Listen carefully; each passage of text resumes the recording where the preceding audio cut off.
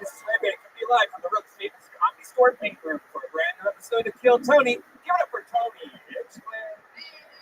Hey, what's up, everybody? Brian Redman, how are you? Good. How are you? Good to be here. Another episode of Kill Tony live on the Sunset Strip from the world famous comedy store. Yeah, like a mushroom. Speaking of mushrooms, the house artist is here, the great Ryan J. Ebelt, ladies and gentlemen. He is an amazing artist. He draws every single episode of Kill Tony. Everything's available at RyanJEbelt.com. Every episode, every four poster. He draws them all on mushrooms. Yep. He draws them on mushrooms. He draws them off mushrooms. He draws them. He's known for doing every drug. He's the only person we know that's done every drug. He has the corona vaccine. Everything. Incredible. All those are available at RyanJEbelt.com. We're at the Comedy Store. Before we get tonight's episode, moving to an unstoppable force, let's check in with our amazing, lovely sponsor. Hey, we're all into creepy stuff. Maybe it's a type of porn. Maybe it's a type of video on the internet. And when you're on one of your devices searching for weird stuff, you don't want other people to know about it. So you're probably thinking, why not just use incognito mode? But let me tell you, incognito mode does not hide your activity. It doesn't matter what mode you use or how many times you clear your browsing history. Your internet service provider can still see every single website you ever visited. That's why, even when I'm at home, I never go online without using ExpressVPN. It doesn't matter if you get your internet from Spectrum, AT&T, Verizon, Comcast. ISPs in the U.S. can legally sell your information to ad companies. ExpressVPN is an app that reroutes your internet connection through their secure servers, so your ISP can't see the sites you visit. ExpressVPN also keeps all your information secure by encrypting 100% of your data with the most powerful encryption available. Most of the time, I don't even realize that I have ExpressVPN on. It runs seamlessly in the background, and it's so easy to use. All you have to do is tap one button, and you're protected. ExpressVPN is available on all your devices, phones, computers, even your smart TV, so there's no excuse for you to not be using it. Protect your online activity today with the VPN rated #1 by CNET and Wired, and visit our exclusive link, expressvpn.com/killtony, and you can get an extra 3 months for free on a 1-year package. What a deal.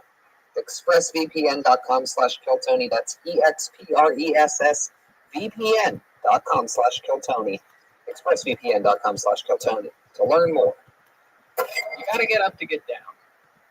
I'm talking about erectile dysfunction, and it isn't always easy to talk about erectile dysfunction. Usually we just brush it off or blame ourselves, saying like, I think I lost my mojo, or we avoid it altogether with excuses like I had a long day at work, or sorry, honey, I'm just not feeling it, or I think I'm into men.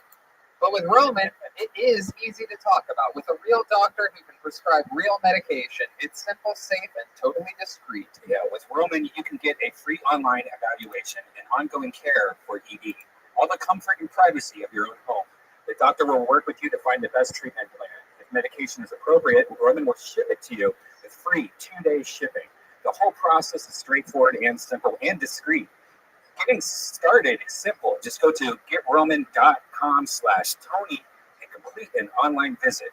Erectile dysfunction used to be tough to tackle, but now there's Roman. Complete an online visit today to connect with a doctor and take care of it. Go to roman.com/Tony today. If approved, you'll get $15 off your first order of ED treatment. Wow, $15 off. Get a boner. That's getroman.com/Tony. Getroman.com/Tony. And we're back. Incredible. We love our sponsors, so make sure you go out and support them. Buy their stuff. Be part of their business. Sign up.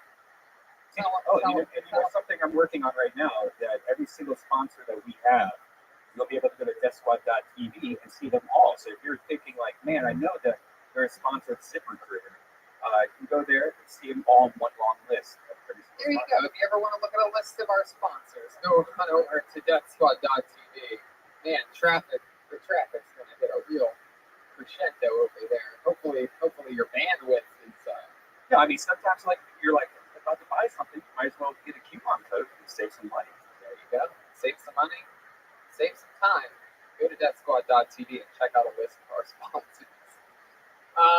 Let's get tonight's show started. We have a guest tonight. We are back in the guest range of Kill Tony. This young man, one of my favorite comedians on the planet. I actually started with this guy over 13 years ago. We've been through it all together. He is the creator and the host of the hit show on Comedy Central, Goddamn Comedy Jam. I perform on the Goddamn Comedy Jam. All your favorite comedians do. Skankfest and all the big festivals. He's also the incredible host of the new Spotify show, The 500 with Josh Adam Myers. It's our guest for this show, the great Josh Adam Myers, everybody. Hey! And, yeah! What's up, buddy? This guy is a brother to me. Brother in arms. Love your Spotify show, Thank you. 500, where you go over the 500 greatest albums of all time, according to the Rolling Stone magazine. Yes. The list is not like final in the sense of that these are the greatest records ever, but that's the one that I chose. I love it. Yeah.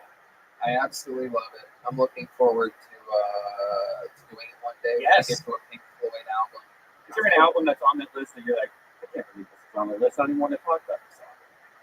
You know what's funny is every single time there's an album that's on the list and I'm like, I'm not gonna like this, and I fucking love it. Yeah. I just did Sinead O'Connor. Oh, that's just great. And it was fantastic, but it was like, you're like, I'm only gonna know one song, it's the only one I really like. You put it on and you're like, this is more revolutionary than any Rage Against the Machine album. That version, her version of Nothing Compares to You, does something to me to where, like, I don't even have anybody that I picture. Like, after high school, it was that ex-girlfriend, you know what I mean? That first relationship that didn't go the way you wanted it to. I'd picture her then. But now I don't even have anybody to picture, and it still takes me to just the fucking, I can cry every time listening to that. You want to know something funny about the song? Prince wrote it. Yeah. People think he wrote it about his favorite housekeeper. And so all the things in the song are the things that she did, like water flowers. And so yeah, it's like everybody thinks it's a song about like love and it's written about a woman, but it is written about a woman, but his housekeeper. It was really his house. Yeah, that's at least the fact that my writer brought up. I do the research, but like I have a main writer that just gets everything about every song. It's been 7 hours and 15 days. Yeah. The song is biologically correct. Wow. Anatomically correct. And that's interesting. You have a podcast that the more you listen to it, the better it gets. It's going down a list to the number one. Yeah. Like you start off with what, Milli Vanilli or something. I wish Milli Vanilli was on there. That album fucking slap. It was because we had a friend, our friend Angelo, and Angelo knew everything about music. And he always made fun of me because I didn't know certain albums. He'd be like, how do you not know that album or that band? And I'm like, well, I know the band. I just don't know the album. I know certain songs. And so I just got bored one day. Like, you were all listening to the same music. And if you just go in there with like, all right, I don't care if this is the style of music that I like I'm just going to open listen to it. And if you give it the time, let the album fucking connect. Every single one. I'm like, there are moments where I'm like, I hate it. And then I'm like, no, that's the greatest album I've ever heard in my life. Well, we have a band on this show. I don't know if you know this or not, but if your podcast had to do with the top 5 million albums of all time, the lead singer of our band would probably be your first episode.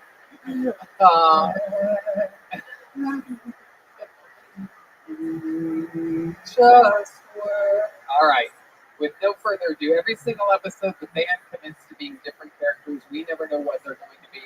Let's all find out together what they are on this evening's episode of Kill Tony. Ladies and gentlemen, I present to you the best damn band in the land. It's the Kill Tony Band. Jeremiah Watkins, Strober, Joel Menes, Jensky, Jesse Johnson, and Chroma Perez. Oh shit. Oh shit. I know this song. Travel down the road and back again. The hottest. Oh my goodness, yes. Yes. Yes. Yes. They are back.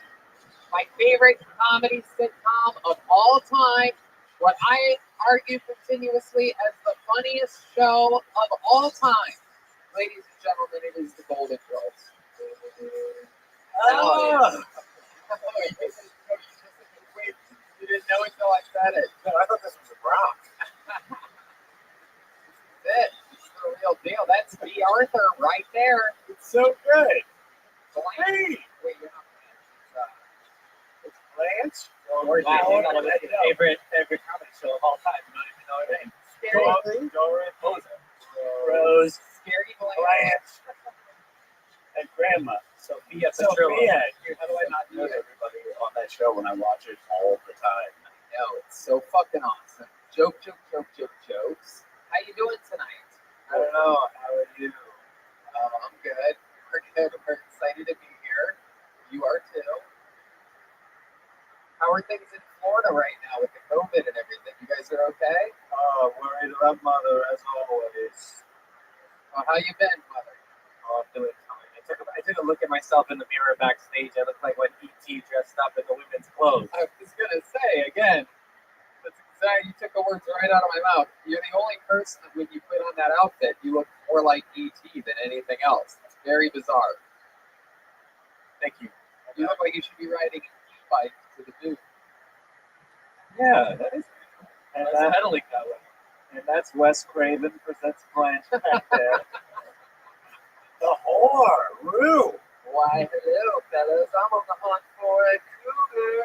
I am a cougar on the hunt, and I am with it. Wow. I mean, that's pretty lazy ass Rue McClanahan. You could have fucking gone with a southern accent just to spice it up a little bit. There it is. Oh, that just made my dick hard. What I was trying to say is, I'm a cougar, and I would settle for Tony the Tiger. That was a nickel one. Oh, no, Red Band. What did he say? Nothing. He didn't say anything. And then the loveliest of them all, the great Rose is here. How are you, Rose? Oh, good. They told me I'd go and kill Tony, but I'll be honest, I never killed it. Oh, not even when you were in old St. Olaf? Oh, that reminds me of a story at St. Olaf, but, they wanted us to kill the rabbits for a stew on Christmas, and I just couldn't do it. I ended up keeping one under my bed for about a year. It was so cute, this rabbit. Oh, I named him Benny. He was so soft. All the kids wanted to play with him. Enough with the stories. Get on with it. That's the Dorothy I know. Always cutting off. True story. Canned audience laughter right there for sure on that one. Yeah, make it big. I'm excited about this, guys. We have a bucket. There's people out there spread 20 feet apart in this room. A lot of spread going on out there. And so let's just jump right into it. But let's get things kick-started with a bang, shall we? Oh, think about the one person that's not number two. Oh, that's fucking incredible. That's something Wow, 2 weeks in a row. yeah, that's mind-boggling.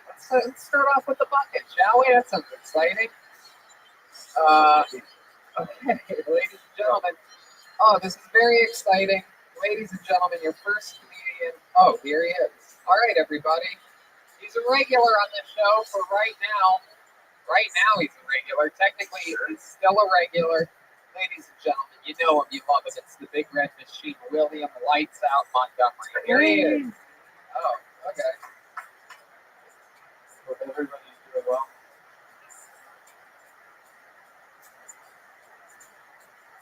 It's gotten to the point where I only read the obituaries to see if they featured anyone I've killed.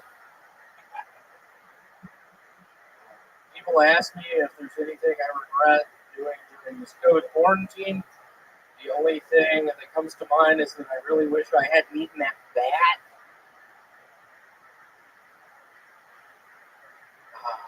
knew the Masked Singer would be ahead of its time.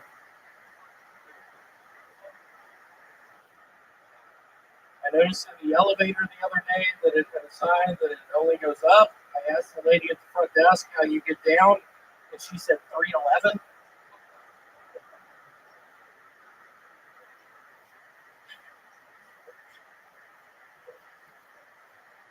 That's all I've got right now. There you go.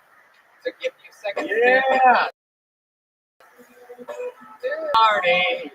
And invited everyone you knew. You would see the biggest kid would be from me. And the heart attached would say, thank you for being a friend.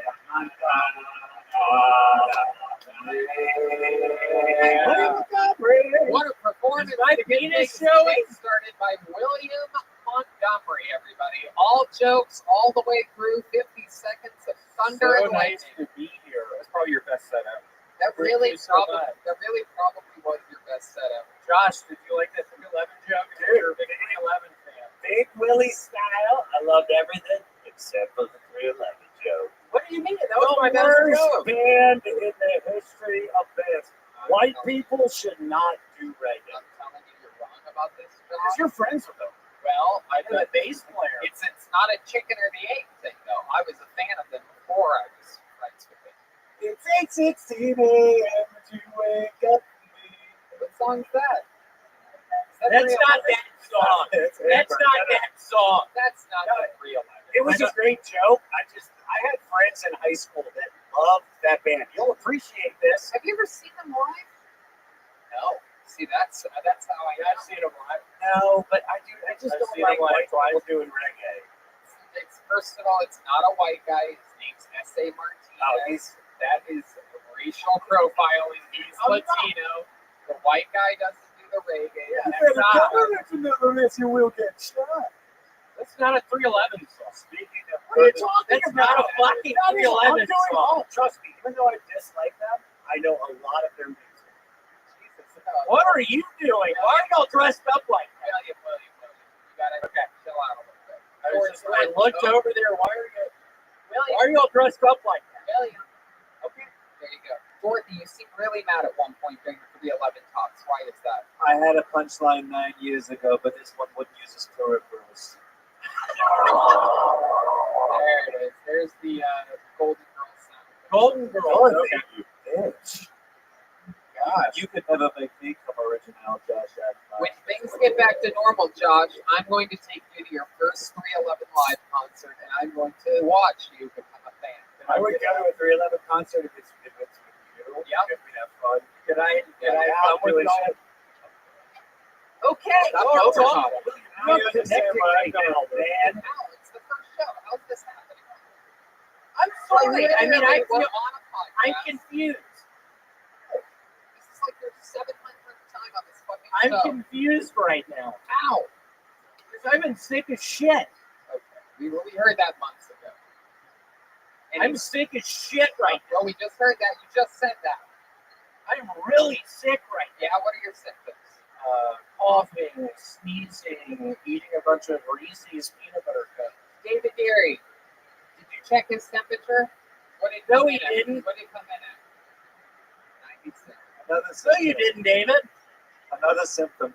Looking like a coal miner who shops at Old Navy. Who's that directed at? Yeah, that was Who's that directed That's at? you, my nephew. Hello. Who's that directed at? Hello. Come on, is my penis Hello. showing? Yes. William. Whoa! My thing showing?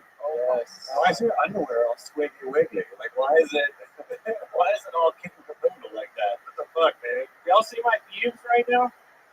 No, your fupa covers them, thank God. What is going Come on, what do you mean? I've been working out, Josh. What have you been working out your boxers? I think that's big on you. Working out my boxers. Yeah, Only thing that's big on me. yeah. I don't get it. You're so weird. I don't get it. Why are you dressed like you're going to Bonnaroo? Like, What does that mean? What's it's Bonnaroo? just, your underwear's all disheveled, you're in cargos. You look like the garbage man at Bonner. Garbage man at Bonnaroo. What's up? My name is Alex Rodriguez. Oh, is that your name? Yeah, I'm All right, garbage man of honor. Then you know what? That's what I'll bring you up. That's your name, then that's what I'll bring you up as. Will you please? Arturo Rodriguez.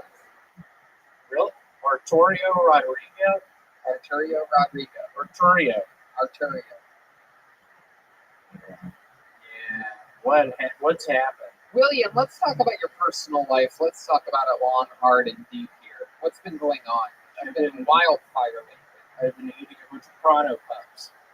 Prano cups? Yeah, it's a, what is that thing called? It's a hot dog on a stick with bread around it. Corn dough. Yeah, it's a corn dog. A corn dough. And dude, I've been eating a bunch of Prano cups recently. Literally, I have. Are those like tiny corn dogs? No, they're a feet. It's a feet long. It's a foot long. How many feet? It's 2 feet long. Prano cup. Christ, dude. I've been eating it. Maybe that's why my belly looks like that. Oh my god. That's not a corn dog, that's a corn horse. Am I right? Sometimes I like to pretend like we still have sold out shows.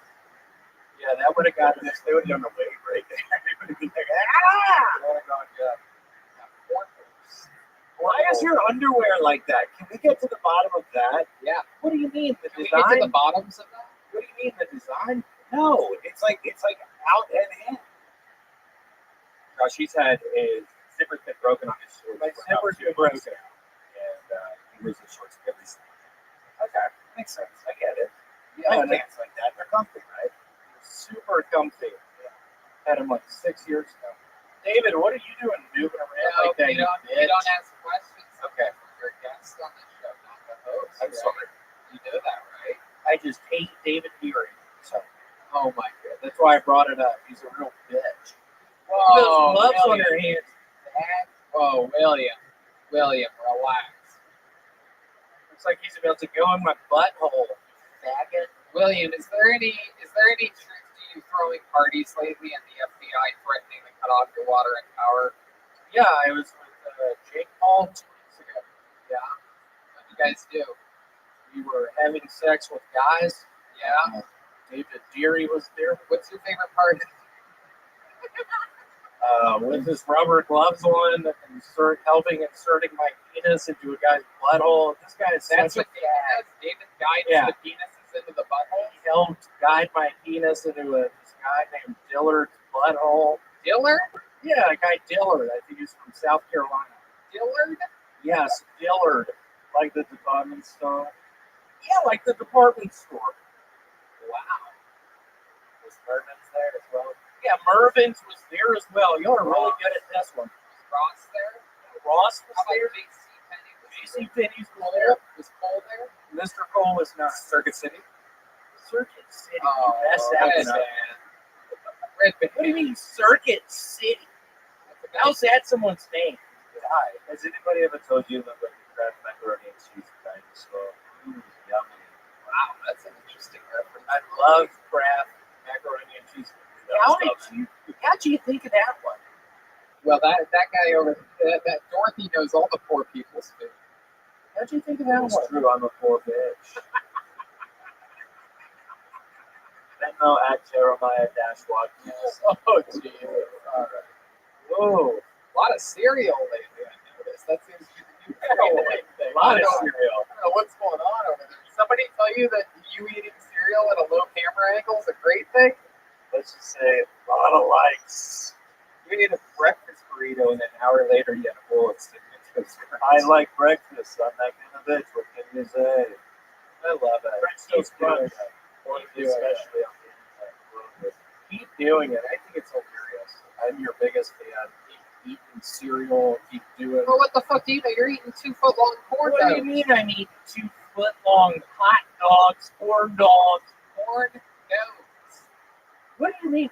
Corn dogs. It's pronounced dog. Dogs. What do you mean? Corn dogs. I've been eating corn dogs.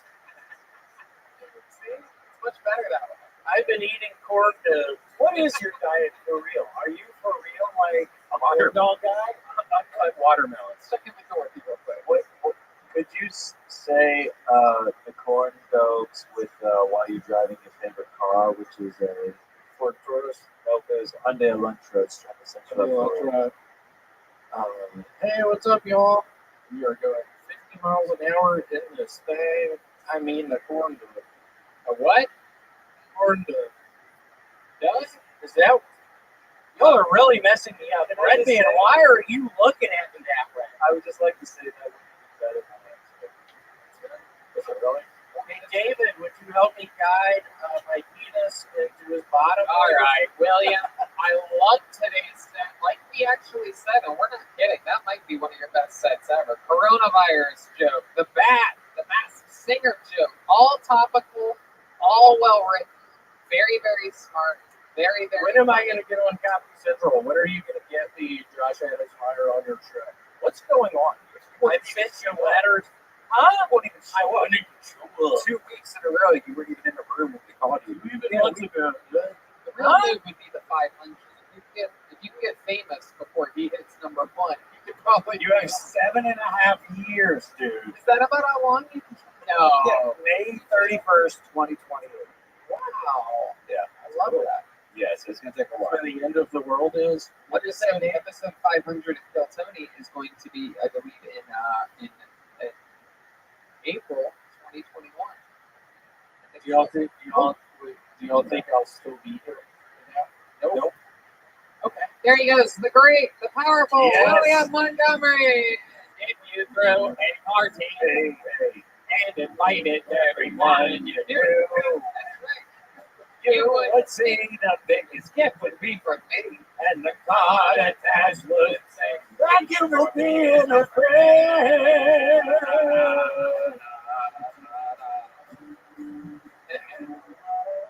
There you go. Might be the best TV theme song of all time. No doubt about it. Yeah, that's top three. It's on my Spotify. Three's playlist Company, that I'm Three's talking to people about. People love it when it comes in out of nowhere. You'd be surprised. These companies. Wow, yeah, play some of the songs from the 60s. Or 70s. All right, I pulled this guy's name out when we thought that our first comedian wouldn't be here. This is very, very exciting. This young man has been coming on and off the show for years. We have a lot to catch up with him about. Fan favorite, cast favorite, ladies and gentlemen. It is the return, the long-awaited return of Dan Nolan, everybody.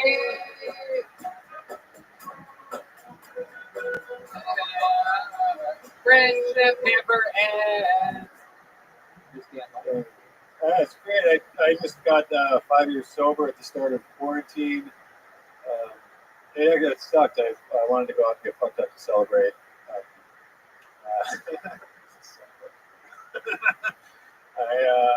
don't know. I'm not actually completely sober. I did drop acid a couple weeks ago on my birthday, which I don't think counts.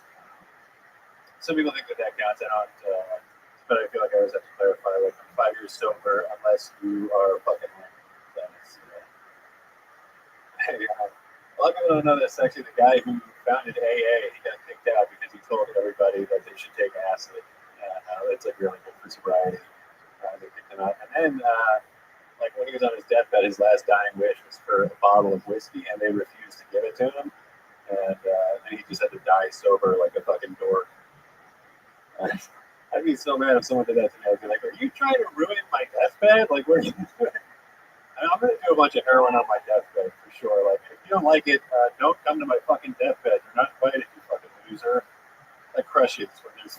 Yeah, no, that's great. I was just about to say. Brilliant. Friendship never ends. Yeah, you want to be.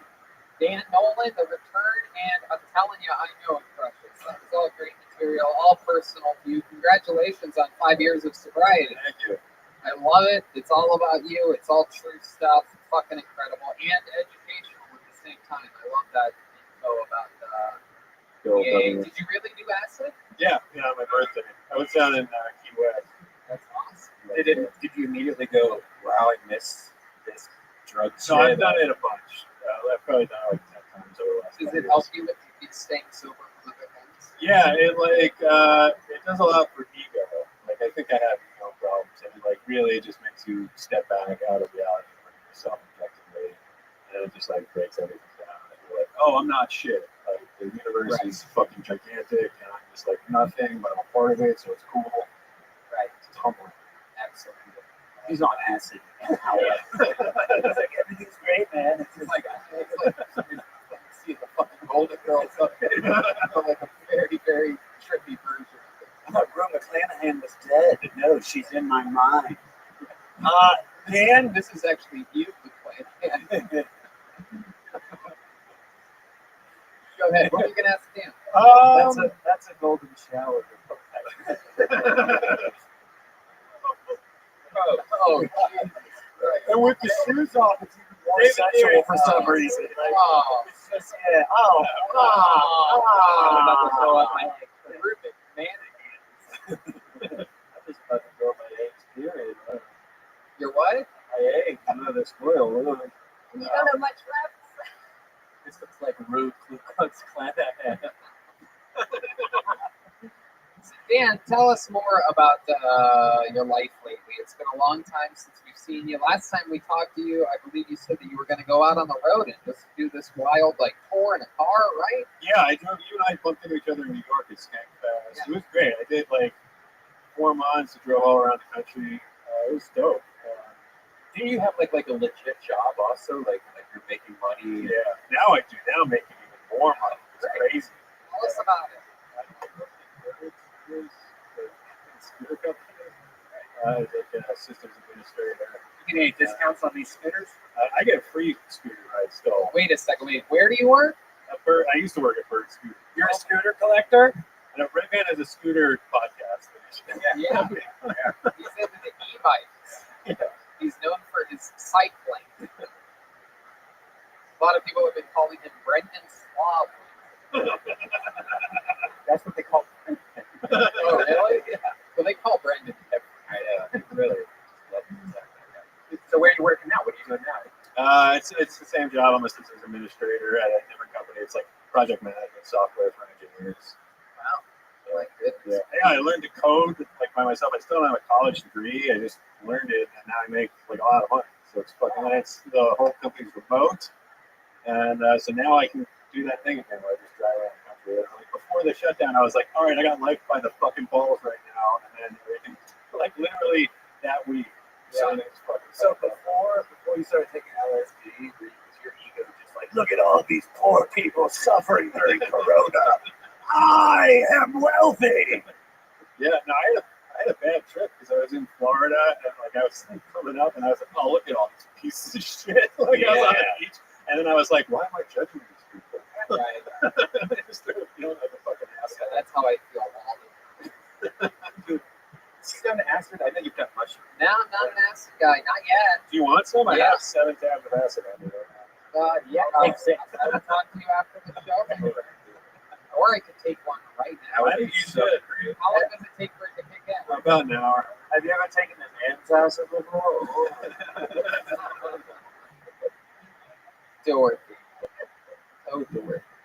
Yeah, you a fan of the Golden Girls? I've watched episodes and been and I have had the same reaction that you have, where you're just like, this show is fucking great. It's unbelievable. Same thing with Cheers too, just old shit. So fucking Yeah, good. those shows used to know how to really write around their characters. Yeah. So, what's your love life like now, Dan?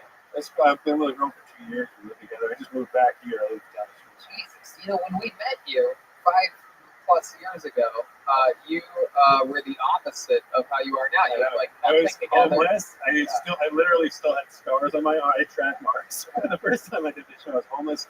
The first time I did, I remember everything that I owned was in the belly room. I had 2 suitcases full of everything that I owned because I had a job interview here that day, and I had just moved out of my fucking motel I was living with some girl, and I didn't know where to put my stuff, so I just left it upstairs.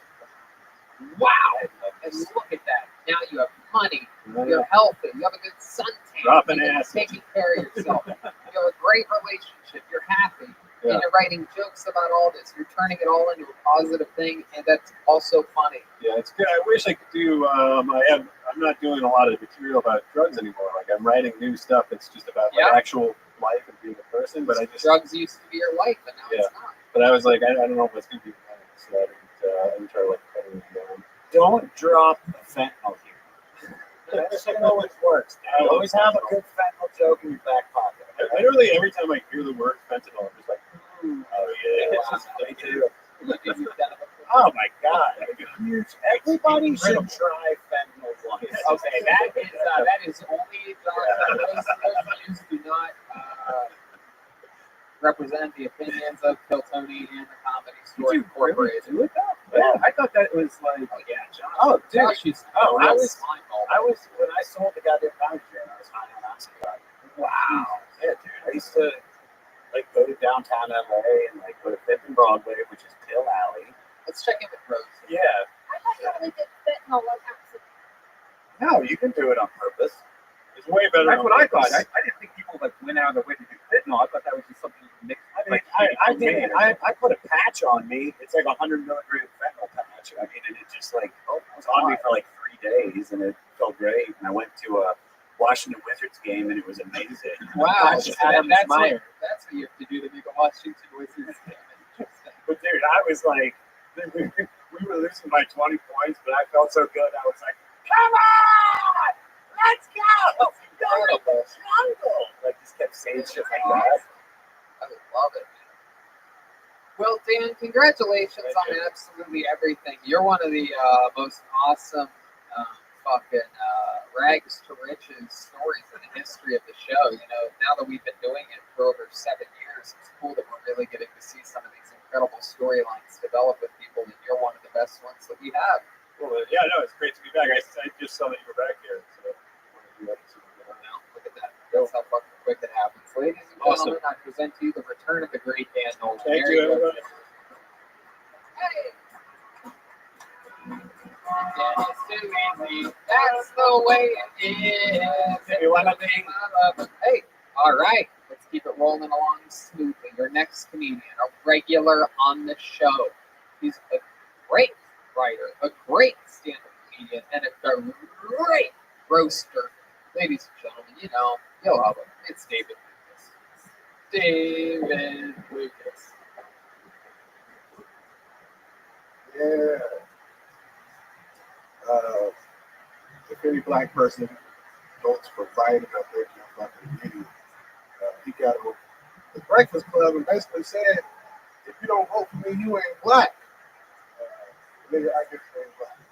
And then recently he made comments about the Hispanic and the black community, black and diversity. I want you to just go ahead and say that. You know what I'm saying? But I don't trust crime bill Biden because his crime bill is responsible for more black deaths than COVID-19. Like you pay your hard as hell to the black people, dog. You might as well pick Flavor Flav for your running mate. At least you can have a nigga that'll shut them down with you. And you try to get the black votes. So give them some free chicken while you have it. All right, I thought I was a minute. Yeah. That's good. You're right. You're right How much there. time was that? Everybody's done 50 seconds tonight. It's good. That makes sense. It makes sense. 50 seconds is the new minute because we used to have The crowd. a room full of laughter. So you're saying you're voting for Trump off of that? Like you don't think like in an audience, do you think that Tony work? just came. You think like a joke like that, like a full audience, you think that's going to work, or it's going to turn half the audience against it? Whoa, Red Band. I don't think I care. Red Band getting. Because it's like, bro, like, you know, both sides, right, you can say neither political side is for black people, but I like my racism tangible. Trump has been taking out tangibles. With police reform, it's not good. Come on, Red Band knows what he's talking about. He watches CNN for 3 minutes a day, so he has a very educated opinion on all of this. Right. Gonna start calling them blue band. Yeah. Yeah.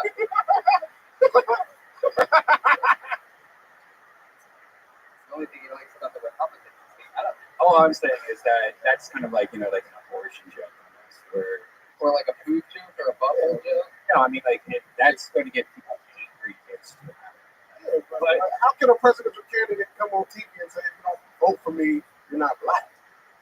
I mean, I'd never heard him say that before. No, he did. It's unfortunate. Yeah. Yeah, it was global news. Yeah, bro, that don't make me want to vote for you. But I think the key to doing, especially with Los Angeles, and doing like a Biden joke is just you got to balance it out with a Trump joke. You know what I mean? Even if you support, like it's like shit on both of them.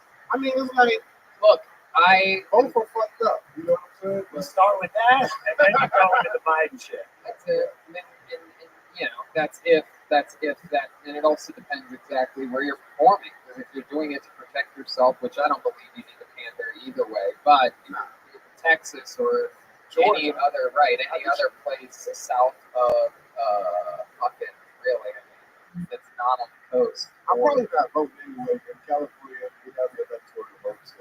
And look, the joke isn't even about Democrats, Republicans, Yeah, liberals, or about conservative. It's about race and pandering It's about to pandering the too much to race. black people. Exactly. What? Which is absolutely true. And it's something. Flavor Flav is a white Don't you think Trump panders to white people though? Absolutely. Yeah. Fucking Sophia with the truth bomb. Welcome to Hot Topics. That reminds me, I saw a pander at the zoo the other day. But I mean, Boy, wow. Way to really. Oh. I didn't really want to come on here and talk about politics, but it's just like if you look at the executive orders, who that they help you know. That's what my point was. Like, even doing politics in stand up, it's almost kind of like, why bother? Because you're just going to fuck up. It's really not even to even make a political statement. It's just to stretch my muscle to write on some shit. It's I know great. you don't It's write about. absolutely great. It's very important to work muscles and write jokes about different things. If things that are happening, I'm trying to be a become a one-to little bit more topical. Right. Just having jokes, you know. So, Absolutely. Yes. I got something. So you're like the black guy at a Trump rally that everyone else take a picture with just to nigga, I'm not going to a Trump rally.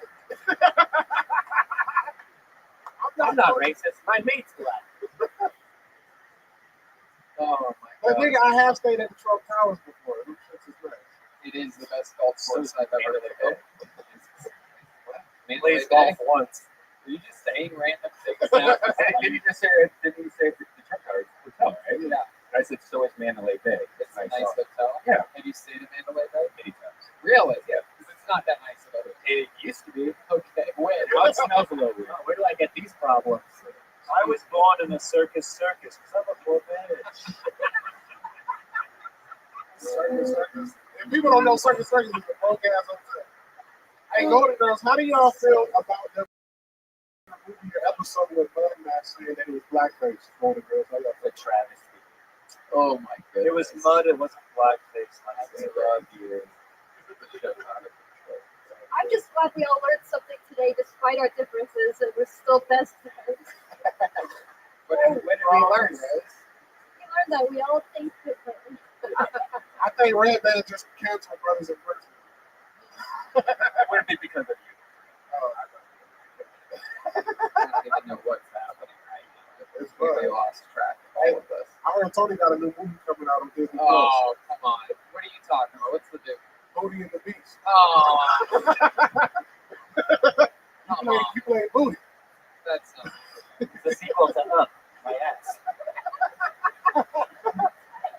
And it's a third one to Sex Toy Story. Tony dressed like he said dildo insurance. Oh, come on. Why? Do you need to buy some dildo insurance? Because we have a really good rate right That motherfucker said you could get a $5 deductible. now. Hey, we call it a deductible in the dildo business. So there's actually a lot of insurance. Yeah. It's fucking dildo insurance, and booty hole coverage. I'm thinking of this gay porno called Booty to the Beast, where it's like starring Aston. Starring who? Aston instead of Gaston. No one's gay like Gaston. No one sucks like Gaston. Okay, I don't know. Literally, I've said this a few times in the last 10 minutes. I have no idea what's going on. Seems like that acid's kicking in. Hey, it really is. Hey, it really is. I'm glad we edited out the part that I took it, but it's kicking in fast. You can't let Williams run the show. That's what said the tone of the craziness. I like it crazy. I like it like this. But now Rand's questioning me about my political stance. No, it's No, I'm true. not. I'm just saying. It's true. Look, I respect Red Man's opinion because I take all my political knowledge from a guy that wakes up at 5 p.m. So that's what I'm into. He understands how laws work and everything, right? The law of gravity. It's a beautiful thing. CNN for Rand stands for Cooking Noodles Naked. My girlfriend That's does do the that. greatest for song me. I've ever heard in my fucking life. I love that. Noodles. Cooking noodles, mate. That's HBO stands for Home Bakery Office. No, it doesn't. It's home box office. Whoa. Honey, I'm just kidding. No, you're not. You actually He thought thought that. that Red Man thought the E channel was about I'll rant, but I don't mean to interrupt you, but one of the people came and told me the car is going on. Is that true? The lights keep flashing like that. Oh no, that's my alarm system. This has now become a weekly problem on Joe Tony. This incredible electric car is a real mind of its own out there. Yeah, it has an alarm system. It's That's pretty sort of test screen. You ever jerk out their photo that the car takes? Yeah, it takes video, Tony. Whoa! What is it? Anything good happening out there? Can you see?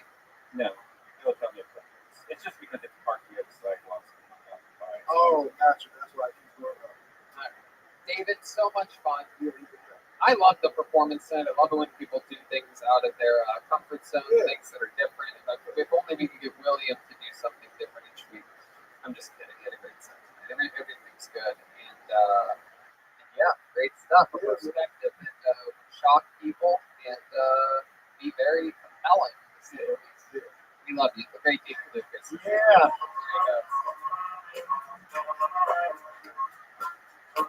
Gotta get the jug body, and you gotta get the fish. Back to the bucket we go. Wow, we know this young man. He's made a couple appearances on the show in the past month. One of the great comedy veterans here at the Comedy Store, a future regular of the Comedy Store, current door guy. This is a cool guy to hang out with. Fucking fun guy on stage and off. Ladies and gentlemen, I present to you Mitch Burrow. Here we go. All right. Okay. It's Mitch Burrow, everybody. Come on, give him a hand, guys. There's a few people. Thank you. I recently found out about incels and everyone's mad at them. I don't think that's fair. These guys aren't getting the fuck. I think they have every right to complain. The people who I don't like are the guys that do fuck and still complain about it. Right? Like the other day, I was with this guy and he was like, dude, I was fucking this chick last night, and the whole time she just laid there. She just laid there. It sucked. And I was like, really? That's what bothered you? That she was there? You didn't like that? You should try doing it alone sometime. I don't really think you appreciate the situation. Right? Plus, me personally, I don't like it when they move around a lot. Makes me think they're trying to get away. So, you know.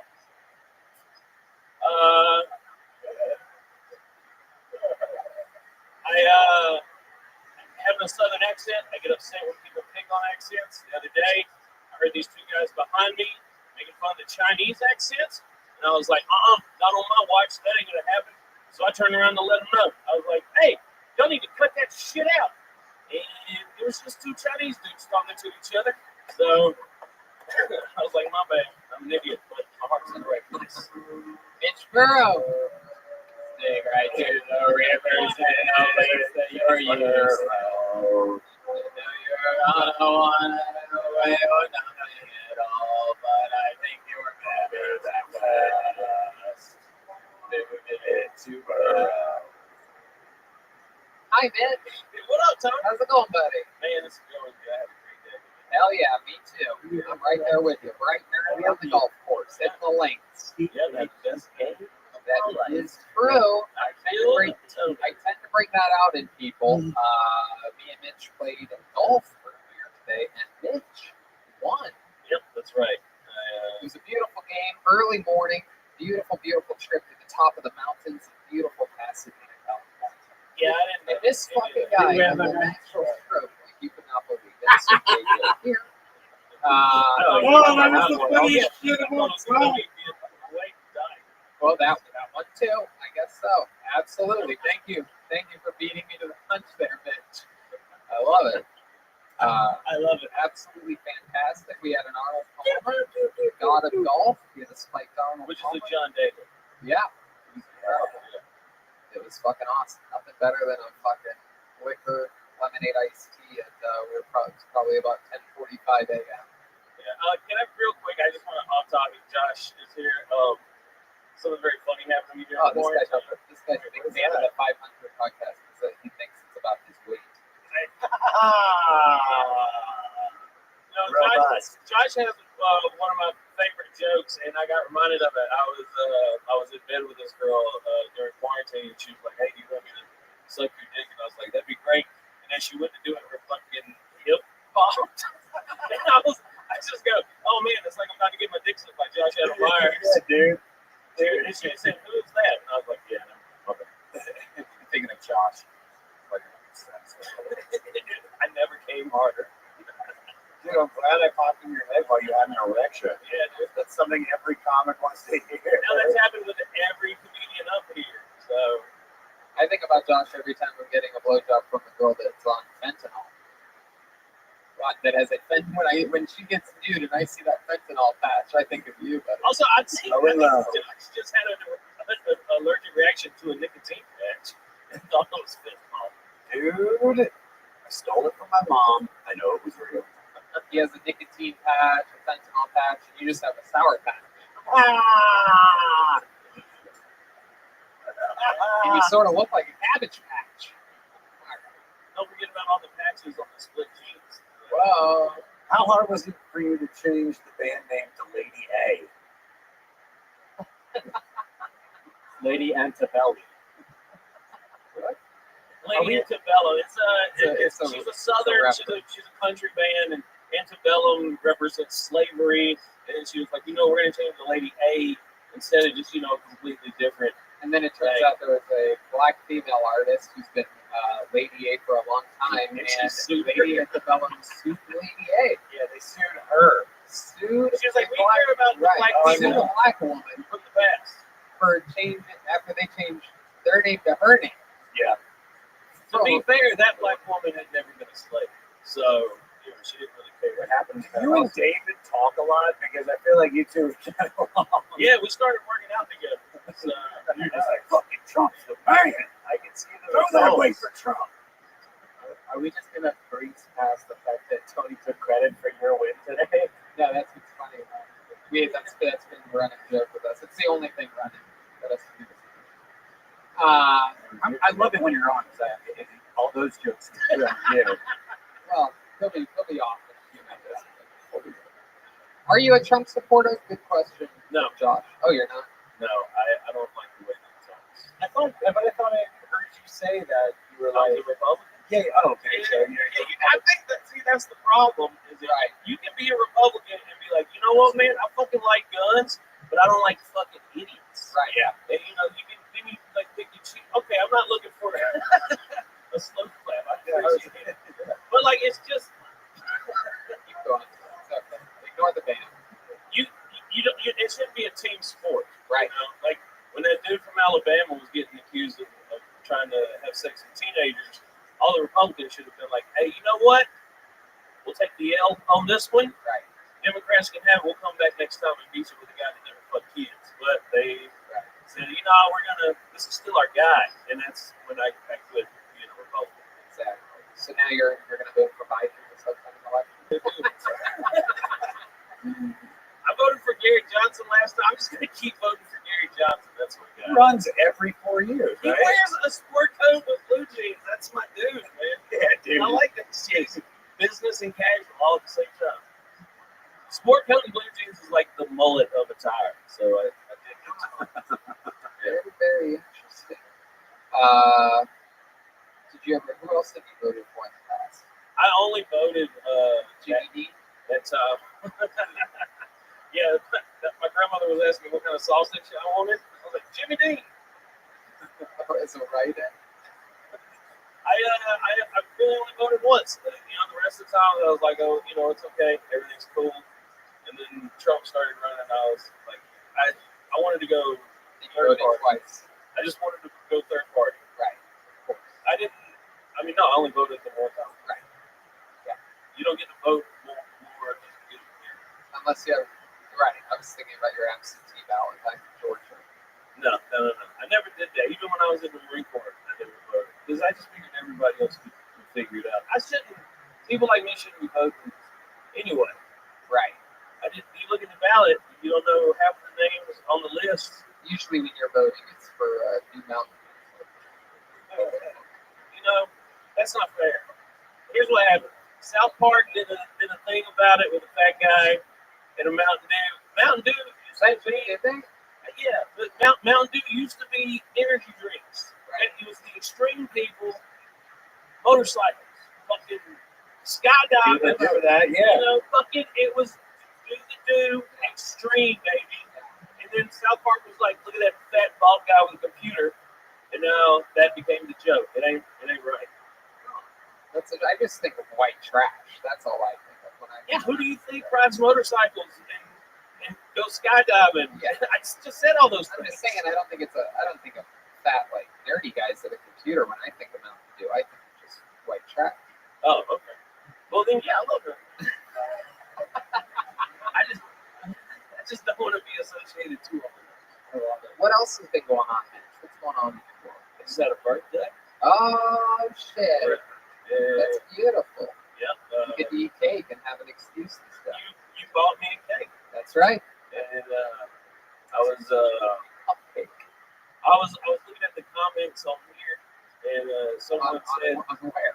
on the Kill Tony videos. You on an episode that you were on? Yeah. Don't do that. Oh no, you know what it was? I did hostess. Oh, they like me. It's great. I can't wait to read about it later. People that haven't done it, I still have an ego, so I got a feel. You still have an ego after reading the comments? You have an ego. Dude. Okay.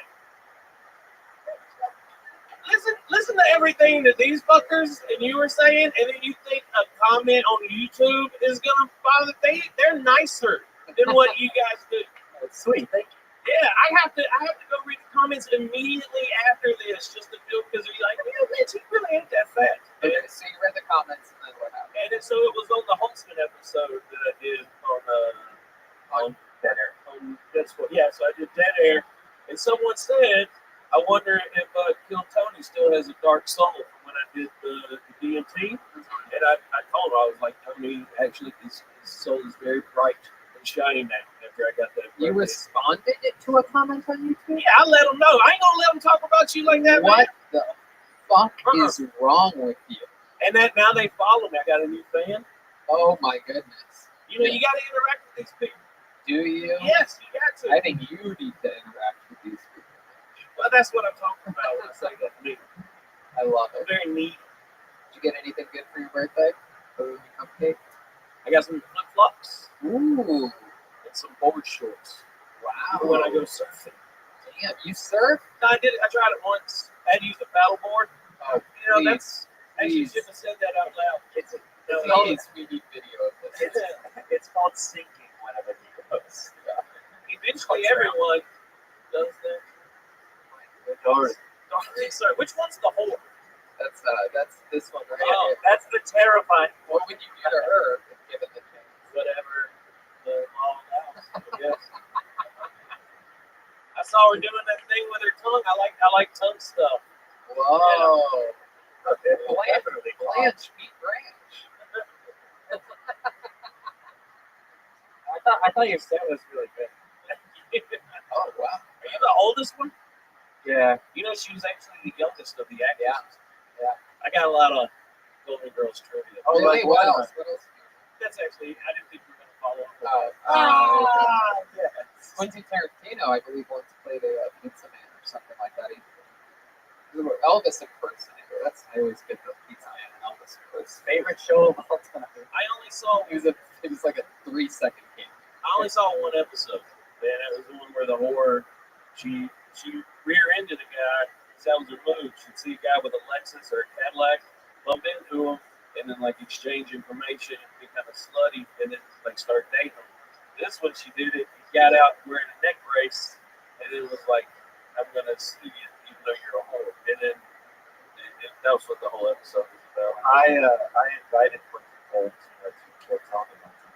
That's true. I think we talked about this on the Ice House episode. Tony didn't believe me at first. He thought I was pulling his leg, but I went up to him at a restaurant and I said, I always wonder why Clinton has never shown up to the show. And that right then and there. I was dressed as Dorothy. The girl says it. I do a show at the Comedy Store. Were you wearing the flip flops? He's in defeat, so. Oh, that would have helped actually. Yeah. I always thought growing up as a young that Dorothy was a man or something. I thought so too. Really? Yes. Is that but Me, Arthur? Yes. Right. I mean, Because I never heard a woman with that voice. And she was tall and versatile. if you're gonna have a voice that deep, you should be Arthur. Oh my goodness. There you go. There he goes. Mitch Burrow, everybody.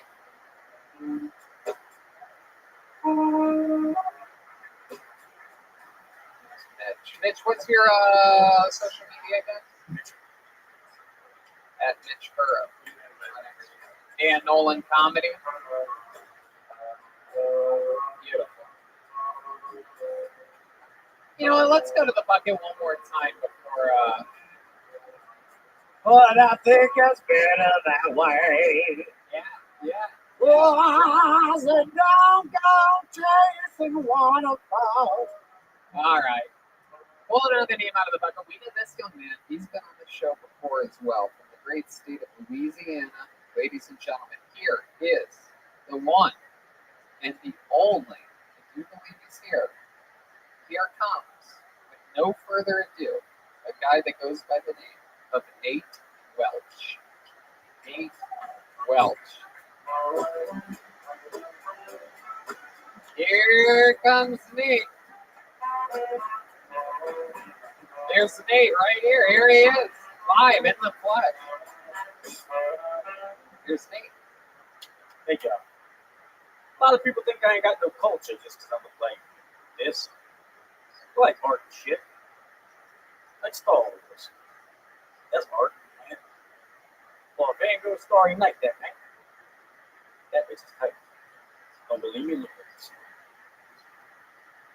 And Bake That Ass Up, Juvenile, is a classic that will turn itself into test of time. No, Cash Money took over for the 99s in the 2000s. And I'd be willing to bet they're going to be taking over for the 2999s in the 3000s. Just imagine like a bunch of twerking Terminators. And I've been a bouncer for 12 years.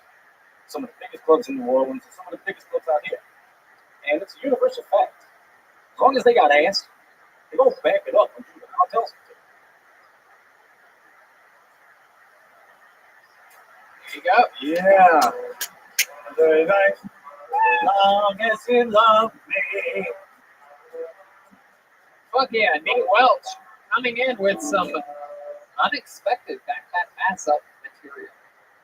I would not have predicted that. If I had given 1,000 guesses, I wouldn't have guessed that you would have gone with a juvenile sex. This is M. Night Shyamalan, that thing. A lot of Cash Money references in there. Not only considered topical, but education. He's like, I got 10 minutes on the terror squad. That was like a big gang warfare when I was coming up through high school. The No Limit Soldiers versus Cash Money Records. The Alliance, Great Master P, Mystical, Silk the Shocker, See Murder. with this Snoop Dogg out with Snoop Dogg signed with No Limit for a bit there. Incredible. And then, of course, Cash Money Records. Juvenile, Lil Wayne, tiny little boy at the time. He was actually Lil back then. And the great Birdman was also part of Cash Money. Cash Fresh. Cash Money. Mia X. Mia X. No Limit. It's on the tank, as we call it. I was actually a No Limit soldier in my imagination. I had taken a stance. I had taken a true alliance with it. That's what I listened to in my headphones while cutting weight for wrestling. Running around with trash bags on. Or as some of you would call it, being red man. Okay. You don't run around. So let's talk about it. Nate, you a fan of Cash Money? Oh my God. Sometimes it's just too much. You're from New Orleans, right? Yeah. I have like an older friend from there, and even he knew the hot boys. They were so Right? had to go out. Any of these people.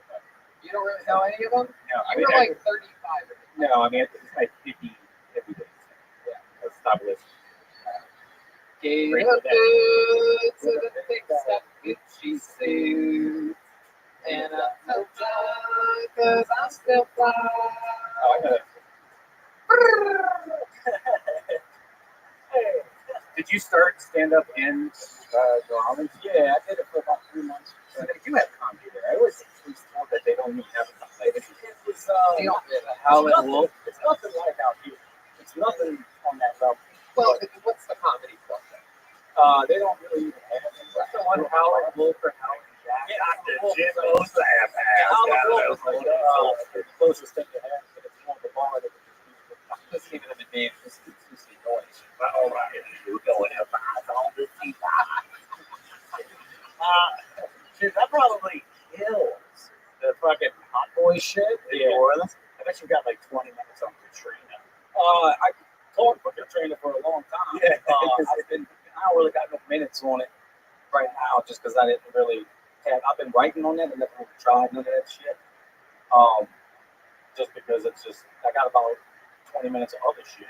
I got 45 minutes on Dumbo. I can tell you about Tony Sanders for about 15 minutes. What do you miss about New Orleans? Dude, I miss so much back home, but I miss my friends, I miss my family, I miss the culture. You friends with a guy named Jimbo? Yeah, No. I know it's Jim and I know it's Whoa! Knowing a foe is half the battle. of course. Wow.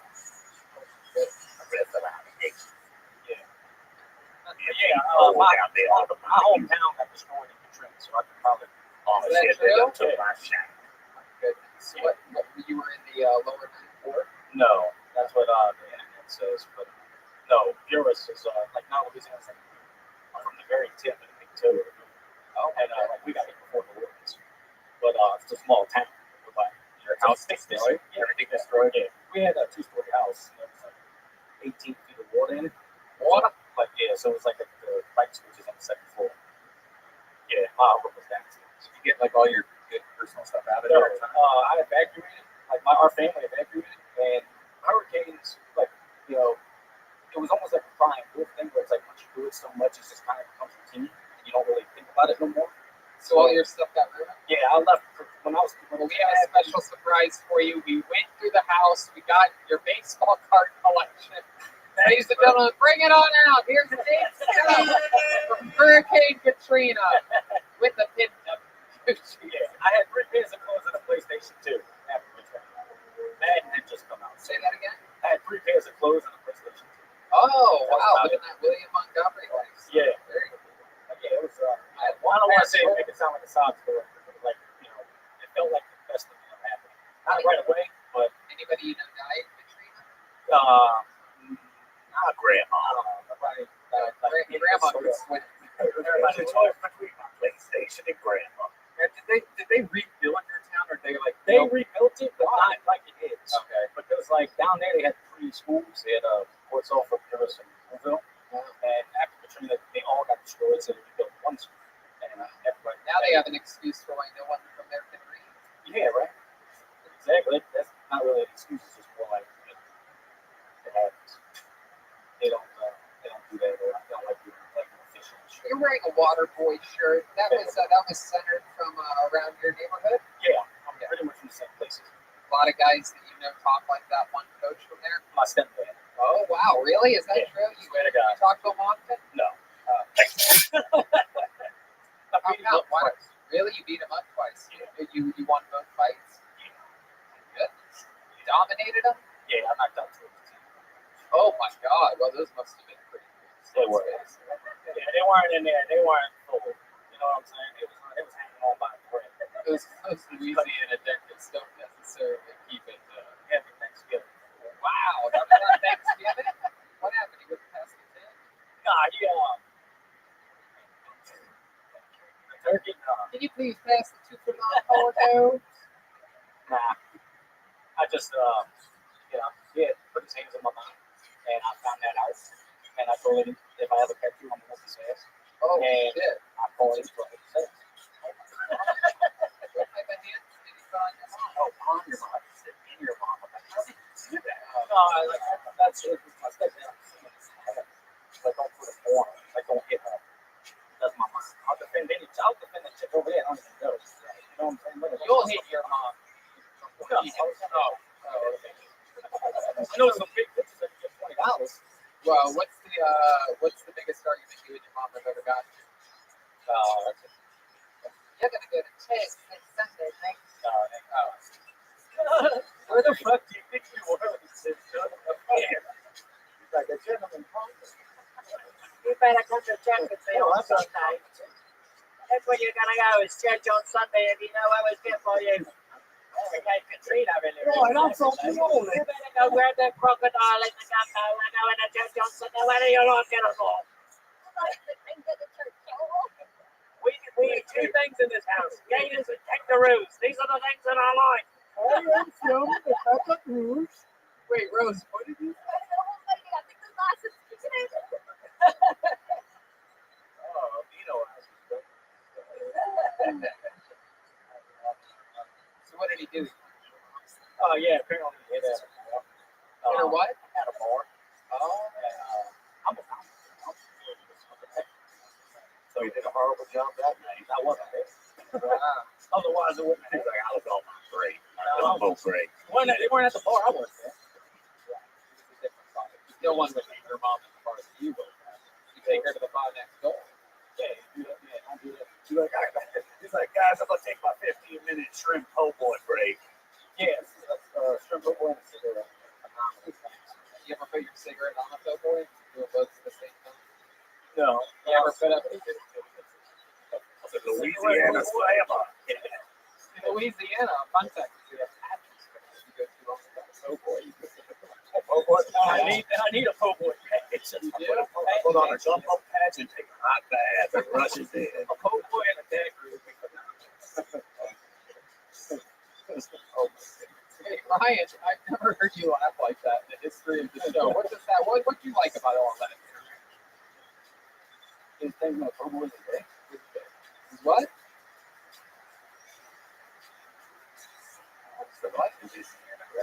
So much Louisiana. Do you like Louisiana hot sauce? Yeah. What else do you think? I miss the culture. I miss my friends. You ever go to the Tabasco factory? His favorite singer, Randy.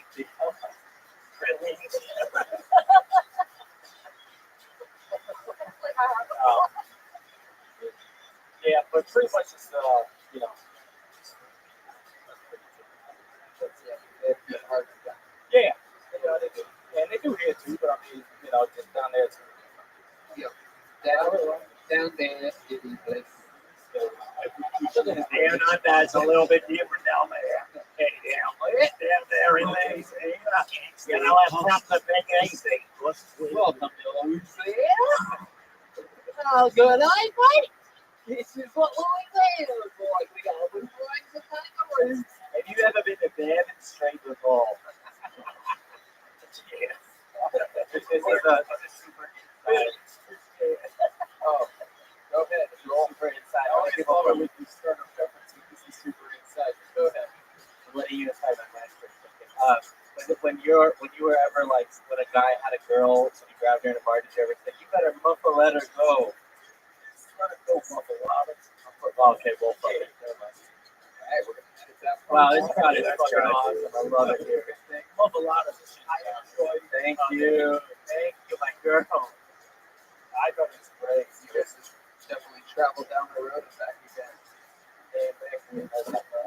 Hey, well, so much fun, such a great talk, so entertaining. Thank you so much. I really did well.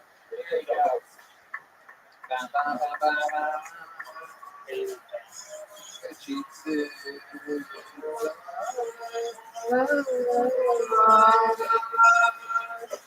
Pay my rent, 'cause all of my money's spent. But it's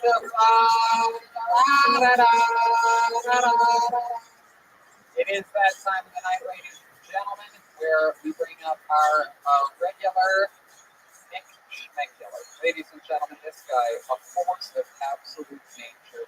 every single episode, including the sending video quarantine episodes. This guy always takes things to another level. Fresh off of having boiling water poured on him in a Rambo monologue battle. Ladies and gentlemen, I present to you the great Michael Lair, everybody. Here he is.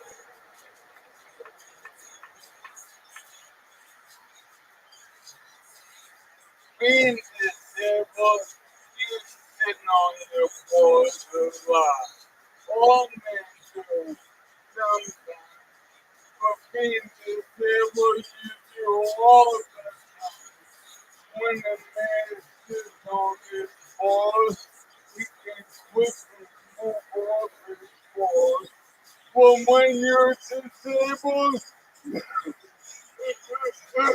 the word quick is no longer in your vocabulary. So you stay down on your fucking floor like some Game of Thrones shit. If you have a pussy, you have no idea what I'm talking about. Sitting on your balls is like giving birth. I have called my penis in super. I burned it with cigarettes, not because I'm disabled, because that's what the men pay me for. Venmo or Cash App, Omni 69. Oh shit, there he goes. You hear that fucking Yeah. set is over. Fuck yeah. Yeah. Oh, you really Have you ever sat on your balls before? Yeah, absolutely. Luckily, You have long balls. We've talked about this yes, before. You have long yes, I have. But luckily, thanks to the great people over at Sheet Underwear, my balls stay closely tucked into my body. But back when I was a kid, like in high school and shit, I used to wear boxers like William Montgomery, like like a guy that didn't give a fuck or understand how gravity works, like a real fucking the gods over there, like a real fucking gagoose, like a real fucking disgrazia. Fanculo. Sometimes I yell at Willie. Welcome to the show, Michael Lair. Unbelievable set. I fucking love you. I love that you're rocking the new Hinchcliffe Hulkamania montage. Homage. Yeah, that's fucking so sweet, dude. Fuck yeah. Man. Welcome. Very, very fun set. Thank you. My favorite part was when you said the word vocabulary. Yeah. It's like a collection of words that you have tucked in the mouth. I like you, man. I like that. I like your. This is the first time I've ever seen you. I like your aggression. You were really intense. Oh, I'm trying to show them mad. Yeah. They should call you slow roasted. Oh, yeah. I mean, Michael Lair could kill you after that. yeah, no. You can say fucking No. Come on. That's a compliment, Slogan. I'm Great. sorry. He meant it in a good way. I'm sorry, Tony. I don't know all the rules. No, it's good. It's like Michael. No, it's cool. Michael said, Is everybody cool? yeah. I'm sorry. It's sorry. Oh my goodness gracious. Michael Lair, you have an earring for the first time tonight. Is that a real earring? Is that your ears? Or is that just a piece of your wheelchair hanging out your head? Here's, I got a piercing 7th grade at the Queen Center. And I put it in again. Because I'm more Hollywood and shit. And I'm looking good. I'm rather sing.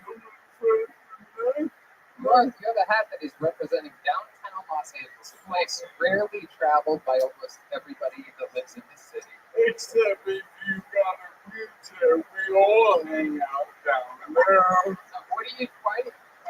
Why do wheelchair people congregate in downtown Los Angeles? Because we're Is there like a magnet down there that just pulls you guys towards it? Yeah, it's a magnet to a crack pipe, you idiot. Whoa, I'm the idiot? Yeah, I smoke crack in the mountain. Do you smoke crack sometimes? No, but I am gonna experiment with more drugs as I get my last licks in. Yeah. What drugs are you looking forward to trying? Thank you. Oh, trying? No, I don't try shit. I do shit, motherfuckers. Alright. Hey, oh, I went to the doctor this. I go to see their son. Every doctor who comes in the room, they ask me, do you have a commode?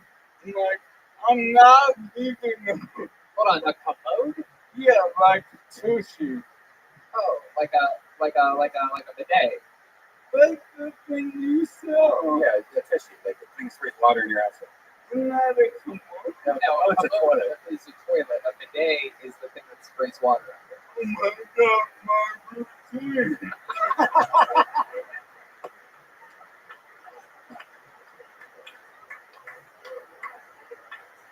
Hey, I want to say, Jason, The good news is I saved you before you got to the punchline there. I cut you off, so now we can reset it. They asked you if you have a commode. And the fact that if this is true, the doctor's probably like, wow, he doesn't even have a toilet at his house. and why is he getting so defensive when we ask him? He doesn't even have any LS. He might just be filled with shit. Yeah. It's full of shit, this guy. I go in public, I'm like a high piece. I don't have a crash bag full of shit. How do you know? Because I'm really being more than six. That's a photo. That's a photo. 3 weeks to live. And these motherfuckers are talking. Are you Well, fucking it's David Lucas. You gotta be kidding me. And in the movie, he's a motherfucker. It's true. It's not a Man, everyone today. You have to understand, black people don't have movie theaters that they can go to and talk in the back of right now. You're right.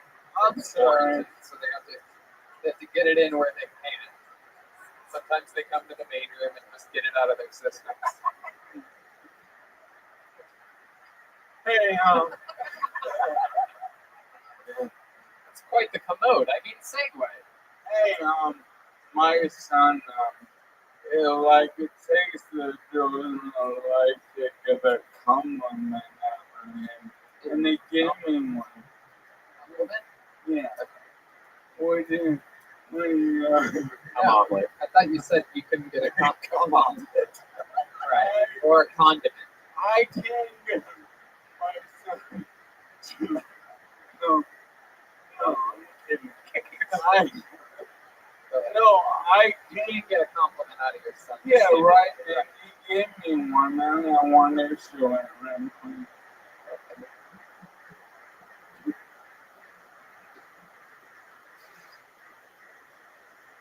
Whoa. That was cool. Come home, come home, come home. I won't try to wrestle you anymore. Come home. Is the camera on, Michael, or is it still set for someone that's standing up?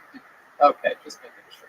That would really suck if this whole time it was just old Charlie Chaplin back there. Wow, it almost be like I had bad luck. Oh, come on, Michael.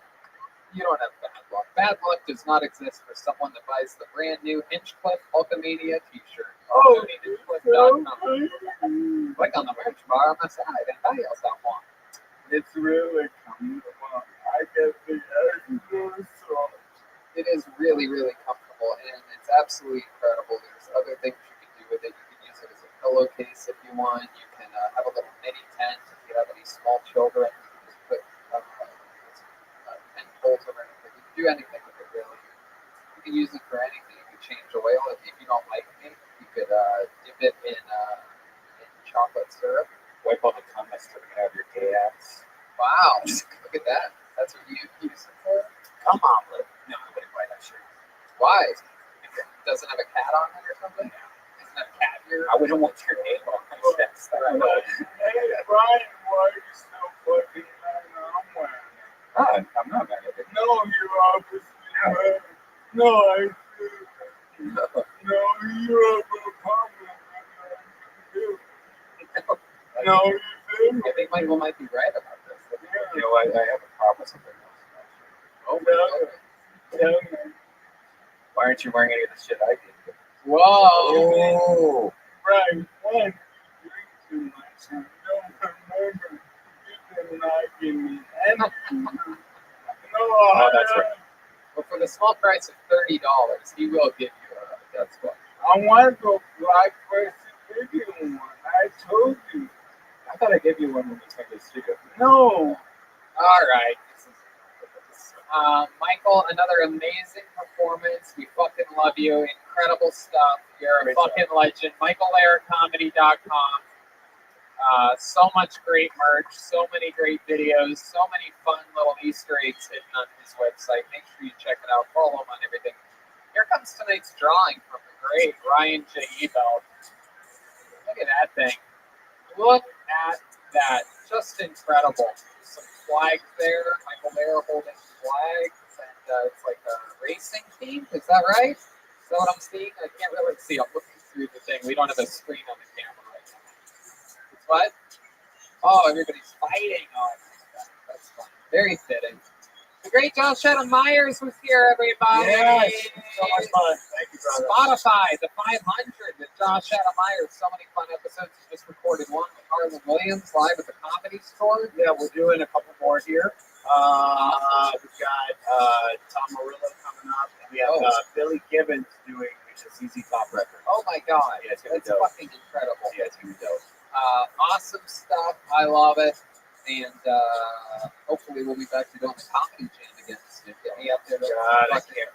Dude, in the Hall of Fame of the goddamn Comedy Jam, no one has elicited more of a response Well, than you at Skankfest 2 years in a row. This quarantine has me all pent up with energy. And I have some special plans for this next one. So we'll talk about it when we cross that bridge. Yeah. But I'm not gonna have a voice. Spoiler alert, I'm not gonna have a voice by the end of this. Speaking of goddamn Comedy Jam, another one of the great members of it and elite forces with almost every great Los Angeles comedy show. It's the great Jeremiah Watkins. That was Dorothy the whole time, believe it or not. I know a lot of you are thinking, wow, is that the real B. Arthur? No, it's Jeremiah Watkins. He's got a brand new rap music video out with Eric Griffin. That's available on social media. I'm also headlining in Minneapolis, Minnesota at the end of the month. Come see me there at Acme. And Venmo at Jeremiah Watkins. And look out for new episodes of Jeremiah Watkins on my YouTube. Jeremiah Watkins at Jeremiah Stand Up on social. There you go. And where can people get their reimbursement for the tickets that they're going to buy for that live show that's going to inevitably be canceled? They've actually been doing shows there every single week. So Whoa, you're going to do it? You already have your airplane ticket? I already bought the tickets. Fingers crossed for you, my friend. Going to Minneapolis, the birthplace of Prince. Yeah, Adam Ray just did it. And he said, good. Oh, awesome. I love it. Where are they doing? 50% capacity? I think so. 35% of 50%. So maybe it'll be the first time I sell out. Good. Hello. Is that up? Oh, sell out. Yeah. Well, that's good. At least it's not 2% like the milk maybe 4 hours. Whole milk, honey. Oh, shit. Speaking of whole milk, the great Rose is here. That was Jesse Johnson, everybody. Rum, rum, rum, rum, rum, rum. She's at Jesse Johnson on everything social media. What else, Jesse? Follow me on social media. Heck yeah, follow her. Go look at Squinty. Right. I always want to say squeegee, but it's not squeegee. No. Squink. Hey, Blanche. Oh, that's not Blanche. Hold on, that's Chroma Chris. Wait a second. The whole time it was me. What'd you think about tonight's episode? Oh, it was golden, Tony. Oh, I do. I always know what you're going to say. It's so crazy. I love it. Chroma Chris is at Chroma Chris on all social media. Correct. And Venmo. Oh, it's at Chroma Chris on Venmo. Good to know. That's a new thing. And then, believe it or not, that wasn't Sophia. That wasn't E.T. dressed like a woman. That was Joel Jimenez the whole time, everyone. Yeah. What's going on, Joel? Oh, I'm at Mostly Sorry on Instagram. That's it. I put everything there. There it is. He also has a podcast called Mostly Sorry, which you should definitely subscribe to and check out sometime. TonyHinchcliffe.com has a bunch of fun stuff happening, including my Roast University happening. Business is booming over there. A lot of fun episodes of that. And a bunch of new merch, a ton of new merch at TonyHinchcliffe.com. So, yeah, there you go. That's it. Michael Layer's doing it, so I should too. Check out Dead Air with Brian Holtzman. Mitch was on it a few weeks ago, and that was a lot of fun. And we also have Brothers in Cursive with William and David and Loophole, if you guys like e-bikes as much as Tony does. Check that out. All at DeathSquad.com. There you go, everybody. Have a great night. Thank you.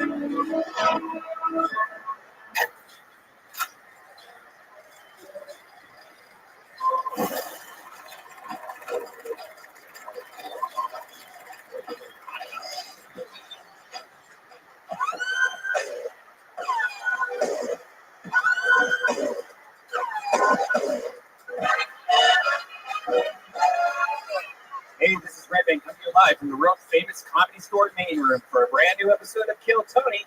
Here's Tony Hint. Yeah, what's up? We are live. Good to be here. Exciting stuff. And here we are for another fun episode of Kill Tony. Brought to you by our amazing sponsors this week. And here's a little bit more about them. Hey, we're all into creepy stuff. Maybe it's a type of porn, maybe it's a type of video on the internet.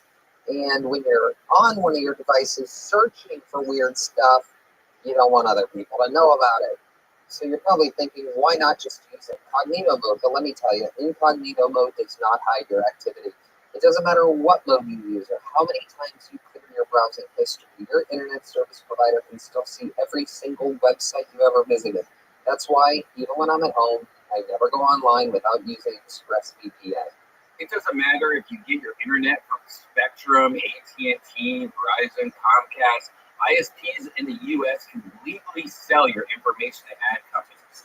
ExpressVPN is an app that reroutes your internet connection through their secure servers, so your ISP can't see the sites you visit. ExpressVPN also keeps all your information secure by encrypting 100% of your data with the most powerful encryption available. Most of the time, I don't even realize that I have ExpressVPN on. It runs seamlessly in the background, and it's so easy to use. All you have to do is tap one button, and you're protected. ExpressVPN is available on all your devices, phones, computers, even your smart TV, so there's no excuse for you to not be using it.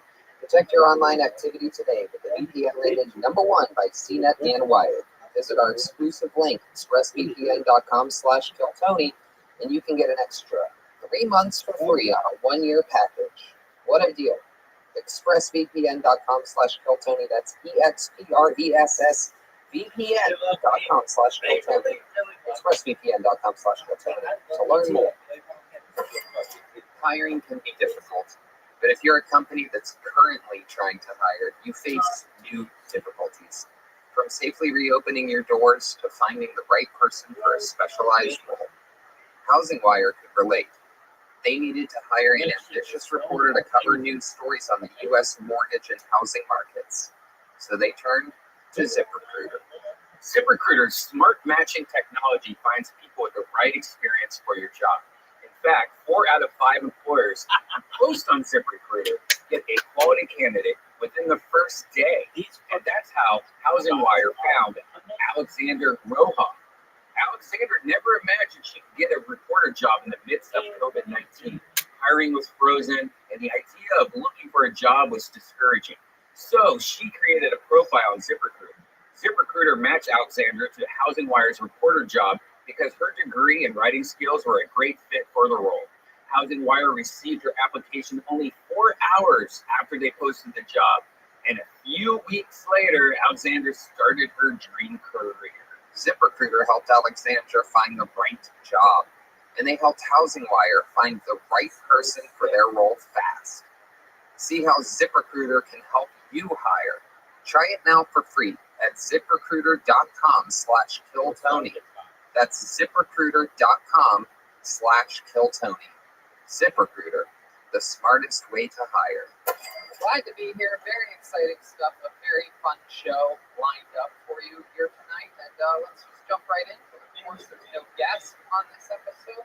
However, everybody, there is a band. And there's also Ryan J. Eno sitting right there in the audience. That's true. Ryan J. Ebel draws every episode. You can check in his drawing later. All of those are available on RyanJEbel.com.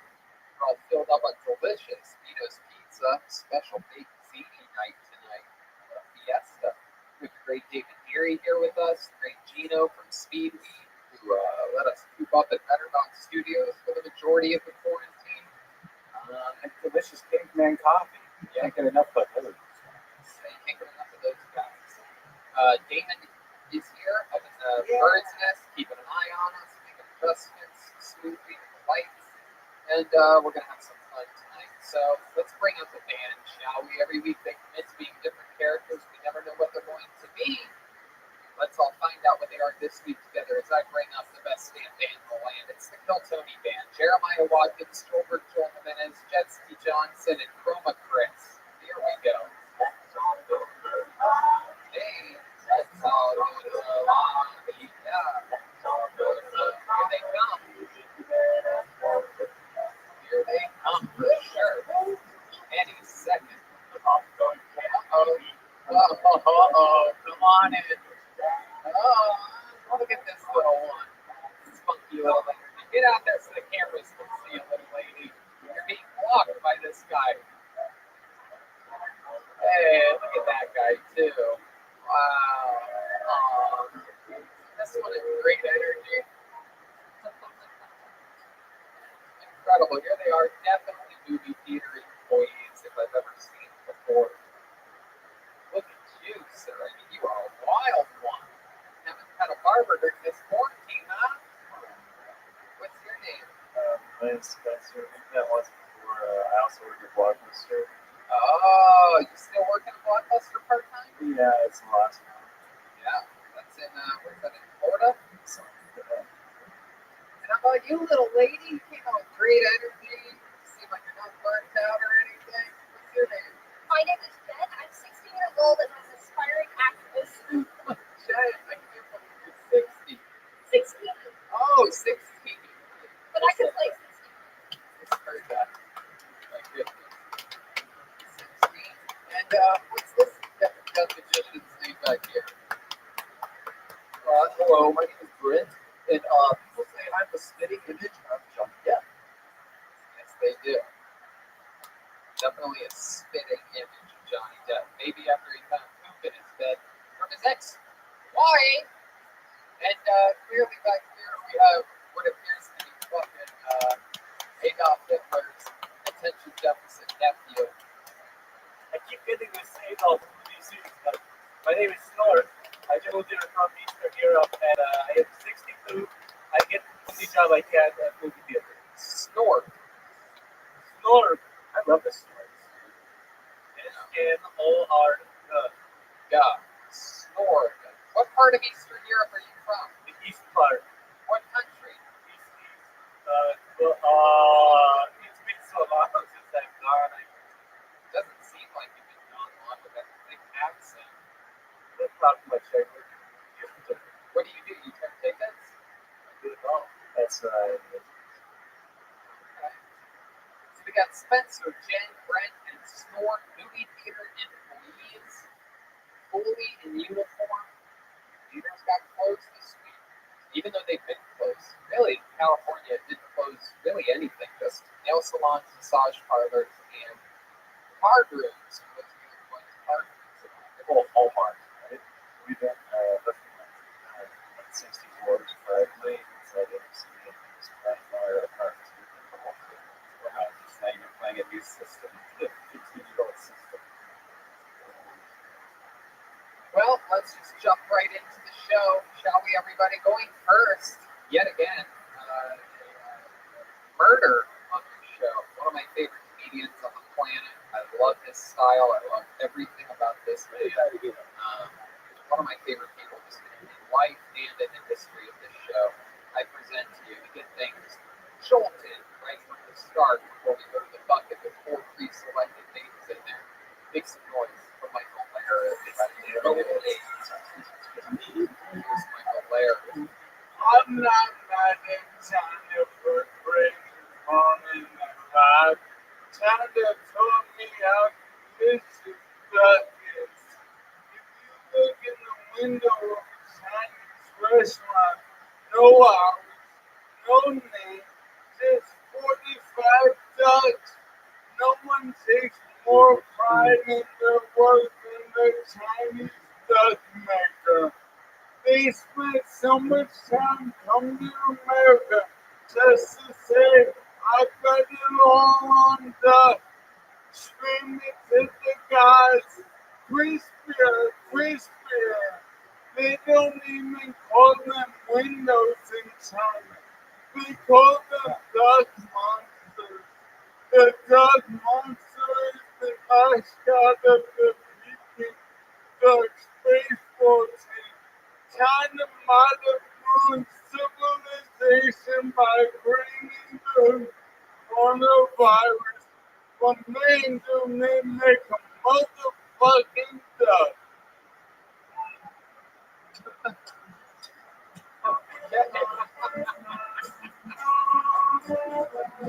Wow.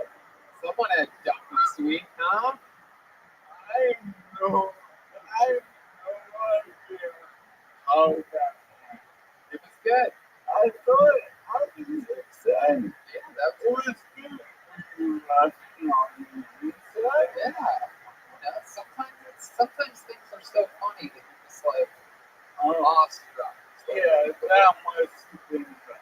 Yeah, it was one of those. It was one of It those. was one of those. Yeah, I feel you.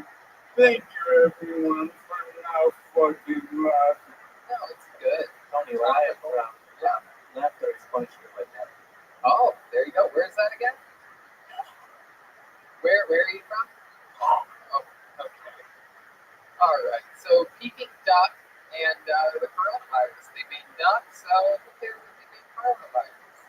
You know, 6 to 1, half dozen of you, That's right. and half dozen dice babies when I get home. Crispy fucking duck. Hey, what's going on back then? Yeah, there's a snort decided to wipe off his microphone during a podcast. And what? Speaking of peaking, I thought that we were Wow. What kind of 6-year-old European idiot never heard of it? It's very snort is, I believe he might be in the Easter Seals Film Challenge. Easter Seals. Oh, Yeah, thank you. Oh, finally, I please you. you've been pleasing a lot of people. I heard you have a big audition coming up. Yeah, well, we all know that comedy institutions are in a revolution, and Saturday Night Live is one of them, and by 2025, they have said that all their cast members will be in wheelchairs.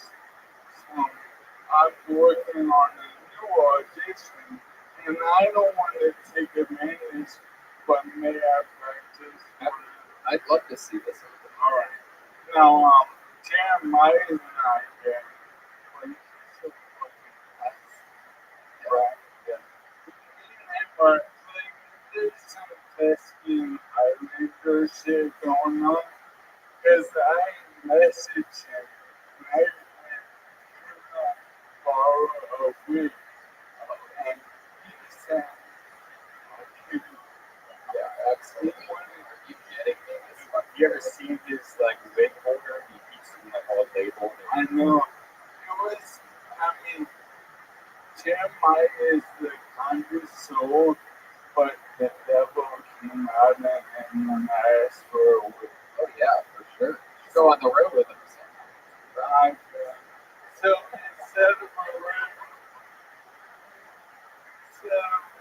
I behind you.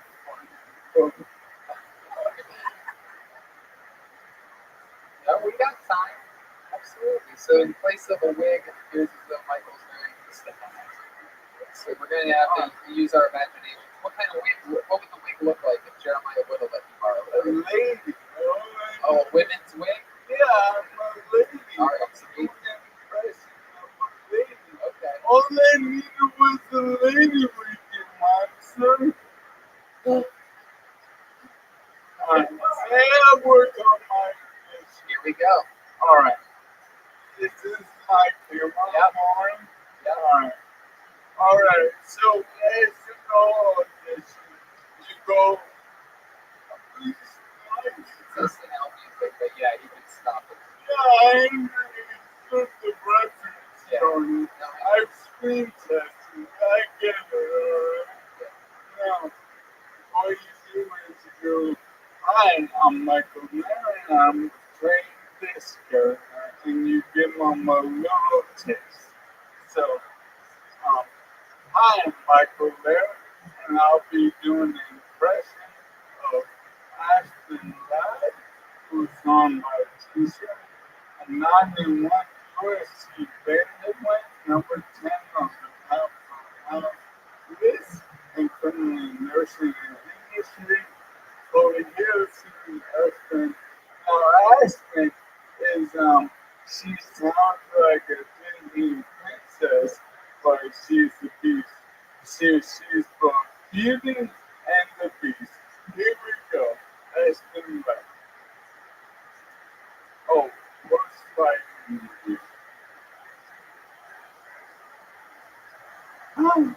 Well, I was really happy. I got the first match to go. But our plan was to be as vicious as quickly as possible. I was hoping to rip off around and either the devil did. But I got that feeling to go anyway. So I'm happy for my team. There was one point where I was in a position and I looked down at the teeth. I thought, man, I'm not all this bitch's teeth are fucking up and make her choke on them. But you know what, in the end, I got the win anyway, and I'm just happy. At one point, I pushed her so hard.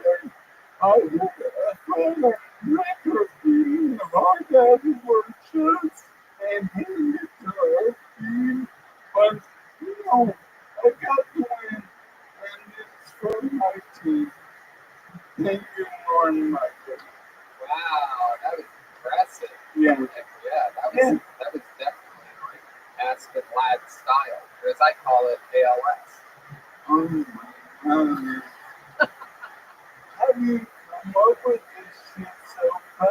Yeah, that was good. That was good. I've always wondered what Aspen Ladd would sound like if she had Lou Gehrig's disease. That's incredible.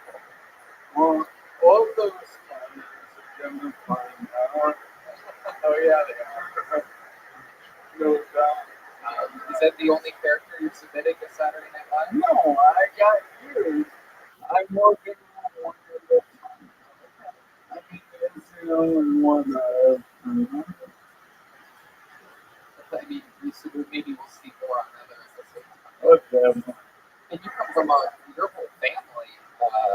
You come from a family of comedians. Well, not necessarily mine, but one thing I really wanted to share, my great grandmother is famous for business, Mother Smith and Bill, who knew Simon faced the sunshine going on.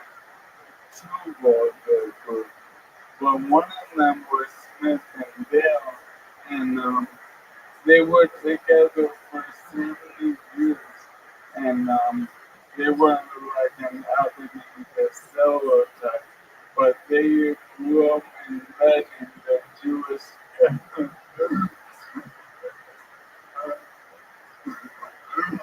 I know. Here's to everyone watching. I will never, ever do anything similar. Or receive this again, posting my truth and Instagram for you children.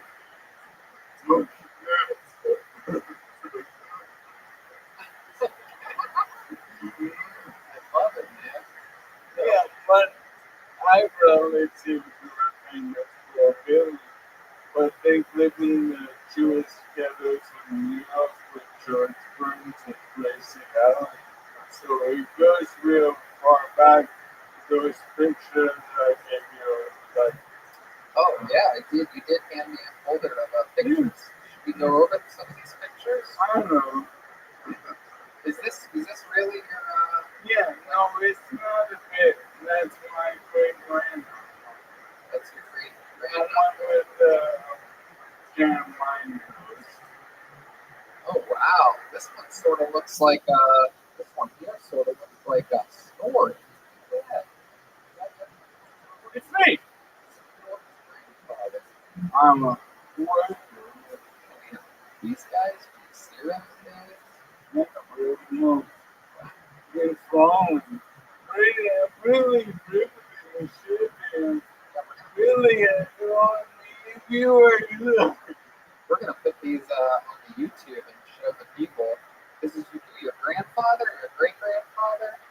My grandma's Oh, your grandma's uncle. All right, it's a little more distant of a relative than fuck you. Fuck you. Who's in your family?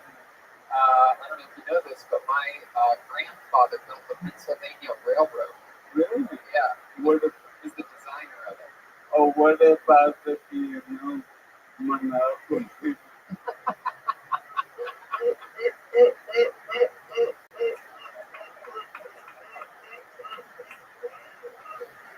He had nothing to do with the piano, but the Pennsylvania Railroad, a big deal. Red Man's gives some of these old pictures of some of the mashed potatoes that he keeps always very close to. Mashed potatoes. What? I tried this for over a year. Those pictures are like 100 years old somehow. I tried this song. I'm glad I didn't. I couldn't even get $5. Why would you want to sell them? I would.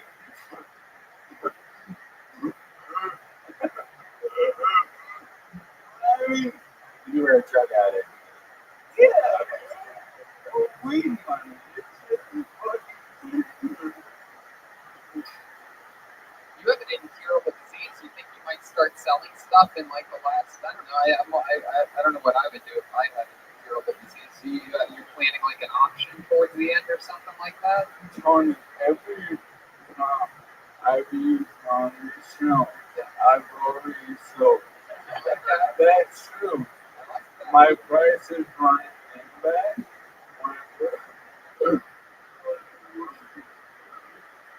What? I didn't. Yeah, you still have like a bike chain for like $800. Yeah, but I sold my prices right now, guys, for $40, and I'm gonna sell my Superman outfit.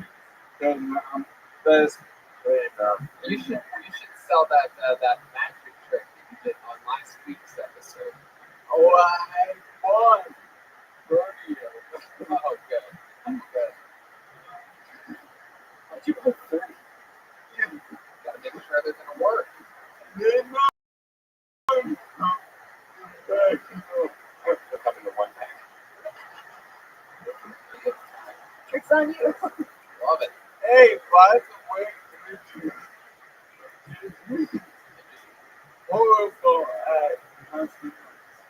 awesome. Oh yeah, yeah. Oh my, it was a nightmare. Yeah, you went to a magician's store or Yeah. online? Well, the musician built and craftsman and the trick and making it sell it off their site. Yeah. It's not easy. It's not easy communicating with magicians. For real, how was my Chinese money? It was good, man. You know, peeping, duck, China, coronavirus, duck, peeping duck. Oh, we do. Speaking of ducks, you ever play Duck Duck Goose? Oh yeah, not anymore, guys. You always win. Yeah. I mean, you can still play it as long as the person just says duck. Yeah, as long as I'm over the person. Not the goose. Yeah. I don't know. No, it's good. You nailed it. Well, it's dichotomy because if I play, I'd be always the person standing. I'm still picturing you wearing a women's wig right now. Oh, I was saying this Jeremiah said, you're fucking monster. They asked me.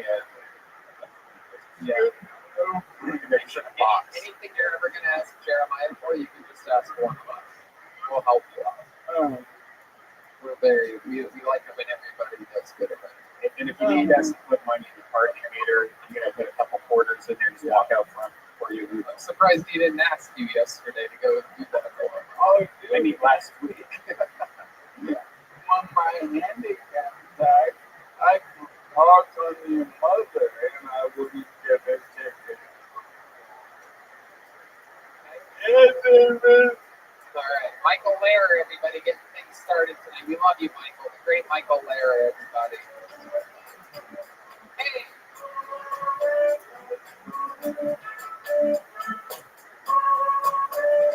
Fuck yeah. Spencer, Jen, Brent, and Snort. Golden.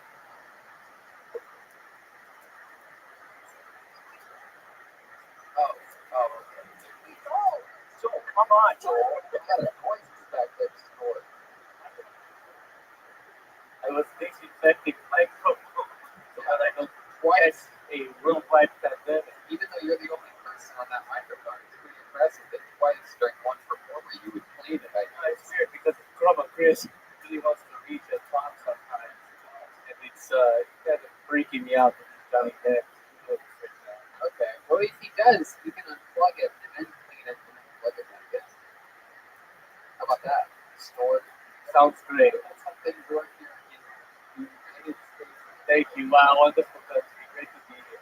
All right, we have some people in the bucket. Let's see what happens here tonight. I'm going to reach my hand in there, and we are going to meet a stranger.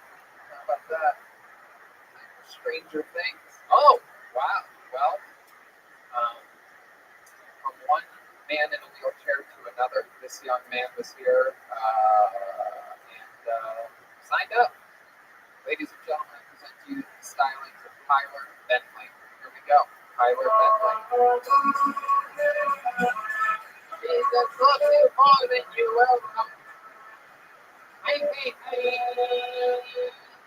That's Tyler Bentley. I fucking knew that shit was gonna happen. That fucking was great. I can't even remember my sentence. I do remember the last thing I said to my dad before I got paralyzed. Though I said, "Are you still holding the ladder?"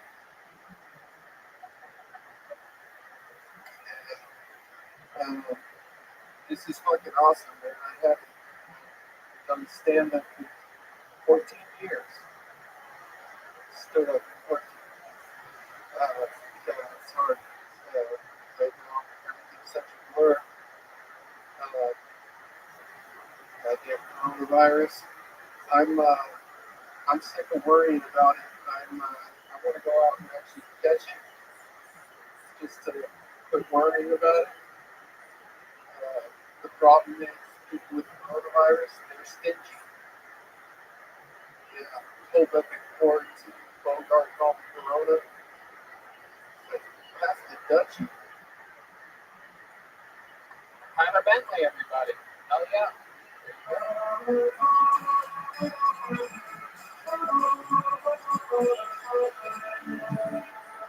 Hey. All right. Tyler, that was fun, man. I knew I was going to go up and fucking there. It is weird. The bucket has a mind of its own. It's wild. I love your holding the ladder joke. Very fun. Stand up, coronavirus, paralyzed. Is there just being regular paralyzed? Does that cause a bigger threat for coronavirus in some way? Like, I mean, Every smoke would lose different. Yeah. Like, I broke my neck, so like I have very little function. So I have compromised lungs, and I smoke cigarettes, so yeah, I know. Yeah, probably. But then I don't have to worry about it anymore. Being paralyzed didn't take your balls away, though, huh? They're out here. Maybe your balls don't. I can't feel them. Oh, But they were where do you use feeling at? below my, right below my chest. How did that happen again? Snowboard. Okay, yeah. You've been on the show. We talked about this before. Yeah, but I like to lie about it. Okay. What do you like to say sometimes? That my favorite is I dated a bodybuilder girl, and I was performing she squeezed my neck so hard it broke. Kind of language. Kind of language. It's like, I love that. And that was 14 years ago, the snowboarding accident? Yes. Were you doing like some wild trick or something like that? Or did you just go too fast? Too fast off the hill. Damn. So you're trying to do a regular old jump, no like flips or anything? No, I wasn't that good. Obviously. Shit, right? Okay. Well, that's fun. So what have you been doing during this quarantine? What have you been Watching movies, Netflix. What's your favorite stuff that you've caught during this? I watched a good one last night, Son of a Gun. What's that? Old heist movie, Ian McGregor. Robert. I watched so much shit just all comes together. Every day feels like the same thing. anyone watch that Tom Hanks movie? What is it? No, what's that? What is it, Ryan? Greyhound? Greyhound. Ryan's talking in his head. What's that called? John. Greyhound? Greyhound. I love it. And this time he said Greyhound again with his head down and then looked at him and said, like, I'm the asshole. Trolls 2 is Have you seen Greyhound? Any of the movie theater people? like that they just got famous about. How about you, Jen? Have you seen Greyhound? Greyhound, because lots of poverty. Oh, shit. So what else? Other than watching movies, what do you do for food? Do you cook yourself or Postmates? I got food stamps. How would you cook yourself? What store? Yeah. Do you clear yourself in a boiling pot of water and you're like, ow, but then you have some salt in your face? No. Split up. Yeah, cook on hot heat so that it's ready real quick. What the fuck did you say, Snort? Earlier? What did you say?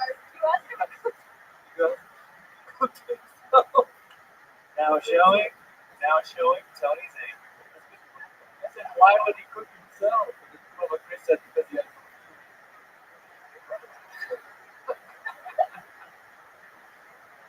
But you have food stamps, you say? What do you do with you? Just go to the grocery store yourself, or No, I got a caregiver, pop shopper, government things to on the show. that's awesome. Like everything. So, dream. Yeah, that's Red Band lives the exact same life. I do. He is someone that does all those things. Gary has the motorized bike. He goes away. I just Actually, and I cook myself. oh Jesus Christ. How's that been going? How's your motorized bike been going? I saw a video you posted with you fake pedaling.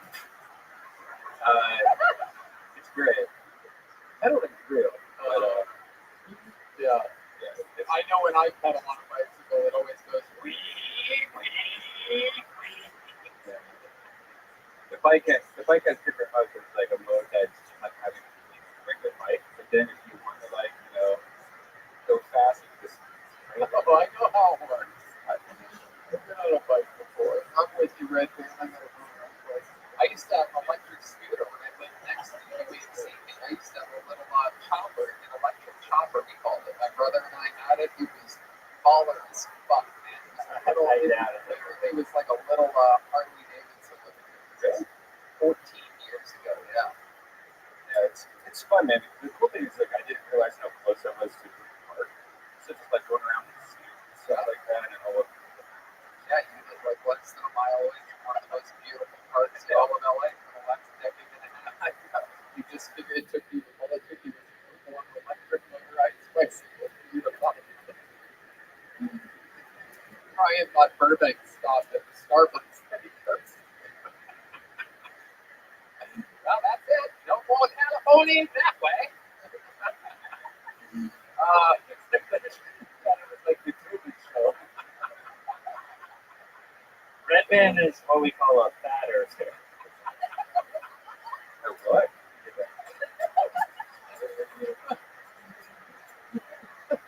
You call you a fat earther, dude? Still don't really know what that is. Some fat show. Oh, Tyler. Any other fun facts about your life we should know about? I like to draw, and over 14, I drew a picture that I brought of Brian J. While I could draw on you guys, so I drew it. Oh, that sounds awesome. Holy shit, no one draws Ryan. This is an interesting moment in the history of the show. He's not gonna look up. Ryan was just mumbling the word great. They do strong board right now. It's a fucking great. That's hard in my house. He's a pretty interesting looking character. First person to ever draw Ryan getting paralyzed from the chest down. Whoa! Look at that, Ryan! Accurate. I think Ryan's perhaps he's seen it before. Either that or he has no respect. I know. Like, let's Tony reenact what Ryan just said. Right, he actually do that with his feet. I just checked him in earlier. That is very impressive. Now, is drawing something you've always done, or did that mostly start after the accident? No, I've always been artistic, but That's really good. learning how to hold a pencil because like my hands are partially paralyzed. I can't use my fingers, so learning how to hold a pencil or a pen and basically learning how to control it, get the detail that I like. I mean, it's not as good as I like it to be, but Very fucking impressive, and it shows a lot of heart. And it's a very cool thing to do to draw Ryan Day. He's drawn us, I believe, over perhaps, I don't know, 400 episodes of the show. How many do you think you've done, Ryan? But definitely over 300. Well, Tyler, awesome stuff. Very fun performance and a very fun interview. Thank you so much. thank you. Tyler Bentley, everybody. Tyler Bentley. He just did on the show.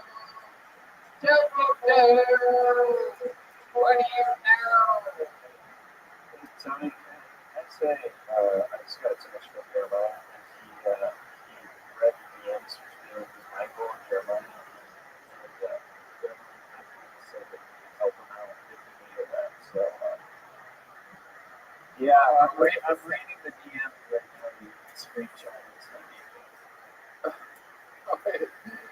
Yeah, that's interesting. Spencer and Jeremiah seem to have a little bit of a bond. Michael, are we missing something here?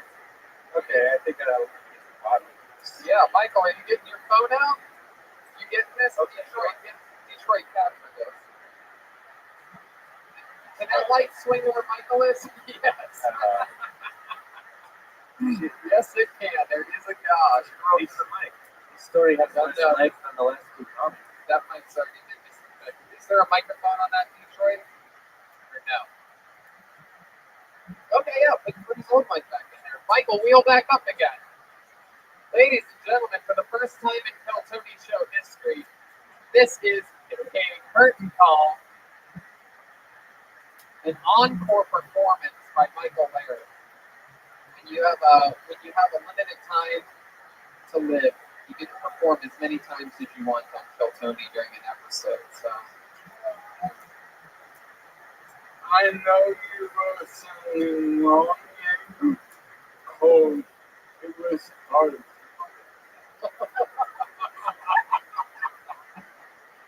Oh man. In the meantime, I talked to Jessie, and she thought it was really weird that you didn't ask her for women's wigs.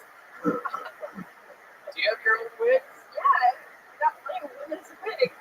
I'm surprised. You could ask me for women's wigs, women's underwear. I have all these. Yeah, he dresses up like one every night. That's right. That's what I was implying by the joke I just made. All of you say this. None of you have been offered What the fuck are you talking about? Oh, is that true? I do everything on purpose. Let's take a look. Fuck that. No way. Wait.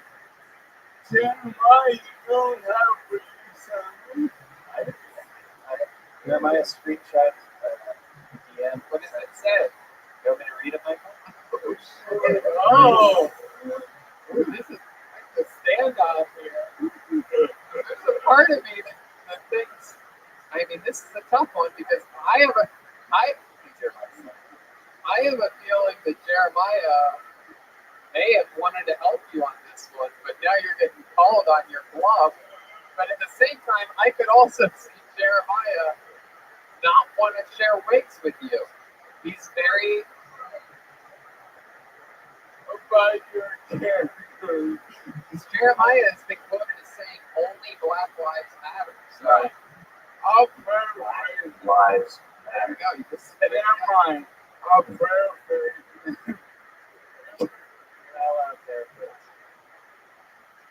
Can you read it?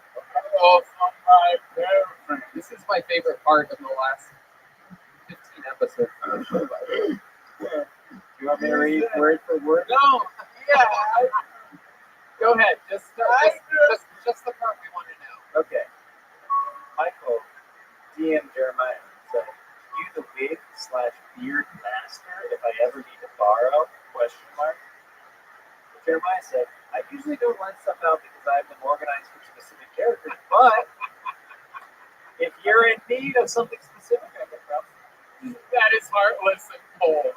That's basically like you can go fuck yourself, be a professional, and get your own wig. I feel you, bro, especially in the age of Corona. Respect. I'm straight. Now you're calling me out like a bitch on the show. Let's go, Lair, right now, right here. Yes, please do not finish this. Wow, you guys should have a fist fight. I got mine with me on Michael Laird. Look out. Here's the problem. Look out, bud. For real. Let's see it.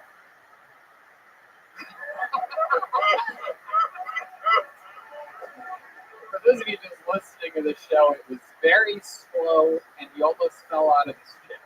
It blew my hair back on the other side of the stand. We all agree I was right. Absolutely. Michael Laird wins this. You just started something that you shouldn't have started, Lair. Look at that. He's gonna give you a wig with fucking smallpox on it next week. All right.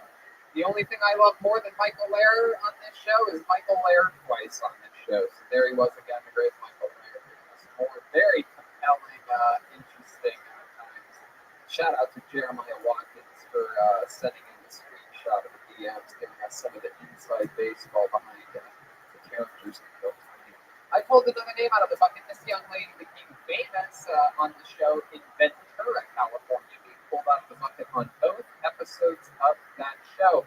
Fun fact, those were the last two shows in front of a live audience, and she's back. Ladies and gentlemen, it is Duval is here. Duval. Hey, no. Here's Blue Ball, everyone. I'm so happy to be out of my house. I have to say, being quarantined at home wasn't that bad for me. I kind of made the most of it. I mean, I had struggles for sure. Like, I struggled between like what Netflix show I was gonna binge, or what are the 27 podcasts that I'm gonna watch while I rub one out, and it actually that's pretty much for everything turned into. I broke my own personal record many times, and felt like, wow, I didn't think the pandemic was gonna go on for that long, and I burned myself out big time. But I hit my masturbation threshold. Anyone else? No. Okay. Well, yeah, I thought it was. I thought I broke myself, but then I watched the Comedy Store benefit for the employees, and when I saw Bobby Lee's butthole, What happened when you saw Bobby Lee's butthole? I gotta know the evidence. I definitely started to get kind of bored. But I lost my shit when I saw Joey Diaz unfold his fucking. All right, there goes the move on. Play some music, guys. Let's hit. She saw Bobby Lee's. Peeping duck. You know, this is like your fourth or fifth time on this show, and I think every single time you talk about your butt. Not every time. Not every time. I mean, I don't know. It might be every time. But you're very sexual on stage. I got the way. Yeah, you're a sexual woman. Now, is that true that you I can only get laid though. Is it true that you masturbated a lot during quarantine? Yeah. Is there really? I know you were making jokes there, but is there something that you watch or like? I don't think women. Perhaps maybe it's just a stereotype that I'm not correct about. But No, I'm pretty good at doing it. I kind of don't. But, do you use your imagination or do you watch stuff? I'm sure I can have it. sometimes it's watching something, but there's like a lot of crazy shit on Netflix and wherever now that is stupid porn. Like what? This show called, a movie called Blood, but it's not the Blood thing, it's a movie. Jasper Nolan. Yes, thank you. Oh, the snort. You know? Yes. Oh, Jasper. The opening scene is full porn, and then the whole movie is full porn. And that's the type of stuff that you like to rub it out to? No, actually, I was kind of shocked to see that whole thing that I actually watched the movie. But no, I don't really need visual. I just kind of just need to look at What do you like use something in particular? You seem like the kind of lady that would have like one of those like big giant vibrators or something like that. Hitachi. No, I Hammer. Or like a mace from the castle. no, anything like The horse. sometimes just a tight pair of pants work. A tight pair of pants. It's the noise. That's the noise of a tight pair of pants. I'm just saying it's not one thing. It's just lots of things. Right. It's meant it's not. How long does it usually? You've seen the rubber? Rubber? Yeah. No. I'll put that on my watch list. So that's fun. Have you hooked up with anybody during the quarantine? No, not at all. I didn't. Is that, you say that like that was like a very like over the top answer. Are you being sarcastic? No. I've been very isolated. Even before the pandemic. I've been fine. What's wild is that you seem a little bit less crazy than you did before being isolated for 4 months. Isn't that weird? Like the crazy people are getting normal and the normal people are going crazy. Okay. Oh no, I'm still pretty nuts. But Like what's one of the craziest things about it since I've gotten YouTube into your house? So, that as sexual as I've been found, I haven't had sex in a very, very long time. how long are we talking? Years. How many years? Like, 5 years. Is there a reason? Is there something that you're ashamed of? no, I just I just hear people make loud of my jokes and then things coming out of my mouth and they're like, I feel Perfect. This is perfect landing time. something out of their mouth. You don't talk to me. Not yet. Well, I just started to. It's still like, I'm not getting Staying here. my eHarmony account went dry because it was now like compatible within 70 miles and I am just saying. Have you heard of snake? No, no, yes, I have. And, You have Wi-Fi? Some advice. it's not Wi-Fi. Okay. No, I just, 5 years. Have you been on dates? Like, when's the last date you went on? Did I take you to dinner at all? well, I go out with friends. But we're friends, I friends zone people. Because, like I walk into a room, like I smell sausage. It's like, that's the, like, Have you ever seen the movie Snake Eyes? Nicolas Cage? Good yes. movie? Very funny. Yeah. Okay. Yeah. That works. Thanks. That works sparingly. That type of work. What do you mean? Nicolas Cage movies? Yeah. Okay. 8mm? Yeah. Great film. Face off. Dirty Treasure. Never mind. Snort. Not Forrest Gump, okay? Snort. Not only did you say the wrong movie, but you had no accent whatsoever. I mean, learning English today, do they call it American Treasure? Yes. It's called, you have to say it like American Treasure. It's like, you know how you sound? American Treasure. Snort is the guy that's on the operation box. Okay. So, Right? blue ball. You're out of control. That's pretty good. Coming from a box that has been operated on. Anyway, American Treasure. So what do you like to do? Is it isolated? How do you fill the time? I actually have been working on all my videos to I feel like my whole passion has been like, Okay, sounds good. I feel like I'm coming to my own, like I'm not wearing a diaper tonight. Oh, that's right. You're wearing a diaper, please. How about that? How could I forget And then that? I said I had a fans on the account showing the diapers and they're like, oh my god. When did you wear a diaper again? I can't remember. That's the It's big one. it's the nervous thing where like I have stage fright and I think I don't know if I don't have it, but right now with no one really in here, I'm okay with myself. It's really weird. You have a kid? I don't know. Well, Blue Ball, you are, as Snort would say, an American treasure. I am glad that you signed up tonight. It's always a pleasure to have you on. You're very different. You're a wild, wild spirit. Ladies and gentlemen, that is the comedy Thank style you. of Blue Ball. Blue Ball, forget about me. Blue Ball. All right, time for a regular, everybody. This young man, great joke writer, unbelievable roaster. I love him. He's my brother from another mother. The thriller in my Manila, the rumble in the jungle. Ladies and gentlemen, the one and only David Lucas.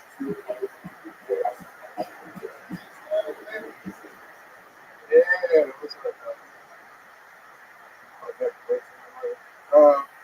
white women are pissing me off. Y'all ain't fooling me marching for Black Lives Matter. Y'all hoes just want some shit to complain about.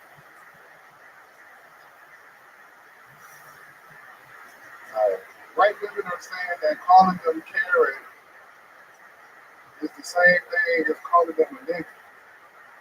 Like, bitch, get the fuck out of here. Did somebody spray you with a fire hose while yelling Karen? Did a nigga chase you down the street with a German Shepherd while yelling Karen? I protested. The one protest over Black Lives Matter. I didn't protest like in the hills and shit. Like, I protested in the suburbs with some niggas that had shit to lose. Like, I protested with some doctors and lawyers. I was like, oh yeah, y'all got jobs. I can protest with y'all. But I saw a white girl so thick during the Black Lives Matter protest that I started chanting all lives matter. Oh, this bitch fine as fuck. Oh yeah, David Lucas, I love it. David Lucas. Yeah. Play that fucking music, white boys. I love it. White women, Black Lives Matter. White women care. And Yeah. those are my notes. Yeah, you're about to fucking make that shit like 5 minutes. Hell yeah, stretch it out just like you would a white woman. white woman. That's right. That's me. I'm actually the white woman that. After 12 o'clock, Tony loses his facial hair. That's true. That's absolutely true. A lot of people don't know this, but David Lucas actually looted my home. I stole a dildo in a cake.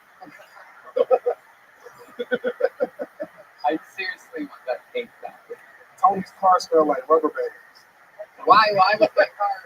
Why would my car smell like rubber bands? Oh yeah, no, that's true.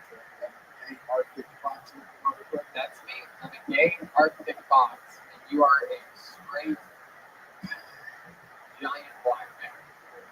You look like a mechanic that only worked for the Priuses.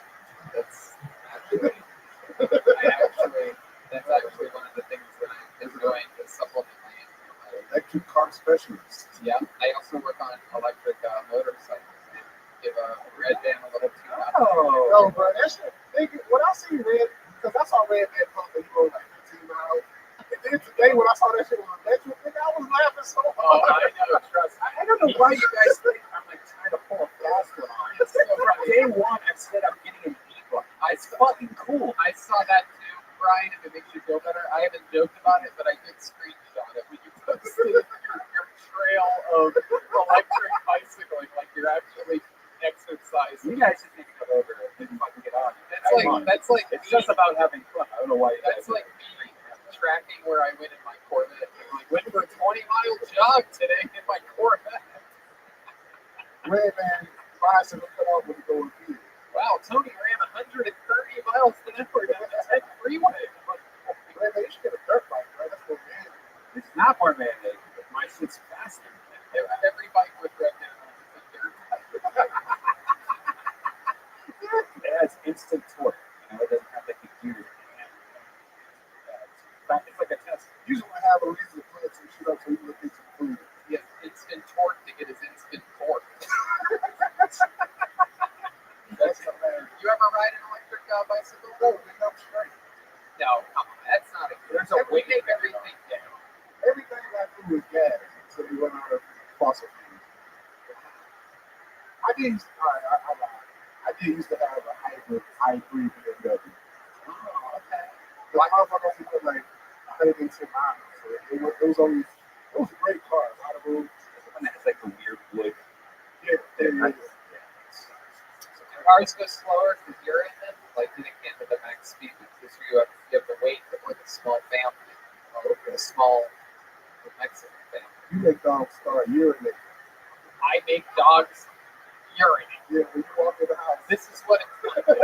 This is why you don't see another show where the same two people next to each other for 74 episodes in a row. You make dogs urinate. This would literally be the final episode of Roast Battle. This is that show. They'd be like, well, that's it. And Exec would be like, oh, they've run out. David Lucas said, Tony makes dogs urinate. That's funny though, right? No, it's actually true. I actually go to the dog park sometimes. I'm like the dog, you heard the dog whisper, I'm the dog whisper. You're the dog tickler. Yeah. Go up and I start tickling the dog. You know what you do with squirrels. I do. We both love putting nuts in our mouths.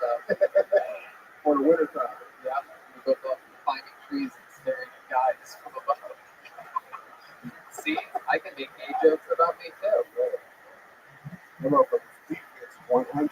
That's it. That's How you gonna jump in when you stick to the gym? That's it. I'm like the Tennessee Titans on that. Except the only Titan on me is my butthole. It's tight. Tight. We all know that. The motherfucker's loosey-goosey. That's right. So David, what else has been happening? What do you got going on? Shit, that shit happened to last week, dog. Same old, slow motion. I went to the beach today to fucking fly, dog. That shit. Okay, you washed up on shore. You're gonna get your starfish booty on there. But the sea urchin right You went to the beach to go right, so what did you do? Did you walk on the sand? there. Yeah. Was it quicksand? You started sinking like the horse in the never-ending story, Southport? Oh, that's what it says. No, it said nothing's quick with it. Hey man, if you don't get your deceased Chris Cornell looking ass up out of here, bro. People often tell me I look like deceased Chris. Anyway, but you know a lot about black hole suns.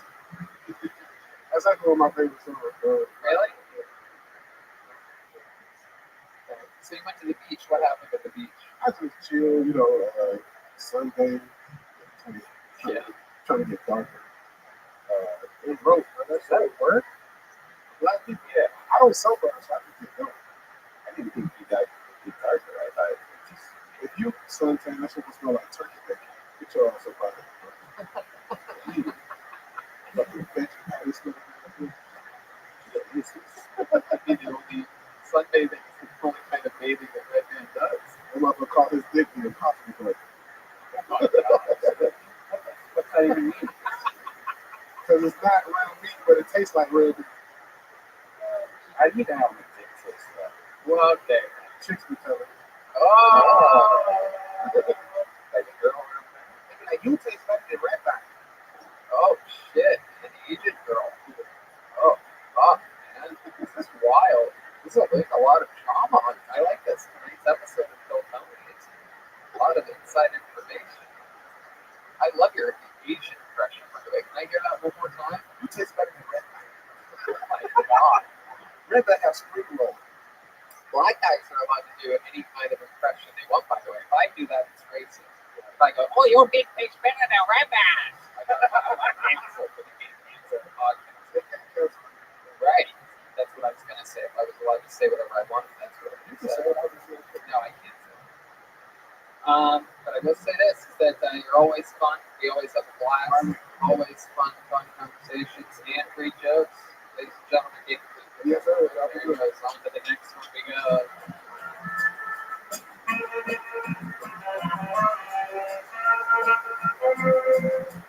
Hey. All right. We have to have a name out of the bucket. This is this young lady's first time on the show. So here we go. Ladies and gentlemen, I present to you the comedy stylings of Cece. Here we go. It's time for Cece.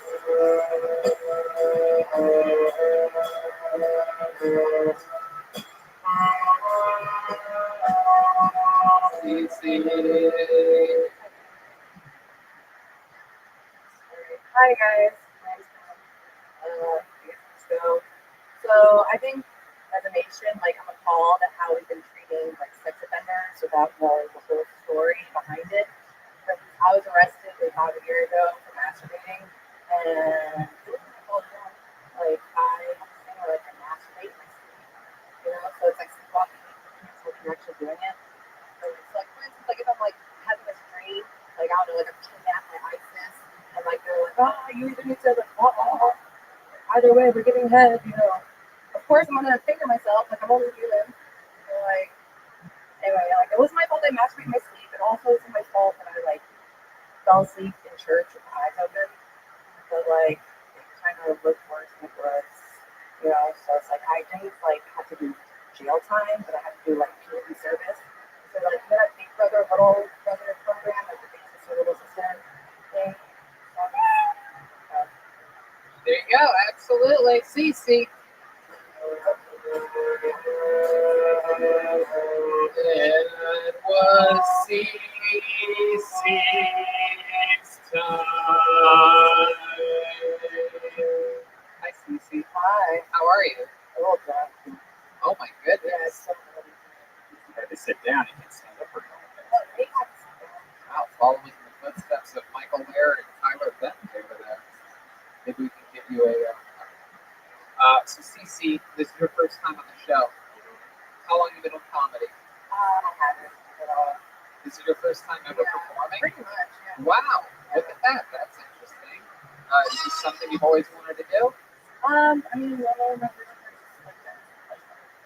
hearing people laugh. Were you just running past the comedy store? Or did you stop in? Yeah, You do have some workout gear on. because I came straight from the gym. Oh, that's cool. You do jiu-jitsu. How long have you been doing that for? About a year. Okay. What level are you at? Well, so I feel like, I don't know, I've only been doing it a year, right? But I feel like if you compete with black belt, you should Have you beaten a black belt? I have. Really? In jiu-jitsu? Yeah. Or something else? And jiu-jitsu. Like go fish? How did you beat a black belt? Was he just Wearing a black belt.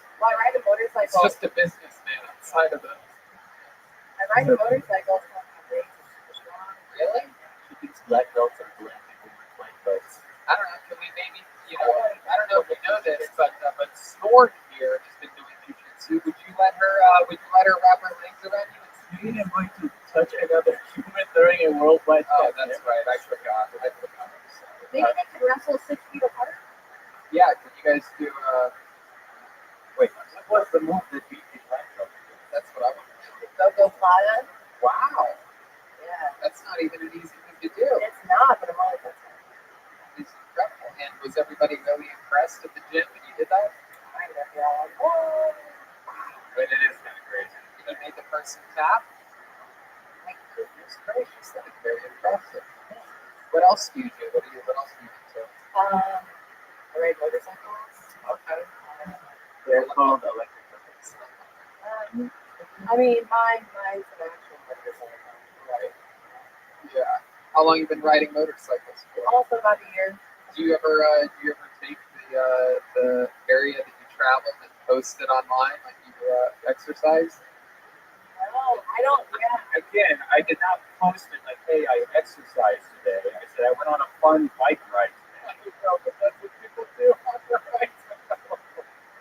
You have to say I went on a fun electric bike I ride. did. I even posted the link to the motorcycle or the e-bike.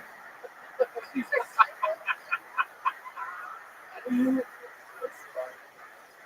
It really is. I mean, what's funny is, if I was going, hey, I worked out hard today. Look at where I worked out today. I just picture a red man sitting at home with the yard set on a chair. This is how funny it is when I get that on the show. Yeah. You're finally seeing it after 100 episodes. No, I know. That's why. What is the name of the jiu-jitsu school that you go to? Oh shit! Wait, did you and did you have a boner? No, but honestly, like that is kind of like what it's Go ahead.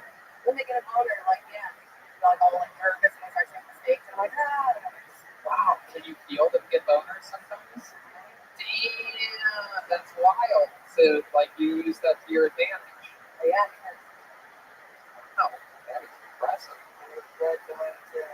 Which See, that's what happens to me when I do jiu-jitsu with other men. I get boners, and they're all like, dude, what the fuck? And then I choke them. Yeah. which location? the one on Montana. Oh, cool. Where is that? Scott What's the name of what? Scott Epstein. Yeah, I just got it. Yeah, Oh, I roll with like I go to Andrew Epstein's gym. And Jeff Epstein. Fuck that. I read a Prince Andrew article today. Cross that there. Jeff Epstein is the famous. So that's at Montana near what cross street? wait. Pretty far south. Yeah. Like, little past that. That's fun. What else have you been doing during this quarantine? I finished writing like a bunch of scripts that I'm working on, but like it sucks because I started writing them all like pre-quarantine and whatever. But so like, I feel like now I can't do any of them. Like, Yeah, that's that is a pretty good thing. Has Eddie Bravo ever treated the classes? no, Any of the conspiracy theories? no. I guess he does this thing where like before class, he'll have like talk with everybody. It's just him saying his like most recent conspiracy theory. So all these guys like, I'm just here for jiu-jitsu. I heard. Okay, that's fun. You have a boyfriend, Cece? I have a few. Oh, okay. Whoa. What is a jitsu too? Shit. So,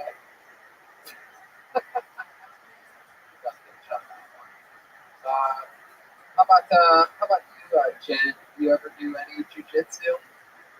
I mean, I could if I trained as an actress, but I'm not. What characters do you like to play in acting? You know, whatever part I did it, I can play along. Really? Yeah. Okay. Can maybe we can get you to do a little scene, maybe with Spencer here. Can you guys do your movies? Can you do like a scene out of American Treasure or something like that, or American treasure. maybe Forrest Gump or something? Like you could tell him that you're dying or something like that. Yeah, So I'll be checking not far off. And you'll be a retard, not far off. Forrest, what are you doing here?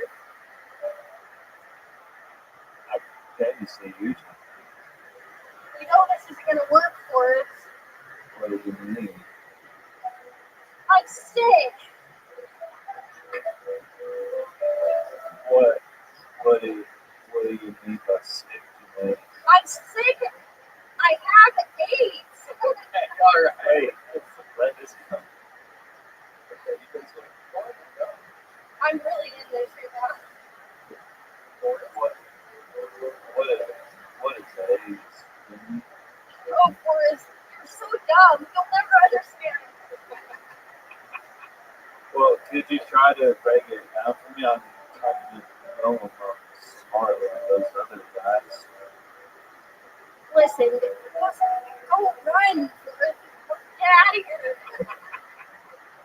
Run, You Forrest. want me to run? Run. Run? Run, Forrest. Run. You don't actually have to run. You can just ride on an electric scooter and coast like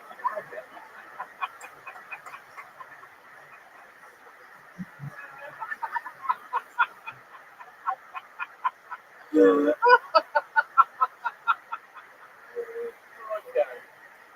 oh god, that's funny. All right, Cece, this was fun. Thank you. You led us into a scene out of one of the great movies, 1994. Forrest Gump. There you go. There goes Cece, everybody. 1994 Best Film at the Academy Awards. Beating Pulp Fiction. That's why I said that. Confused myself at the name. I do kind of think that if you beat up Black Belt, at least maybe 3 times, you should automatically get it. I think so too. I mean, every other competitive sport, martial art, right? Yeah. I think that seems fair. I mean, if you're boxing or you're pro wrestling and you go against someone with a fucking belt and you beat them, you get their belt. I think you should get a black belt. I'll talk to Eddie about it. Yeah. Good work. We might have to meet. Absolutely. All right. Round around we go. Back to the bucket. There's only one person left. I know who this is. This young man was on the show just a couple weeks ago, and he is back. He is a cool dude, amazing door guy here at the Comedy Store. Great comedian out of beautiful Atlanta, Georgia. Ladies and gentlemen, one of my big people to kick it with this year, 2020, one of my favorite new friends of 2020. Ladies and gentlemen, Mitch Burrow. Hey, Mitch Burrow. All right. Mitch Burrow. Yeah, I know it don't look like it, but I fuck sometimes. Last time I was fucking a chick, she had her dog in the room, and I was like, "Hey, you gotta get this dog out of here." I said, "You need to quit being weird." I was like, "No, you and this dog need to quit being weird. What needs to happen? Because I don't think this is. I'm not the weird one for not wanting this. You have an audience, and I don't like it." She's like, "No, you gotta stop." Like, I know this is weird. I know it's weird because this is the category on Pornhub. That's how I know it's weird. There's a lot of weird shit on there. People are fucking their stepsisters. They're fucking their stepmoms, which, first of all those are very unrealistic. Not a single one of them is named Tammy, so I know that's not a real stepmom, because that's what mine saying was. And I never wanted to fuck her because she was mean. But that's not what's important. Here's the thing: there's fucking your stepsister, there's fucking your stepmom. You know what's not on there? Fucking your stepsister while the family's dead, watching. That's not on there. I All right. Hey, can I just say something real quick? Absolutely. Jenny, when you're playing Jenny, and you go, Forrest, what are you doing here? It's you invited him to tell him that he's got a son. Did you ever watch the fucking movie? It was a character choice, right? I'm glad you didn't die, by the way. I found out later that she didn't even. I heard a rumor that she didn't even have AIDS. That she had something It's else. hepatitis. Is that true? Yeah, this is the 70s. They didn't get AIDS in the 70s. Also, she wasn't a gay man, so like it wasn't like in that time. That's the Like only she thing. was a heroin addict. Yeah, and they were just trying to scare everyone. They didn't get over there at that point yet. This is still very early in the AIDS. It was hepatitis. Where I am from, we still haven't covered AIDS. Is that true? Yes, as far as I know. Frogtown? She's crazy, dog. Never a case of AIDS in Frogtown. You been to Frogtown before, Snort? That's its life. I would say that it is an American treasure. Frogtown, baby. Oh yeah. You go to Frogtown a lot? Oh, yeah, dude. I love fucking drugs and shit. That's right. You're not in Hogtown. You go to Frogtown. Mexican skateboarders. That's what they got in Frogtown. I know one of them. Yeah. People in Frogtown are very proud to be from Frogtown. It's one of those places with a lot of pride. It's like the South. You know, they shouldn't be, but they are. Right. People from Do you guys have a Confederate flag in Frogtown? Do you Snort? You've been there once or twice. You seem I very. don't know if it's the right time. You seem bad about it. I have AIDS. Oh, yeah. Actually, it's just hepatitis. Mitch, is that true that you had sex with a girl that adopted you? What kind of dog? What part of that don't you believe? I believe it. I believe it. Yeah, yeah. But I also believe the kind of girls you have sex with, they probably only have one room. I feel like this was probably a studio apartment. She's like, what room would you like the dog to go into? It was a shared apartment. She had a roommate, and I was like, "Who is the roommate's room?" Right. Something. It was like a little retarded dog. Oh. Well, I mean, it was blind. I don't really know if that's retarded. It was blind? But What is that word? So Forrest over here. just not right. Special. But when you see that dog, you go, "Oh, bless his heart." You know, it's like that kind of dog. You say, "Oh, that dog, that dog, special." Dumbass dog. I don't know. Someone said that if the dog was blind, why get it out of the room? Yeah. Yeah, what are you afraid it's going to see? Because its sense of smell is way Mitch is afraid that blind dog's going to find his fucking little doobie hole, huh? You know, you swooped Jenny out there at the right time. She and I were about to start a real big podcast together. Oh, she's going to go from Forrest Gump to Forrest Gump. How long were you sitting on that night? That's pretty good. You really believe that life is like a box of chocolates? You want to eat it up. Everything that it has to offer. Except for the running part. You have nothing to tell the Forrest on that. I ran today. Yeah? Yeah, I raced an 11-year-old. Really? And I won the first half, but he got me on the way back. Wow. Is he blind too? No, he just wasn't fat, and it really worked in his favor. Yeah. 11-year-old. Well, how'd you race an 11-year-old? How does that even begin? Another door guy, used to be a door guy here called Chad. Yep. His son is visiting. Okay. And I was like hanging out with him at the beach today, completely unrelated to David. Wow, I didn't know that door guys were at the beach today. I like to go on Tuesdays with the meteorological societies out there checking the tide, so I just run out there and flip it up for them. Wow. Yeah. When you hear that the meteorologist is out there, you think that's a guy that specializes in meat. See, I tried to beat you to a fact check, and you just jumped on. Yeah, he has tons of them. Yeah. Just like you do. So yeah, well, I challenged him to a race. It's just too far. And just like your alcohol problem, he caught up with you. I don't have an alcohol problem.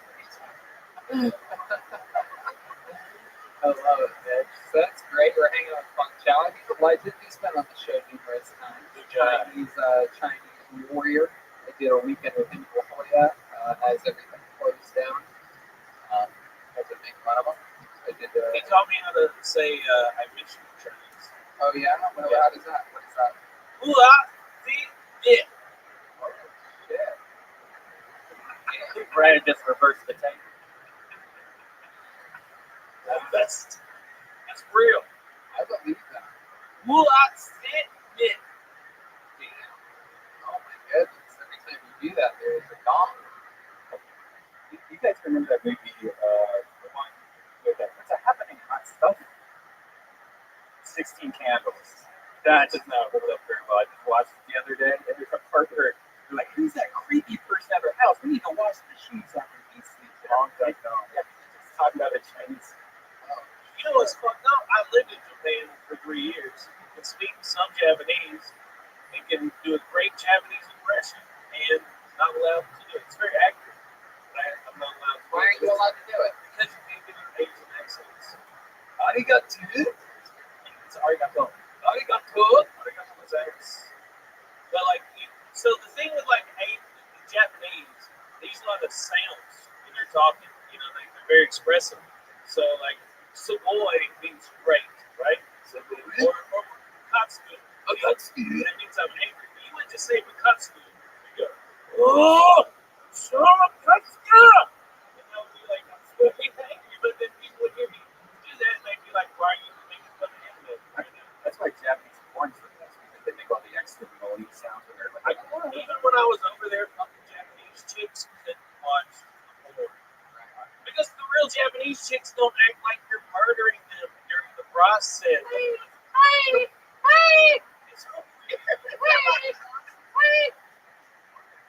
You can't cancel anything anymore, guys. You can do this all day. None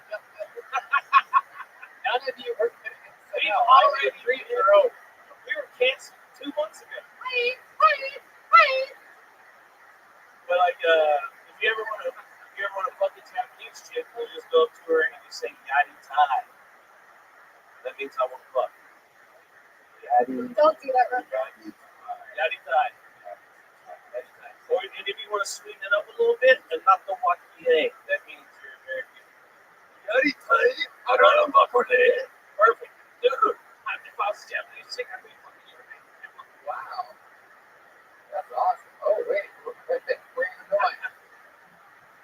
Okay. So, what we call the climax of the episode. Mitch, anything else happening fun in the world? She broke down on the way here. Oh, shit. How'd that happen? What went wrong there? Just, excuse me, wait, that's, Oh, you son of a bitch. no, it's overheating or something. I like it's overheating. That's crazy. I need, it's overheating. Alright. I mean, I can't play talking about this. Come on, that's too good. That was a cheap shot. Overheating. So I need like a thermostat or a water pump. Thermostat. I need a thermostat, preferably with gravy in it. There's got to be a part on the cheap that I can name it. What was the other thing? A thermostat or a what? A water pump A water pump? or a fucking starter. I don't know. I just name parts of these starter sanitizer. I'll do it. Joel. That's a good one. Yeah. It's hard. Did you think about using the defibrillators that you're on the back seat? That's not how you jump it off. Where? No, but I'm probably going to work with it tomorrow. It's not how you jump either. People can subscribe to my YouTube channel, see me work on cheap. Okay. What's your YouTube channel? It's just Mitch Burrow. Okay. Yeah. MITCHBUR. Okay. Yeah, that's it.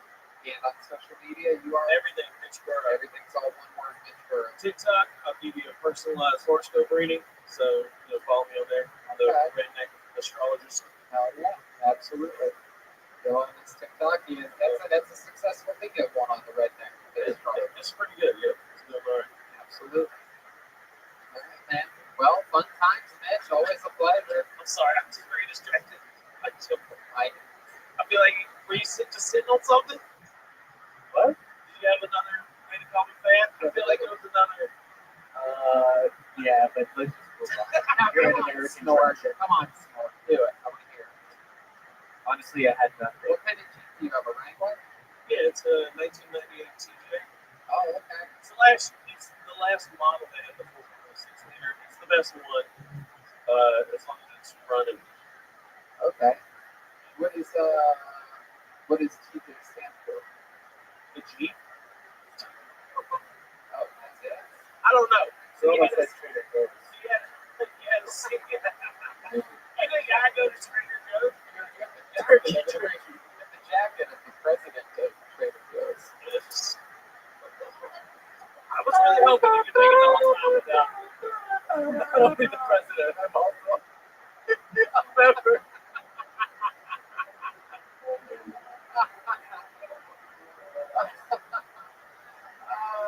I mean, I was going to give you some real cheap knowledge. The first Jeep after the military was called a CJ, which stood for civilian Jeep. And a YJ, people didn't like it, and then moved to the 2J, and then they just keep adding letters. And now you love the PD. Right?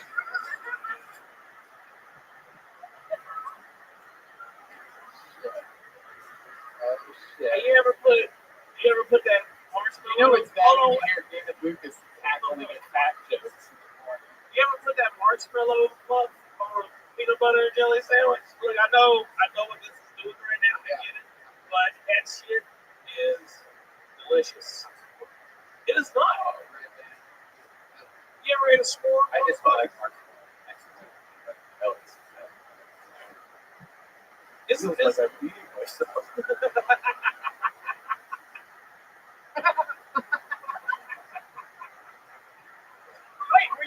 Wait, was that directed at Red Man or me? Oh, okay. Yeah, that was great, dude. All right. Fun time, Mitchboro. Had a great time. There Thank he goes. Great Mitchboro, everybody. There's Mitchboro. That is Mitchboro. There's Mitchboro.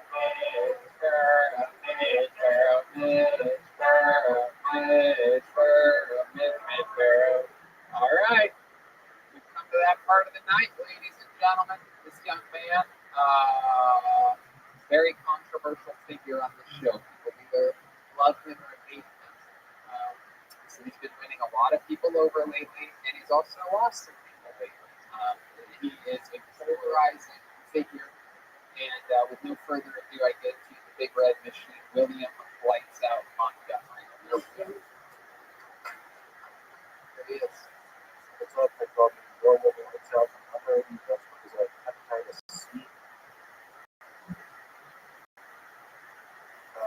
In Victoria's Secret was that it's founder of Lloyd Williams and Jeffrey Epstein for no obvious reason.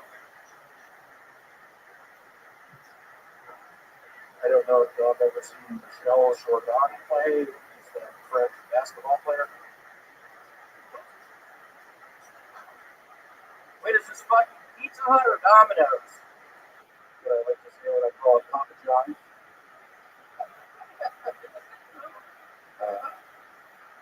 I only watch porn for the nostalgia.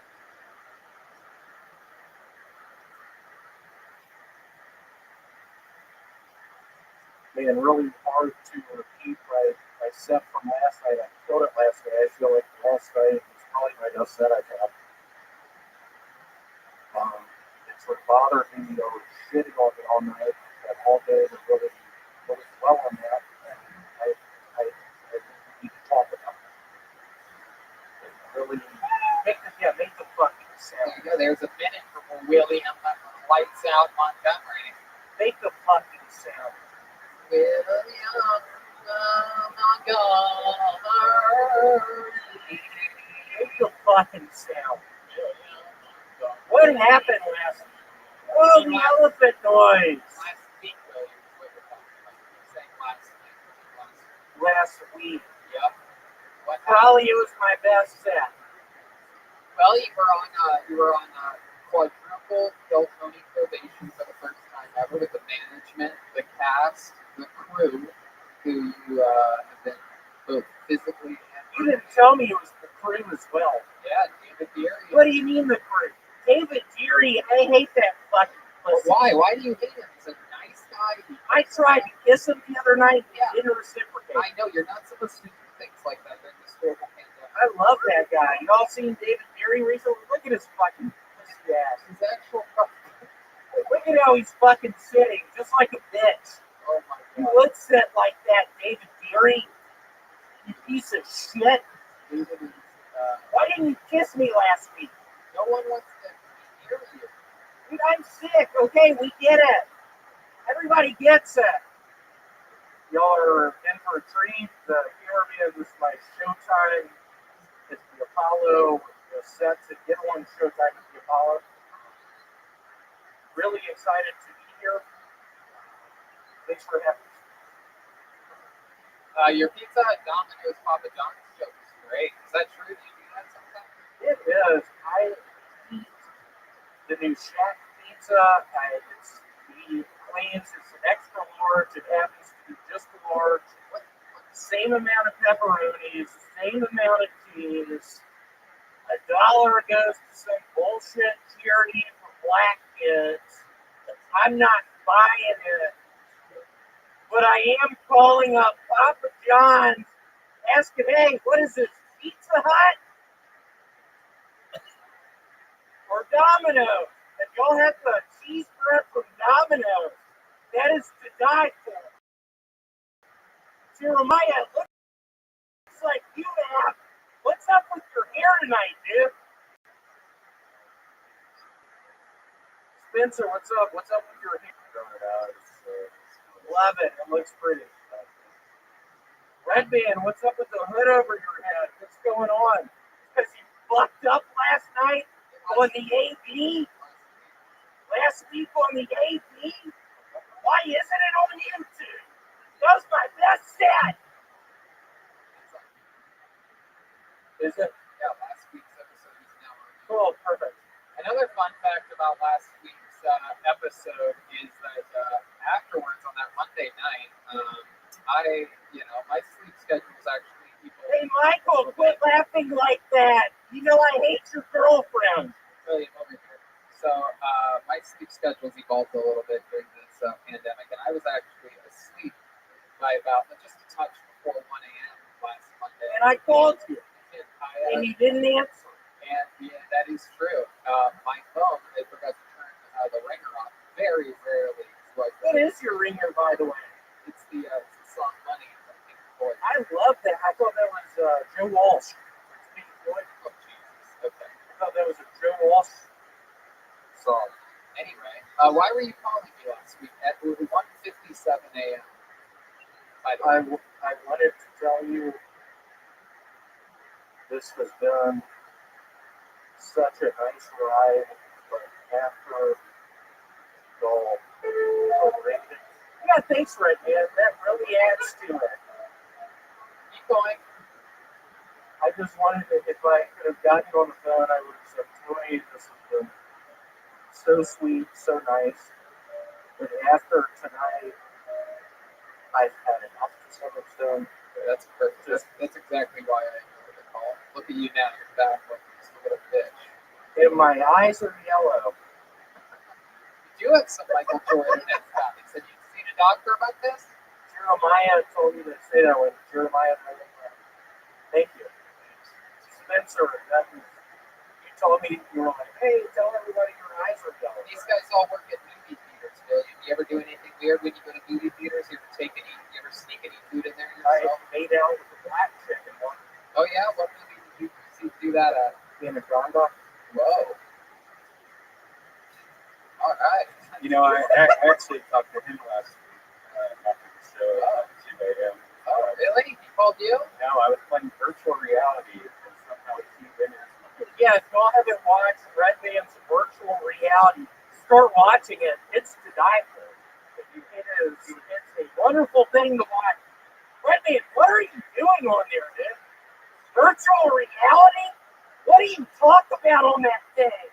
Get off of it. Get off of it. People are tired of it. I, for one, I'm tired of it. Get off the yard. You fucking with me. I know. It's Like like all in his full. mouth. It really moves when you move your mouth. It moves too. Yeah, thanks. It cost $100. Buy it from. Any more? What do you mean? There's one left. I support small businesses. Why have you been so angry lately? Like the last couple of months, like your whole set, your whole everything has been this. You're really going to call me out on that? I told you what happened. Yeah. What happened? My dog died 2 weeks ago. How did it die? His name was Scooby-Doo. I accidentally fed him poison. What kind of poison? I injected a T-bone steak with a bunch of Clorox bleach. Why did you do that? I was looking at YouTube videos and I did it and I left it on the floor. Well, what kind of YouTube video suggested that you put Clorox bleach in a T-bone and feed it to your dog? What was the video? It's a great Spencer Goodman. You want Spencer to get your back? Get my back on this. Spencer? You know William? Yeah, with somebody who doesn't have blood pressure. I love it over blood pressure. Yeah. You remember this 2 weeks ago? Do you remember that, Spencer? I mean, off the security camera off the record. Yeah. Off the record. Yeah. Did you guys kiss? That's fucked up. Spencer's 15. Whoa, William, another fucking comedian. That is the main song of Anaconda. You sit down with the well. Red did get tired of all the tight jokes and they told him the song. Good job, Red. I had your attention. Okay, all right, everybody's alive. With William, a big soundboard. okay, guys, settle down over here. Yeah, stop. This is the best. All right. Keep going, William.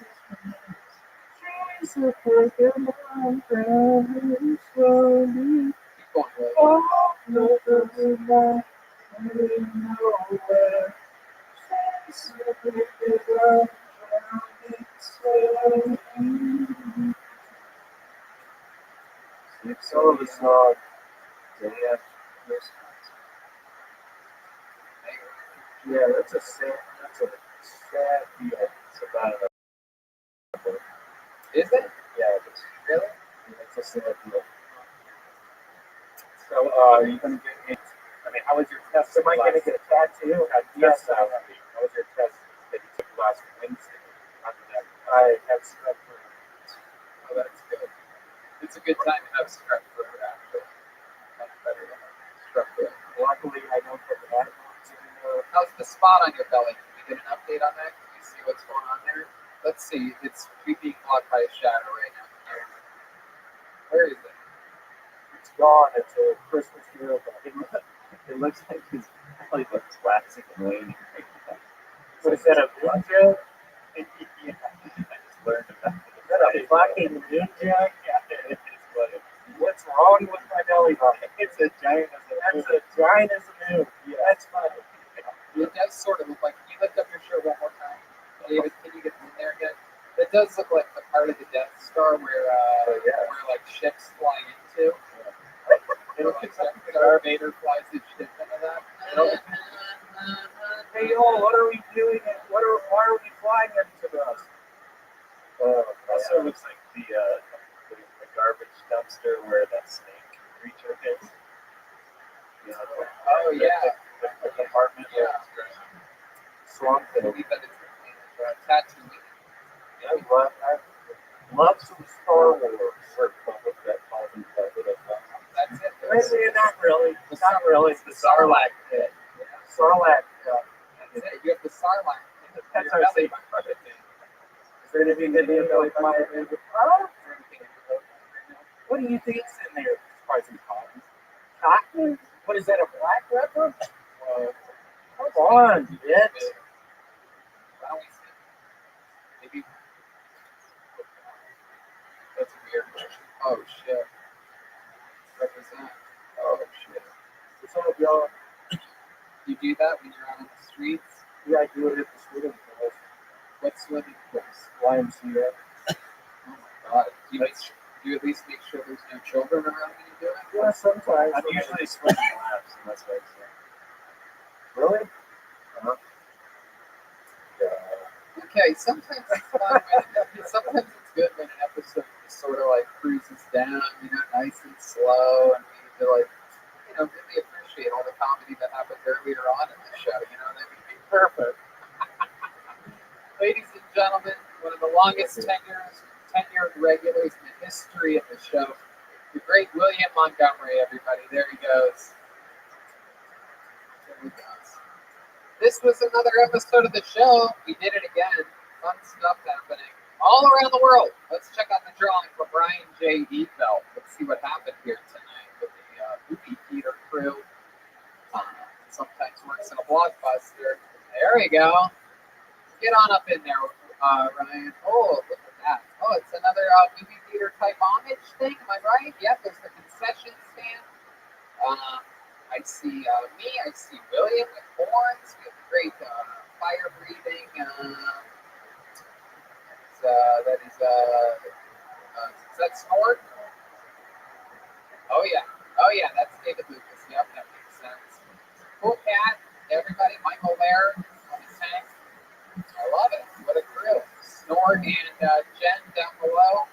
Spencer up top, slinging concessions, Chroma, eating the nacho cheese out of the dispenser. Go to RenJEvelt.com to grab a print. He also has a lot of auctions. Just saw a really cool auction new Joker. He has going on right now. Everything's at RyanJEvelt.com. Go eat a Vito's Pizza. Get your coffee from CavemanCoffeeCo.com. Get your underwear over at Shein. Hire someone in ZipRecruiter. A bunch of fun things you can do to show support for the show. Your lozenges for nicotine over at Lucy.co. So good. So good. So good. I like the cinnamon. Red Band likes the wintergreen. A bunch of other fun stuff happening. I have a Roastmaster class on my Patreon, Everything Roasting, that you might want to know. Actual tons of content, man. Jesse Joyce this week, Christina Sarah Tiana, Benji Aflalo, Dave Lucas, Donnell Rollins, Jeff Ross. Fun times. We just talked about making fun of people, so that's exciting. Red Band? Yeah, check out my virtual Red Band. And also Brian Holtzman, Dead Air, and of course Brothers in Prison, which we're doing one last week. Okay, so check that out. Oh yeah, I have a whole new merch store as well attached to my website, TonyHinchcliffe.com. Brand new shirts drawn up by the McVader. Those are mostly Roastmaster class based. There's also a cute little Hinchcliffe Redneck 2020 shirt there. I like it. Jeremiah Watkins has a new episode of Jeremiah Wonders. I'm sure of that. Tell me about it. It has Dr. Phil and the Starbucks assistant manager operating. So I thought that was last week's. Shanks and Dr. Phil's last week. What else, Jeremiah? Anything else? Jeremiah-Watkins on Minma. Thanks for the support, guys. If you're in the Tempe, Arizona area at the end of the month, I'll be doing some shows there the last week of the month on Thursday. There you go. Tempe, Arizona. Yeah, and if you're on YouTube right now, head over to youtube.com/JeremiahWatkins and hit that subscribe button. There you go. Also hit subscribe for this show if you haven't yet. Jen is actually Jesse Johnson. Quadruple J's tonight. You are Jetski Johnson on all platforms. What else, Jetski? That's it, at Jetski Johnson. Thanks, guys. Chroma Chris. It's Chroma Chris. I missed anything tonight, Chroma? No, just checking out the Baby Boys on Spotify. That's right. Baby Boys on Spotify. THEBABYBOYS. And then, of course, the great Joel Bennett is here. Believe it or not, that was short the entire time. I know, it's shocking. But go ahead, Joel Berg. You have a new episode of Mostly Sorry, which is also your name on all social media platforms. Yeah, you gave it here. We are an American treasure. That's right. I absolutely love it. Are we missing anything? That's pretty much it. Thanks a lot, guys. Good night, everybody. Oh, thank you to everybody out on the patio that came tonight to the Comedy Store. We are streaming the show out there. Hey, Charlie from Vito's for the CD. We'll be back next Monday with another episode of Kill Tony Live.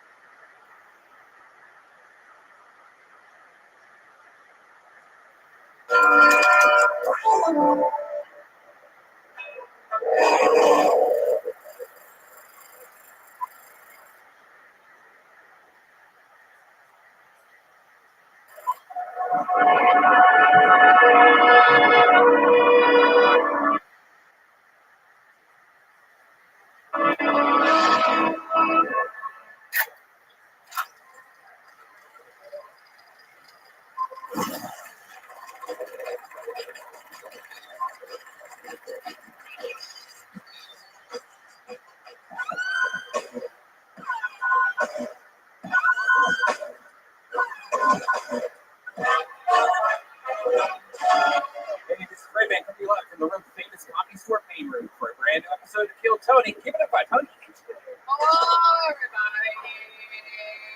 We're here. Another episode of Kill Tony Live from the Comedy Store. Welcome, Brian. Good to be here. We're both wearing black. Good to be here at the world famous Comedy Store, live on the Sunset Strip. Speaking of strip, the great Ryan G. Ebelt is here. This guy knows how to strip down a piece of paper and turn it into an amazing piece of art. He draws every single episode. He's drawing tonight's episode. All those prints are available at RyanJEbelt.com. Follow him on social media. He's also been doing auctions, things like that. Incredible stuff as he made. Every tour poster, every episode of the show, every guest that's ever been on, he's drawn it. RyanJEbelt.com, including the Kill Tony books, a couple Kill Tony shirts, some really cool stuff over there. RyanJEbelt.com. We're at the Comedy Store. Things are happening here. Everyone shows up the window, on the patio. Things are happening here. The momentum is once again rebuilding at the store. Excited for a big up-and-coming return here and other big things happening. But you know what? Before we start tonight's episode, let's get a word. You know, you love the show, and the only way to support us is by supporting our amazing sponsors. And here's a little bit more about tonight's incredible, lovely sponsors. Things are challenging these days. Seeing a doctor shouldn't be. That's why I used PlushCare. PlushCare provides primary and urgent health care through virtual appointments. And scheduling an appointment, even for the same day, is really easy. I just pick a slot that works for me and book online. So I don't waste time on hold or sitting in crowded waiting rooms. With my PlushCare membership, I can see my doctor from the comfort of my own home, even in my PJs. I can get diagnosed, treated, and even have a prescription sent to my local pharmacy if needed, all within minutes. And if I have questions before or after my visit, I can send unlimited messages to my care team anytime. Plus, PlushCare accepts most major insurance carriers and is available in all 50 states. And with how difficult things are, if you're feeling anxious, depressed, or stressed about what's going on in the world, and who isn't, PlushCare doctors are here to help, and help by discussing treatment options and providing prescriptions as needed. You know, where I live, it's really hard to get a doctor. Sometimes you have to wait almost a month just for something basic. It was so nice being able to just fill out a couple questions of the PlushCare app, and it was really easy to sign up. It was really easy to schedule an appointment, and I felt very confident with the doctor that I was given. All PlushCare doctors graduated from one of the top 50 medical schools in the U.S. and are highly rated by their patients. That gives me peace of mind that I'm getting the highest quality health care. PlushCare makes it easy for me to get the excellent care I need when I need it. They can do the same for you. Start your membership today. Go to plushcare.com/Tony to start your free 30-day trial. That's PlushCare.com/Tony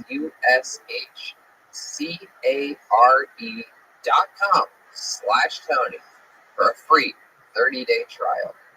You need to see a doctor? Do it online. Make it easy. Plushcare.com/Tony. Hiring can be difficult. And if you're an employer, you probably experience hiring challenges from time to time, but right now you face even more challenges. From rethinking your workplace safety to hiring employees for specialized roles. Matson Resources could relate. They needed to hire a seasoned senior Citrix administrator to provide IT support. Not an easy job to fill. So they turned to ZipRecruiter. ZipRecruiter's powerful matching technology finds people with the right skills and experience for your job. In fact, 4 out of 5 employers who post on ZipRecruiter get a quality candidate within the first day. That's how Matson Resources found Peter Alcantar Jr. Peter was laid off during COVID-19 and needed to find another IT job quickly to continue paying his mortgage and bills. He posted his resume on ZipRecruiter. ZipRecruiter identified him as a great match for the role at Madison Resources, and they interviewed and hired Peter in less than 3 weeks. ZipRecruiter helped Peter find the right job, and they helped Madison find the right person for a hard-to-fill role fast. And you can see how ZipRecruiter can help you hire. Try it now for free at ZipRecruiter.com/KillTony. That's ZipRecruiter.com/KillTony. ZipRecruiter, the smartest way to hire. And we're back live on Kill Tony. This is very, very exciting. I'm especially excited about tonight's show because we do have a guest. This young man's been on the show many times. This is truly, just like me, one of the top young rising comedians in the world. Multiple specials, multiple albums. He's a freak of nature. Another comedian that I started with and I can't wait to hang out with. Here tonight on the show, once again, it's the return of the great Jamar Neighbors, everybody. Yeah, absolutely. One of my favorites on the planet, Jamar Neighbors. Hi, guys. Hello, Jamar. Thank you for having me back, Tony. Indeed, I'm glad you're back. You and I just had fun the other day. We were performing in the window here at the Comedy Store. The people out on the patio, packed patio. We did a little fucking duo. Yeah, we got it in real tough. We were like Neil Brennan and Dave Chappelle at the same time. If Neil Brennan was funny. Oh! I'm just kidding. I'm kidding, Neil. Everybody knows you're hilarious. Everybody knows Neil. Everyone knows Neil wrote all the good stuff on that show. Oh, shit. Anyway, I'm glad you're here. We're gonna have so much fun. What else? Hey, man. Hi, how you doing? You guys were awesome the other day. Thank you, man. I like the microphone, man. Oh, thanks, man. Yeah, you made for me and Tony. Some My Little Pony shit. Right. Fuck with that. Yeah, that's my Indeed. We're gonna have fun tonight, Jamar. I'm sure you remember. It's been a little while, but you remember there's a band on this show. Right. Every single episode, they commit to being different characters. We never know what they're going to be before the show. We never know what songs they're going to play. We don't ever know anything about them. Let's all find out what they are tonight, because they are the best damn band in the land. It's the Kill Tony Band. Jeremiah Watkins, Corbin Meadows, Jetsky, Jesse Johnson, and Roma Chris. Here we go. Oh, this is interesting. Whoa, we know these guys. Oh my goodness. They are Rastafarians. Oh my God. This guy just hit a hit of a ball out here. This is incredible. Wow. We have the rope snake guy. Very, very famous character in the show's past. How are you, rope snake guy? It's Skeeter from the island. Catalina Island. You're from Catalina Island? Yeah, man. That's normally we're very rich. Do you have rich parents? Yeah, man. What do they do? They own banks. Oh, wow. Okay. How'd you end up like this? They didn't give you a lot of attention as a kid? No, I appropriate other people's culture. Wow. Very interesting. What'd you have for breakfast today? French toast crunch. Beautiful, beautiful. And behind you, we have the former leader of the NAACP, Rachel Dolezal. Rachel Dolezal. That's right. How are you, Rachel? No, man, my name's Kelsey with an I. Wow, you don't even have a Rastafarian accent at all. No, man. You're just. I'm just having fun. I love it. You're high. How much weed did you smoke today? I don't even know, man. I don't know numbers anymore. Very exciting. And then clearly next to you, there is a white man wearing a Rastafarian hat with a wig attached. No, I also have an accent, man. Oh, wow. What's your name? Name's Rocco. Why? Rocco from the streets, man. Okay, Rocco. And then here we have another beautiful girl. This is a beautiful. What's your name, young lady? My name's Ethan, man. Oh, wow. Oh, Ethan. Yeah, and I think it's actually CBD, but don't tell anybody. I'm trying to be cool, man. Wow, what does CBD stand for? Can't be done. Wow, very good, Ethan. Can't be done. I'm excited that the Rastafarians are here. We're going to have that trophy. The old Rastafarian ring shot tonight. I'm sure we're going to hear that a lot. I'm excited. Let's just jump right into it. We have a bucket filled with comedians' names. Well, it's not really filled.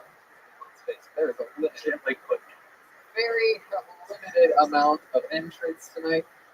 But before we go to the bucket, why don't we get things kick-started with an absolute icon here on Keltoni, a guy that everybody knows, a guy that everybody loves, and also some people hate, but I love him, and I refuse to let the naysayers say that he shouldn't be part of the show any longer.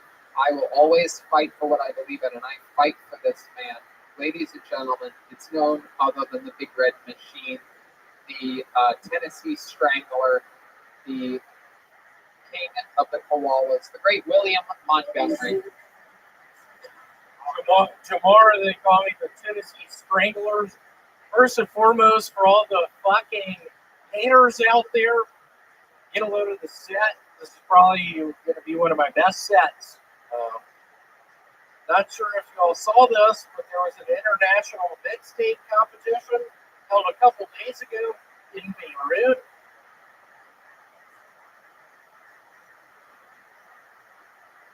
The social distancing has really hurt the clown car industry.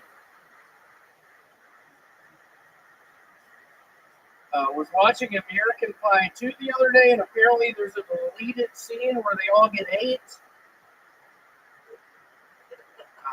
When the credits roll, the first 24 names are Jewish. Director, producer, writer, hairdresser, dog handler, the dog.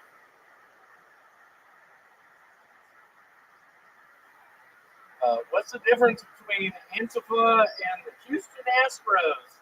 Nothing. They both steal signs and come from a hellhole. Wait, who does? What was that? The Astros and who? And Antifa. What? Antifa? Antifa is how it's pronounced. They both steal signs and come from a hellhole. Oh, yeah. Feel alright. Everybody knows. What up?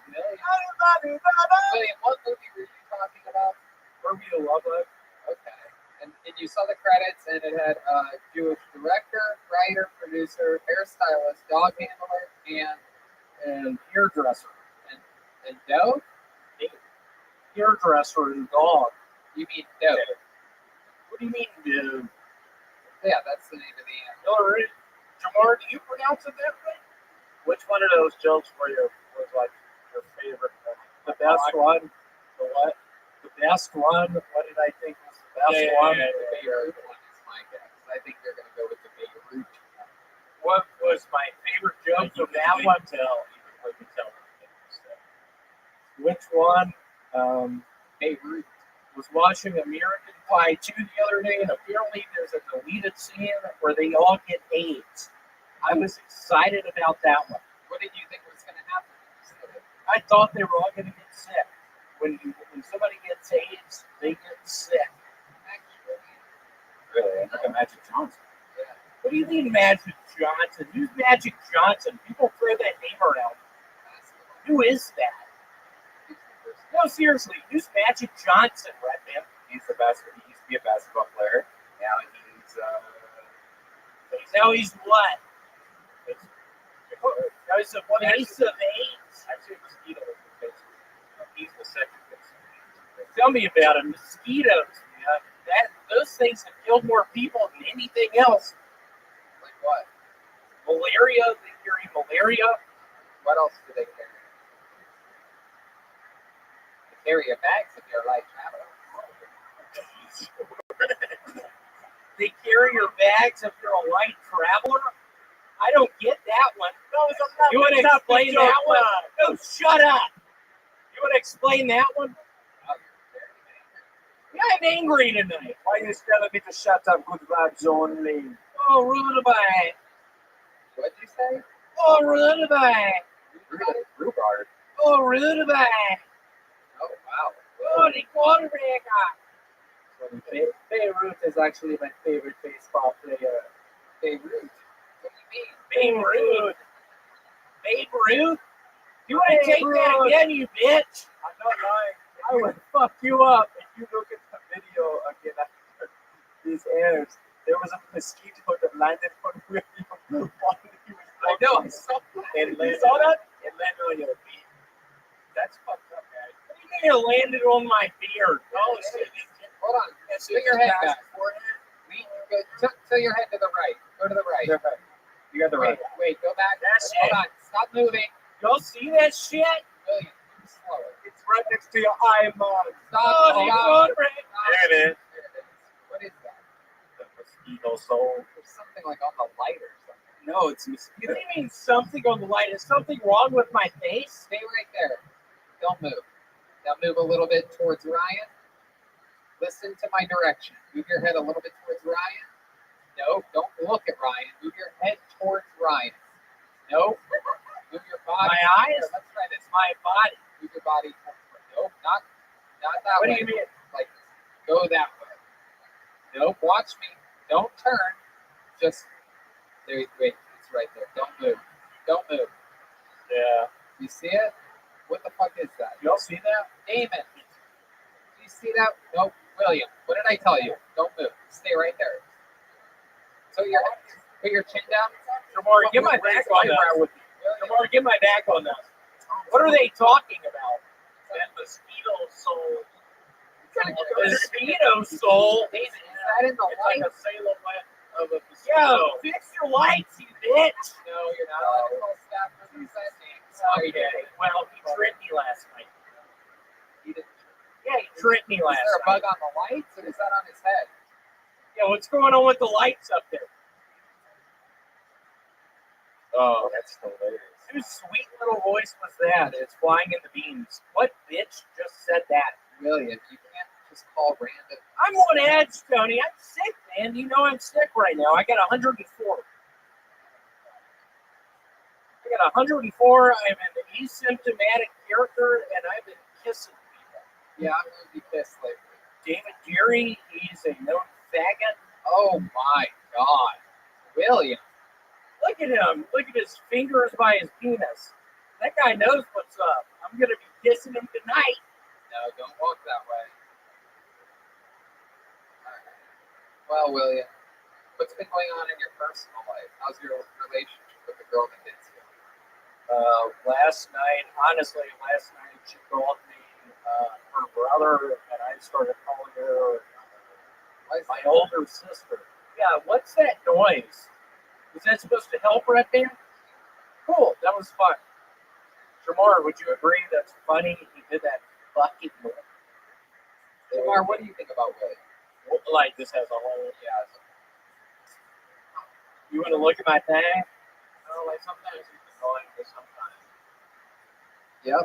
No, I agree. I think That's exactly right. I think 100% I would agree with that. Is that it, Jamar? But that came. Is that really what you're going to say? It's so I bizarre. told you that shit every time I see you. I know, and I hear it. Yeah, so I hear it. And we're in quarantine. What do you do like when you're gone? I am skating around the Eastgate shopping mall in Memphis. I love that. I love that peanut butter colored T-shirt you're wearing. It's It's more of a burnt orange. a lot of people wearing pumpkin pie this time of the year. Pumpkin pie. What did you call it? A peanut butter color? It's more of a. Did you really call it that? Yeah, I did. Would you agree with that, Jamar? What would you call this one? Rusted orange pumpkin pie. orange juice left out for a week. Pumpkin spice. Flint, Michigan water. Flint, Michigan water. Why are y'all all teaming up against me? It looks like You're you're a bitch. lost on the floor in lava. Why are y'all teaming up against me? It looks like a beautiful chef, man. What's going on here? Why is this happening? Look at Lucas. Yeah, but if you suffered serious injury, What do you mean? You're on me. you're seasoned like little bitches. Look at you. You're getting roasted by the Lance Armstrong. What do yours look like? One's broken. It still looks better than those. Well, your Oriental girlfriend, when she was sucking your dick in the Oriental, her knees look good. We're not going to go down this road again. Keep going. Your girlfriend looks Oriental because she's crying all the time. Oh, perfect. Yeah. Why did that get there? What happened there? Lit William up. Damn, Red. You just got lit the Why'd you do that to me, Red Man? Damn, why'd you do that to me? Jamar, I've been thinking about holding the microphone this way. Do you like it? All right, there goes William Montgomery, everybody. There he goes. Another solid week with William. One love. Let's get together and feel all right. All right, the show has begun. William has begun it. It has been begun. And he is begun. I love you, William.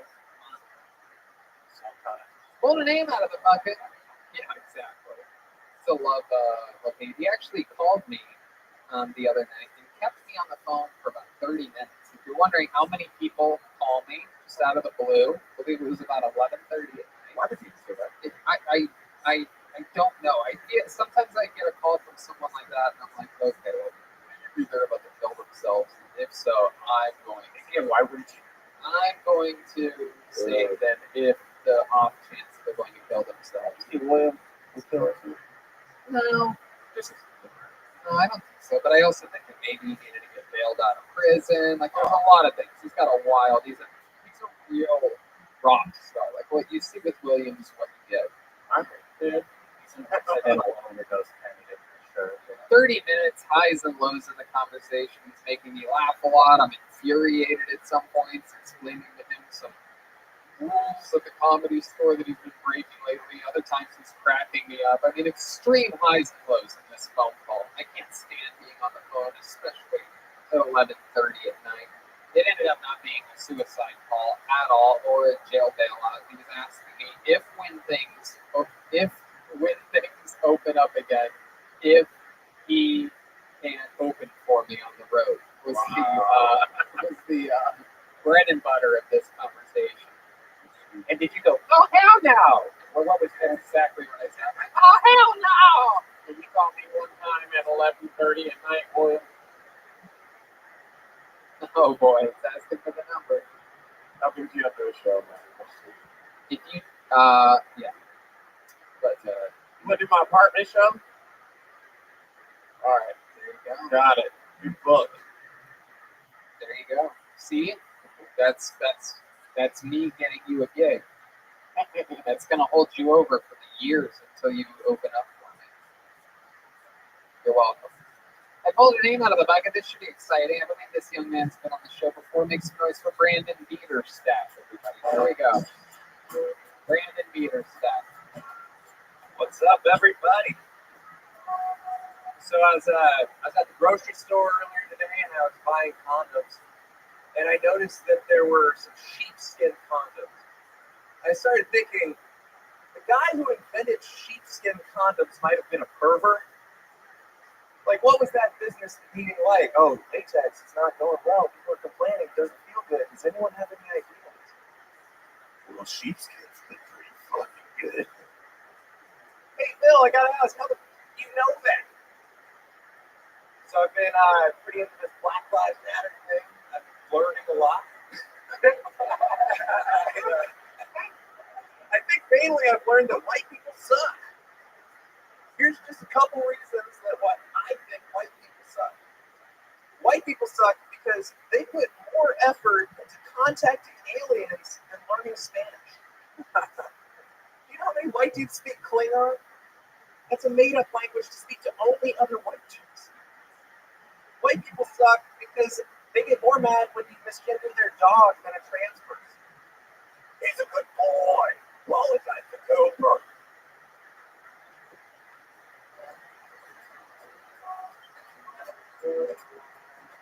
Hey, every little thing is gonna be alright. Welcome to the show, Brandon Peterstaff. Where are you originally from? I'm from a small town in Iowa. What's the name of the small town? Newton, Iowa. How long have you lived in Los Angeles? 5 years. How far east of La Brea do you live? Very far east. I'm right in Chinatown. Right. As you would expect. So that's about 15, 20 minutes east of La Brea for those of you that don't know your Los Angeles landscape. I could tell because that's what someone who wrote a joke about learning a lot from Black Lives Matter would be from. That's actually what it would be. People between La Brea and La Cienega Is would that, not is that street changed now? Like recently, it seems like it's kind of down. Comedy Store legend, I just want to wave to him and say hello. The great Argus Hamilton Hey, Argus. popping his head through the door. Hello, sir. Good to see you. We're doing an episode of Caltoni here. Argus is a legend, record holder for most appearances all time on The Tonight Show as a comedian, and a great uncle to us all. And wearing Steve Martin's jacket. Ooh. It is awesome. He is a rock star. It's not dirty, no nothing. He ain't still no spaghetti sauce on it. Nope, he keeps it clean. Thank you so much, Argus. I love it. Just performed through the glass. I love it. We're doing it. Hey, whatever it takes for us to. It's crazy, right? I know. That's why I've just been blowing dudes to get paid for money. We love you, Argus. Thank you. Follow him on social media. Some say that jacket's actually black, and that's just a bunch of cooking. Okay, Red Band. This is going well. What's his name? Peter Snack. Peter Stack. Peter, what'd you say about white people be doing what? White people put more effort into contacting aliens than learning Spanish. And is that because you do these things? It is so like does that go for you too? That's a great point. I am a white person. Do you put more effort in contacting aliens? Actually, and I don't believe that. So I am an observant of my fellow whites. Oh, So you're just criticizing what very few white people do and making. Oh, bullshit. There are plenty of whites that are obsessed with aliens, honey. I thought you were being real. I'm actually not saying Red Band, if you're gonna burp, please like don't turn your head in my direction and burp. It's like very bizarre to do that. Just all of that way. And really just like burping. I didn't regularly, breathe out yet. Like you're at home. I think it's a difference too. Very We're in bizarre. Los Angeles, so there are white people who speak Spanish here. But I'm from Iowa, where there's 2 dudes who speak Spanish and not well. And I'm one of them. You should always wear a silver jacket. That's exactly what I was going to say. It's so funny you mentioned it. Those were going to be the next words out of my mouth. I picture a silver jacket and you just fucking soul water. Have you thought about this at all? No, but I will never perform again without one. What's your sex life like? I haven't been laid in almost a year, but this weekend I'm gonna get laid a bunch. How do you know that? I'm going to like a quarantine fuck shack thing. Where is this at? It's here. I thought you said Black Lives Matter 2 seconds ago. What the fuck? Only white people allowed? You don't want him to ruin all that pussy before you have it. I have more to learn. Tell us about this fuck shack. Oh, it's Starting with the on answer. Airbnb. If you guys want the link to it later, it's $130 a night. It's one of the better fuck shacks in Victorville, which is close to Big Bear, but not in Big Bear. Hold on. This is weird. This is real shit. I've actually heard this from somebody that we all know pretty well that they go to. I want to hear more about this. Let's hear more about this. Keep going. Tell us more. Have you done this before? It's been years. Yeah. It's been a year since you've done an Airbnb fuck shack. No, I used to have regular sex, but now it's kind of one of those things where like I had to get tested yesterday to convince this girl to fuck me. Like it's a different time So you had to convince a girl who's going to be at the fuck shack. to go to the fuck shack. Well, the fuck shack is a little place where we can fuck together. In the fuck shack, baby. It's the fuck shack, baby. Okay. Are there going to be, so you have to convince the girl to go with you to the fuck shack? Are there other bitches at this fuck shack? And why would she make you get tested? You seem like you could have naked, like you would cure STDs if you fucked somebody. I didn't have to get tested for STDs. Oh, would you have to get tested? Corona, COVID. Oh, yeah. Jesus, that's so dumb. You could totally catch corona before that. I agree, but you can also cure most STDs and those. So you have to bring a girl to this fuck shack in order to come, and that's why you're asking her? That was porn. You'd have to get tested for STDs before going to a fuck shack. No, that's not. It's like BYOB type shit. It's pretty much like all the massage parlors that used to be fuck shacks. During the quarantine, they all got together, rented Airbnbs. So there's going to be a mega Asian bitches there. It's gonna be one chick. I'm just worried. What's the ethnicity of the girl that you're interested in having sex with? Well, this one's gotta be white. Have you ever been with any other type of woman? I've been with one black chick. Yeah, really? Was it? Hispanic. Did she rape you, or like how did that happen? Did you romance a black woman? I cannot picture this for the life of me. She, out of any girl I've ever been with, is the one who like freaked out the most to find out that Melly had a ring. Like black chicks aren't down with that. Wait a second. Oh, you have a belly button ring? No, I got it pierced when I was like 7. Do you have a tribal tattoo around? No, that'd be gay. So is it still pierced? It's actually harder to take out than keep it. You named it here. You got that shit in right now? Yeah, Let me see this shit. you're trying to be at the fuck shack. You're trying to get me. We got to see Let the me belly see your button. dumb belly button ring. Oh wow, he's very high on button. Oh, This there's is by far the fattest I've ever been. It's okay. We know. We can tell through the shit. What the fuck? Oh, here we go. Oh my God. This nigga got a. This is This nigga look like Shakira. Shakira in the house. Oh my God. No. Please leave it unbuttoned. This is incredible. And they got hair tangled in it. Oh my God. You're so hairy. And that is like a two. For those of you just listening to the podcast, there's like a gem at the bottom and a gem at the top. I'm stunned.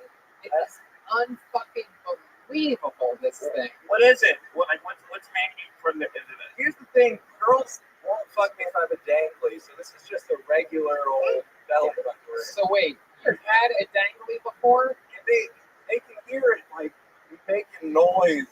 Oh. So Girls won't fuck me if I have a dangly because some my two girls so tangly when I'm going down on that girl. I'm going down, I get down. Thank you. That shit look like a stink. Yeah, it looks like there's a dream Oh, picture in the middle of it. Does that still have the price tag on it for Forever 21? It is so bizarre. Do you do that to be funny? Like, why do you still have that? Why do you do that? Why? Is it to be funny? You type of lips to it? It's not from a cereal. You only do it for the laughs, right? Yeah. Does it make you feel good in any way? I feel less homophobic than Let's go. Let me wear that shit. How homophobic were you before? Clearly not like that.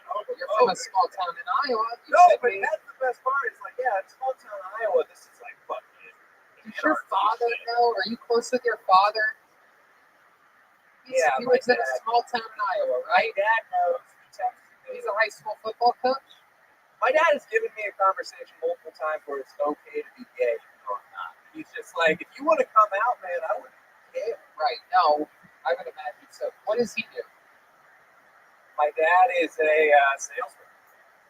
What, is he really? Yeah, he's always been a salesman. He switched jobs, but What was that? selling shit. What was, So belly button piercings. They got them. I'd have a nicer one, probably. How many different belly button attachments do you have? 7 or 8. 7 or 8? Oh my god, you're like a video game character. Is that your present? No. Like I said, the girls don't like the pretty ones. But my favorite one. What is that then? I see it sparkling like They a all case memory. sparkle. They don't sell non-sparkle. Or could have a black one in there or For something. those Those of you cool. just joined the show, this guy has a belly button piercing. For those of you that have been watching the whole time, it's still there. He still has it. How long have you had this for? 9 years. 9 years.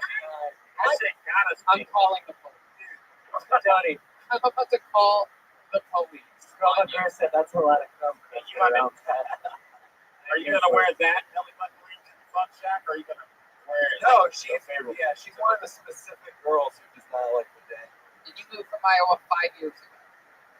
Yeah, Has your father ever seen your belly button piercing? he saw it the first day. Yeah. What did he say? He said, "Do not get another piercing without telling me." Where else could you even get pierced? It would be that His offensive. nipples. Obviously, I was done. It was a one and done. I'm not gonna So ask the you. only piercing you've ever had in your life was your belly button. What made you do that? I think it's funny. It was 9 years ago. It seemed kind of funny. You didn't do that because it was funny. 9 years later, you still think it's funny. What? It is kind of funny. It is funny. It is funny. That is funny. It's like a middle joke, though. Hey, no, I'm telling you, I think it's funny. I don't pull it out in sets almost ever. Interviews, it comes up more often. Let me ask you this: what else have you done like that? That's funny. Like, what else have you done? In high school, if people would cheer my name, I would eat bugs. What kind of bugs would you eat? The most famous, notorious branded bug eating situation was in front of the whole football crowd. Someone had caught a giant praying mantis, and they all cheered my name. I ate the Lord's Son. I didn't thought about it. That's crazy. But yeah, honestly, I know you guys probably think that would make me the loser, but Still talking about that shit, dude. No, I love it. Are you in the yearbook? Well, as what? School shooter. I eat praying mantises. So this Fun Shack, there's going to be one girl there that you really want. How long have you been communicating with this girl that you're looking forward to having sex with this weekend? She's my ex. So How long did you guys date for? a year. How long have you been broken up for? Almost 2. And how long have you been communicating about going to the Fun Shack? 3 weeks because we fucked So like it's been- 3 weeks ago. Oh, hey, I just asked you how long it's been since you had sex. You said a year ago. We had It's gonna be mine. it had been a year since that 3 weeks, and then I convinced the girl to go to Fuck Shack Where did you fuck her 3 weeks ago? at my buddy's house Where in your brother's house? on Their bed. Was your buddy there? no, he was out of town. He said I could stay there to watch his dogs. And, Okay. And you brought a girl over your ex, and you guys had sex with the dogs in the room with you? Were the dogs there? no, actually, I wouldn't let them be in the room. They're big dogs. Were they corn dogs? They were not corn dogs. They about 2 feet long? Were they breaded on the outside? Okay. Iowa State Fair. Thoroughbred. So how many people do you think are going to be at the Fuck Shack? I think It's gonna be, pronounced Shake Shack. Look at it. It's a big hit event. It's gonna be a romantic. So it's just 2 people. So I'm gonna fuck it, and that's the plan. are there other people that are going to be there? No. Oh, I thought No, you said I don't know. Fuck Shack, And and that's a known thing that people have, like fuck parties and these Airbnb. I'm actually. It's a Fuck Shack, baby. I thought that was more of an instant song. Please, Get your belly button pierced at the Fuck Shack. All right, I can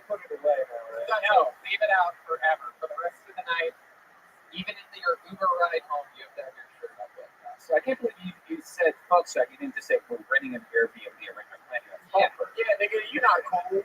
No, I have a belly. My buddy was No.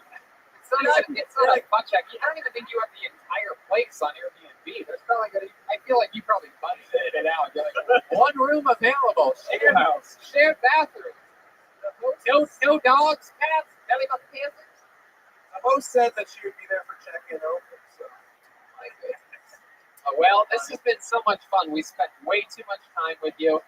In 7 years, over 2,000 people pulled out of this bucket. You are the first male with a belly button piercing. We squeezed all we could out of you. Brandon Peterson, everybody. There he goes. Holy shit. Holy shit. Incredible. My mind is blown. Josh, have you ever seen anything like that in your whole life? It's a real hairy belly button. Freeze had one. Really? Yeah. Yeah, but Cisco probably had one too. Yeah, Cisco had one. guys that can like pour water on themselves and be attractive to women can get away with it. But Brandon Peterson, He was literally a vacuum. Whatever that means. I'll tell you, this next comedian definitely does not have his belly button pierced. I can pretty much damn well guarantee that. This guy is a tough guy, a tough cookie, he's a roast god, he's a great joke writer, great comedian. Ladies and gentlemen, it's David Lucas. They see me rolling. It's David Lucas. I think eating ass is a guy that needs a place to live. But due to boredom, my girl convinced me to eat her ass during quarantine. It was cool. The shit was like licking on a kneecap. Booty holes and kneecap got the same type of skin. But while I was eating her ass, can you believe that this bitch farted 4 years down the drain over a poop? That bitch had me Mexican food earlier. Felt like I got pepper spray. That shit was spicy as fuck. Like, bitch, I've been pepper spray, and pepper spray was better. Black people stopped being valuable to white people after Eli Whitney invented the cotton gin. After they made something that could pick cotton faster than us, they had no more need for us. Hey! Rabbi shaking his head. Yeah. There you go. Eating ass in the corner. You didn't like that, Rabbi? I'll be the white person for it. Did you really eat this girl's ass? Like, you don't like eating them? I don't think I did. There was an ass and a fart in this 60 seconds. We're going to let our correspondent Red Bay take over. Oh, 2 fart noises. Whoa. 2 farts. The Cardinals. You don't like eating ass? You like eating pussy? Only time I ate ass is by accident because the ass is only an inch away from the bottom of the pussy. I mean, that's not how it works. That's the only time when I've been drunk and I'm eating pussy wildly in my tongue. David accidentally eats anything that's an inch away from anything. Her pussy's not like a little hole. It's like this thing you have to kind of open up and get in there. How can you? Some bitches got outer, like some bitches' pussies are inverted. Okay. Some of them are hangers, some of them are bangers. That's what I always say. I'm scared of big clips Yeah, why are you scared of because I don't know that we should be big. You know? Wait, say that again? Because I be having like strange feelings in my head, like this bitch get a dick cut off and get her shit tough. Whoa, you're that afraid of being with someone that used to have a dick? Big clip. Big Clay's one of my favorite rappers. I mean, if I fuck a trans, what do you call Transgender. I mean, trans, what do you call It's it? trans. You had it in trans. No need to add anything more. If I fuck a trans, they want it to be known up front, not me discovering It was joy. So what would happen? What do you think would happen if you were with a woman and let's say she's like, fuck me, and you walk in and she says that she's already bent over and you fuck her and then like you're like, all right, I want to see you, and you flip her over and there's just a giant coffin. So what would happen then? Yeah, I get charged with a hate crime. For real? What do you think you would do? Your first move is the punch? I'm probably gonna swear up the kid in the seat. Seriously, like if you came and then you found If out, I came, I'm a very guy. Really? Hell So yeah. you'd be more mad if you came than if Yes, you didn't? especially if the pussy was good. Okay, let me ask you this. Hold on, everybody. I can't believe you made me Hold come. on. It's not Let me ask you this. So let's say you fuck this girl, right? Or whatever, right? And you have sex and you come on, say, her back, right? And then, but she like doesn't even roll over, right? And you're just sort of hanging and then you get excited again. Maybe she says something, right, that turns you on and you start fucking her again, right? And then let's say you come again, right? You pull out, shoot on her back again, right? You lay down for a bit. You can't even believe it. 15 minutes later, you get hard again. You start fucking her again. You come again. Would you be more mad coming 3 times, coming once, coming twice, or coming twice? When does it become like, you know what, I fell in love with you on the 3rd time? I don't feel like that would happen to me, but let's say hypothetically. Oh, I think it would. You drink me, you dick fixing. So the thing is, if I'm a fucking girl and she got a dick, that means I don't know her because I'm gonna definitely use a condom. But if I know the girl like 24 hours, I don't use a condom. Wait, 24 hours is the limit? Yeah, because I ask a lot of questions. 24 hours, and you're like, all right, you passed the questionnaire. Condoms are out the window. how do you ask me?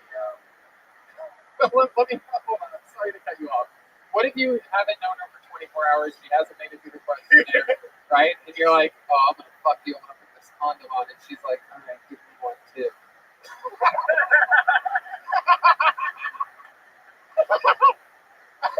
Would you stop there, or would you just pretend like you didn't hear it? I'm gonna stop and DDT that bitch.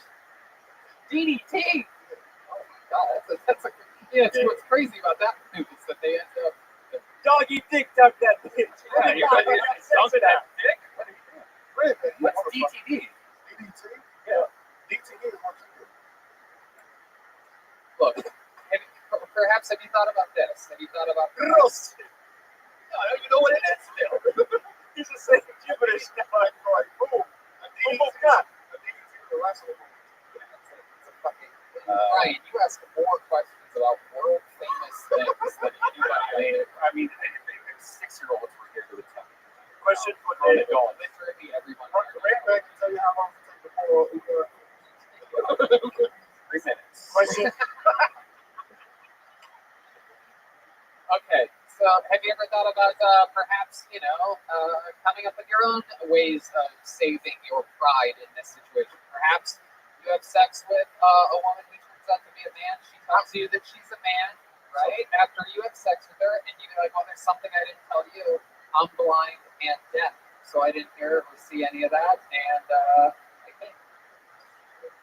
I will say this about 3 years ago, or 3 or 4 years ago, when I first got on All Def Digital, a tranny did hit me up, but the bit was so bad, I didn't know she was a tranny. And she worked for the airline, so we almost literally like hooked up. But it was like 2 weeks before she was about to get my ticket, and she's like, I gotta tell you something. I was born a man. Oh. Damn. Oh. What airline? Transcontinental? I think it did work on my last time. Oriental Air. What would you guys do if you fucked a girl, and then afterwards you came and everything? She said like, "Hey, just be a guy." What would you guys do? I'd be like, "Oh, you got." Call her the next day. Redman's gonna order Uber Eats. Hey, you want some noodles or rice? You gonna still talk to me? You're gonna order Uber Eats, Postmates, DoorDash. You order. So you're asking if a girl was like, If you fucked her and then you came and then she said afterwards, what would you guys do? I'd be like,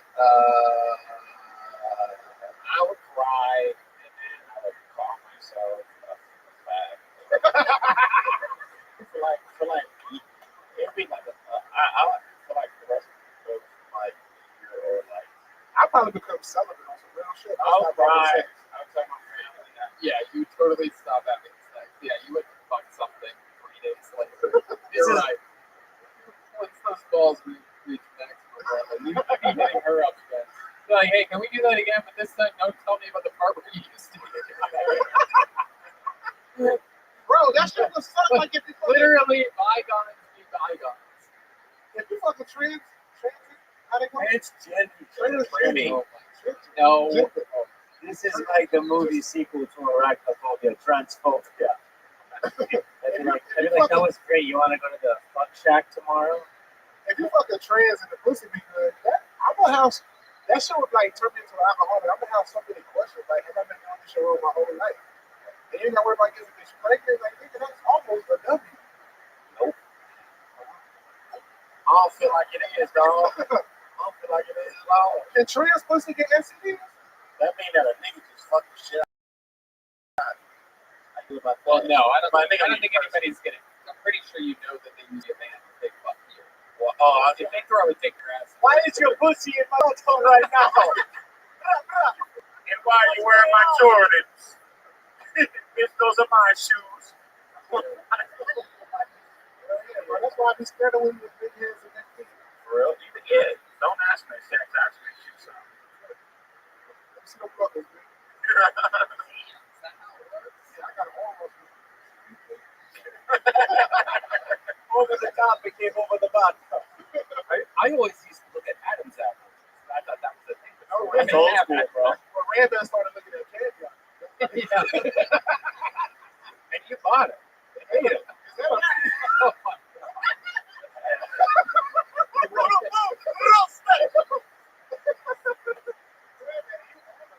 Oh my God. Well, this has been a lot of fun. hell yeah? You just had a nigga with a belly button ring. Yeah. God damn, he look like somebody I picked on in high school. Really? If a nigga ate a bun, I'm thinking, hey, let him have that break. Why would you beat his ass? That's hilarious. Bro, Not even a tramp. because that's what kids need nowadays. They need to get bullied a little bit, not be a little tougher. You need to film him eat that bun, put it on YouTube, and make some money. All right.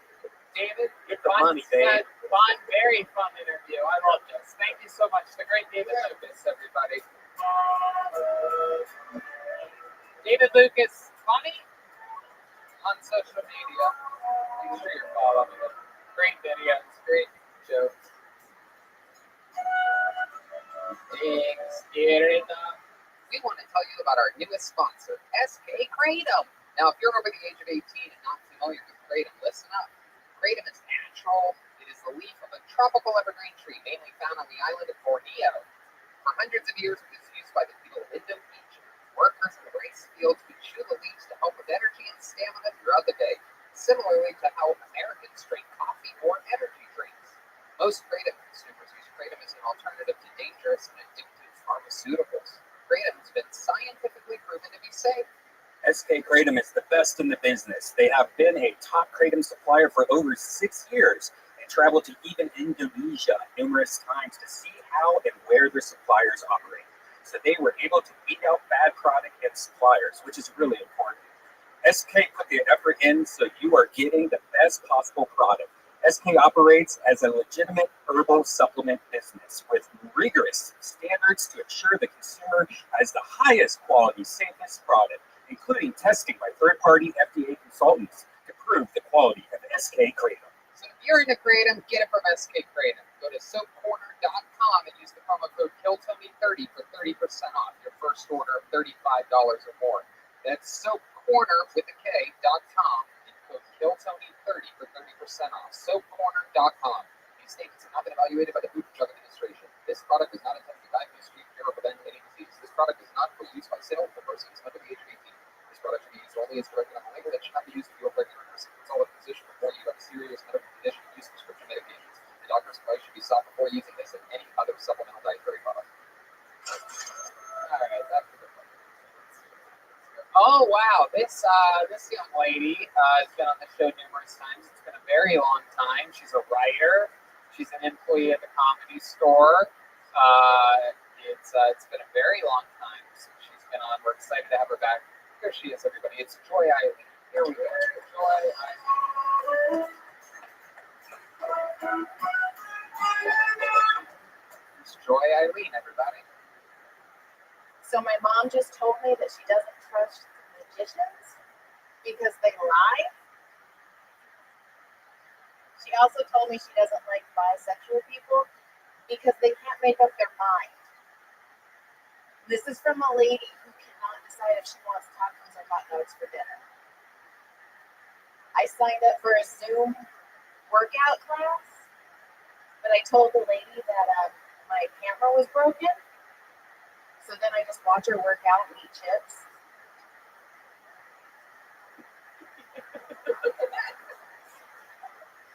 I can't watch my 600-pound life because I get saucy and think I'm hot. I cannot wait until thrift stores open again because everybody's been cleaning out their closets and dying. Let's see. I don't eat it.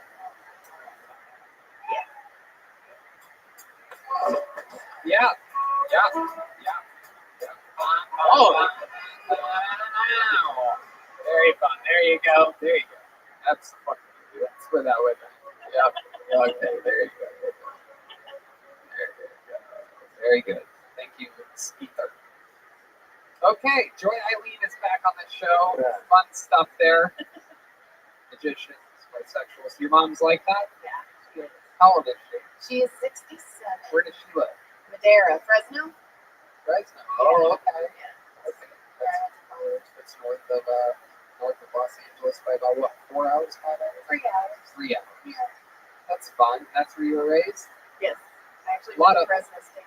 A lot of windmills up there? No. What's Fresno known for? Yes. Lots of Bulldogs. things. Yeah. Well, yeah, bulldogs, but yeah, Shark the Tart. He was a basketball coach. Oh, Yeah. Tarkisian. Yeah, he threw shit. Yeah. Yeah, he got really mad at me once because I asked one of his basketball players to break into my car Why? because I locked my keys in my car, and I was like, hey, you look like you could break into cars, and he told me not to talk to his players like that. Is it a black guy? Yeah. You look like you break in the cars? Yeah. Jamal, what do you Long think? time You're ago. a senior black guy Bad correspondent. If a white woman asked you to break into a car, You break into a car. I'm like, what do I get?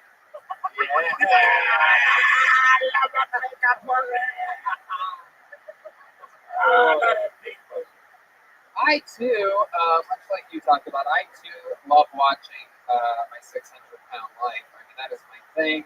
1,000-Pound Sisters. Have you seen this show? No. Unfucking believable.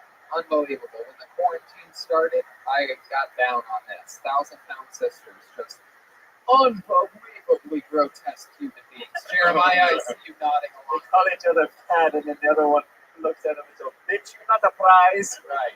Exactly. I mean, these two women are just humongous white women. Jamar, your thoughts about this? You're a senior black horse. He's a 2,000-pound white house, Yeah. and they just in the crib all day naked. Well, not naked, Oh, but very easy access. oh. I mean, clothes-wise, getting the What they do lips. for a living? But they get money somehow. Yeah, from the government, yeah. One of them can't get out of bed until she's had, I believe, 3 cans of soda. She's so addicted to soda that she has to literally drink it to get out of bed. That's the soda. They're white. It's just regular Pepsi or Coca-Cola. Are they thick or fat? They are both. Oh, They are. I'll fuck the thick part. Yes. Yes, Jamar. She's a 1,000-pound thick woman. And her big booty, 2 giant boobs to go out there. Perfect frame. How tall is she? 9 feet tall. Oh, yeah. Yeah. They don't necessarily get much working out in. The only working out that they do on 1,000-Pound Sisters or my 600-pound life is e-bikes. What is that? It's an electric bicycle. I'm just kidding. Oh, that's fun. It's a electric. Super elastic. I know what? Super hilarious the first time and the last 5, 6, 7, 8 weeks. Yeah, no, it's great. It's going to be funny for eternity. The E in e-bike stands for eternally funny. E-bike is funny. Tom and Christina just talked about it last week. Yeah, because they like electronic bike sausage. Just a bicycle with a battery. How many pounds of these girls want? None. Their show is not about losing weight. Sometimes they'll try to lose weight, and it's very easy for them to lose weight. They basically have to do nothing except like stop eating pies. So if they like take a break from eating pies, literally eating pies. If they take just a few days off of eating pies, they lose like 30 pounds because their body's so used to just pies and so much other shit. How old are these girls? I would guess probably like 30s, in their 30s. Not dead. No, they're close. They got diabetes. One of them's closer than the other. The one that's the one has a forehead that protrudes out, and the other one has two eyes that look opposite. Which one would you pick? You had the forehead. Well, I mean, that forehead is pretty intriguing. And the pie, you know what I mean? You can roll over, eat some pie. I always wondered, like if you like how they clean themselves, but like if they ever like lifted a tit up, is there just mushrooms and shit growing in Do it? they have kids? Oh, you just made Skeeter sick to his stomach, man. They got kids and shit. Boyfriends. They do have a boyfriend. There's one creepy guy that's sort of My type. yeah. Another one chained up. Oh, actually, you know what? One does have a skinny black man boyfriend that comes in once in a while. I remember that. Really? Yeah. It's incredible. It's incredible. It's just mind-boggling. You ever watch Thousand Pound Sisters? No, I've never seen that one. I love your thrift store chick. That's very accurate too. I didn't even think about that. Fortunately, like, 2 thrift stores in Burbank just closed down because you can't pay rent, but you're already making thrift store money. I guess. But somehow it will go. I never know confidence. On and off though, more off than on. You started a friend group. No, I started here. Oh, Bill okay. Tony. Yeah. Well, I did it a couple times before Kill Tony, but I bombed so fucking hard on that stage the first time I got pulled up. It was good. Yeah, it was bad. What happened? Who was here? Frank Castillo and Mike Lawrence. Yeah, it was right when Frank had won. And I got up there, and because when you first do it, you don't bomb. Right. You know, like your first set, like I feel like you bombed your first set, you wouldn't do it again. So I did it, and I had all of this fucking confidence. Fucking idiot. And I got up there, and nobody laughed. And then I made fun of Pat, and everybody laughed. And they were like, you can leave now. Fucking leave.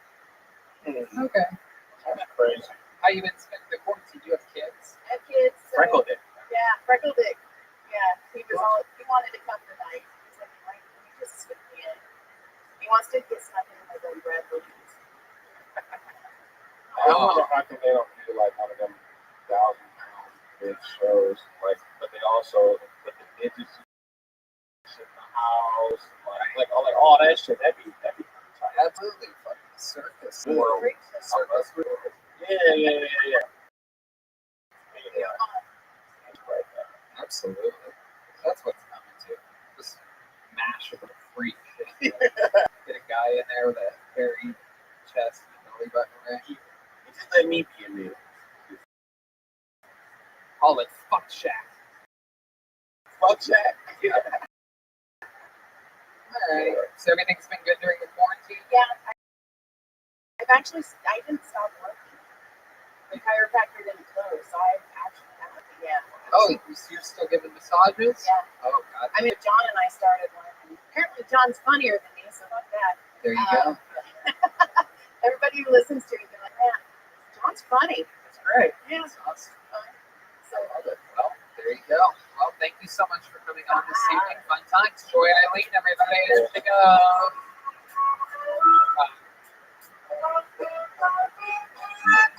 All right. Back to the bucket. Step back from the All right. Hold another name out of the bucket. Ladies and gentlemen, make some noise for Spencer O'Neill. Here we go. Yeah. Spencer O'Neill. He is coming to the stage. S-P-E-N-C-E-R. O'Neill is his name. Here he is, Spencer O'Neill. Been in a bit of a dry spell lately. It's actually gotten so bad that now whenever I hear about a guy who looks like me getting laid, I'm like, oh, nice. That's us. We're doing that. I recently learned that I can't tell Italian people and gay people apart because they both use their hands so much when they talk. Like the other day, I was talking to a guy and I went to kiss him and he was like, "Oh, what are you doing? I'm Italian." And I was like, "Oh, my bad." And I was talking to another guy and I went to him and I went, "How old are you?" He's like, "Hey, what are you doing? I'm gay." And I was like, "I can't tell people apart." Ridiculous. Sweat too much. Actually, just recently moved. I moved to West Hollywood. If you're not familiar, it's a very Italian neighborhood. A bunch of Italian guys going around kissing each other. They all look like me. So I'm like, "Oh, nice. We're doing it. We're kissing them." All right, that's what I got. Wow, brilliant, beautiful, a complete work of art. 58 seconds of absolute tying it all together and great jokes. That's fucking awesome, Spencer. Welcome to the show. We're happy to have you. How long have you been doing stand-up? Almost 7 years. Awesome. Where are you from? Alaska. How long have you been in LA? Buddy. That's awesome, man. What part of Alaska? Goodness gracious. What's it like up there? Cold. Mountains. Yeah. You ever go to the Charlie's or whatever it's called? Charlie's? Yeah, I did comedy up there. Underwater Worker Road. Yeah, like a bunch of. I moved a little bit after I was like 21, so I didn't go to a lot. But it's kind of shit. Oh yeah, I mean, well, that was the only It's like place. it's like a dirt bar. Tell us more about Alaska. Ice fishing? Like, what were you into? Oh, fishing, normal shit. I used to go to a small native village. What was that like? They hated white people. It was fun. Did you guys drink together? Do ayahuasca? No, What are we talking you about? go to like a camp on the river and just kill fish. And you would do it with the natives? Oh, you hope to not run into natives? Just doctors. Are they wild? I mean, They were around and they would see you? How do you? My uncle lived there. Oh, he was there for the time. these Native Americans are violent towards white people. Oh, It's different. What is that? just natives. Did they have igloos? They got shacks. Fuck shacks? Some fuck shacks. Yeah, a lot of fuck shacks. That's incredible. What else about Alaska? I really don't know that much about. I know there's a lot of salmon there. Alaska natives. What? What's that? Oh, crazy. It's like Eskimos? They're thicker. Oh, they're Eskimos. Yeah, they're Oh, say that. The crazy thing about Alaska, I thought, was like we do comedy, 2 shows, whatever, and it's like 2 in the morning. We come out, it's just sunlight. It's just like there's you don't want to go back to your hotel. You don't want to do anything except like, hey, this is still daylight. It's really fucked up. I feel like it's daylight outside. I should be sleeping right now. Right. I was born there, so I never really realized that until I moved here. Alaska. But I realized like people can't drink outside of Alaska. They'll get shit faced like a lot of time. Yeah, they all have drinking problems. What's the name brand of those coats that those markets? Yeah. Oh, that's Starter jacket. Starter jack. Bubble jacket.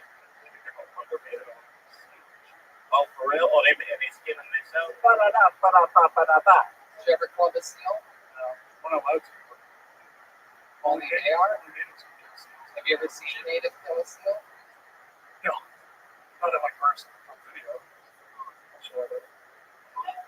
Oh, there we go. We have some actual audio coming in from Alaska right now. Oh, Jesus. I've never seen an Eskimo. Are they huge people? Oh, good. Did you ever see a bear up there? You see bears? Oh, yeah. Tons of it. What was that like? Did they ever attack you? I was camping one time with a bear through the camp. How about a jungle bird? Have you ever seen a jungle bird? I just realized we haven't heard the bear for so long. Yeah, that's incredible. Have you ever seen a frog up there? You think so? Does that noise ring a bell? Okay. How about a body bag? You just ask me questions. Oh, what's velvet? What's that? What's that one? Have you ever seen a velvet? This is beautiful. What is that? Velvet? This thing's on the soundboard. We've never This is heard what it happens before. when you fall in the belly button. No, you're amazing, Spencer. No, this is super interesting. So Tell us more about your life. What do you do for work? How you made money in the past? I was just doing comedy and quarantine. Okay. So So how long ago? A year, but like when exactly? I moved here almost a year ago. Right. Were things were going good? Yeah, I was doing all right. I was doing better before I moved. I kind of started over. Right. And then this COVID hits, and I mean, there just must be a crushing blow, huh? I mean, money-wise, I've made more money. I'm employed. I mean, before I moved here, I was doing what I was doing like years and shit. And then I moved here, you got to start over. Right. Not really doing much. So I wasn't making much. So you're making more than I was. It's over. Oh, it's over? It ended July 31st for you. When they changed it, they made it like what? Instead of 600, it's 200 and an extra. Yeah, you got to switch it over like $100 or so. It's pretty crazy though. My girlfriend hasn't had a job in a while. She's making so much money now. Yeah, it's something that Americans never seem to complain about is the amount of unemployment money. But it is our money, right? They tax us from our paycheck. Right. It's also super rich people's money. A lot more taxes than people that barely make. A lot of rich. I can't get on the unemployment thing. Why? I don't know. They denied my claim. She used to work for Viacom, which is a decrepit company that Bingo. barely pays its employees and scams kids that they get to write and perform for them, and then they eventually they spend more money on lawyers to not have to pay people than actually paying the people that And Snapchat series. Remember they were doing Oh yeah. terrible. That was a part of When one. we tried to get one, the dude was like, "You wasn't good enough."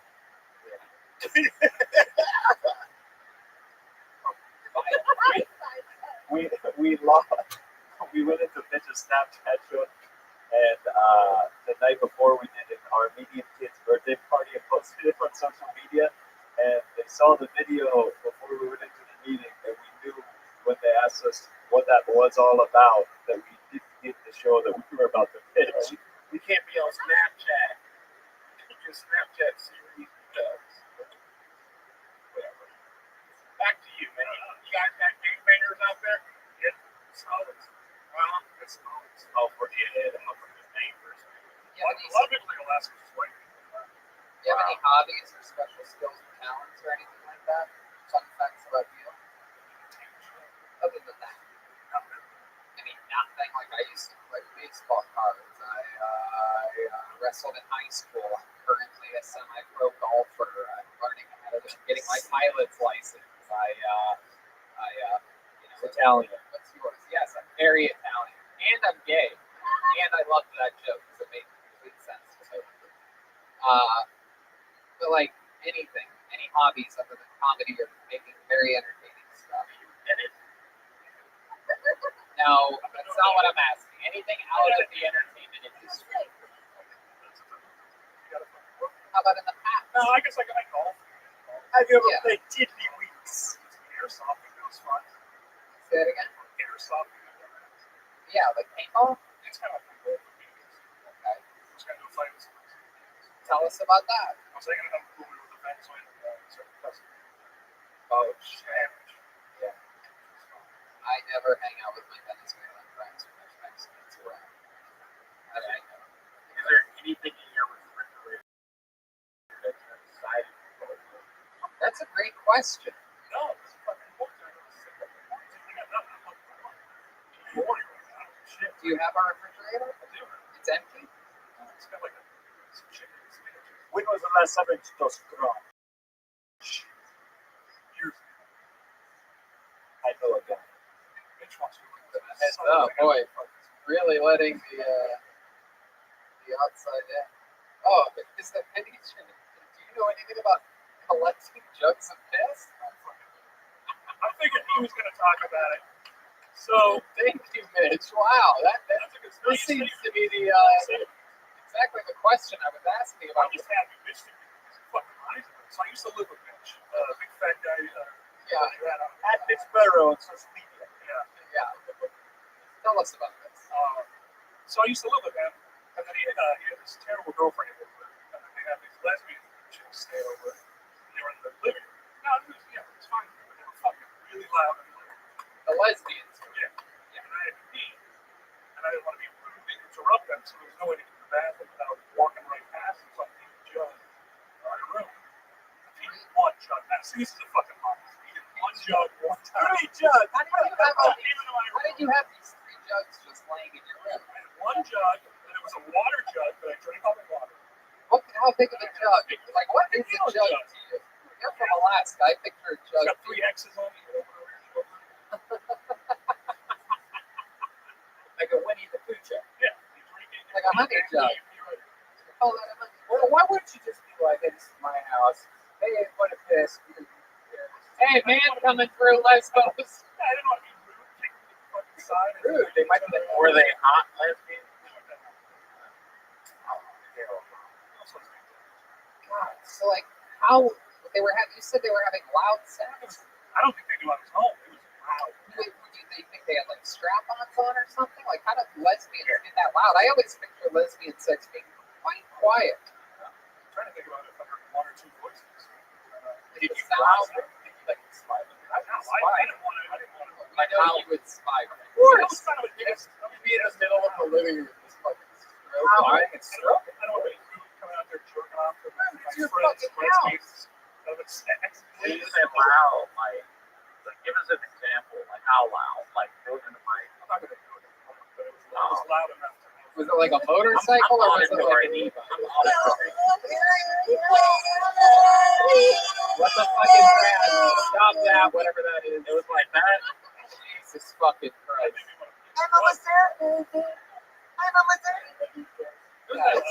It was like that. See, if it was mostly sorry.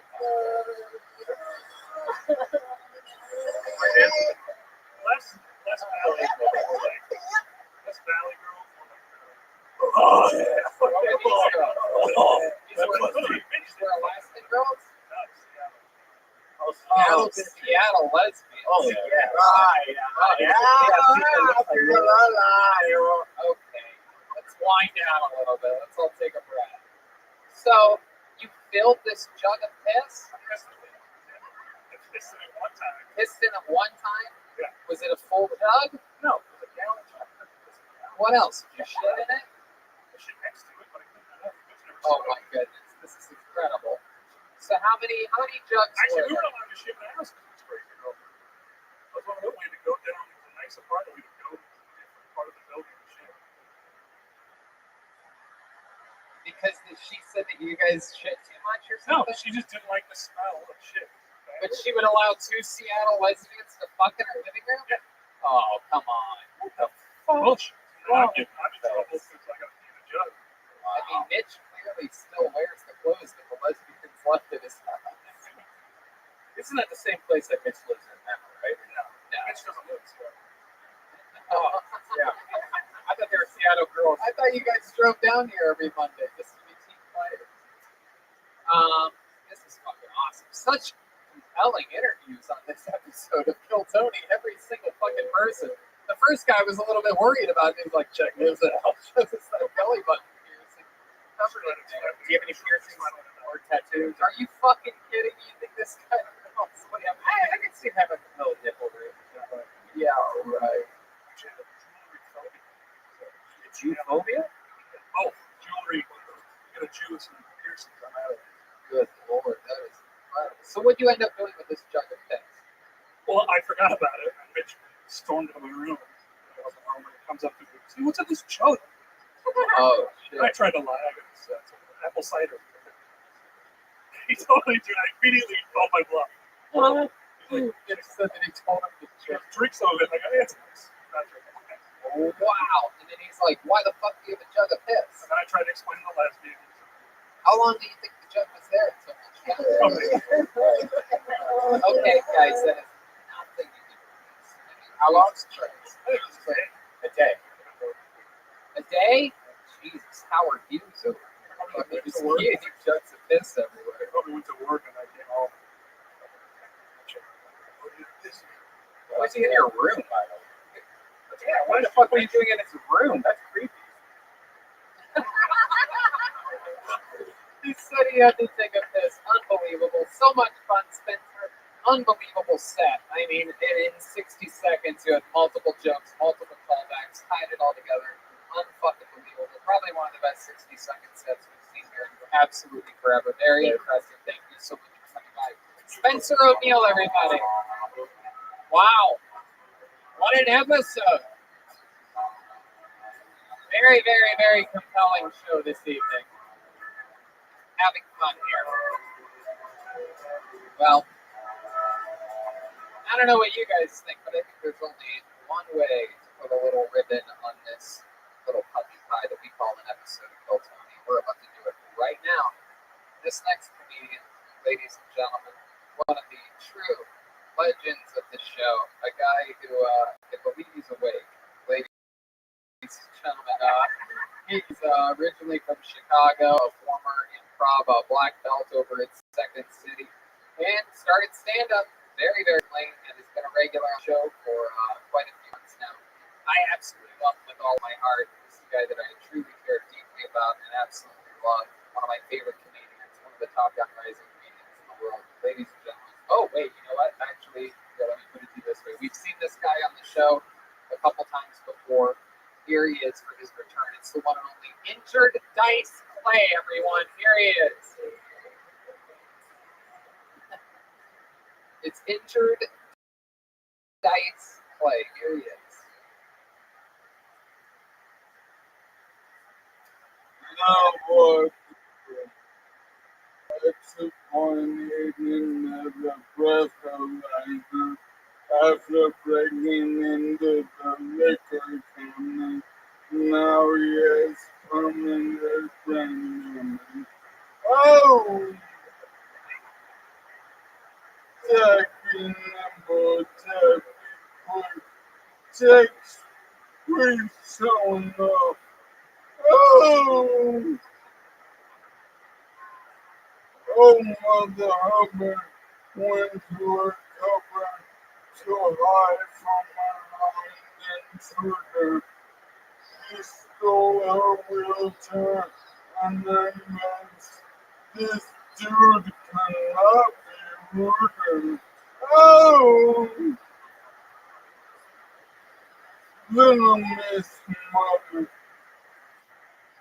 I have like 6 more. Keep going, it's fine. Go forever.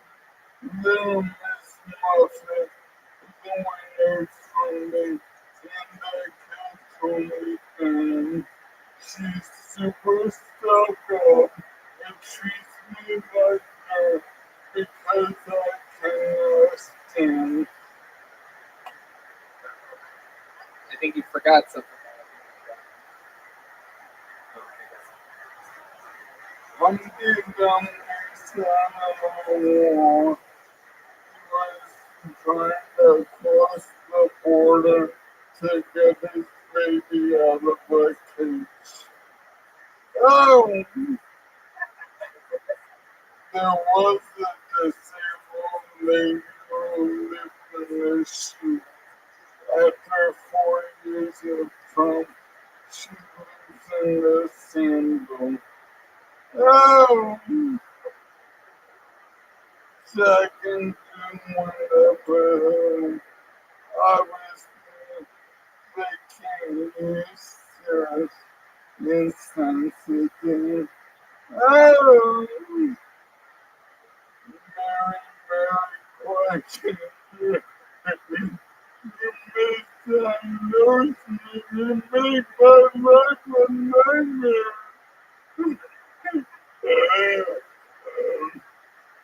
So, lost your seat. I know Obamacare. Now she's left hands in the wet hand, but hands in her underwear. Sad.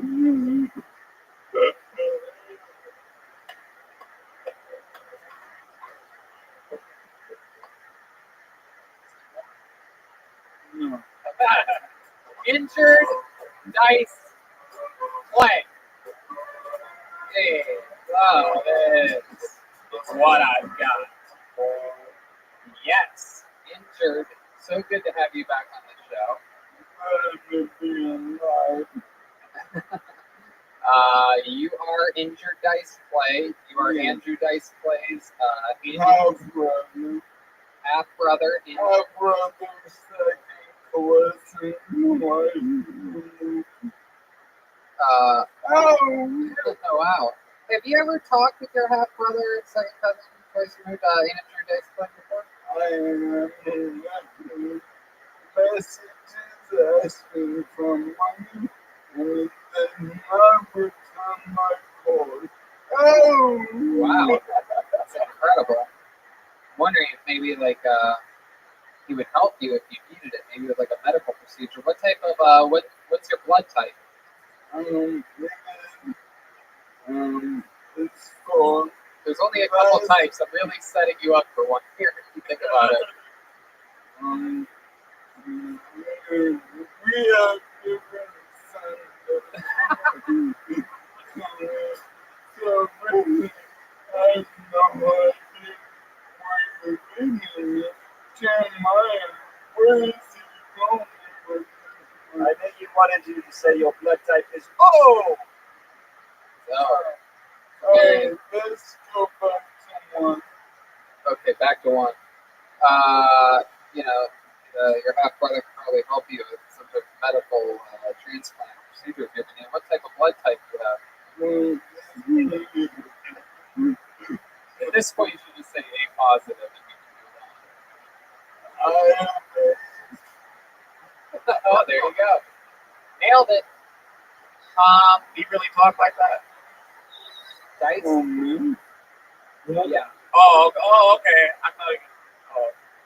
Now, Tony, you gave so much exposition about me, but you didn't tell him my favorite. So he's like, oh, look at this insensitive motherfucker. Something like that. What? You see the movie Blind Man? Oh, yeah. He's on the spectrum right now. Spectrum is the worst Wi-Fi right now. It's the worst. I hate being honest. Yeah, it's weird. Like, they have my monopoly. Why can't we choose between 6 cable men and get one motherfucker to come to your house who doesn't know shit, and you're shit slow unless you're a rocket scientist for the NFL. It's absolutely true. Yeah. I mean, I think we should have more options. I do too. Sure. Amazon should do it. Absolutely. Amazon should just do everything. Yeah. Amazon should make our water, send us things. They should make Christmas, put everything out. It's called progress. The content was mentioned before, the steam engine, the computer chip, now Amazon. Yeah, sure, people are being super rich, but you know what? When you can't walk, you order 3 pairs of sneakers or every socks. Off of Amazon and get them in 2 days. That's cool. Now, Andrew Dice Clay famously was the first Canadian to sell out Madison Square Garden in New York, New York. You are Andrew Dice Clay. What's your favorite performance that you've ever done? Oh, without a doubt, my favorite is at the Mayo Clinic. Yo, remember me? Oh, you see this? Oh, shout out to all the 7-8-year-olds from Virginia. Moo. That's beautiful. So the Mayo Clinic. Yeah, Mayo Clinic, Cedar Sinai. I played all the highest hospitals. We can't talk about them. We got to stop saying Mayo Clinic. Red Band's going to come to me. Yeah, because I eat mayo. Do you have any updates on your Easter seals? I know a few years ago, your talking about. Yeah, you was the thing. I got smoking. You the thing. I get smoking. Let him talk, man. Like, No, I'm stopping it. pardon me, sir. We just spent. Is it tomorrow? Yes. Yeah. I have. Jamar's trying to figure out what's wrong with you still. He doesn't know what Oh, no, well, Tony, try saying your yes. Do you need the glasses? Yeah, I'm interested. Okay. all right. Okay. He's playing a character of a dice play-like character that's injured, and the actual man playing the character is debilitating.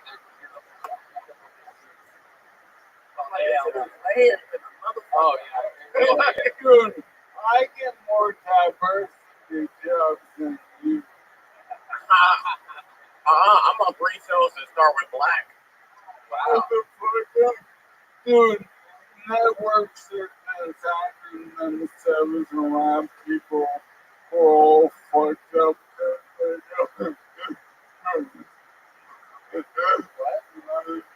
Hey, you doing this shit? Oh, I it's called PPA. I was laughing trying to see. It's like what that Joker had in the movie where he can't stop laughing.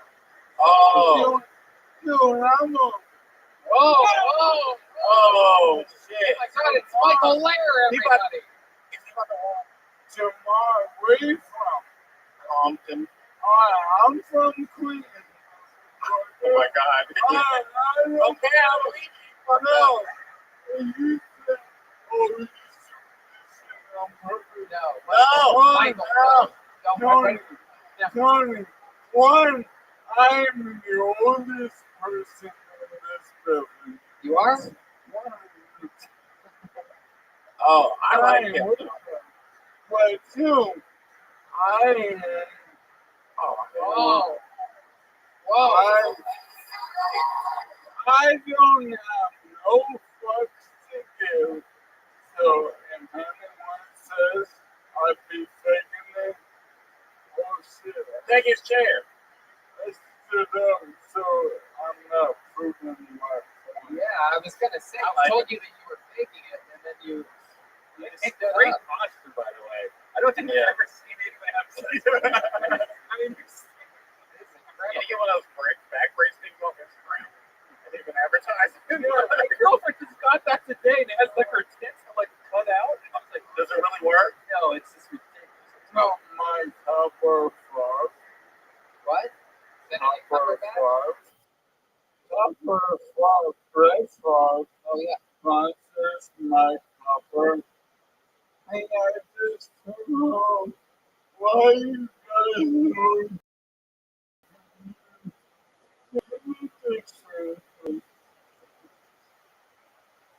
Everything on the island.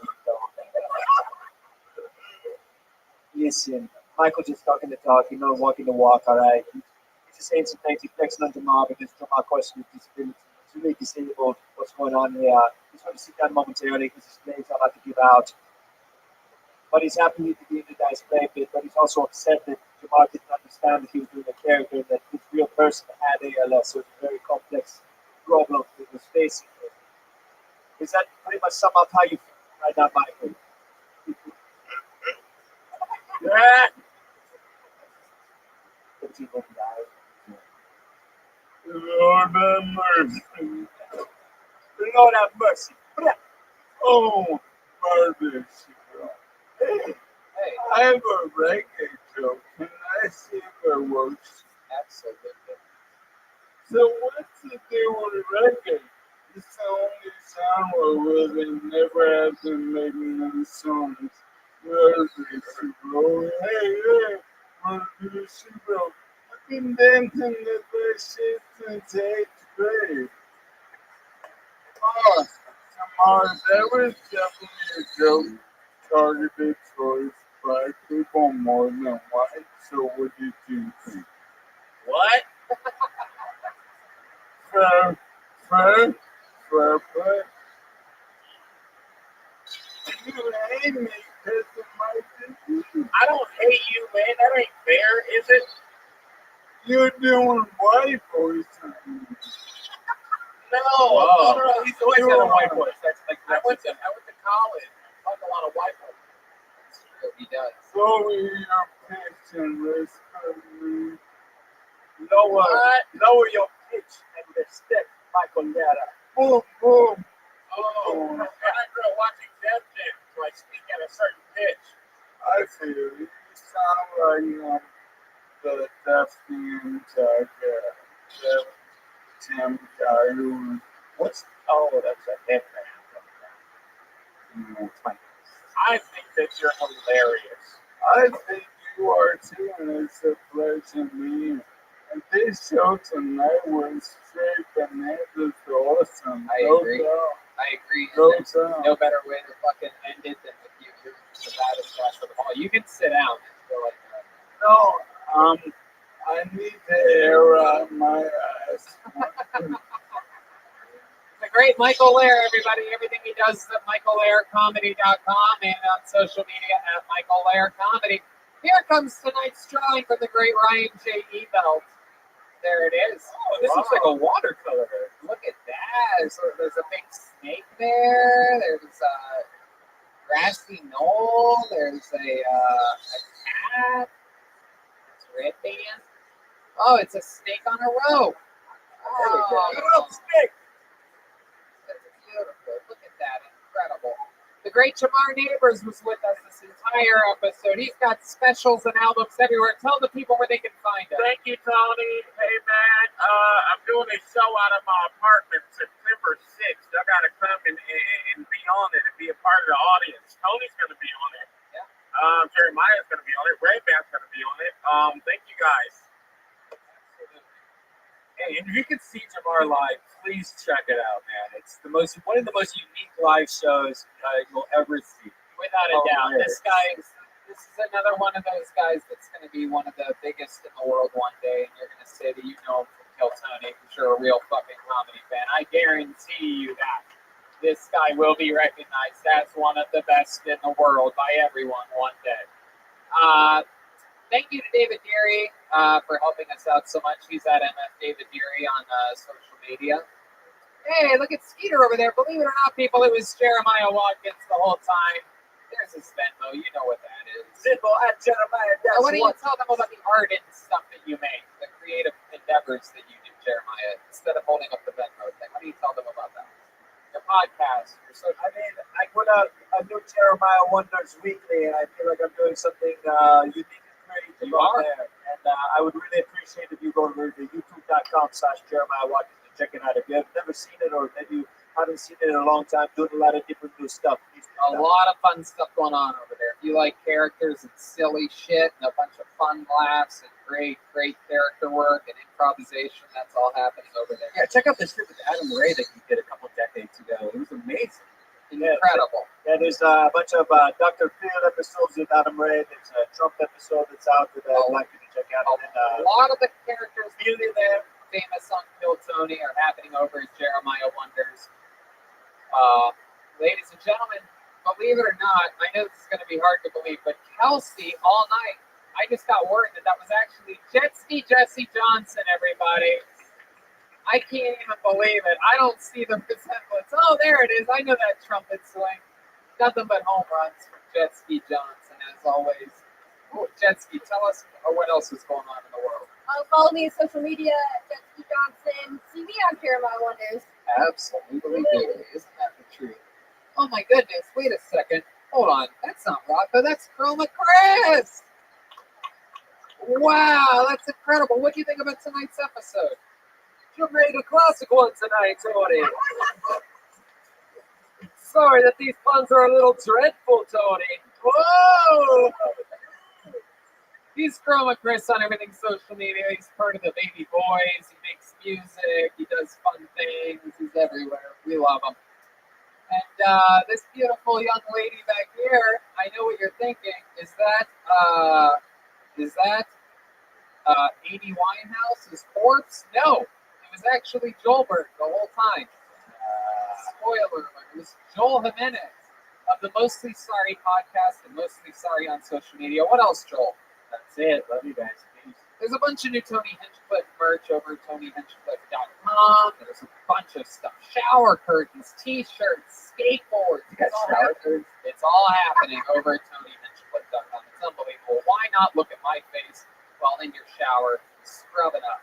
I would love to see that. And check out Despot.tv. Also a lot of new merch there. For virtual red band and loophole and all that stuff is at Despot.tv. I have a Patreon project that covers everything about roasting, its entire history, how to do it, roast battles, roasters, everything over there. I interview members of the writing staff and famous roast performers of the past, and that's all at patreon.com/Hinchcliffe. This was another episode of Kill Tony, formerly known as the #1 live podcast in the world because we used to have a live audience. But now we do this. So, there you go. See you next week. Okay.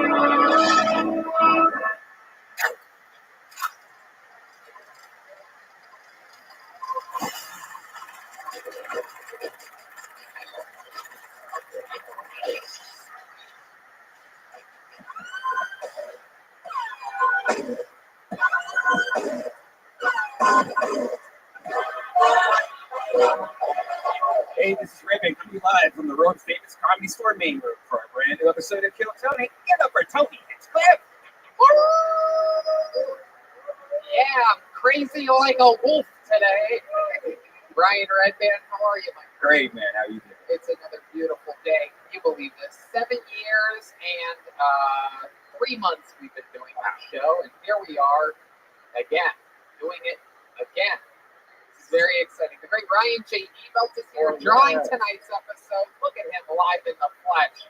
How exciting is this?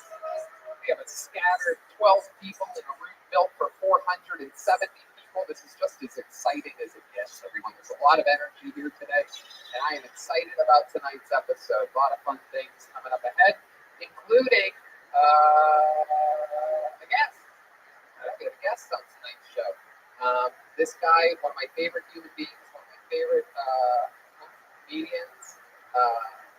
He opens with Doug Stanhope all around the world. Ladies and gentlemen, the great Brett Erickson. Everybody, here he is. He's got a hit podcast. He's actually got a couple of podcasts. Welcome, Brett. Good to be here. You can take your mask up if you think you don't have COVID. Yeah, you passed your temperature check, right? Unless you've been feeling a little suspicious. No headaches, right? For those of you watching, there are 6 feet between us. I know it doesn't look like it, but the camera adds 4.5. I have a 5.5 foot long arm. That's right. People know that about me. By the way, Tony, I would like to say thank you for having me here tonight. I know that normally you do have a packed house, and you thought to yourself, you know what? We're only going to have 12 people in a room fit for 400. Who would be comfortable in that room? That's right. What sort of comedian do we need that would be comfortable in a nearly empty room? That's right. No, it's true. I know just the guy. You were my first call for that mission. Thank you. I'm so glad that you're here. Tell us about the shows that you do and fun things like that. I know you have. You mentioned opening for Doug Stanhope. I did that for a long time. I'm now hosting a podcast called Issues with Andy. That's what it is. That I do with my friend Andy Andrist. who's a force of nature. He's our he's in the Stanhope role. He's our Joey Diaz. So he needed a podcast and he didn't have one. And I thought, fuck it, let's do a podcast. So I do a podcast with him, and it's me and him and a couple of the guys from Doug's podcast, Greg Shaley and Chad Shank, and the four of us just talk shit. Nothing better than doing podcasts. Nothing better than four straight old white guys having a podcast. That's what it's all about. And you know what's great about podcasts are sponsors. And here is a little bit more about our amazing sponsors that sponsored tonight's episode. Let me tell you about Mint Mobile. Wow. This is the new approach to wireless, and it is a thing of the future. I'm going to tell you, I got the product, easy activation, incredible network coverage, and the cost savings compared to my previous carrier is amazing. If you're still using one of the big wireless providers this year, then you ask yourself what you're paying for. Between expensive retail stores, inflated prices, and hidden fees, you're being taken advantage of because they know you'll pay. Enter Mint Mobile. Mint Mobile provides the same premium network coverage you're used to, but at a fraction of the cost, and because everything is online. Mint Mobile saves on retail locations and overhead, then passes those savings directly to you. Mint Mobile makes it easy to cut your wireless bill down to just $15 a month. Every plan comes with unlimited nationwide talk and text. With Mint Mobile, stop paying for unlimited data you'll never use. Choose between plans of 3, 8, or 12 gigabytes of 4G LTE data. Use your own phone with any Mint Mobile plan and keep your same phone number along with all your existing contacts. Get your old wireless bill and start saving with Mint Mobile. That's right, Brian. To get your new wireless plan for just $15 a month and get the plan shipped to your door for free, go to mintmobile.com/KillTony. That's mintmobile.com/KillTony. Cut your wireless bill to $15 a month at mintmobile.com/KillTony. Hiring can be difficult. And if you're an employer, you probably experience hiring challenges from time to time, but right now you face even more challenges. From rethinking your workplace safety to hiring employees for specialized roles.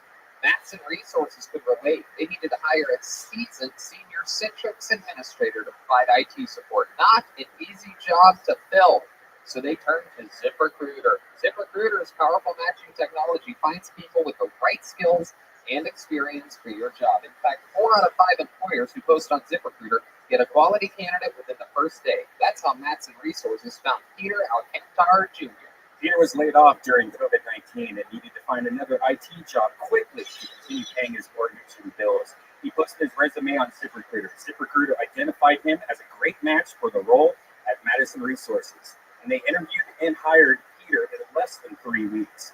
ZipRecruiter helped Peter find the right job, and he helped Madison find the right person for a hard-to-fill role fast. And you can see how ZipRecruiter can help you hire. Try it now for free at ZipRecruiter.com/KillTony. That's ZipRecruiter.com/KillTony. ZipRecruiter, the smartest way to hire. And we're back. Another beautiful day here with the great Brett Erickson. Brett, I know it's been a while. Great job on that live read, by the way. Thank you so That much. was killer. That's exactly what I can't wait to use ZipRecruiter. Oh, shit. Yes, you're exactly right. You mean Mint Mobile? Oh, I use it every day. Anyway, we do love ZipRecruiter, and you know what else we love is the band that is on this show. Every single episode, they get to be different characters. We never know what they're going to be or how they're going to behave. And this week is no different. We're all going to find out what they are tonight together as I present to you the best damn band in the land. It's the Kiltony Band. Jeremiah Watkins, Stolberg Joel Menace, Jetski Johnson, and Chroma Chris. Here we go. Whoa! Oh, shit! Whoa! Oh, my goodness. Is this... Holy shit, it's Green Days. this Reagan and Watkins? What's going on here? I really thought it was Pat Reagan. Who are you? Hey, Chester Bennington from Lincoln Park. Whoa! Wow! All right, Chester. Okay. I don't really know that much about Lincoln Park, so it's going to be a pleasure to meet you guys today. Yeah. All right. I'm dead if you. Yeah, no, I know. Welcome to the Commons. I'm actually interested in hearing about the documentary you've been working on about child sex abuse with Anthony Bourdain. I heard all about it on Sam Tripoli's podcast. I heard they all got murdered too. They did. Cornell.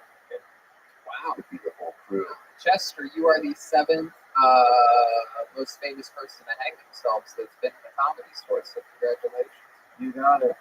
Hey, there's yeah, you can do references. And then clearly back here we have what appears to be a Pokemon busboy at an Italian restaurant. What's your name? Hey, what's up? I'm Mike Shinoda from Lincoln Park. Okay, Mike. Write that down. Mike Shinoda. I'm just going to call you Mike. And over here clearly have what appears to be a young Chewbacca. Roma, who are you? Star, what's up? You guys are really all Lincoln Park tonight? Yeah, name's Brad Delson from Lincoln Park, the guitarist. All right. Learning a lot tonight already about Lincoln Park. How about you back there, the drummer? Oh, that's cool, man. It's Rob. You don't have to turn around and see me because I'm in that little screen over there. So, Yep, I see you. Yep. yeah, the drummer for Lincoln Park, Rob. Okay, Rob. Yeah, Great. shut up when I'm talking. Oh. So Lincoln Park, everybody, will be the fans tonight. By the way, Lincoln Park wouldn't put this much effort into doing a show. It's very exciting. Out of all the bands in the world, Lincoln Park's one of the ones. I'm like, any day now. Any day we're gonna get Lincoln Park. All of you were. So they did Sum 41 last week? Without a lack of confidence, I'm convinced that there's just too much pressure to take. Yep, that's Lincoln Park. All I right. don't know how I'm dead and I'm already on suicide watch. Chester, we're gonna have fun today, Chester. Some people signed up for the show. I have a bucket of destiny. This used to be a big deal. There would have hundreds of people in it, and now there is a few. We're gonna get through those, meet some strangers, maybe someone that we've met before, and let's get to it. You guys ready to start tonight's episode of Phil Tony? Here we go. We're gonna ignore the bucket to start things, ladies and gentlemen. One of my favorite human beings on the planet, an absolute destroyer, an improvisational guru out of the great state of Illinois, Chicago, originally from New York, now lives in Los Angeles, originally from Queens. Everybody, it's the great Michael Lair. Here we go. Listening banners coming back as ours. Who cares? Stop calling your employees cast members, alright? Call them for what they are. They are the personification of the American dream gone wrong. Underneath that Mickey Mouse head is the tears of a man who owes $50,000 to Juilliard. Every acting school should be called From Shakespeare to Shakespeare. But now, all you're doing is playing blindfolded for Zoom orgies. Well, what about the pederasties? Well, what about the musicals effect on children? No one talks about that. One good thing about Corona, no more hemorrhage. Wow, powerful. One thing, I don't know why. It doesn't even matter how hard you try. Keep that in mind. Every time it's right to explain in due time. Oh, I know. I was wondering when that was going to happen, right from the top. I think you've already been too tough on Lincoln Park. Really? I think it's because you're from Chicago and there's a Lincoln Park in Chicago. Actual There's Lincoln a Park. Lincoln Park everywhere. it's true. That Abraham Lincoln was quite a guy. Yeah. He also died in a chair. Yes. Yes. Oh, Yeah.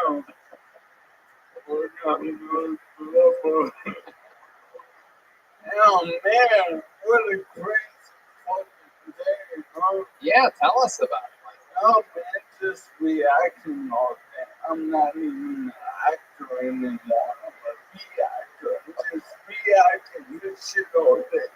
Wow, I mean, you were one of my favorite actors ever. I've seen you in the Easter Seals film. I've seen you pull off an amazing Now let's talk about Rocky Balboa.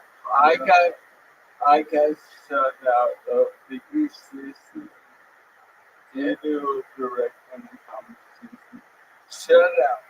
12 nominees. I thought I win it all. It was so fun. But you get 13th? There were 80 submissions. I think they got wind of all the horrible things you were saying. I think maybe they did. Did you look at the other people that made it? Like, were they legit, or were you like, what the fuck? This... I didn't look because it's on me to look. You know what? Maybe the judges were also handicapped as well. That's why they didn't pick you. Maybe it was just like they're watching videos like, no! They're like, yeah, this guy is so fucked. Yeah. No, not easy to still fuck. That wasn't the most anyway close enough. Yeah, Easter seal is fuck up. Easter is like not that great of a holiday. Seals aren't that great of a thing. Not as good as penguins. No. It should be the Easter jungle bird, if you ask me. That's what yeah, there it is. That's what I think it should be. Yeah, like the parakeet on Rwanda. Michael, all you gotta do with this whole thing is just spin it. You know, banned from the Easter Seals Film Festival. Right. Oh, I think Too fucking much. yeah, I think they made that clear when They banned you from it. You would think they would give everybody a prize at that fucking Yeah, if Yeah. you spend time doing it, it's at least a dime. Yeah, exactly. What is the meaning that come up? Easter seals. Yeah, Yeah, it's very bizarre. very bizarre. I think it's because the seals make the same noises as a lot of the people that are in that organization. Yeah. Yes, exactly. And this is exactly why they want to get me in cash or prize. Yeah, they read about this. It was originally founded in 1919. It was called the National Society for Crippled Children. That's not a joke, everybody. That is what the first line of Wikipedia says. Imagine that. They're like, oh, you think our name's bad now? You should have seen us in 1919, the National Society for Crippled Children. Is there an age limit on that thing? Maybe that's what it was. They're like, look at this fucking guy. I told them I was 13. That's why I've been attending so much. I told them I'm a Puerto Rican baseball player. He's a 13-year-old Puerto Rican baseball player. Oh, you got a little kendama there? Yeah. Oh, yeah. Well, if you can't win a film festival, do what you know. That's what they say. Come on, get it, Michael. I've been hearing. Do you know the name of this? If you can, yes, it's a kendama. Right. Right? Am I saying that correctly? You're the only one who knows the name of this. Adam 22 gave me one. Yeah. Right, and a fan gave this to me, and As a punishment. yeah. Yeah. He's one of the fans of your Easter Seals video, not of your comedy. It was the type of fan where they give me this after attaching jumper cables to my testicle. Jesus. You know what? If you can make that kendama in the hole in 5 tries, I will call Joe Rogan on speakerphone and I will make him give you $1 million, right? Yes. Wow. He's so rich, he's just giving it away. So Man, you get I 5. do more. How many of you think he can make this in 5 tries, huh? one the condomas and infinite amount of mix. Oh, I know. If you can make it on anything, we will make sure Joe Rogan gives you $1 million. Thanks to our friends over at Spotify. All right. You will see the each one with There it is. This is the $1 million kendama, everybody, for the first time on Kill Tony. $1 million. You already one. Whoa! Oh, that was so close. close. That was close. Oh, Just that was a bit that outside. one wasn't even. Come on, Michael. Try. Oh, almost took his eye out. Oh, my goodness. Hey. Whoa! Oh, my goodness. Wow. That first one was shockingly close. Joe Rogan hung up. Oh, that would have been so good. That would have been the moment where we found out you've been playing possum this whole time. You Yes. missed it on the first try. Oh my goodness gracious. The first ever segment, the $1 million Notice the first and the last in Kill Tony history right there. Yeah, well, I will also, most contestants won't have more than one on this. Right, and I would offer $1 million if they didn't have it. What the fuck? Yeah, it's only funny if they have an debilitating. What the fuck? Normal, just be like Chris Kattan and like an Applebee's gift card or something like that. Yeah, exactly. Yeah. You get $35 Applebee's gift card. Welcome to $1 Million Kendama. What else has been going on, Michael? Well, you know, I just came and do physical therapy on IG Live. And I listen to that, baby. It gets me motivated. That baby's shit. Yeah, man, she's got bars. I'm fighting. I actually watched you do physical therapy on IG Live today. I don't know if you know that I was there. Yeah, I was making jokes. You were pretty far away from the screen, so I don't know if you saw any of that. no, one of you share. No, I mean, it's one of those you sort of had to be there. Oh, maybe collaborate one to me. Oh. Shove up your ass one. Oh, shit. Yeah, what is this? The UCCS thing? I did ask if it was the Easter Seals dance competition. Yeah. I'll do anything for laughs, even in an IG Live with 17 people. It's alright. It was a great competition, and it taught me everything. And well, I don't need all that shit. Then give it to another hot person. Wow. What else, Michael? What else has been happening?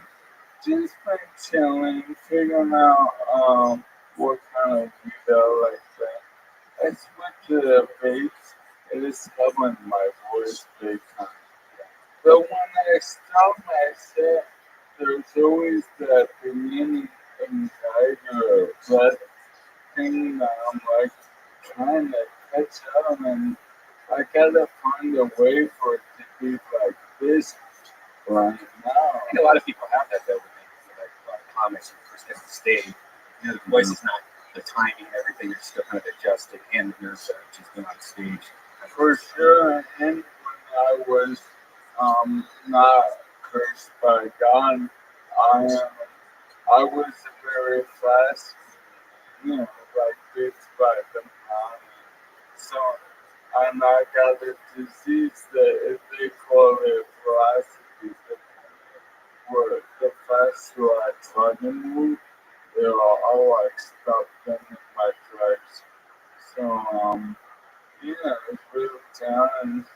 Like, how you like me now? So it turns out that's like the ultimate review, right? Like you were a fast talking comedian, and God was like, no, you're going too fast, Michael. Slow. Oh, you're talking too much. A little bit slow. Hey, did you see my new alien? Oh wait, no, let me see it. It's an Can you zoom in on that thing? Yes, sparkly. That's That's- too big. Wait, that's the handicap here. Keep going in. Oh, is that a W? yeah. Is that an upside down M? Or is it a W? It stands for Wendy. For Wendy's? Yeah, Oh, yeah. I love square hamburgers.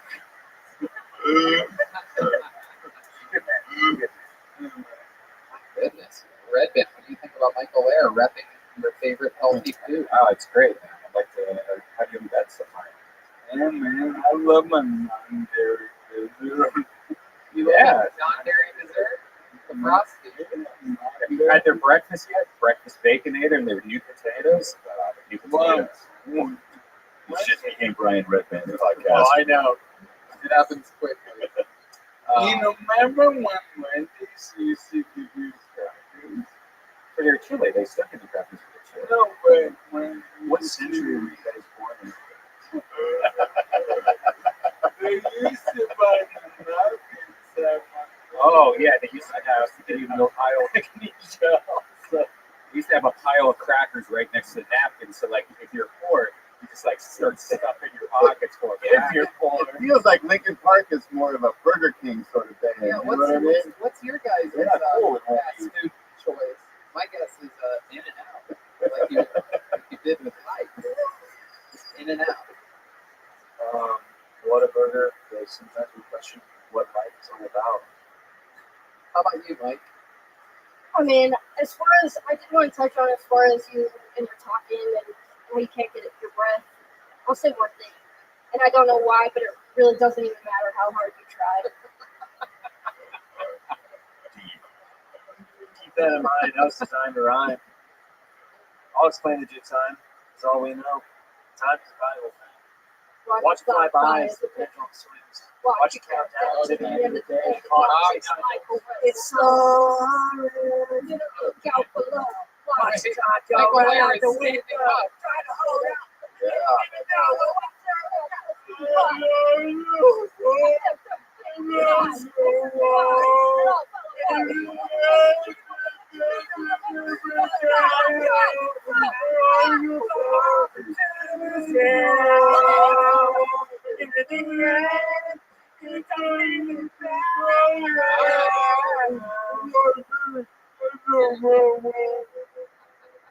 It's a Lincoln Park miracle. All the bands. I know, Really? My bands. I love Andy. You love ambient and pop music? Yeah, I like ambient for fucking home. No.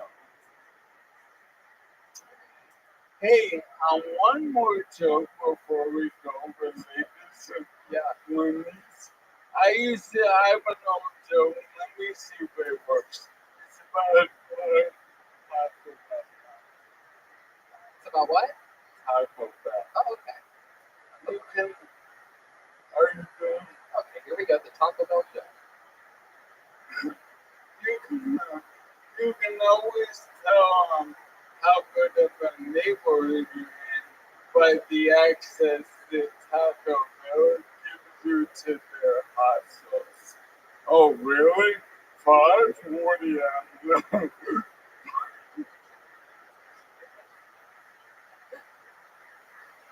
Okay, Van, go. No. Brad. Never. Ever in a million fucking years. Do you want to join our band? I was feeling it right there. Just feeling it. Right. So what was the joke? 5 hot sauces? No, you can tell how good in the neighborhood by how much access the Taco Bell gives you to their hot sauce. Right. That's an extremely specific Yeah. premise. That is a suburban Taco Bell joke. I didn't say, hey guys, I got the best show ever. It's definitely not hack. Yeah, thing. That's true. It is an original take on Taco Bell. Thing. It meant itself at the border. The fun punchline was a little mild. Hey, look at that. Fuck yeah. Alright. Well, this was fun. You have any more Taco Bell jokes? Yeah, I mean, give me a menu on them. On Gordita. Man, Gordita, what is it? Pancake.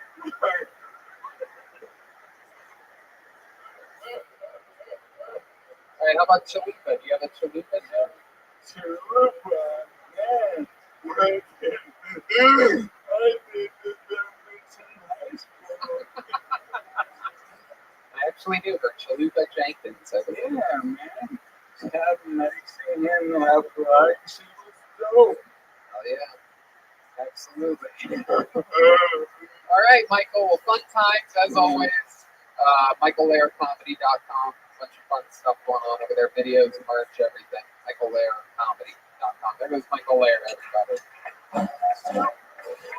You're so far. Let me hear you. In the end, it doesn't even matter. To fall to skin.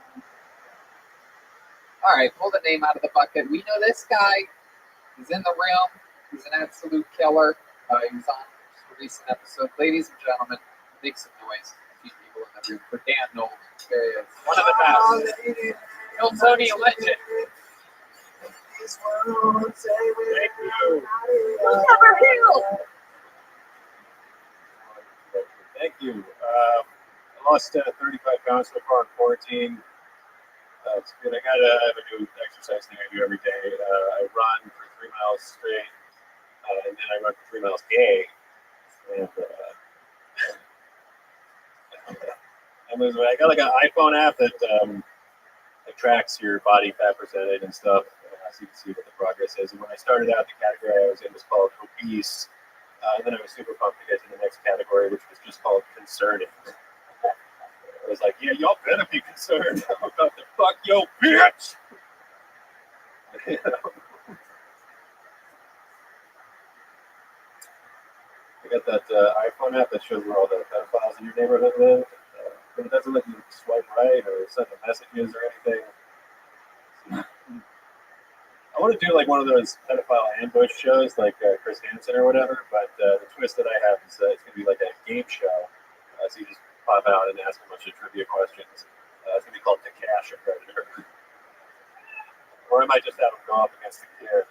We call it Are You Smarter Than a Fifth Grader? And then if they win, they, I don't know, they just get the fucking kid. Dan Nolan, everybody. Fucking awesome. There you go. That would be weird ending right there. 35 pounds, is that true? Yeah, but I got a trainer and I'm paying for like fucking injections and shit. We're doing hormones. So, like HGH?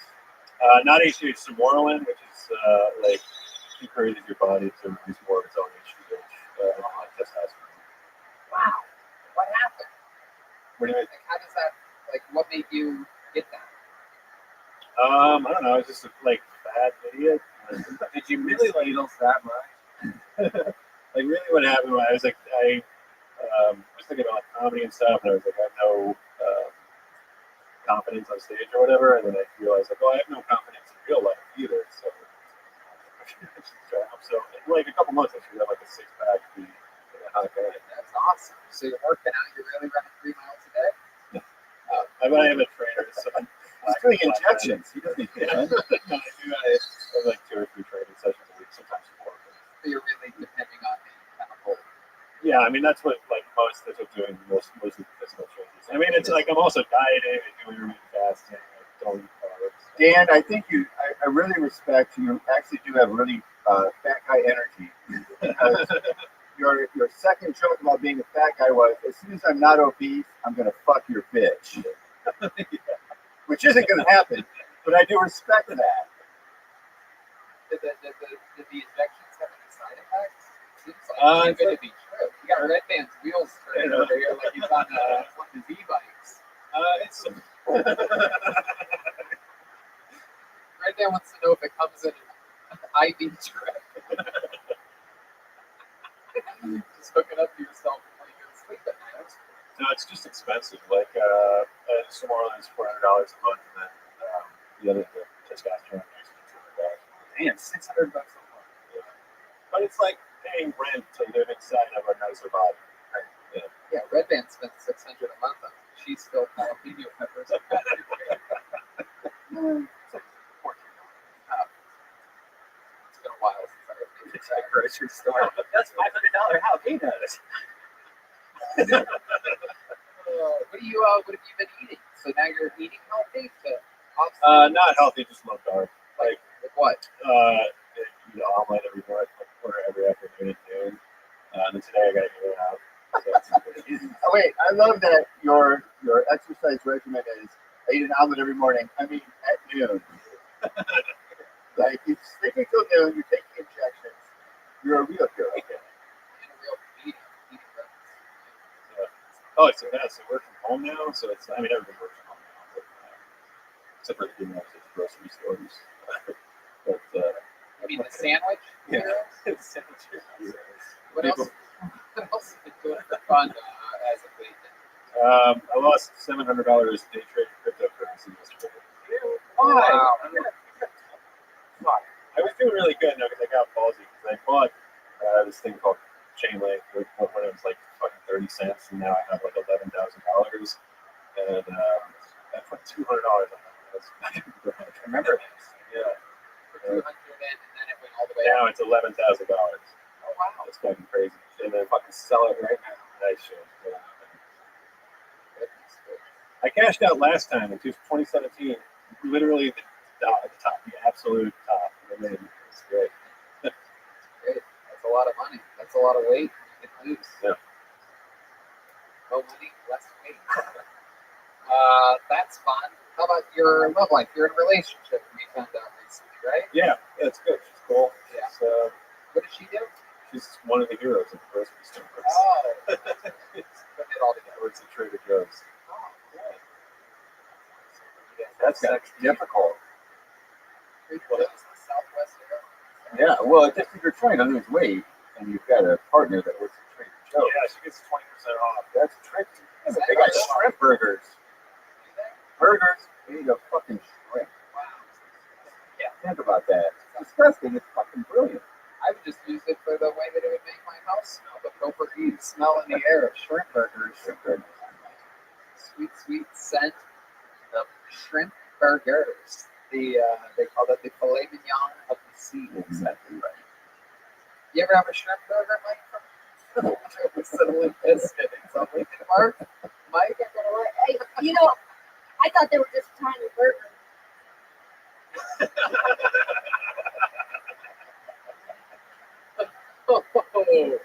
Oh, Mike.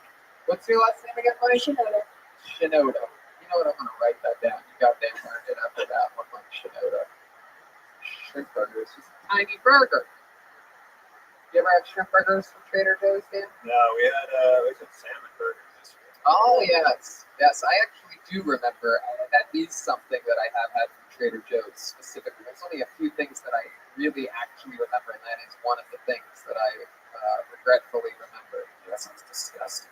It wasn't that bad. I think I got them a few times, and then, all it takes is like one that's a little bit off, and you're like, never forget on that. But they just got rid of all the racial brands. No, they took it back. They went back and they were like, no, you know what? Fuck that. Yeah, we're keeping it. It's so weird. It's like, fucking make up your mind already. Yeah. Afraid, or you have any balls whatsoever. I mean, they even changed, even the Italians, who are, almost impervious to racism, according to everybody.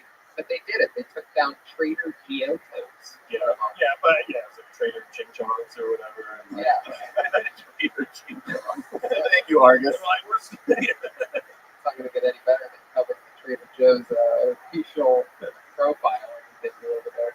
Did your girlfriend have a least favorite race? She works in Westwood, so Persians. Oh, yes, of course. Everybody's go-to. Even the Persians are like these fucking Persians. Good cats, though. Good cats. Yeah. Terrible road. Oh, okay. Great, very good at being like genies. Yeah, that's true. I've never seen an Italian. Almost all the genies are Persian. I've never seen a version that looked like Shaq at all. Kazam? Yeah, he's a genius. That was the joke. I'm a drummer for Linkin Park. What do I know about comedy? A lot of editing in this episode. I know it looks choppy to you people at home. No, Dan. Choppy is actually the new Chinese line. Wow, the true Joelberg chant. Dan, so much fucking fun. Always a pleasure. I mean, some unbelievable fucking jokes there, dude. You're so fucking funny. I love that entire stretch of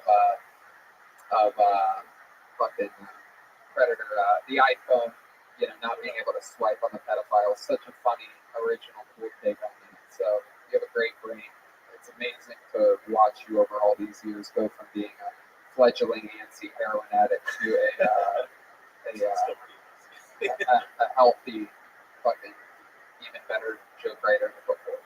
Thanks so much, man. Great to end the Thank you guys.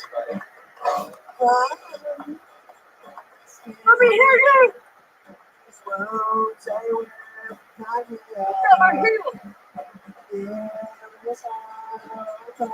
Ollie, what is real? It's like the same song every time. Really, really like the longest possible. Let's go to a regular, everyone. This guy, great joke writer, great roaster, real part of, the fucking family here. Unbelievable comedian. Make some noise for David Lucas, everyone. Here we go.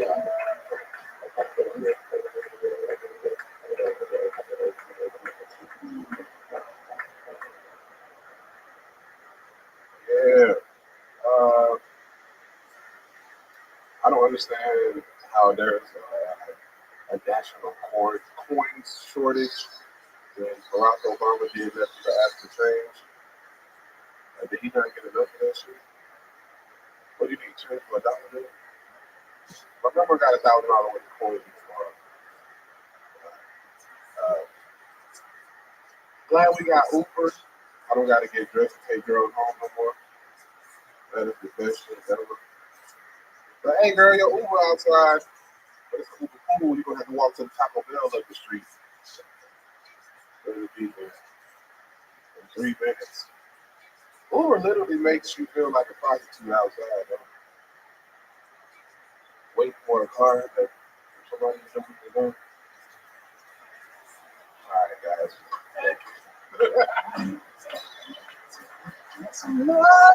Wait for the thunder is applause. My nigga told me got a new movie coming out this weekend. Me? Yeah. It already came out. That came out. It's already on VHS. Nah, bro. He got a new one called Ocean's 11 Inches.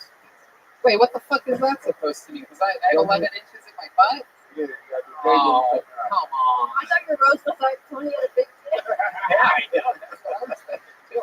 How'd you know? Or Tony's dick is so big. He can't fit anything near his booty hole because it's protruding so far. Booyah! That's true. He thought a giant dildo fell out of my ass. It was just my dick. Nah, bro. Forrest Hump. Oh, come on. Hump, Forrest Hump. Life is like a box of eggs. Life's just like a box of booty holes. You never know what kind of dick you're going to get.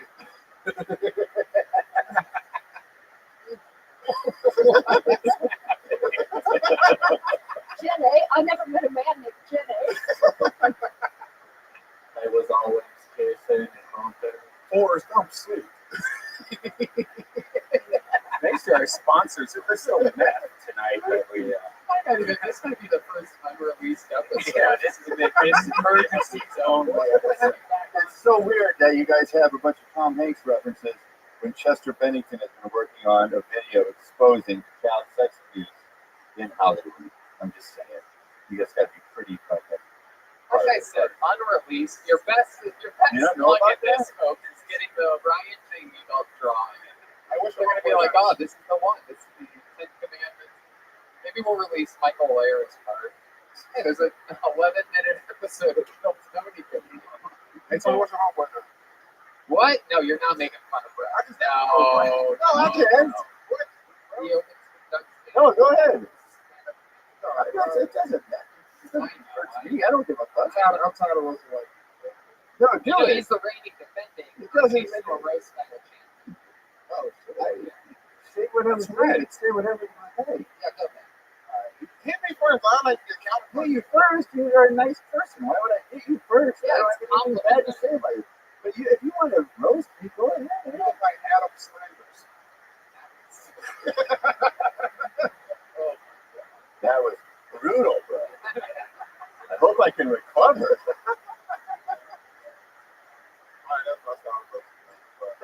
I'm out of the pocket of rope. Yeah, man. Wait till the fucking crowd gets back. Yeah, we need We get an audience. Yeah. Can we let 20 people in? We gotta figure out something. You dress nice today. What you do, son? Dress nice? You got a polo shirt on? This is a No, I thought you were still talking about me. I mean, Come on. It matches my eyes. you look like a stay-at-home dad. Yep. Yep. And I'm raising alcohol. I got a half pipe in the backyard. Yeah. I love that. I love that you're wearing a hunting tent today. He's wearing a forest. I thought you took that. A lot of camo on. You sell gay pocket watches. I actually do have some for sale if anybody's interested. I have gay pocket watches. They only have sex with other pocket watches of the same sex. So when I dangle them like that, they just end up like a magnet. Clink. They hook up with other pocket watches. Excuse me, sir. Do you know what time it is? Time for anal. Exactly. Dick doc, dick doc. Oh my goodness. You have a lot of gay jokes. I'm just trying to entertain myself, bro. Shit. I love it. Do you have a pocket watch? Do you have a watch? I got a rolling. My daddy gave Do you have a calorie watch? Yep. I mean, what's your diet been like lately? Any shrimp burgers for you? No, fuck with something like that. I do pretty well, man. You know, I'm still in the positive. I'm dropping pounds during quarantine. Just trying to be under 300 by the end of the year. You feel me? What are you at now? The other day when I weighed, I was 335.8 from 376. Damn. I love it. 335 doesn't sound that bad when you say 376. Right. It was 376. Right. Wow. 376. What was going on then? Bad habits being on the road every weekend, working at the comedy store, eating this bullshit every night. Yeah. So it's like it's gonna go back if I don't train my mind and people are meal prepping and actually bring shit to work, so I'm not eating that fucking fried cauliflower and French fries and drinking alcohol. Comedy comedians have horrible diets and horrible sleep patterns. If we allow it. I just lost 10 pounds the other day when a dildo fell out of my ass. So all right. It was a very heavy dildo. You lose 130 every time a nigga get off you. That's a very tiny man. Well, look at Tony. Extremely tiny. Hell yeah, man. A big nigga breaking the half. I mean, yeah. We're talking a 375 over here. I'm too big to be on top of another thing. I don't know. Let's see. How many do you think about it? I like how you say that somebody else would be on top of Tony. Like Tony is the bottom. I wouldn't see Tony as being the bottom. I wouldn't see Tony like slowly riding, like something like that. They're trying to rush your ass. He's absolutely right. I was here before the show started. He's definitely a top. I mean, yeah, the people that don't know me, I think would assume that I'm a bottom, and I think the more you know me, the more you realize I would fuck the hell out of your ass. Oh, yeah. Tony would be a top if you know him. Yeah, he's a top young rising comedian. That's right. Not a bottom young rising comedian. Top Young is also a Chinese food product from Trader Joe's. Kill Tony is no longer for the audience, it's just for us. Really. It's just for us. Really is. What else is going on in your world, David Lucas? Anything else? Shit, started working out with Richie and some other comedy show guys. I saw that. I saw you punching some fucking mitts. Hell yeah, I'm not gonna out. Wow, look at you. You're like Mike Tyson chicken. You hit the oven mitts. That's funny, bro. Who are you? Evander Holy. What the? Evander Booty Hole. There we go. Evander Booty Holy. Thank you, Jeremiah, for that alley-oop. George Foreman. Right, George Jiff for me. Floyd Mayweather. Floyd Mayweather. It's a good one. Tyson in my Fury. Oh, Yeah, probably Booty Hole Fury. absolutely. Ron Rousey. Not a knockout, but not a TKO, but a total. Mancini. Right? Yeah, there we go. Not a TKO, but a take my cock out. Fuck is Hold on, I gotta know what Not people close. are. It must be so good if Michael's yelling. Roy Bones. Busted Dungus. Oh yeah, Nut Buster does that. Oscar De La Hoya. Tony, your finishing move just be biting him in the boot. Oh my god! Come on, come on. Why would I? Finish him. That's my first move. Is going below the belt. Give him a Oh my god. Oh, I started smoking CBD, but that shit. Life altering. really candy bars and donuts. Started actually smoking candy bars. Nah, bro, I bought that CBD. What my pen at, dog? Where my paint? CBD high, bro. I might want more weed for $40. Really? For CBD? I still wonder if you can smoke CBD. Oh yeah, I do all the time. It's absolutely incredible. It's very relaxing. InfiniteCBD.com is the place to go.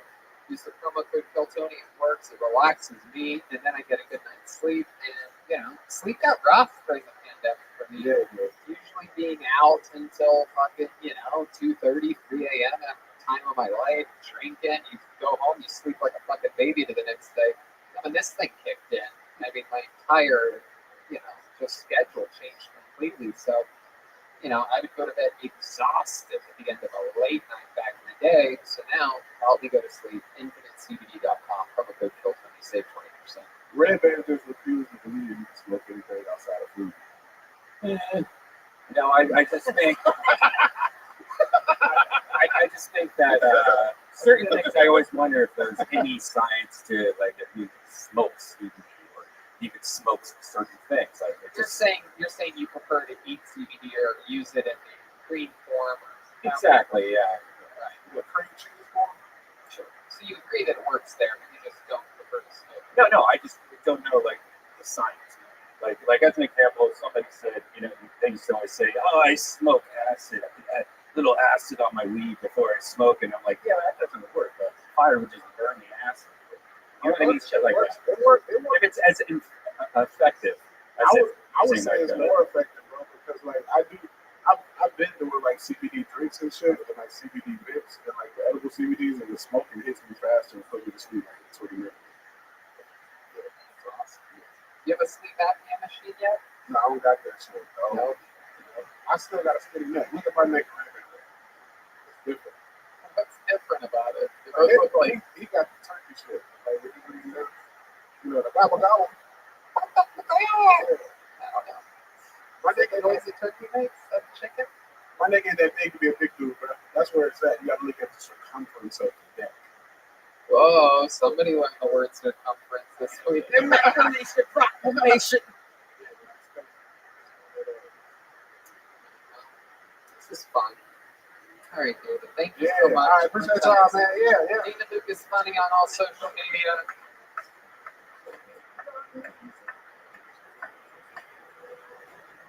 Yes. It's my favorite Linkin Park jam right there. Good thing. Good thing you like that. All right, this is a new name. Urube Augmentor. Go find Urube. Everything you say to me, And I'm about to break. I need a little room to play. And I'm about to break. Here he is, Urube Augmentor. Doesn't matter, ladies and gentlemen, Urube Augmenta. How's it going, everybody? My name is Rabbi. I've been getting screwed up with that name for years. I went from Rabbi to Gay, all the way to Uber Gay. How the hell did I become an app?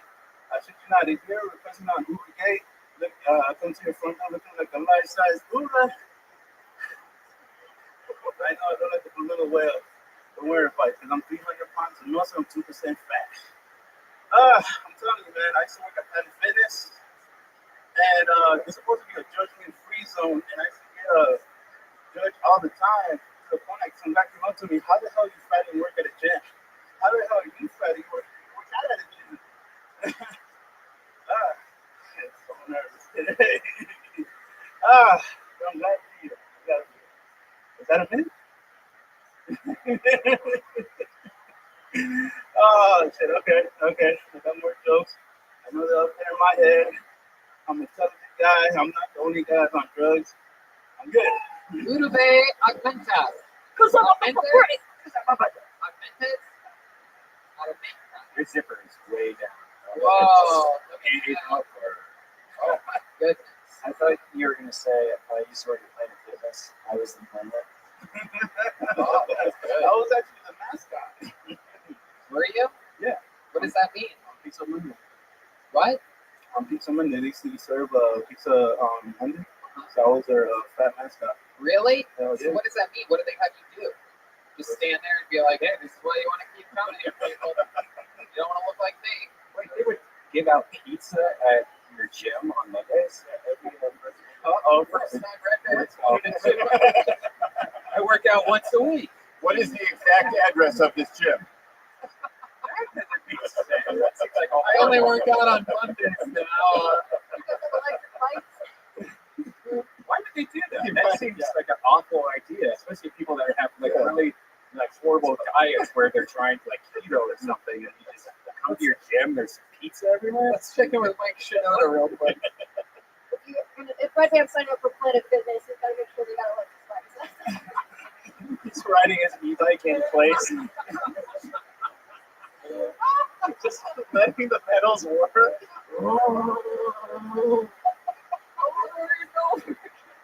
This show is starting to become the same jokes every single week. Because he's one step closer to the fridge. He's up on the break. Can we have more e-bike jokes, booty hole jokes, dildo jokes, fat jokes? I mean, it's the same shit every week. It's like not even funny anymore. This episode is just crashing and burning because it's like a fucking repeat. Oh, go ahead, hit that button. I love you. Oh, that's still horrible. Like that happened 3 weeks ago. That was So why did they do that though? Hello. We'll just turn down his mic. Oh my god. It's basically telling them you guys wake up for the whole month. It's such a bad idea. It really is a bad idea. Would that be like not selling cigarettes because people are addicted to them? It should be up to the person whether or not they want to eat it. No, but also when you walk in the gym and you smell pizza, and you're like, oh my god, what the fuck? You know? If you see the smell of Brian, as right as you are about all of this, you just can't say anything you're saying right now. You talking about pizza in the gym. I mean, come on. If you're on a You're totally right. It's a terrible idea. If you're in a strict diet, you walk into your gym, the one place that you're like, you know what, I have to make myself do this, we smell pizza. That's ridiculous. That is to be fair, Red Hand's brother is very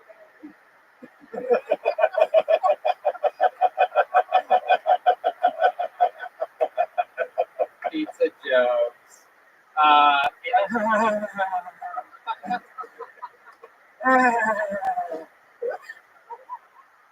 That's the sound you make when you Let's fight change the the last pizza. word of a name. But it is pretty close right there. Red Baron is a famous thing. I know, I used to have that as my avatar on Twitter for like 2 years. It's like, that happened. Oh yeah, it's super happy. Red Baron joke. You didn't look at his Twitter avatar for 2 years? I'm like, sure. gosh, what's that? It is crazy. Pizza at a gym. It's like having, an open bar outside of an AA meeting, where a lot of people that were trying to be strong, when they look at you and be like, "Hey man, can I get some of the pizza?" All the time, right? It's actually, if you think about it, it's actually pretty smart, right? You tempt them with pizza, they eat the pizza, then they have to eat. They feel bad. Come back. Right. You eat pizza once a week, or arguably, right? Didn't they go out of business? Did they pay you to be the mascot there? Or was that like a free just for the pizza? Just for the pizza. Oh my goodness. Did you just show up with pizza? Like, thought you worked at Planet Fitness? You did. What did you do there? Basically, tool guy. Tool guy? Tim Allen over here? Tour. Oh, tour guide. Oh, that's a tool guy. This is the pizza oven. No. Tour guide. They had you show people around. Yeah, Why do you think they picked you for that? these are the rowing machines. All the cars.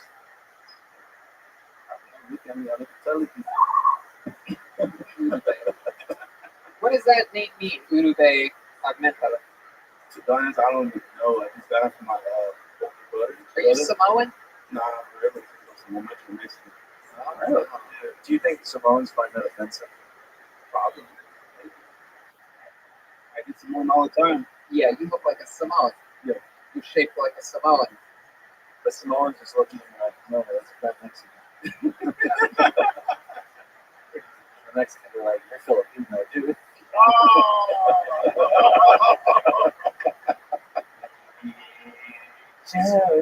You still work at Planet Fitness? Nah, I was working at Universal. Universal Studios? You work everywhere with a globe. Welcome. How I are actually you? work for a sanitation and I'm kicking What ass. do you Kicking do, ass. Jack? How'd you find out about me? What do you clean? first I usually put down the floors up here. Amazing. Amazing. Oh, I love you. Thank you so much for coming here. Do you mind if I tell you about I got myself? a little fog in my shower, and and a bunch of dildos came out. Now, Okay, there's no nudity, and they so there's found no issue. deep down there. You can I'm pursue like, what was as much And the legal guy's action like, you want. you There's no nudity. had roots. I'm like, what? You know about this? Yeah, that same thing happened to Rogan. Rogan had what he said, they We're ran. out of detention. I hope you didn't find out about my project. Do you mind if I tell you about myself? Thank you so much, first and foremost, for coming in. And I have a shop at Street My Life 24 hours a day, 7 days a week, 365 days a year. I've been doing so for more than 3 years. I have more data online than any person in all the history. It's essentially a real life Truman Show. I stream my life for world peace. I don't want war anymore. I want to help end world hunger through the use of technology such as agricultural drones, floating greenhouses, saltwater greenhouses, things like vertical farming, cloud seeding, hydroponics. I want to help people in the developing world. I'm sponsored by a cryptocurrency known as Harry Potter Obama Sonic 10 Unit. I know that's a lot of work, but it's worth tens of millions of dollars. Essentially, what we've done is built wells in developing nations such as Nigeria. I want to continue those types of good programs. Additionally, I'm a major advocate of life straws and desalination technology, pumping grid seawater on time to make it drink. I'm not a bad person. I just want attention for this project. The best way that I can do it is through my box.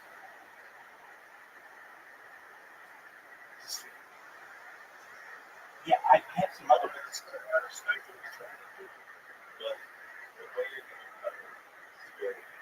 Oh, totally. I understand.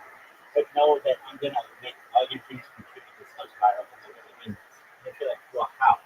What are you going to do? Data is Earth's number one resource according to the Economist magazine. And I have more data on my brand personality. And when people find out about what I do and it gets people talking, they're going to check out what I've done and they're going to see I have more social media and more data on the internet than any person ever. I have over 100 YouTube accounts. I have over 200 Instagram accounts. I have over 500 Twitch accounts. I have over 1,000 TikTok accounts. I have over 2,000 Twitter accounts. I have over 5,000 Blue Sky accounts and over 10,000 TikTok accounts. I have more social media than any person ever. This is the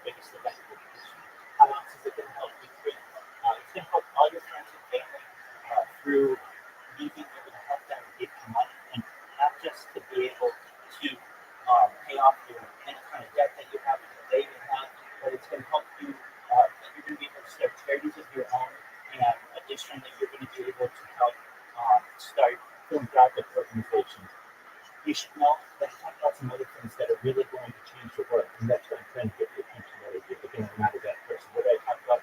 Anti-gravity, anti-manufacturing, communication, counseling, travel, things like family disclosure, things like de-extinction technology. People don't know this, but the first successful de-extinction took place in 2003 with the Pyrenean ibex. That was a goat located in northern Spain, southern France. Fast forward to the year 2021, a company out of Dallas, Texas, known as Rothschild Biosciences, founded. They've made it their goal in the next few years to reintroduce the woolly mammoth into the Arctic Circle, utilizing African elephant surgeons. I just think this is mind-blowing, world-changing technology, and what now is all about. Following the reintroduction of the woolly mammoth, they want to reintroduce the Tasmanian tiger, followed by the dodo bird. These are things that I never thought I would be able to see, and I know that are going to change the world and I want people to know about. Additionally, how this is going to help you free. I'm going to give you money. I mean, I'm on 16 different cameras right now telling you that. You have as much word as I can give you. And what is that going to mean for you? If you want, this is all the frequency saying, you're going to be able to utilize that for life extension technology for yourself. Things like oxygen therapy, human growth hormone, stem cells, nootropics, neurogenics, things like perhaps cold shock therapies and ambrosia therapy. I want it so free that you would want the average life expectancy is probably about age 80. I'm going to get that to age 100, 120. But here's where the real thing is. And this is really what I want to talk to you about and why I span the way that I'm not a bad person. I want people to talk about a very important subject, which is mindful. Again, this is all we can consent if you want. In the future, there may be an opportunity where we scan your brain in your computer, like a CAT scanner, MRI, wherever molecule is in your central nervous system and peripheral nervous system, you're later down as an android, an avatar, a cyborg, a cybernetic being, a clone of yourself, a robot, an ethereal being, whatever you want to be. What I want you to know is that there's an opportunity for you perhaps a digital immortality. And I know the rest of the world knows that too. I think these are important conversations that we need to have, and that's why I think the strategy that I'm using. Again, I'm not a bad person. I don't show any nudity. Nothing that I'm showing is essentially illegal, and I do appreciate the attention that I'm getting. So you did exactly what I wanted you to do, is to come in here and talk with me, allow me to talk to you about those things, to see that I'm not a bad person, and I want you to know that I'm helping you, I'm helping your friends and your family. I want to make them rich. I really do. I want them to be able to take care of everyone around them and have a better life.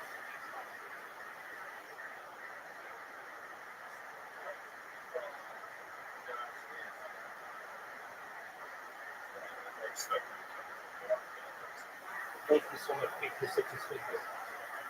I would, let me say, if I were in your position, I would feel the same way. I'd be like, why is this person spamming me with the most inappropriate information? I don't want this. I don't want anything to have to do with this. You have to understand desperate times call for desperate measures. There are people who are dying in the world right now. I think that I can be able to help people in many different ways, but particularly just people knowing about some of the technology that's out there. And then when people are able to study what I've done, have you seen the movie The Truman Show? Okay, excellent. But that's essentially what I am doing, which is that online content is on camera. But essentially, it's the story of a single individual whose every action is recorded. And in the past, someone might have been a diarist, someone who's writing a diary, or a journalist, something who's writing a journal. And I'm essentially doing the same, except I do it on video. And I know that people are going to be able to study this from an academic perspective, not just now, but into the future. Essentially having more data on one individual, knowing someone's behavior, someone's social interactions, someone's sleep habits, their eating habits, their bathing habits, their circadian rhythm. We may be able to study dreams through this. Because I always keep the camera on, and I'm on 60 different streams right now. This is a very big deal that I want people to know about. And trust me, I've done it a good old-fashioned way of just, hey, will you please repost when I could, all of that. That doesn't really work that well because there's so much content out there. So I created bots to be able to promote what I do and do exactly what happens here. And someday, somebody's going to see what I do. The more that I coach the you know what? It's so crazy. I need to work. So what do you need? It's just tell your friends about it. Everything that I do is absolutely free. And we're going to be able to hopefully unite the world and hopefully be able to serve people's lives and just help the globe. And that's important. So thank you. Apologies for any kind of issues that may have caused you.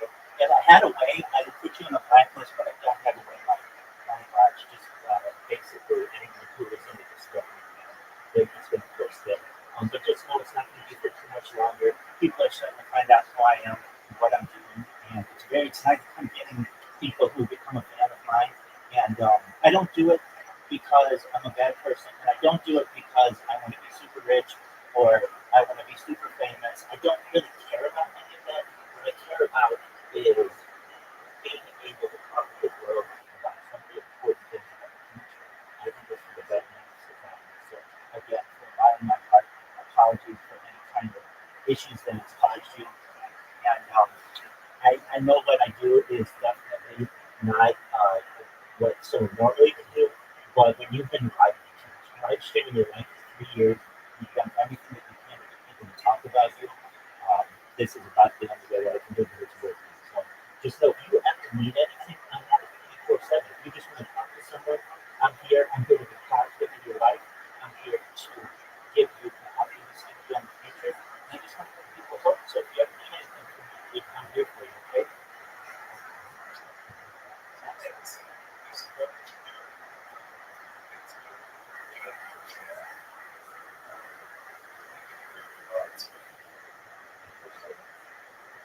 It's not for too much longer. 100%, my friend. Absolutely. Thank you for being such a sweet.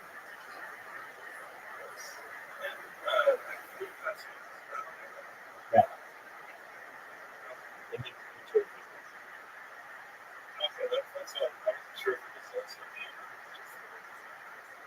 It's an idea. That's absolutely.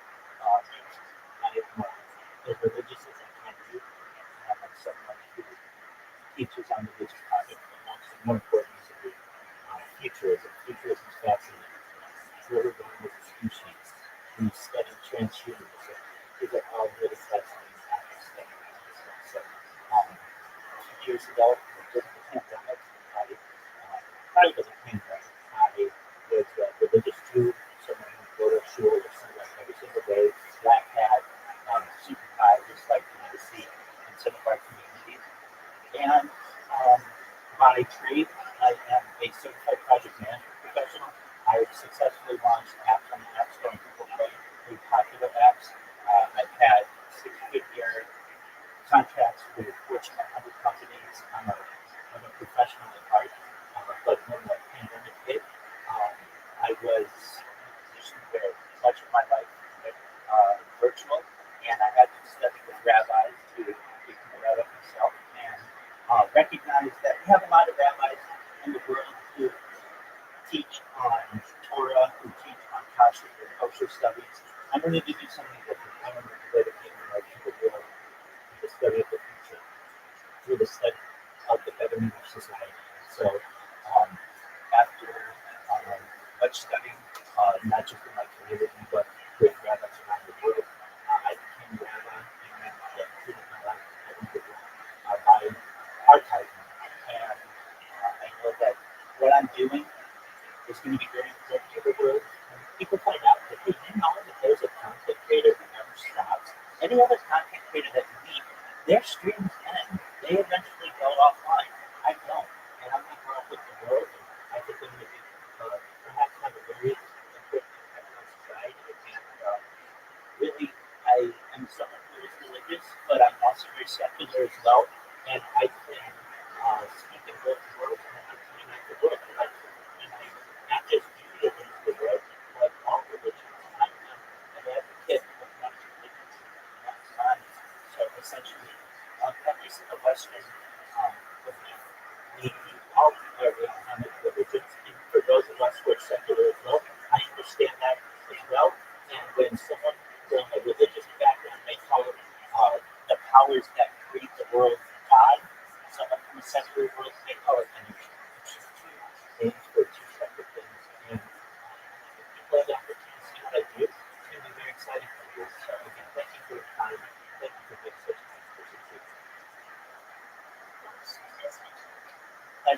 Please spread the word. Excellent.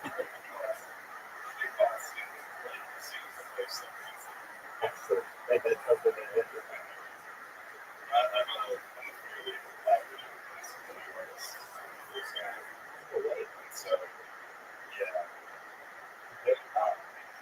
so do you post music?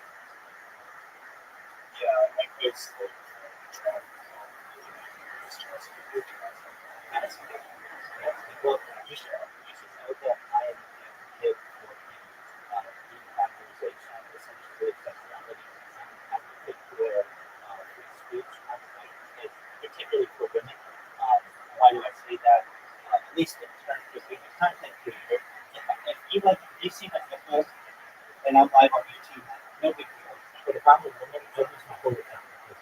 I think that's de facto discrimination, and I don't like discrimination. So I'm an advocate for men, but I'm an advocate for artists as well, and giving people the freedom to be able to do what they want. So you should know that I've been highlighted, and I think there's going to be a big rise a sexual revolution that comes out of this, because really, it's how we got here. It's really shouldn't be counted with many of the values that we put on it. Perhaps are too traditional, and I'm someone who advocates for the fact that I'm great. So thank you for doing what you do. Absolutely, if I can have a couple of minutes. Okay.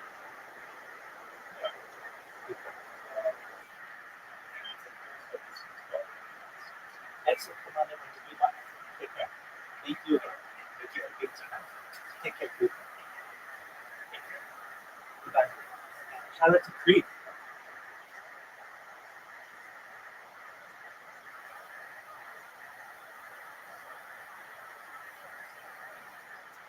Branch that was like maybe Yeah. 6 feet So tall. he showed me. It's like, yeah, you gotta see it. I'm like, what? It's like a big ass fucking, he has like this work tray there. Look, and it's fucking unbelievable. I'm like, how did that? I was asking him, like, and I'm also trying to like retrace every crazy night I got.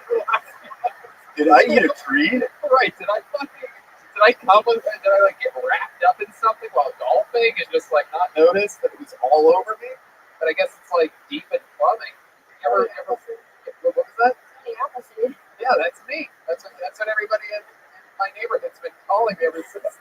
The plumber's like, later, Tony Appleseed. That's another hot edit right there, just lining them up. 155. You can just write and then write all the time stuff to it. Right. That's what the 155 is. 155 references. You guys want to do it? The gang spelling?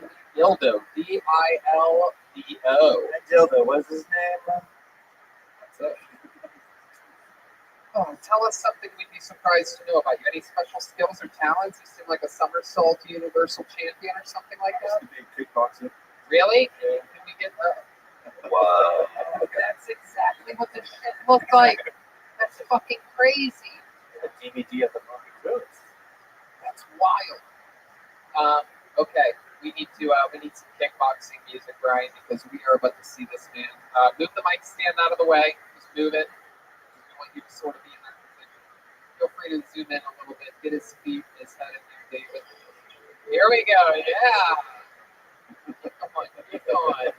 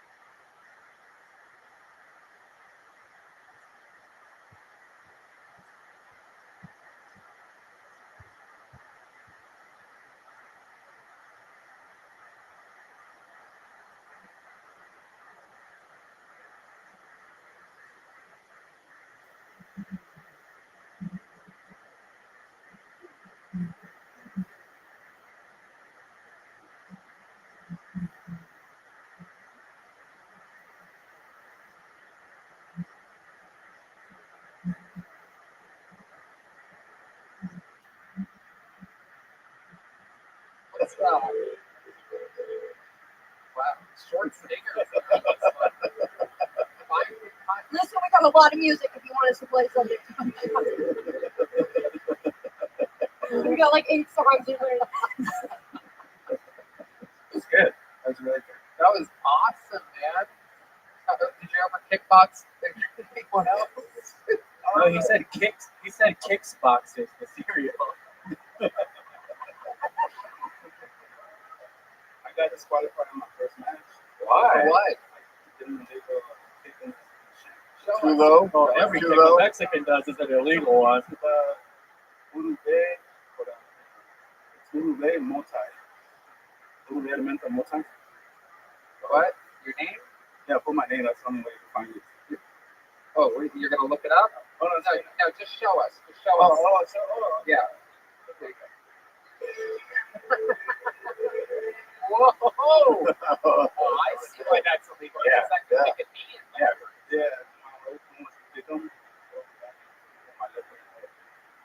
Jesus Christ, dude. What's the highest you can take? Yeah.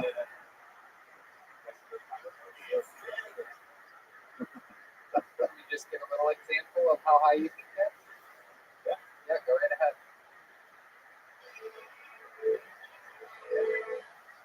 Whoa! Man. Look at that. Oh, my goodness gracious. Wow. No, I think Redneck could probably top that.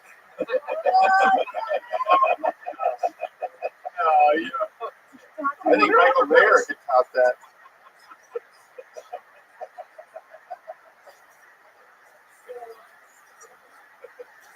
All right. Who do they? Say your last name again. Aramenta. Sexy. Sexy. Like a 50s novelty song. Claramente. Aramenta. Urue Aramenta. Ladies and gentlemen. There you go. Thank you. There he is. Urue Aramenta. Take it 1 step closer to the finish. Then I'm about to break. 1 step closer to the finish. Then I'm about to break. Steer with a spin out like this? Or? Oh, yeah, it's just gonna be one of the people at home's favorite episodes. Guys, I don't want to break anything, but we actually have Danny Brown here right now. Come on.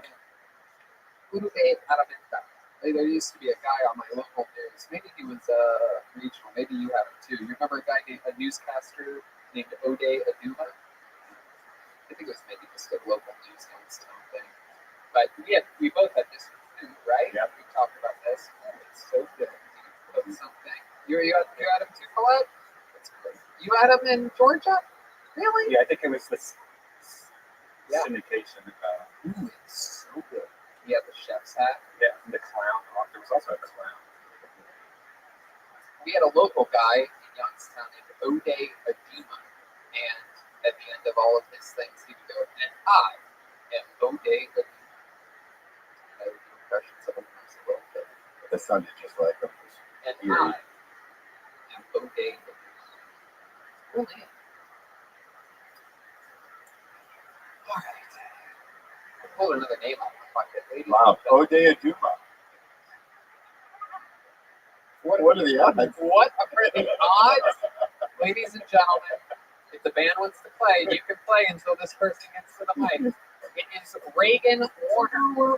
Reagan Warner. Don't know how I got this way. No, it's not all right. Only time for Reagan Warner. Hello. So I just moved out here to LA from Minneapolis. Had to get a new car because it's a big driving city around here. I think the dealership had a fire sale. Better I take it than it burns.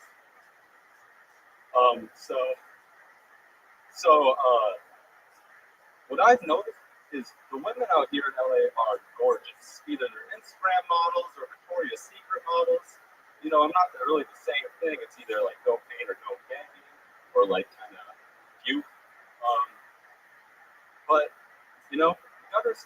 that's a commitment. But what I've noticed is Victoria's Secrets is a lot like the Catholic Church. You know, they put up these unrealistic expectations, and they also like to traffic kids. So I just found out from my dad that he's diagnosed with cancer. I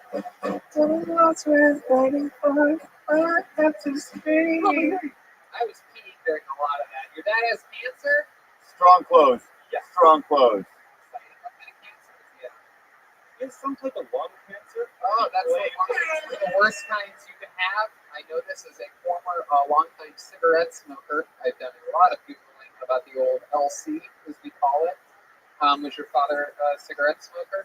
He's big cigars. Wow.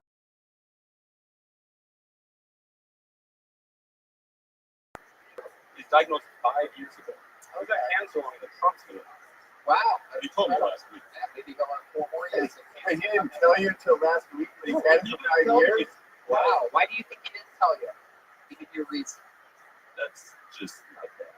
I don't know. That's how to explain that. He just doesn't, just surprise you with stuff like that. I love that you measure 5 years as in longer than Trump's been in office. Let him talk. Okay, Mr. President, I'm sorry. Yeah. Okay, thank you. What's his current condition? He's had it for 5 years. How's he doing? What's happening over there? Well, he also has this immune deficiency, so he has to get like. Fantastic. Oh, Yes. I wasn't talking about you, Mr. President. But I mean, you can answer any of these questions that you actually want. Nope. Oh, come on. Come on, Mr. President. I mean, No. okay, why are you arguing with me? We have to get along.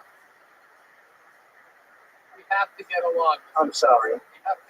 We have We really do have to get going. Literally pointing to the responses he wants. And he didn't even say what it was supposed to say. even this fucking soundboard tonight. It says we have to get along. We really do have to get going. It doesn't exist. Trump is finally right. Wait, so let me get this right. Even the people on the patio right now, they're not actually watching this. No. God. They're enjoying their chicken tenders. I was so confused because it's no names in the bucket. And nobody here is filming this. I've been on live this whole time, Instagram live. Well, as long as it's your live. I'm the drummer for Linkin Park, dude. like 80 million followers. I thought we had a good bit going. I was conversing with Trump, and we're going to get out on a big laugh. But on an episode like this, it makes sense. It's like, but I guess it's not going to happen, right, Mr. President? I don't think it's going to happen.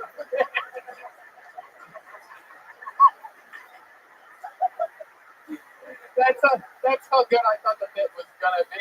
But instead, this thing's running like the goddamn Mexican government.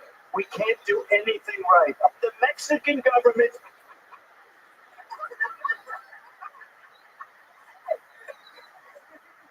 Oh, we just can't win today, Mr. President. We don't win anymore. This is so stupid, but it's my favorite part of the show tonight. We used to have victories. We don't have victories anymore. It was so good. All right. Trump claims when you get Uncle Bit. Okay. Reagan. Yes. Reagan Warner. Are you named after Ronald Reagan? Are you named after Reagan and Watkins? RW. First name Reagan. Last name, what is it? Ortner. Ortner? With a T, like a fort. It's like three letters away from being Reagan and Watkins. You ever heard of Reagan and Watkins? No. Yes. So tell us more about you. What was that? Drummer from? It said China. So, I don't know, I guess I just moved out here. You seem like you've ridden a unicycle before. right? From Minneapolis. No, You seem like the kind of guy that closes the refrigerator with a tip. I am. Is that true? I definitely dip chip everything. Hello? That's pretty fucking great. I'm still at 5% what I used to be. Oh, and if I gain weight, all of it goes straight to this ass. So Oh my goodness. there's some power behind it. Jesus, there's going to be more roots in my shower drink after this.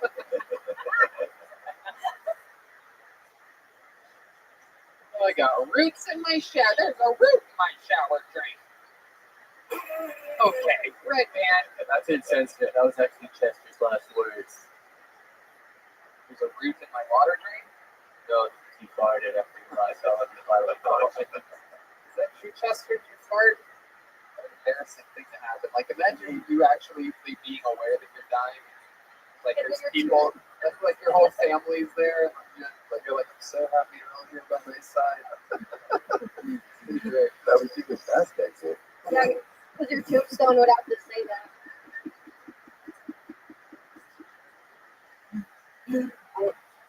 Let's go through this part more and figure out let's figure out the worst part for when you die. This is my number. This is Red Man's dream episode.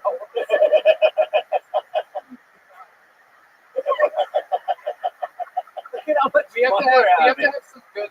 You have to hit it after I say some last words. I'm just so grateful that you're all here with. Oh, wait. It's got to be someone saying to you, like, Grandpa, the whole family's here. We're all here. We just want you to. We all love you. We want to hear it the last time. I just want to let you know that I love you.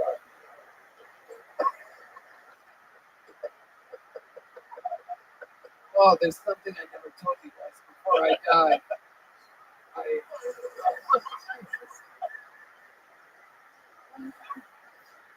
Oh, tell your mother that I. What's up? We're Lincoln Park. No, wait, before I pass. Sunday night. Jesus, Yeah, man. that was me. That was me, Grandpa. This doesn't really understand what I'm trying to do. It's supposed to be after. It's exciting. I get to make my phone noises. Fun fact about Red Man's carport is that he recorded it all himself. Seriously. Just have to turn to the left. Shout out to Wendy's. Yeah. Shout out to the chili over at Wendy's. Chili and crackers. Reagan, what's the weirdest thing you've ever had in your mouth? Tonight? Or anytime? Chicken brain. Ooh, chicken brain. Wow. Did you like it? I had pig brain before. I hated the texture. It's just like a slime. If you ever had one. Where'd you eat chicken brain at? China. Really? Is that true? That is very true. Yep. Oh, my goodness.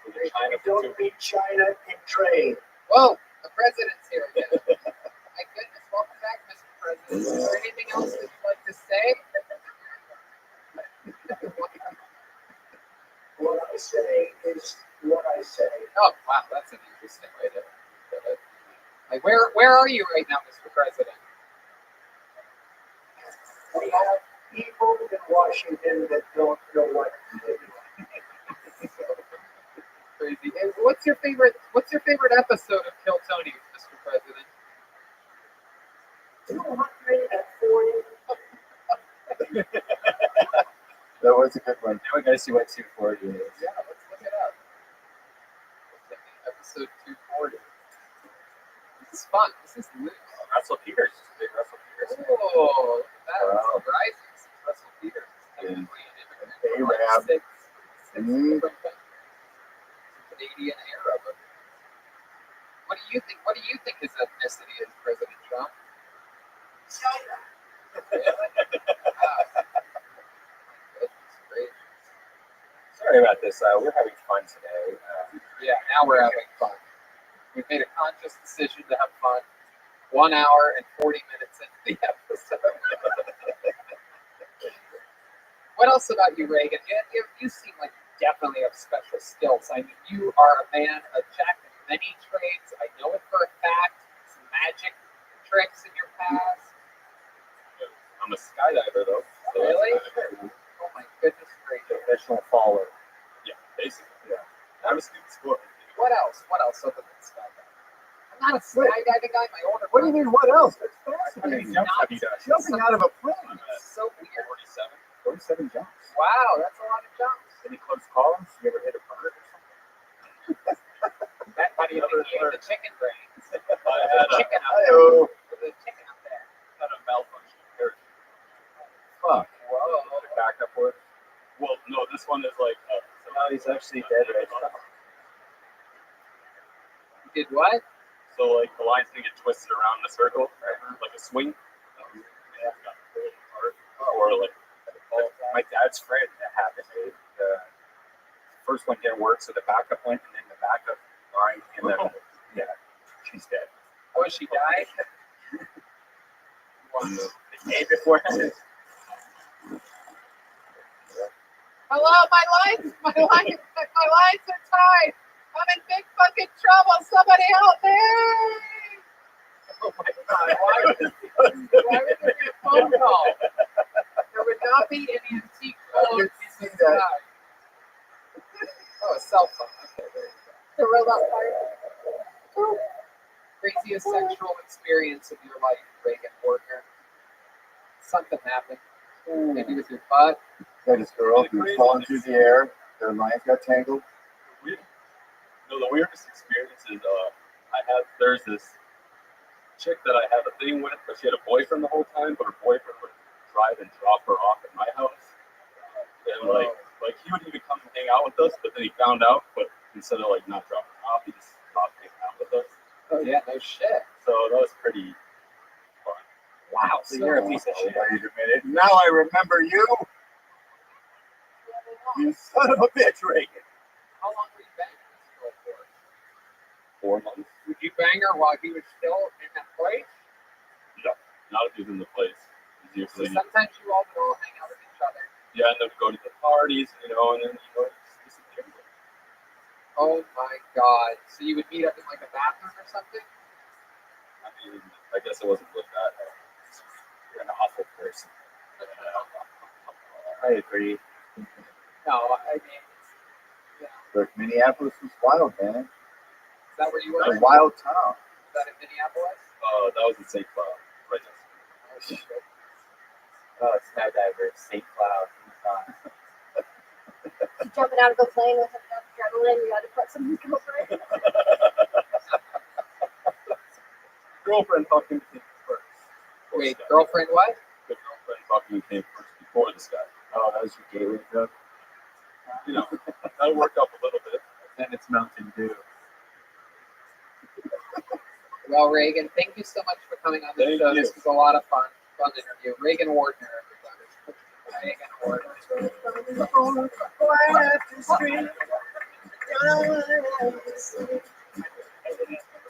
Let me hear you. And then this happened. It's going to be more.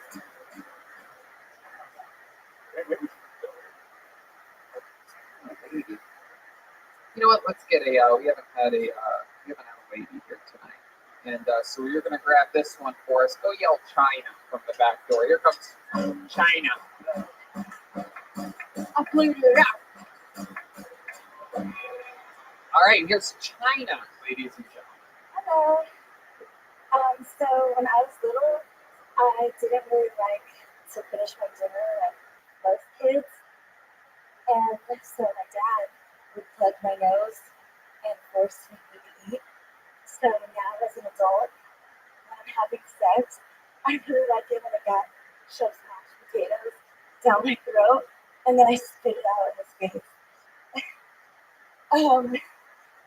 I'm from the East Coast, and I'm from the East Coast, and over there I'm like maybe a 7 or an 8, depending on what city I'm in.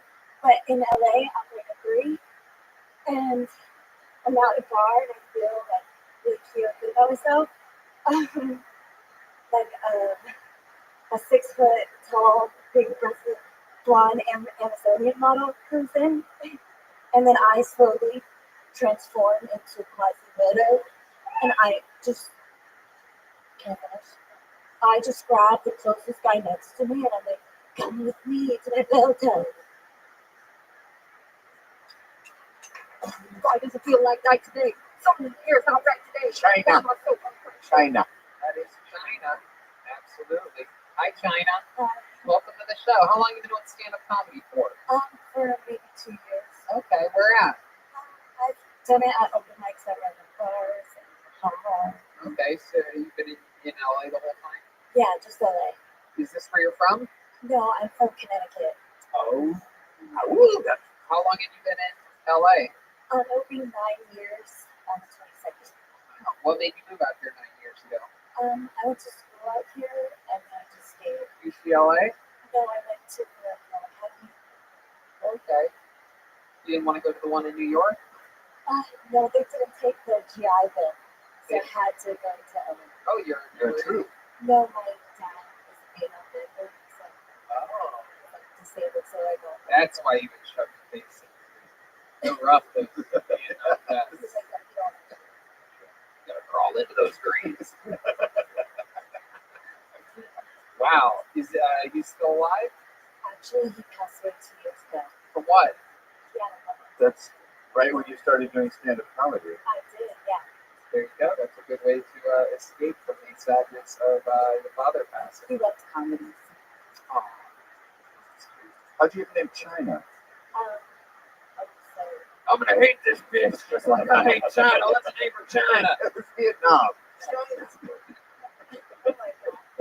She was a boy, she would have been named Charlie.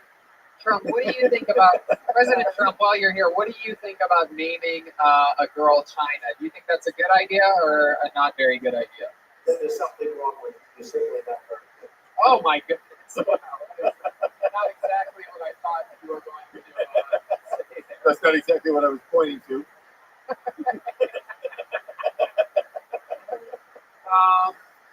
What were we just talking about? Your name, China. Why are you named China? I was actually adopted when I was 4. My biological mom named me China after the band Jefferson Airplane.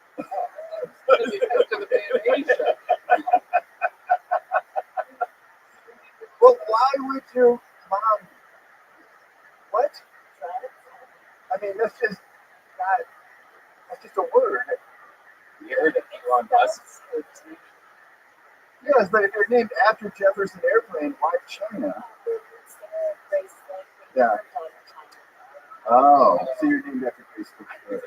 Grace Slick has a daughter named God with a lowercase g. So it could have been God. Grace Slick. I know a lot about Jefferson Airplane. That's why when China said this shit, I got a little bit on edge. Goodness gracious. Wow. Any crazy things ever happened to you because your name's China? No, but people usually don't call me China White. Oh, because you do drugs. No, they usually do drugs when they're like, China White. Or, You hang out with a lot of people that do serious drugs. I have in the past. Yeah. Hang out with people like that. Did you ever do serious drugs? By accident. How did that happen? Well, I was at this girl's house, and she just started like breaking up this white stuff, and I was 18, and I had done coke before, and I didn't ask, and I thought it was coke, and so she just handed it to me. I snorted it, and then like a week or 2 goes by, I had a really bad time before I did that, and I was like, "What was that?" I was like, "Was that crack? Like, did I do crack?" And she was like, "What? I don't do crack. That was meth."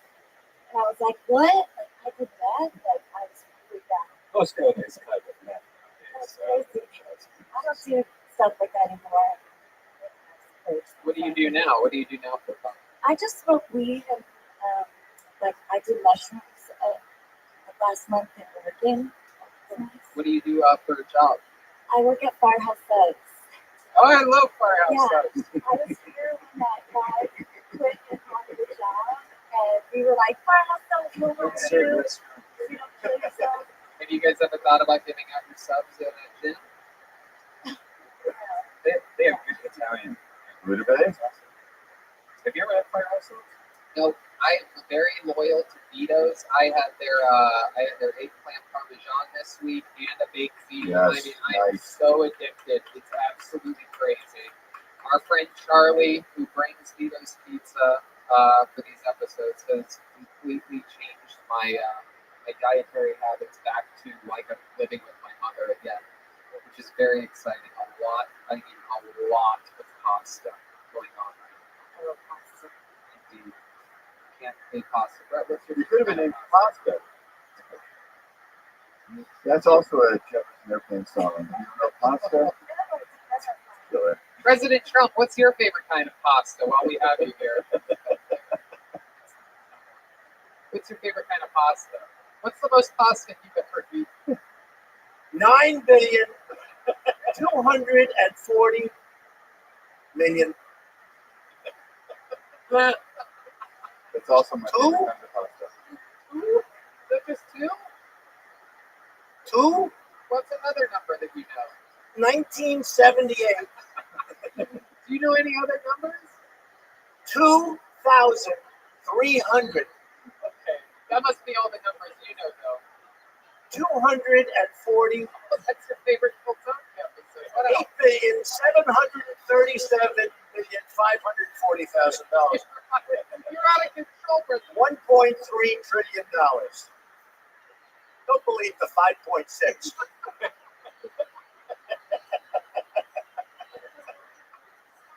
What is he talking about? He's talking about all the percentage that Firehouse Subs donates to firemen across the United States. The first responders. That's very. How long have you been working?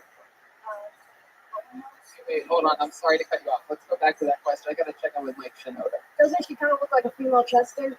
Like hard on the outside, but inside like fragile like China. That is good. Are you a Lincoln Park fan? If you could say anything to the late great Chester Bennington right now, what would it be? Jesus, what were you, the one that sold him the rope? Yeah, that's great. Why would you apologize? What a fan to sell him the rope. Hey, yeah. I also need $5 for this. Sure you won't kill yourself with this rope. Chester, what do you think about this young lady apologizing for your suicide? It's cool. All right. What's something shocking about you that we would be surprised to know about you, China? Something fun about your life's history, or maybe a skill or a talent that you have, or a hobby? Like Red Band here can walk on his hands. To any Firehouse Subs. Really? Is that true? Would you be willing? This sort of looks like a hazard over there. Would you be willing to try? I could try. Oh my goodness! How many do you think we could have China stand on her head? This is amazing. This is what the show's come I to. thought that Udabay's high kicks were going to be the highlight. Welcome to tonight's episode of Kill Tony. Here we go. This is no, I'm not like anything else.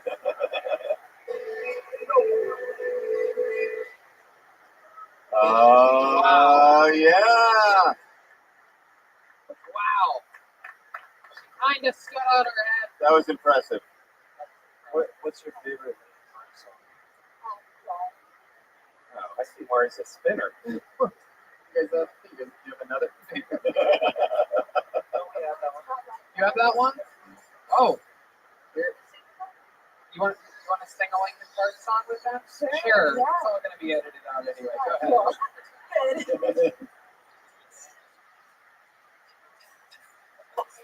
That's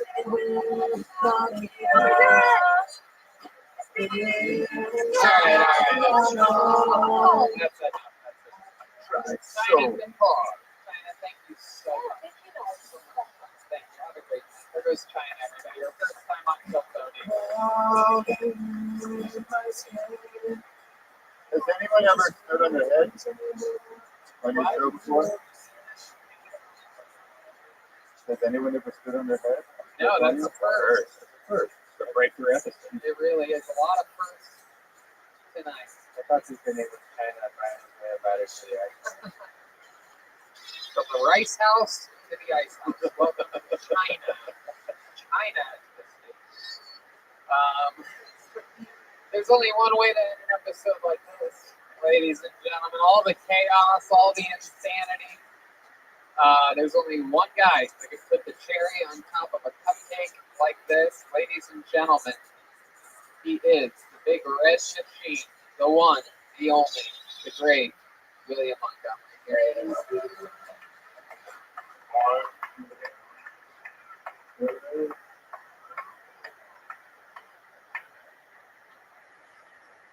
Someone like Nike comes out with a mask. Yeah, we ain't getting the vaccine.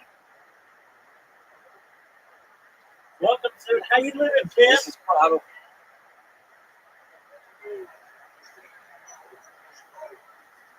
I gotta sleep sometimes, and people keep me up during the day. How are you, big man?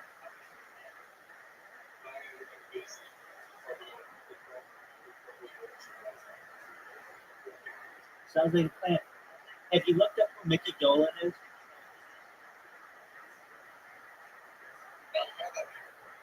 Yeah, well, look it up again, man. Or Mickey Dolenz, M-I-C-K-Y space D-O-L-E-N-Z. He's older now, but look at him when he was younger.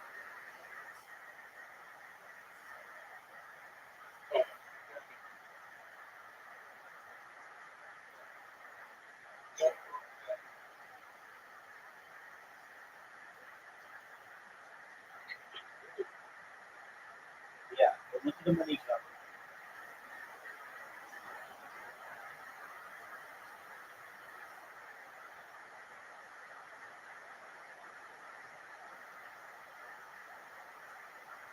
Yeah. Good. Excellent. Dog, I'm so happy. Okay, he looks like you too. I'm so happy. Okay, so I have been spamming people on Blue Sky for like 3 weeks now. Just about exactly. Maybe a little more. And unfortunately, I've gotten people to come in here because I know the server's grown, but I haven't been able to talk to them because of whatever reason.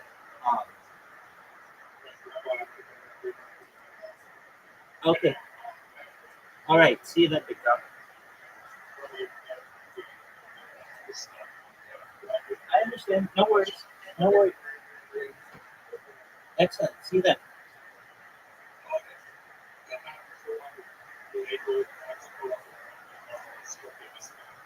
All right. You tell me all about it. Probably when I was Shout out to next. I think a fun sketch would be if I moved to Saudi Arabia, became real popular, ran for that.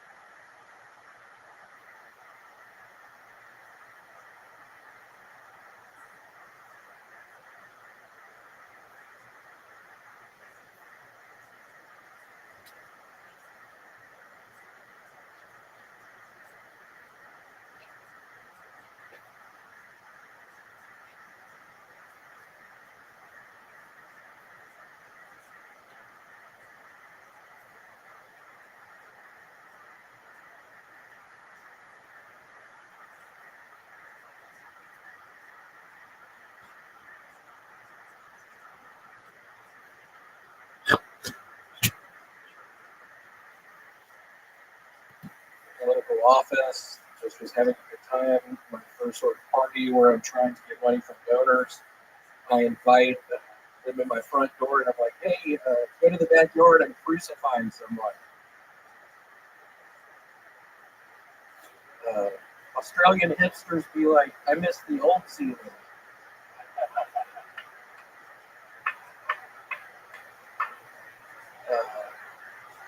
Hey, Red Man, if you're going to be the best,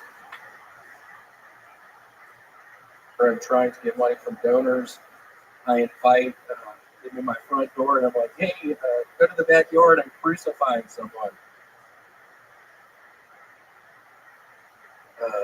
Australian hipsters be like, "I miss the old ceiling."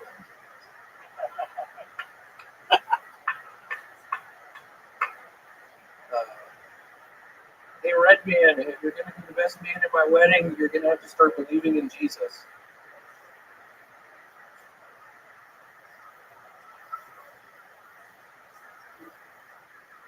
Oh.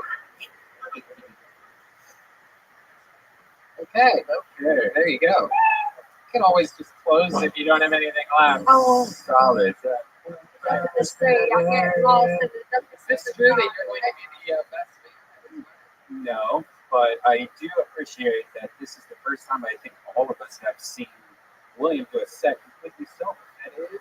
Yeah. And this is the first time. Wow.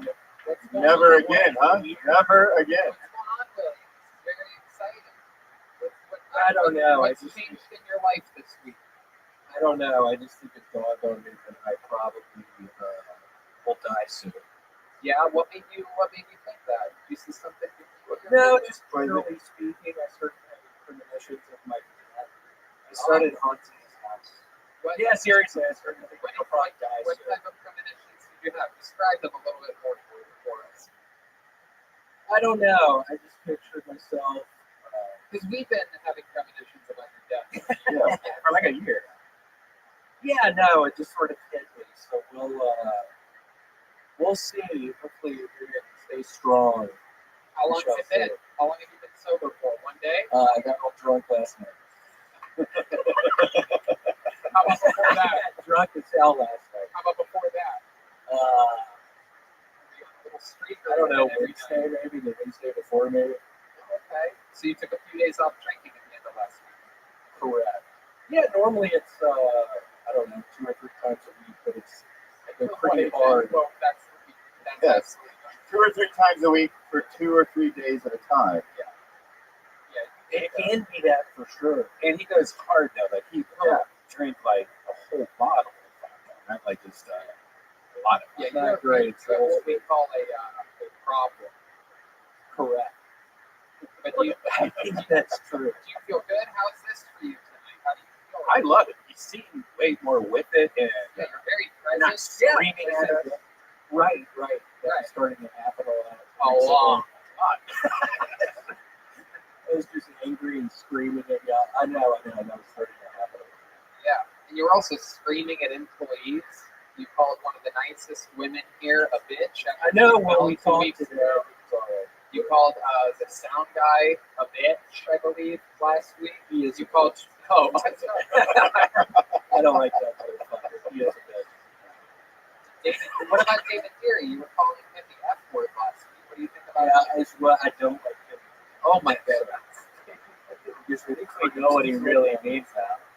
Just look at him. Oh, Yeah. look at that. We're zooming in on that crotch. Did you lift up the shirt for it? I'm worried my little thing's gonna pop out. Oh, you are wearing the same shorts. See, I can feel my feet. Still have not fixed the shorts. What is We have to just one step at a time.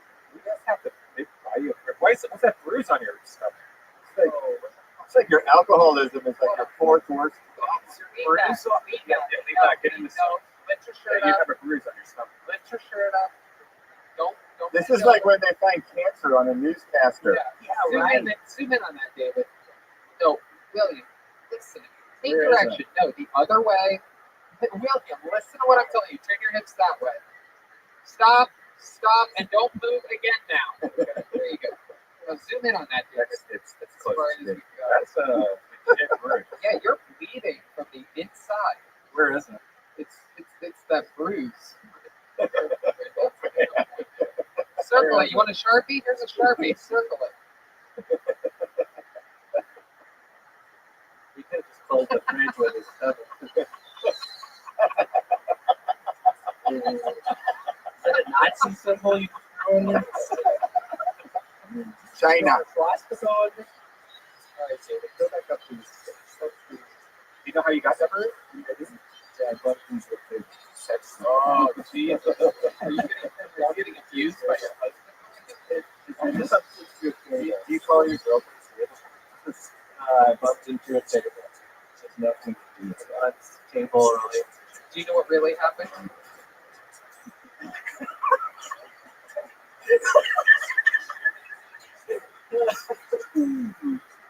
Yeah, I bumped into What happened? Tell us. This is a compelling episode of Filter. You want to know. You can be honest with us here. We're your family. We're your real family now. Your other family doesn't exist. You've taken it home. Chris Selby. Chris Selby. Yes, too. Chris Selby. That Chris? It's Brad. You're afraid to say Brad. It's ugly. It is Brad. What, Riff? No, I'm kidding. I said it was right. Oh, now we're getting a little bit more. You were drunk and you bumped into a table. Yep. Then what happened? Because tables, William, I'm just going to be honest with you. I honestly, I don't remember. Wow. Yeah. Do you think that the bump on your stomach has anything to do with your newfound reasoning to stop drinking? Jesus, I want to see what the fuck happened last night. It's kind of weird. You got this little glare in your eyes. Oh, he has that same bug on his forehead from last week. There's a bug. All right. Well, yeah. So, William, what else has been happening? Have you been looking for a job again? I have not, but I need a job because I can't get over the unemployment. I haven't been here for the unemployment people. Well, did you reach out to them, or do you think they're just going to contact you? I have been calling and I can't get through. You've been calling them? Yep. Yeah. Is that a joke? No. That's all you. Well, I did it online. I've already applied for it and everything. When did you apply? A month ago. Really? I got the payment. I got $1,700, but that was like a month ago. So I'm worried because I haven't gotten another payment. You have to certify for your weeks online. It's an email. Yeah, you have to. That was like that. You're going to have to, believe it or not, William, you're going to have to do something to get that. Right. I agree. Figure it out. Wait, and how exactly are you going to figure it out? You gotta figure it out. What do you think is going to happen? Do you think like the unemployment fairy is just going to show up while you're sleeping? I don't know. I gotta figure it out. I just want to add that as Mike Shimoda, I know Jesse in the band, and William also called her a bitch many times. Oh, that's right. Wow. You can call my girlfriend an Oriental fat. I stand behind you. This is an intervention right now. It sounds like it. Is there anyone else? Yeah, anybody else? Say something. Ryan J. We've always gotten along pretty good. Is there anybody else? Would like to? Oh, Keel has his hand up. Keel, go ahead. Yeah, first time.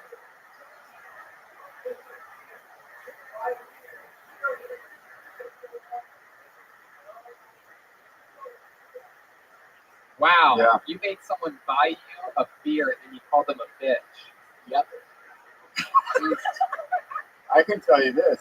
I've had probably 10 to 12 conversations with William. I promise you, he does not know my name. What is his name? Oh. That is beautiful. That was a work of art. You are clearly correct. That definitely is not known. It's like I'm just going to skate through this. Cheers, brother. This is adorable. Sober Williams, like the nicest, greatest, fucking, most like it's incredible how good of a human being that is underneath that fucking drunk demon. Yeah. you have like one of the widest ranges of good guy, bad guy between not drinking and drinking. Like it's hard for me to interview this guy because like I'm not used to it. Like I don't even know what to do. I hear you. Every alcoholic that knows he's not actually going to be able to make a change. I hear ya. Go ahead, Mike Shinoda. When he's sober, we call him William Recovered. And that's tonight's episode, All right. everybody. Good job, William. Good luck. William Montgomery. Root him on social media. Cheer him on for his recovery. William Recovery. Hopefully, it's a while until we see William Montgomery. We like William Recovery. Let's check out that drawing from the great Ryan J. Ebelt while you all sat there doing nothing tonight. He drew that. Look at that. Yeah. Look at Oh, that. hell yeah. Wow, that is so fucking cool. The Corvette, the middle finger, the cat, the animals. Williams Bruise. Williams Bruise made it in there. A little black and blue spot there. That is awesome, Ryan J. All those prints are available at RyanJEbelt.com. He auctions things off. Everything's for sale. Every episode has a print. Every road show has a print. The great Brett Erickson was with us. Oh, thank you, Tony. Thank you for having me. It's been a pleasure. Tell them where they can find you, Brett. You can find me at I Brett My Pants on Twitter. Whoa. And the podcast again? Issues with Andy. Issues with Andy. Thank you so much for joining Thanks us. for having me. I had fun. The great Jeremiah Watkins was Chester Bennington tonight. Tell us about the projects you're doing, Jeremiah. Jeremiah Wonders doing some really cool stuff over there. That's youtube.com/Jeremiah Watkins. Would love to subscribe. And then Jeremiah Watkins. Thanks, guys, for the support. There it is. But Mike Shinoda, everybody, believe it or not, I'm just figuring it out right now, but I do believe Mike Shinoda was actually the jet ski Jesse Johnson tonight. Very impressive performance, Mike Shinoda. I'm going to be honest with you, I didn't know who you were until tonight, and my mind is blown at your incredible sense of humor. Well, I really hope this episode airs because I practiced for hours for these raps. And that's permanent marker. It's not coming off. Yeah, I transferred for the film. Incredible. How about a hand for the great Chroma Chris was Brad, the lead guitarist for Linkin Park. Brad, what do you think about tonight's episode?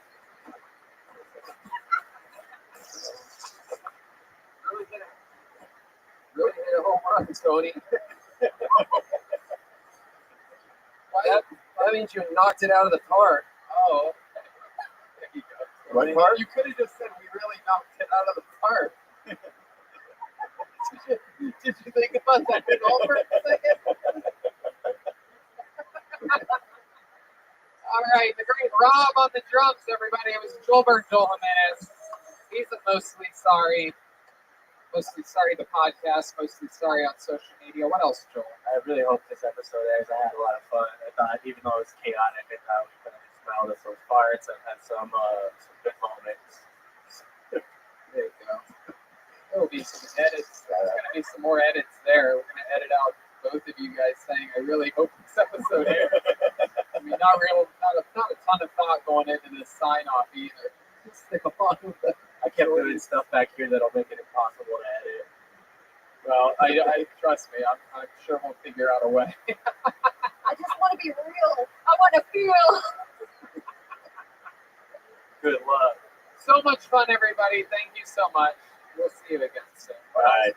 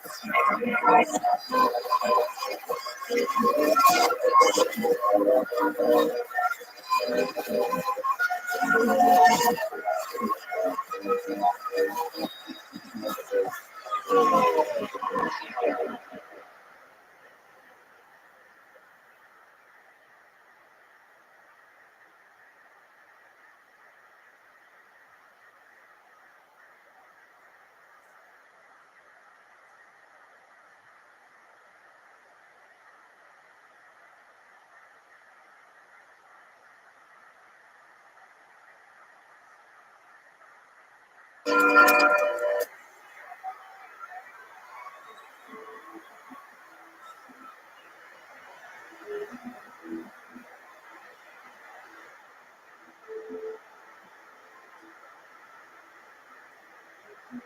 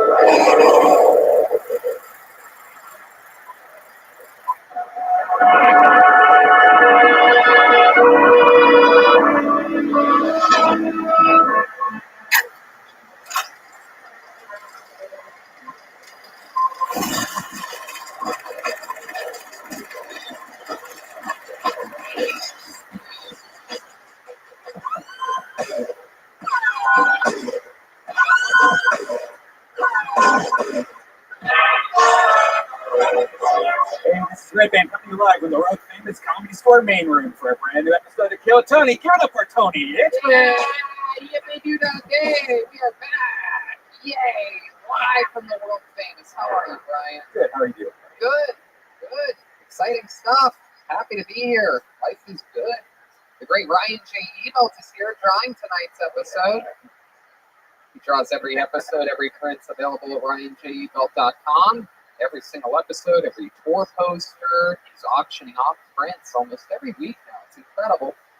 Plus a couple cool new t-shirt designs he's got over there at ryanjebelt.com. I love the books. I don't know if he still has the books. Yeah, he has the books. Grab one. He's got Kill Tony Books, Volume 1, 2, and 3 available at ryanjebelt.com. Very exciting stuff. You doing good this week, Ryan? Absolutely. Enjoying this heat wave that we were having. I love it. I love it. Staying hydrated, staying outside, soaking in the sun. Life's good. There's nowhere I'd rather be than beautiful Southern California. And speaking of which, the beautiful place that makes this show happen, let's talk about some of the amazing sponsors that are responsible for this evening's show. Hiring can be super challenging for business owners, especially with everything else they have to think about these days. Social distancing, supplying masks for their employees, driving traffic to their business. Monica starts with Relate. She needed to hire for a pivotal role at her construction company, GS Group, but was having a tough time finding the right person, especially with so many candidates out there. So she switched to ZipRecruiter. ZipRecruiter doesn't depend on candidates finding you. It finds them for you. Its technology identifies people with the right experience for your job and actively invites them to apply, which is why you should try ZipRecruiter for free at ZipRecruiter.com/KillTony. That's how Monica found Lamont Jenkins. She said that ZipRecruiter sent Lamont's profile to her around 5 minutes after she posted her job because he was a great match for the role. Through ZipRecruiter, Monica's company has hired everyone from accountants to project managers to field scientists, but Monica's not the only employer who loves ZipRecruiter. 4 out of 5 employers who post on ZipRecruiter get a quality candidate within the reverse gay. See for yourself how ZipRecruiter makes hiring faster and easier. Try it now for free. That's right, free at ZipRecruiter.com/KillTony. That's ZipRecruiter.com/KILLTONY. ZipRecruiter.com/KillTony. Our newest sponsor, Lucy Nicotine, is a company founded by former smokers who are finally making tobacco alternatives that don't suck. The summer of 2020 is the time to get healthy. Get rid of your cigarettes, unplug your vape, throw out your tins of dip, and get Lucy Nicotine gum monsters that actually taste great, delivered directly to your door. I was a heavy cigarette smoker. This made everything smell, and my car, and my clothes, and everything. And then I switched to vaping, and now I use Lucy Nicotine gum. Use it on an airplane or if I'm in a car. Guys, this is the real deal. The subscription to Lucy comes directly to your door each month. It's simple. At a time when groceries are delivered to your door, Lucy got you scheduled and will be there every month. Use promo code KillTony and save 20% off the entire store. You can even do a trial order film for just $4. That's basically just shipping and handling. Go to lucy.co, use promo code KillTony at checkout, and get rid of your old cigs or vape. That's lucy.co, promo code KillTony at the checkout. And we are back. I'm excited to start this puppy pie tonight. Ladies and gentlemen, we do have a guest. He is a returning guest, a guy who's been on the show quite a few times. Former Comedy Store Door Guy, winner of the Comedy Central Roast Battle Season 2. Huge victory. One of the great roasters, one of the great comedians. He's a paid regular here at the Comedy Store. He's one of my great friends. He's going to be chilling with us. Ladies and gentlemen, I present the great Frank Castillo, everybody. Here we go. Viva la razza. Hello, Frank. Welcome. Feels good to be here. I bet it does. When you hear that music, it reminds you of your father, your grandmother, your mijo, your mija, and your favorite podcast, Kill Tony, was what I was looking for. By the way, one of the coolest fathers I think I've ever met. Your dad.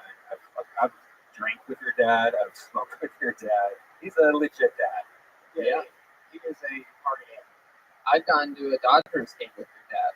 Well, actually, I met him there. I met 20,000 of your dad at a Dodgers game. That's what every Dodgers fan. He is a true, true dad. Yeah. And a true Los Angeles, what do they call that? Angelino. Yes.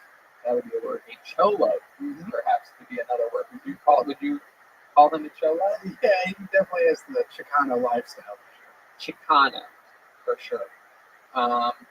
Well, I'm glad that you're here, Frank. We're going to have some fun this evening. I don't know if you remember this, Frank, but on this show, we have a band.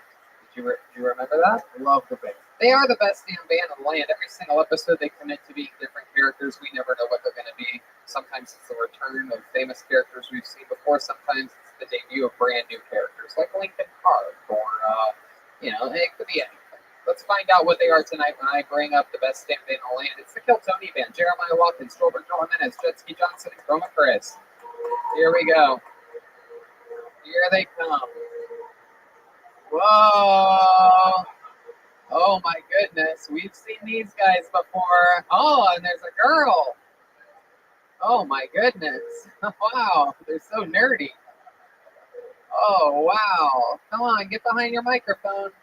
That's the part right there. Hello. Remind me of your name.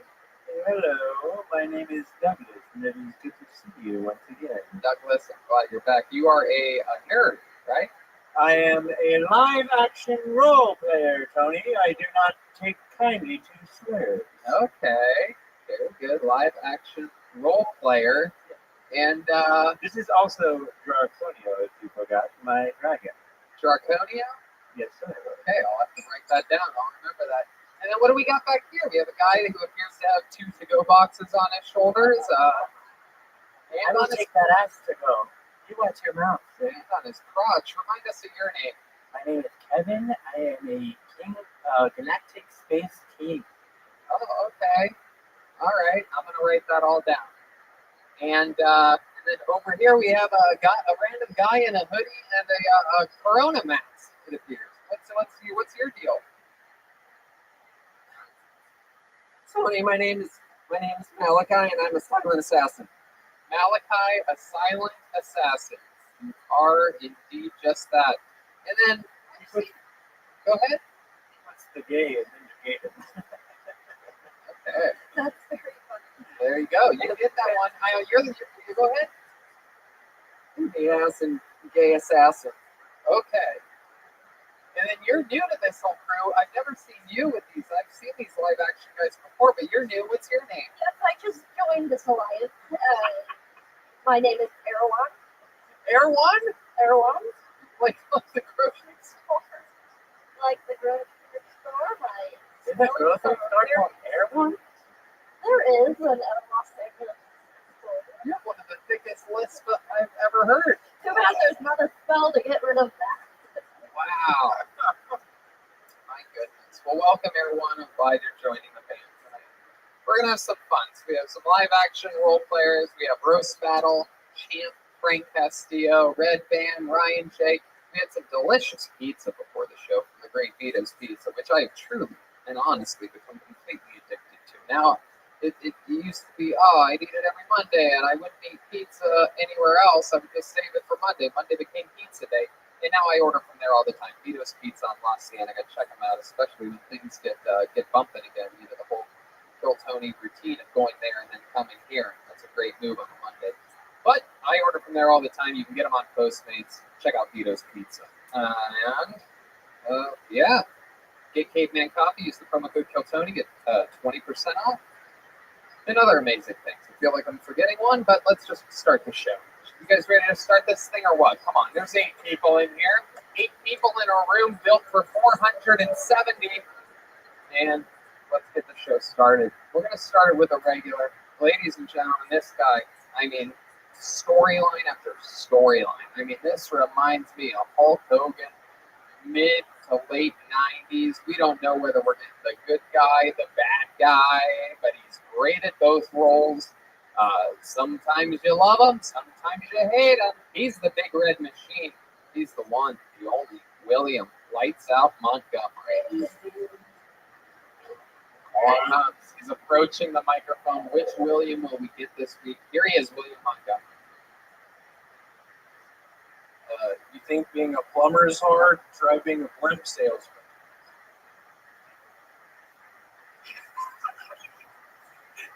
I was watching a WNBA game earlier, and it said aerial coverage provided by the Goodyear blimp, and I have to admit, the roof game was on point.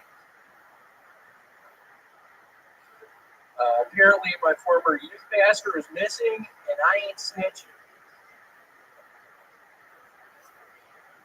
Not to beat a dead horse, but I'm all out of glue. Sad for Biden that his VP running mate just died. Kamala, the Ugandan giant. All right, that's all I got. There you go. 49 seconds of meat and potatoes. William Montgomery. Yeah. Hi, William. Hey, That was so much fun. Welcome. Are you sober again this week? Yeah, pretty much. I have had a little Coca-Cola and vodka. Coca-Cola and vodka? Would you mix that too? I only had Coca-Cola in the fridge. It's not bad. Wow. Did you have it on ice? Nope, it's just in a water bottle. It's just Coke. You put it in a water. You put a lid on it? Yes. William is what we call a number 17 alcohol. That is a great point, Douglas. Yes, he is. It was better this week. I did get I got drunk last night. Other than that was it. What happened last night? What do you think made you want to drink last night? What do you think happened? I don't know. I was grilling out. It's been fun to grill out. I got a grill and some salmon last night. Oh, how long? It was really good. Okay. How long into the grilling did you start drinking? I was drinking some Stella Artois. Okay, let me rephrase the question. When did you start grilling? Probably take a guess. 7 p.m. Yes. What time did you start drinking yesterday? probably at 6. Okay. So you cracked open a Stella at 6. Correct. Probably went through 2 of those before you started grilling at 7, right? Correct. And then what happened? What happened at 7 when you started grilling? Just straight Stellas all night? Get your groove And then back? I moved to the vodka Coke at probably 3 in the morning. That's absolutely disgusting. And then I woke up at maybe 1 p.m. today. I mean, you drink like a freshman in high school who just found out about alcohol. That is a drink of desperation. Yes, it's like, I just mixed whatever my stepdad had in the cabinet. Right. I had a vodka and Coke. I bet that Coke was flat. It wasn't it. Wait till you try peach schnapps and toasted Oh, Do you drink a lot of water when you wake up, or do you drink water in period? Yes, I was very thirsty. But yeah. how much water do you think you drank? 64 ounces. Oh, that's a good guess. Yeah, I have a 32 ounce water bottle. Oh my goodness, and you filled it up twice. Yep, that's interesting. Is it true that your youth pastor is missing? Yes. Oh, tell us more about it. Don't know where we got.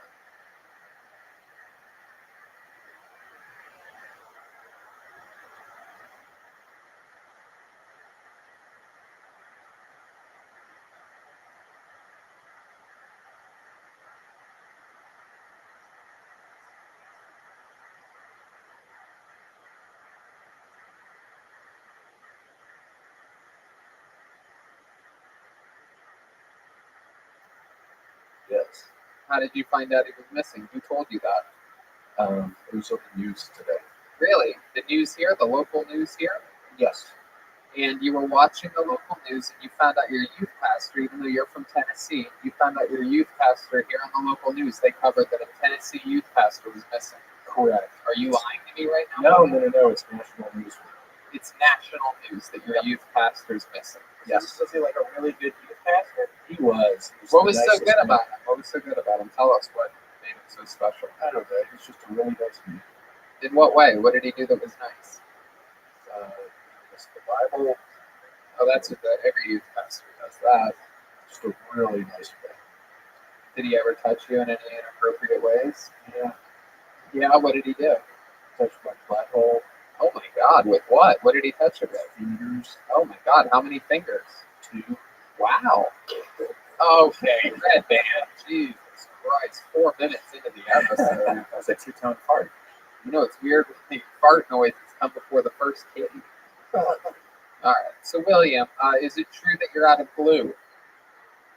No, that was a lie. Okay. Have you ever met a blimp salesman before? You know. You had 2 blimp jokes to start off your set this week. Why do you think that happened?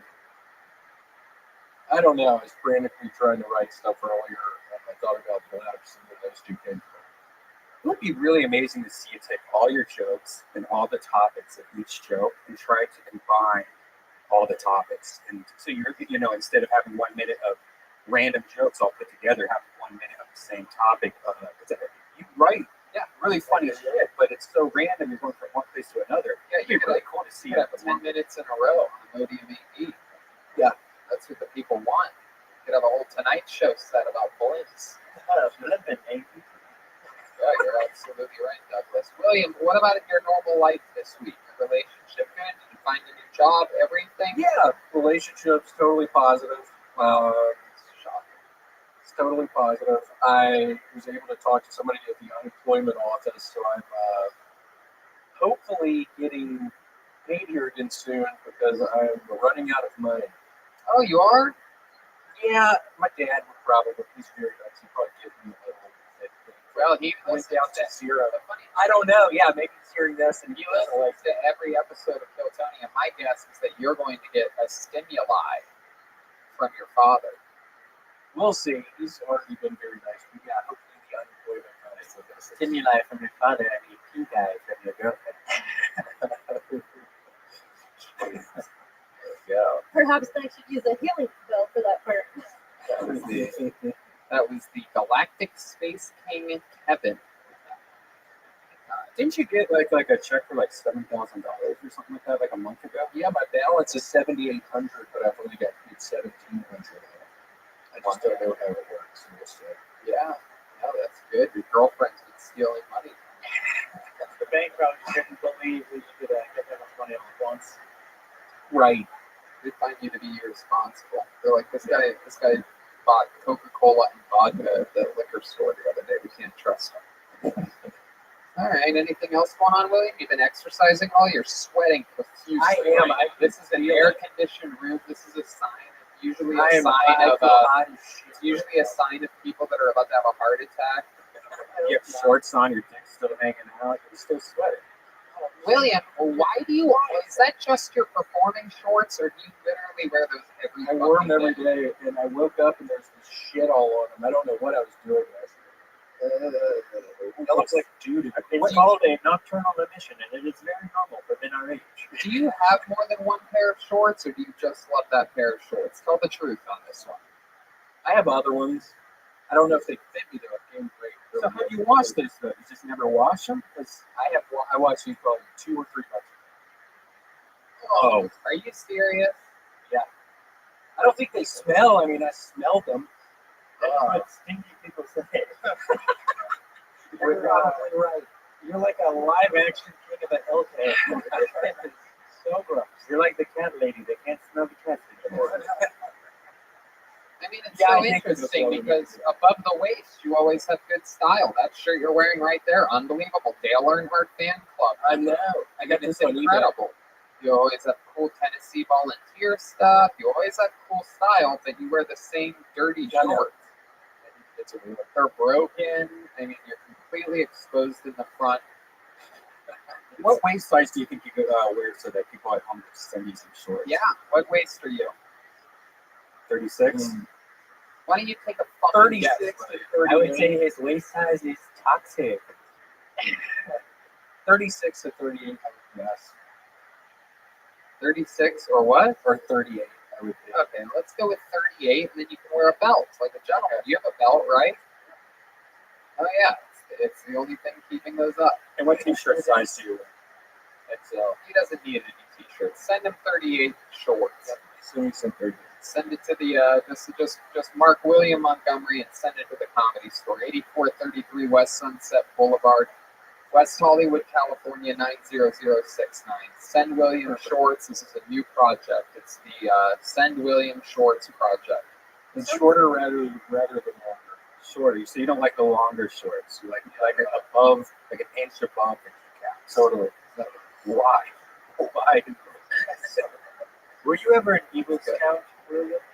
Yes, he actually has great legs on. Yeah, he doesn't have bike a lot. It's my best feature of my legs. He doesn't have like horrendous. He doesn't have like horrendous E-bike legs. or like yeah, he doesn't have e-bike legs. Exactly. He's got regular former bicyclist legs. But the gut, I mean, it's absolutely vomitile. It's really like it's putrid what's It happening. looks like a cyst or something. It really does. The belly button makes him look like an ass.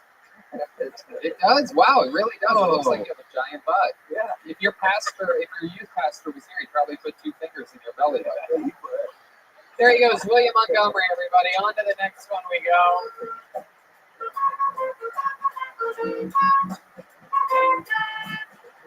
Really great seeing Williams improvement the last 2 weeks. Clearly, his best sets the last 2 weeks, probably. He seems healthier. All right, this is exciting. We had a few signups today, so let's see what happens here. Here is a minute uninterrupted from Trey Peacock. Here we go. Here comes Trey Peacock. Come on up. Come up, Trey.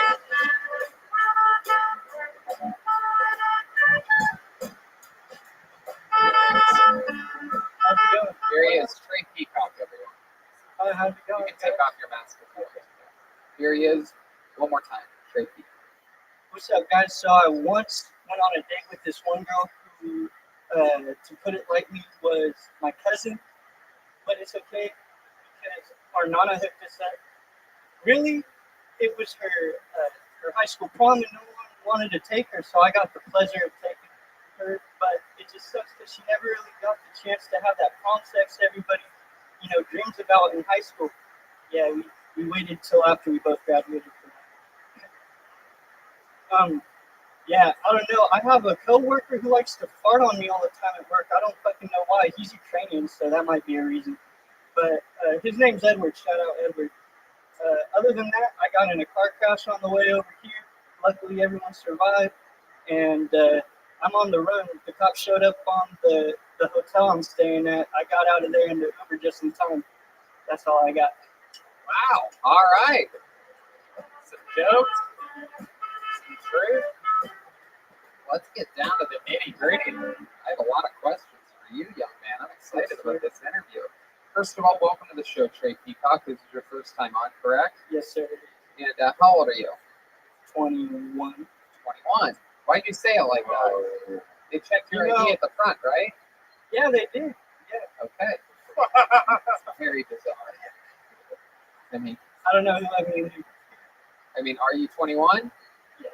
Okay. Well, there you go. Then just fucking be cool, dude. My God, Yeah. Trey. Jesus, this fucking guy's suspicious ass motherfucker.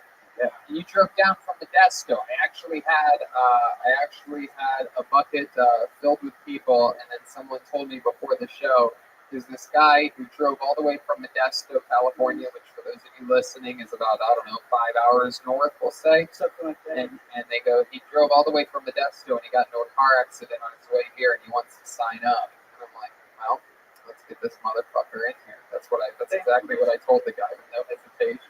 What was the car accident that happened? Hey, that was my next question. That's so crazy you asked that. I was never going to get there. Yeah, I was on the freeway in the slow lane, fat ass flatbed. I don't know why my dad had me drive it, but big old flatbed. And this lady was merging on, and I got caught between her and a semi was to my left in the middle lane, so I got pinked. And everybody was good though. The semi driver actually he took off. He didn't want to wait for the cops. So. But everybody pulled over for a second. Yeah. And then what about the lady? She was good. She was a little Mexican lady. She was all cool, and she had some Asian kid in her car with her. I don't know why. She wasn't her kid. Was the kid tied up? No, he was doing schoolwork. I guess he was falling behind in school, so he was reading books. Wait, Wow, so you're saying the most stereotypical thing about an Asian kid was just doing homework, and that's how you knew he wasn't Mexican? I mean, that sounds Well, I mean, he also, speaking of stereotypes, I mean, maybe the Asian kid was giving the Mexican lady instructions on how to drive and caused the accident in the first place. I think he actually ran into a coyote who was stealing a Asian kid. That's what I'm thinking. Yeah. She was the one to stick around. I don't know. Oh, wow. Look at that. So she stuck around, but you left before the police came? Yeah, well, we were waiting for like an hour and a half, and she was like, I got to get this kid gone. I don't know where she was taking him, but she's babysitting the kid. She's the nanny. Spoiler alert. That was an old kid to be having a nanny. How old do you think the kid was? He was probably like 16 or 17 if I remember. Oh, Yeah, she's trying to sell that kid. No, that's exactly what it is. Maybe she was tutoring. Maybe the Mexican lady and the Asian boy were just going out to enjoy some rice. They look like rice, those kinds of people. Rice. You know, they do traffic intelligent kids. You know, people need accountants. That's absolutely true. Everybody wants an Asian accountant nowadays. So let's talk about you, Trey Peacock. A lot went on there. You said something about a hotel. You're staying at a hotel here? Yeah, well, like I said, because I'm here for work for my pops, but since I got in that accident, I didn't get to the place on time, so I had to go open a hotel. What do you do for your pops? I'm a welder. He's always had businesses, welder by trade. Hell yeah. Oh, that's cool. You close with your father? Yeah. You guys, I'm listening to you guys on the job all the time, so that's great. I'm excited. We are very popular amongst welders. Wildly popular. It's the majority of our base. It's we're like the coal miners. They support Trump. Welders support Kill Tony. Yes, sir. There's a lot of connections there. We mold medians with the fire that we throw at them, and that's exactly what you do with hot metals. Yep, we're in the forgery. That's right, absolutely. Speaking of forgery, how about checks? You ever been arrested for that? Not for forging checks. What have you been arrested for? Or no, actually, I've never been arrested. I've just been in trouble. But I got good luck. I get let off a lot. So. Why? Well, what did you get in trouble for? a lot of things, speeding, weed, both at the same time, a lot of stuff. Do you think you had any responsibility at all in that car accident that happened today? No. Wow, look at that. Very good. My goodness. So In a way, when he said speeding and weed, just like stood up and started clapping. yeah, that's it. That's a big plug. Speedweed.com. I have a question. Go ahead. How hot is your cousin? Ooh, you can't put me in that predicament. I got an uncle listening. I mean, you just said you fucked her on. Is the uncle her father? 10. Wow. Is it 10 or that was her age? Okay, Trey, so did you really hook up with your cousin? No, I'm not. I didn't. I don't know, you're from Modesto. I am from the. But did you want to? No. That laugh is very suspicious. You know, there were some feelings that arose during the prom, and that's why I had to cut it off. I had to get out The of it. feeling is called your weeder, and that's how they vote. What if you rolled it as not tender? Some feelings arose. What would you have told her if you guys weren't cousins? What would you have said to her? Give us a line. I would have said, damn. Oh, wait, she's not my cousin. So I was surprised that he actually went to prom with your cousin. So you knew it was your cousin. Yeah. And you were just like, hey. Wait, I'm noticing something. Your cousin's hot. Why is she going to prom with you? Good question. That is a good question. Yes. Does she have a learning disability? You could say that. She has her toes stuck together. Her toes are stuck together? Oh, Not a learning disability. I know that sounds like I can't read. My toes are stuck together. The place, was she wearing like open shoes on at prom? Do you remember? Was she wearing like heels with like open soles? No, she wrapped their shits up. She wrapped those shits up. I can't figure out this problem. My toes are stuck together. You're a beautiful woman, but the fish has moves. Do you think she wanted to hook up with you at all after that? Let's pretend like your uncle isn't listening. That's going to be what's best for this show. Your uncle's not listening. Okay. Do you think your cousin wanted to hook up with you at all a little bit? Maybe? Probably not. I think it was more forced by our grandma. Oh, your grandma. It was an organized prom date. Exactly. Well, maybe that's why your grandma's always hooking up with family members, and that's why she had quick feet. Exactly. Yeah, Oh, exactly. good call. Does your grandma have a cool hillbilly grandma named like Bertha or Edna or something like that? No, she's Mexican, but she's Deborah. Deborah? Debbie. My aunt's Deborah. Oh yeah, Grandma Debbie is a hillbilly name. You just don't know that because you're surrounded by people in Modesto all the I time. guess. Grandma Debbie. It's like El Hills. Little Debbie. Yeah, little Debbie. So let's talk about your coworker Edward that farts on you. This is in the welding industry. Yes, sir. You guys ever fart and put the welding gun up to it and let the flames explode out? No, the shield gas is actually the opposite of flammable, so it might just spread the smell around. Sometimes I say Draconio. Incendio, and then he likes my parts. Okay, there you go. You got that out. Your friend Edward, does he fart like in your direction, or does he put his butt cheeks right up against you and fart? What types of farts are we talking about? It depends on the mood he's in, Like if I do something to piss him off, he'll I don't know how he's got the power to conjure up like the worst smells, like depending on how angry he is. But he'll usually do a drive-by, just walk by and leave the smell by where I'm Oh, well, you said what is his ethnicity? He's Ukrainian. Well, that's how he does the smell. Yes. Yep, there you go. You're saying that Ukrainians have It's the food, With we had somebody growing up from India, and that's different. But here's a good example. The teacher had to take the whole class aside and go, "Hey guys, stop making fun of him when he farts because it's his Indian food."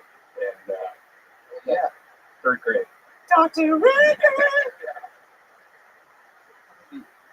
The same person that's sending shorts for William, can we get a map for Brian?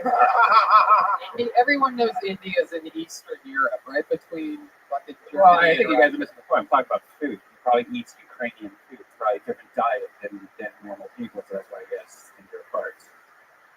Okay. Did you say stinker farts? Stinkier. Like you fart a hamburger, it ain't bad. Wait, what? Can we get that on a t-shirt?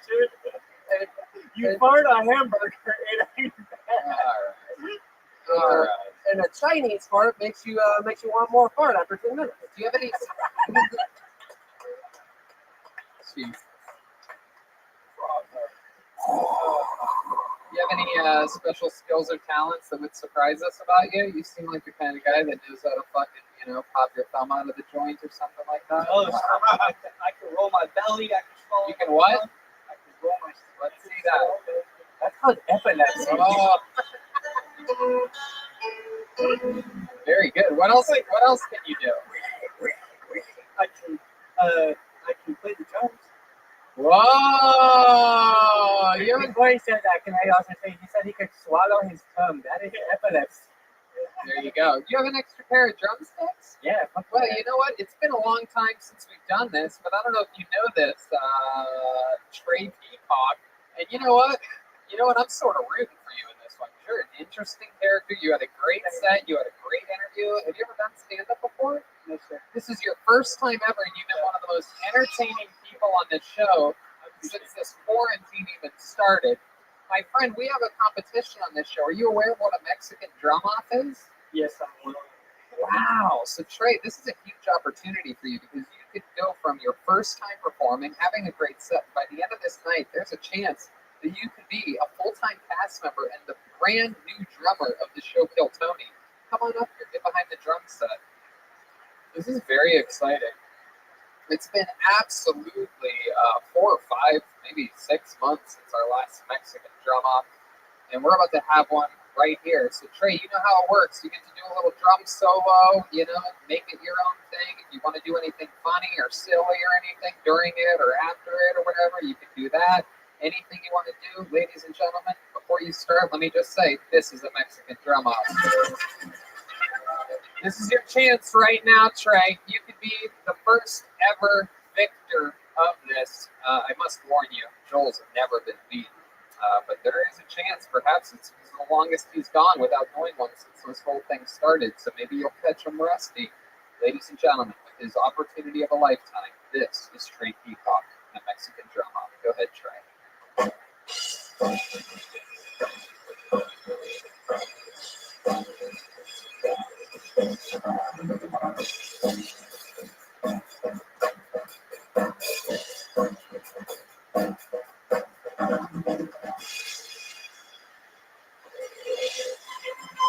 All right. Okay, Trey. Go back to that microphone over there. All right. There you go. It's a good approach. It's good.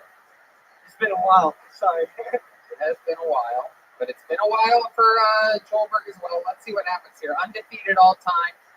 I mean, an incredible record. I'd love to know the actual statistic. My guess is somewhere between 20 and 30-0. But with no further ado, I present to you undefeated all time in Mexican drum offs, the one, the only, Joelberg Joel Jimenez. Wow, here he is. Live in the flesh. Go back there. Here he is. All right.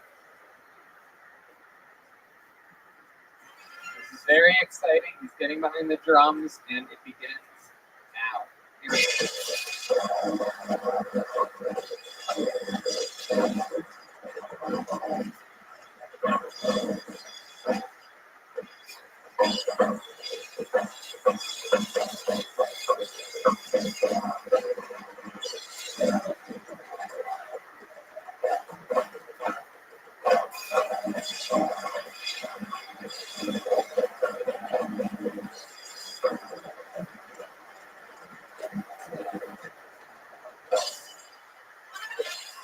Yeah, that's it. That is it. My goodness. Wow. Not the first time you got smashed by a semi-truck tonight. Did somebody order takeout? All right. How many of you have Trey Peacock? How many of you in the audience, by round of applause, how many of you have Trey Peacock winning this entire thing here?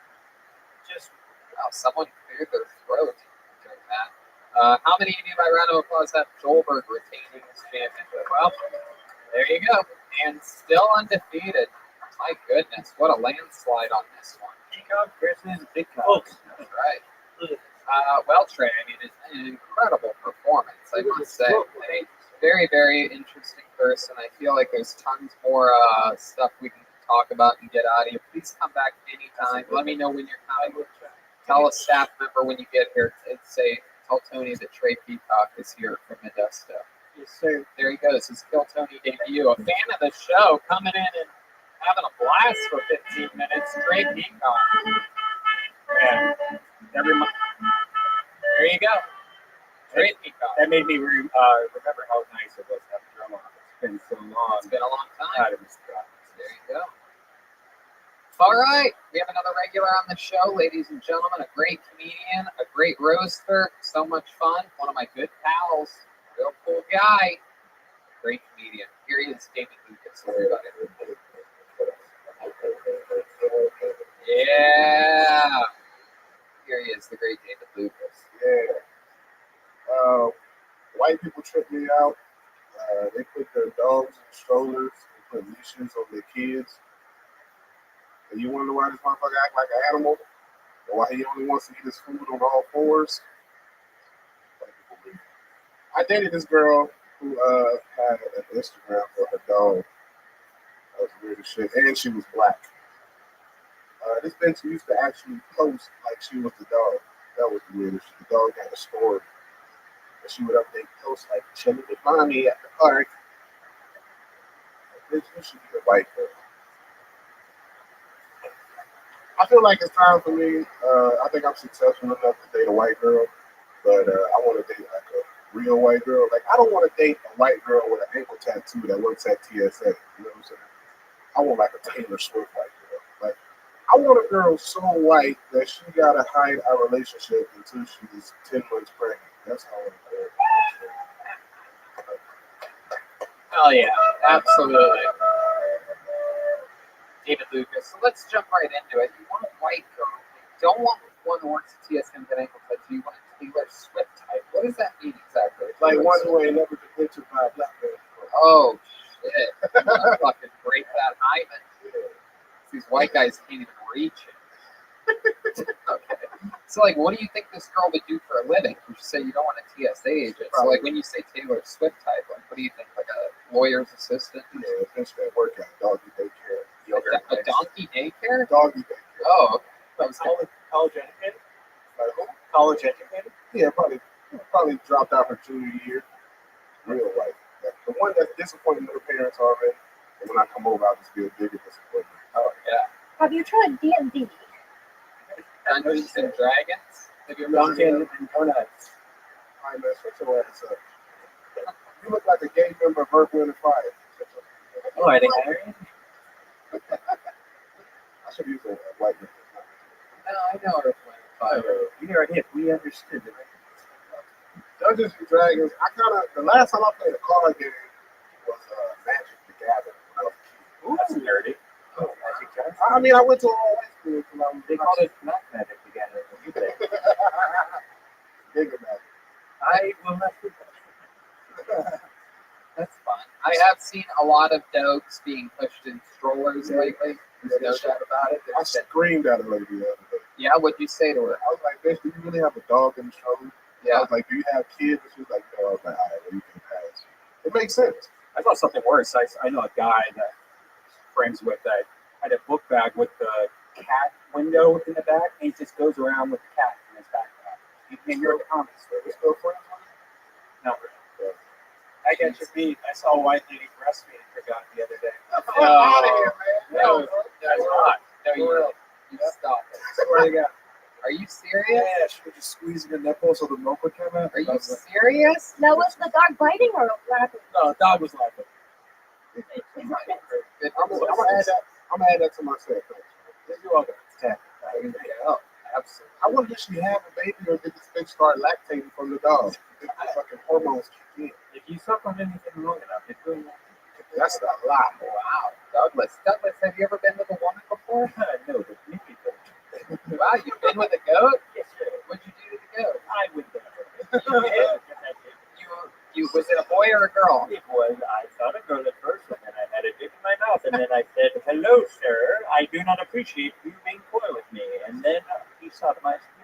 How long did you spend going down on the goat before you We were in realized? a relationship for 6 years before I realized that it was a male. What was its name? Elliot. And you didn't realize Elliot was a boy? No, for 6 years he was tucking his dick between his legs like a sheep was eating at night. Oh my goodness gracious, Douglas! I'm so glad I asked these questions. Me as well. That is very interesting to find out that you were in a long-term relationship 6 years it was. with a goat. Yes. 6 years. 6 years I was in love with a sheep that I thought was a man, but was actually a woman that wasn't actually a man. How long into the 6 years did you find out that it was a man? Year 3, but I kept plowing through because I need to get to that next level. Oh my God! Bruh, my Did you end redneck up beating the game? Well, in D&D, there is no limit to levels, so I am a very, very my redneck homies told me that I think the sheep have the closest vagina to women. That's the second closest. What's the first closest? Dolphin. Oh, that's right. Redneck. That's right. I think I've heard you mention that once. Or How does it feel right? On Netflix, right? My redneck homies told me that the sheep got a closest vagina to women. It's actually pretty cool. If you look at it, like it looks legit. yeah, if you've never seen a human vagina, yes. You know what's the second closest thing to a vagina? Oh, I guess so. Yeah, everybody's born with a clit, right? Yes, sir. Absolutely. Yours just fell out. Nope. Everyone's born with a booty hole. That's what I think. Ray doubt told me about no more booty hole jokes. No doubt about it. Now, you're allowed to do both booty hole jokes if you want. Oh, shit, he just opened up a scroll. Those of you only listening, You just spread the cheeks on the booty hole joke. there you go. When Tony puts a dildo in his ass, he got an echo. Oh, my goodness. Why would, when I put a what on my ass? It's got an echo? Betray you! Because there's so much space in my ass? Oh, Jesus Christ. I actually would bet money, and maybe we should do this test one day where we do a blind taste test and have each cast member put a finger in our butts. Oh, hell no. I'll bet you have the loosest butt. I would bet that. Yeah, because he has a much bigger ass than me. Bigger poop. I have no ass, Oh, bro. yeah. I got no ass. Dr. Rabbi! There's only been one finger in my ass ever. A doctor had to check for a dropped appendix at one point. They think that sometimes, that I thought I may have had appendicitis at one point, real bad lower pains, and so they checked to see if it dropped or something like that. And I did not like it at all. What was it? Just like a cell phone or something? It ended up working out. I don't know. I farted or something. And the crazy thing is, bro, because prostate cancer running my family, I had to get that test early. That's the only thing that runs in your family. Go ahead. None of you guys ever had to check the finger in your ass? Yeah. And it sucked because it was like where they had like nurses from college like watching. I was like, no, you can't have like 3 nurses. No, I mean, watching. They try. They want to. None of you guys? They want to. I don't play that but I shit. stopped them. I got out of it. Were you with They're that like- shit? I had it once when I was like 20. There was like some like 29-year-old woman that was older than me that flew me and then just put a finger in my butt While blowing you? Yeah, it was a lot. It was Girls are slick, bro. They'll try it was to like get doing mushrooms but sex. It was just like I don't know if I'm here yet. I can't. Douglas, you ever have a finger in your butt? No, but I have had it. Oh my goodness gracious. Oh my goodness. Let's check in with the Galactic Space King Kevin on this one. What's your sex life like, Galactic Space King Kevin? Gravity. Yeah, tell us more. I thought she was smart, but then I saw her toes were stuck together. And she didn't Oh. really know too much. But she put those stuck together toes in my ass. Oh my God, all right, there you go. That's how I became a space lord. That was the Galactic Space King Kevin. It's some crazy ass things, bro. They are indeed. I like this look tonight. I love this. You're dressed like a pumpkin spice latte. It's very exciting. Like a jack-o'-lantern in December. This is great. You look like a gender lawyer. Gender lawyer? Like you help motherfuckers legally change their gender. I mean, it just so happens that I do that part-time now. Quarantine as a sidekick, a gender lawyer. What about the insurance company? Booty hole insurance. That's it. Yep. That's Booty it. hole Booty holes and dildos insurance. For anybody who got what's some things called hemorrhoids. That's right. That's You got hemorrhoids? No, man. Don't be like you. What are you talking about? You get hemorrhoids if you're 2 years old. I thought you got them. Wait, what? Yeah, it's just forcing food out. No, you can get hemorrhoids when you're taking insulin. Hemorrhoids. Maybe hemorrhoids is a thing. He must have had. Red-Man didn't have an imaginary friend and just named his hemorrhoids. Red-Man had blended up mashed potatoes and pork chop in his bottle. Okay, all right. They pork chop on that. This show's out of control. Well, David, fun times. Yeah, bro. It's incredible that we continue. You know, it's not easy to write or stand up while not doing shows. That is for sure. And you are doing your fucking absolute best. I can tell. It's very impressive, and it's very cool that you're doing it. It's very hard to do your style. You know, Michael Lair is an improv guru trained for decades in Chicago in the hardest levels of having to be in different tough situations. This is Williams style, very one-liner, very short, silly, goofy jokes, and your style is more true to, you know. Depends on my style depends on pauses. Right, exactly. Real stand-up comedy. Not to say that their stand-up isn't real stand-up comedy, but very dependent on an audience, and you're still plowing through it. Yeah, man, you got to. You just gotta keep going, bro. Goddamn right. And you are going indeed, ladies and gentlemen. There he is, the great David Lucas, everybody.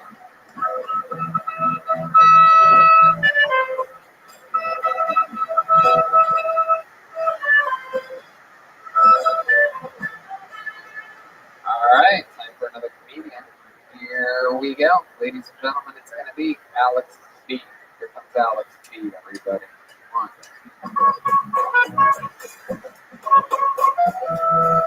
Here comes Alex B. Here comes Alex B. Yeah. Here's Alex B, everybody. So I went to the gay pride parade for the first time last year. Not because I support the cause or anything. I just didn't have health insurance and I didn't get the STD test. For you non-woke people out there, they have STD testing station every 20 or 30 feet at these events. It was a lot more fun than going to like a Planned Parenthood or something. I'm pretty sure it's all the cocaine balls or something. And yeah, the nurse got really mad at me when I pulled out my dick and balls so she could take it in the book. She's like, no, it's like that kind of test or that kind of thing.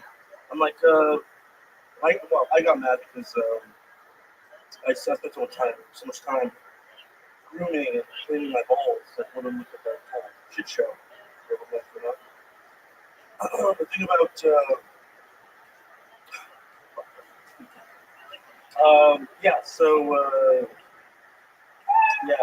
that's it. Absolutely, Alex B. Shit, Alex B. His name's Alex B. His name's Alex B. Yeah. Welcome. This is the first time we've had a Jokemon on the show before. It's exciting. Instead of a Pokemon, I enjoyed that. You look like? I have no idea. You look like you could dive off a high dive and not make a splash. Yes. Comes to a perfect point. He looks like a real Pikachu. Yeah. I choose you. I did this myself. No, I believe it. I like it. It actually reminds me of one of my favorite animals, the cassowary. There you go. Believe it or not, this guy's not from Modesto. Where are you from, Alex? Long Beach. Long Beach. Yeah. Absolutely. And is that where you live now? It is. Yeah. And that's where you were born and raised? No, more. Okay. I always get those things, even though I've lived here for closer to basically 2 decades than one. I still get all this shit confused. KFC's what, slightly east of Long Beach, huh? Yeah. Yeah, it doesn't matter.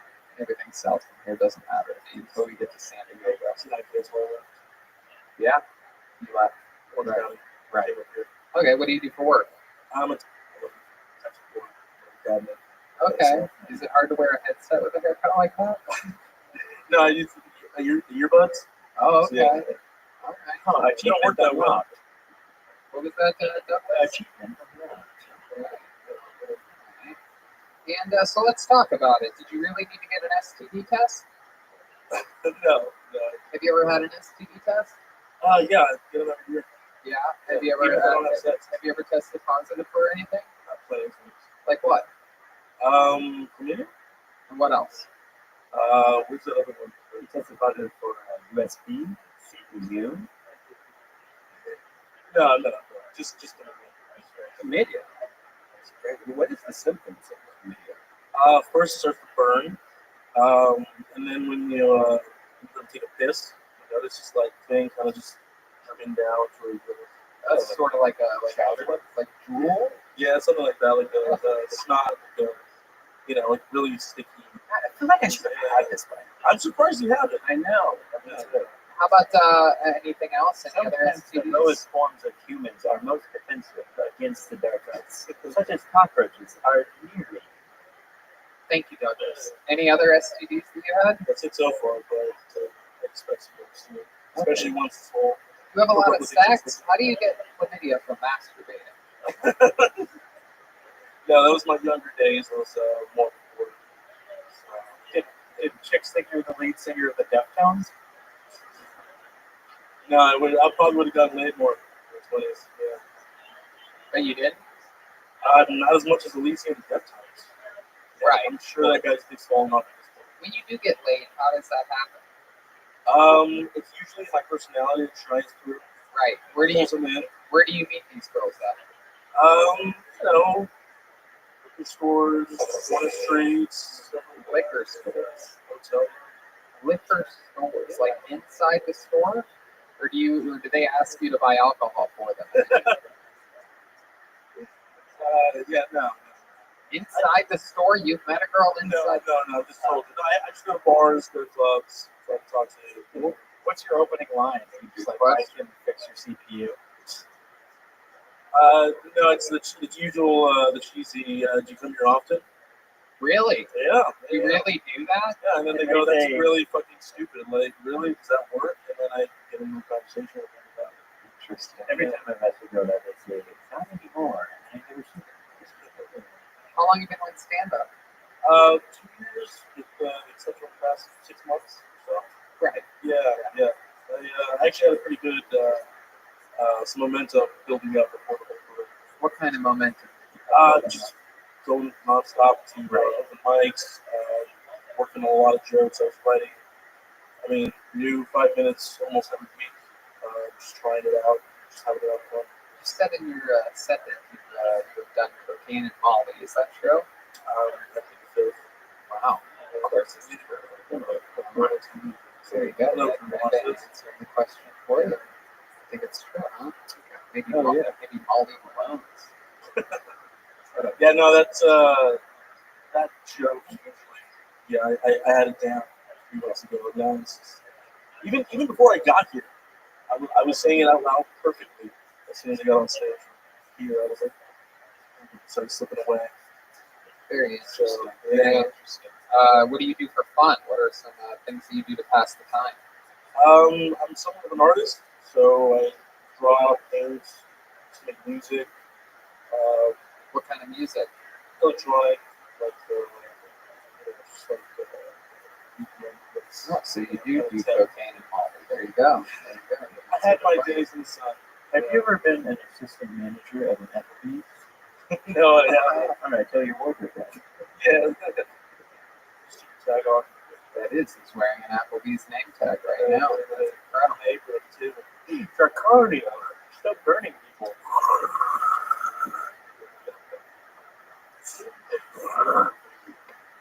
If you use your imagination, it's hilarious.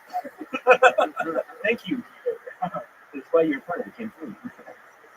All right. Well, how about the things that scare you? Do you have any fears that are interesting or irrational? We've noticed that a lot of Latino people are afraid of things. We have one friend that's afraid of dogs. We have another friend that is afraid of heights and ice.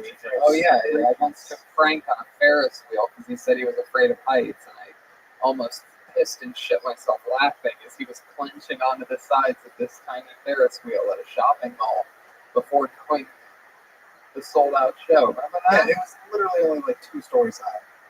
High enough to die from, that's what I say. Another cast member is scared of pedaling. That's right. That's right. Scared of. You could actually pedal on an e-bike. Yeah. That's how you charge it, right? You can, but why would you? Because it makes the bike go faster. You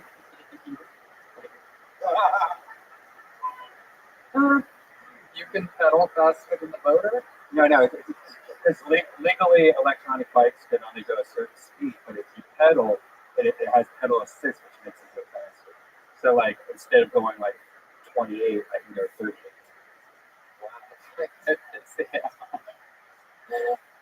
People think this was yelled down a hill from the back of the room. No, then it was 48. I mean, you could probably go like 100 down the hill. That is true. You know, Just launch off like the kid from ET. that's probably right. Land in a Wendy's drive-thru. Anyway, what are you afraid of? Geez, I really can't think of it. I'm sure I'm afraid of something. You're afraid of something. Yeah. You ever have a repeating nightmare that freaks you out? Yeah, like what? You know, I actually used to have a fear of Chucky. I used to dream of Chucky chasing me. Yeah. And yeah, that was just a terrifying. I'll share this with you guys because I always like to sneak a little fun fact about me and on a podcast that I don't talk about myself that often on. And here's one: is that I was deathly afraid of Chucky myself as a kid. I loved the Chucky movies. Yep. And even though I was tiny, you know, I mean, a little kid. Freddy was the main one that scared me, and I liked Chucky. But my mom got me one of those My Buddy dolls. And that changed the game because then one night I was certain that like I was falling asleep and I was like half asleep and half awake, and I thought that my Buddy doll, I was sort of like laying on my side staring at it, and I thought I saw its head do a 360 like that, like real slow, and then I became completely afraid of it. So I ended up breaking it. So I was pro wrestling with it one day. I was like doing moves on it on my bed, and its head rolled off on the ground. I still remember it like it was yesterday. I was like 10 or maybe 9 or 10 or whatever, and its head rolled off, and where it landed on the ground, it was staring straight at me like that. So it was mad at me. Now, what's really interesting about this is my mom has an incredible sense of humor, and I was excited that this My Buddy doll was like dead, right? And I remember putting it in the trash and making sure that trash went out and making sure that trash got picked up. Like I was freaked out by this fucking thing. And then next Christmas rolls along. What did my mom get me? I unbox it. Another My Buddy doll. Fucking Should have got you a kid's sister. Remember kid's sister? My Buddy's sister? No, I wasn't alive in the I wasn't alive in the early 60s. What are you talking about? That came out. It was After made of my porcelain. That came after my buddy. But what came first? Like I was scared of Howdy Doody when I was. I got my first marionette puppet at the age of 3. I was scared of marbles. You guys have the monkey with the nipples? Dude, that shit was popular back in the day. Jack in the Box got stinky.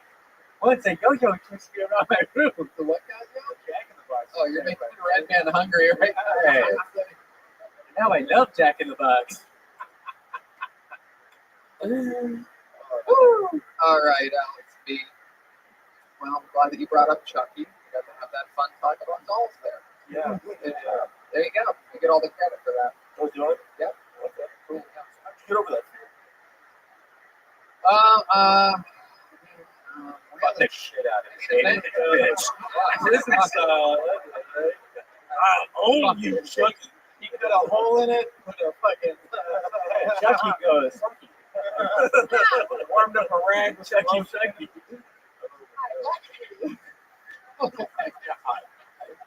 I don't really know how I got over it. Oh, she fucked up though. I will say this, is I remember the second My Buddy that she got me that was supposed to be a hilarious prank for Christmas had blonde hair instead of a brunette. And that really didn't make it quite as scary.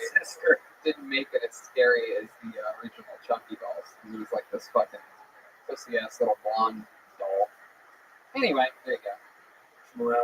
Alex B. What? Why you bring it up? If Chucky was blonde, not as scary as the movie. Not as scary at all. No one's afraid of a fucking. Was it Ginger? No, it's a My Buddy. Look up. Oh my goodness. My Buddy and Kid Sister dolls. Whoa, there it is. Oh my god, that actually does freak me out. That's so funny. Watch what color Kid Sister. I swear to God, I loved my Buddy doll like the first 2 months that I had it. Sister's blonde. Yeah, no, it wasn't a Kid Sister. They made blonde My Buddies after the original My Buddy. And it's crazy because I loved the My Buddy doll the first month or two. I mean, look, they made it. I'm pretty sure they made Chucky after My Buddy. I wonder, because this was... Right? Yeah. They did? And because what was the Chucky doll's brand? Good Guy or something? Something like that. What was the Good Guy?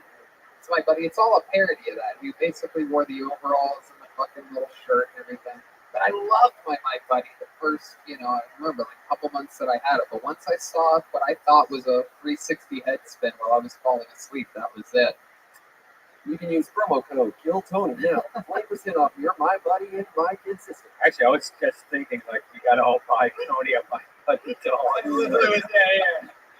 I know. Trust me. I knew the second I said, "Here's a little something about me in my childhood," I'm like, "Again, they're making so many fucking My Buddy pictures."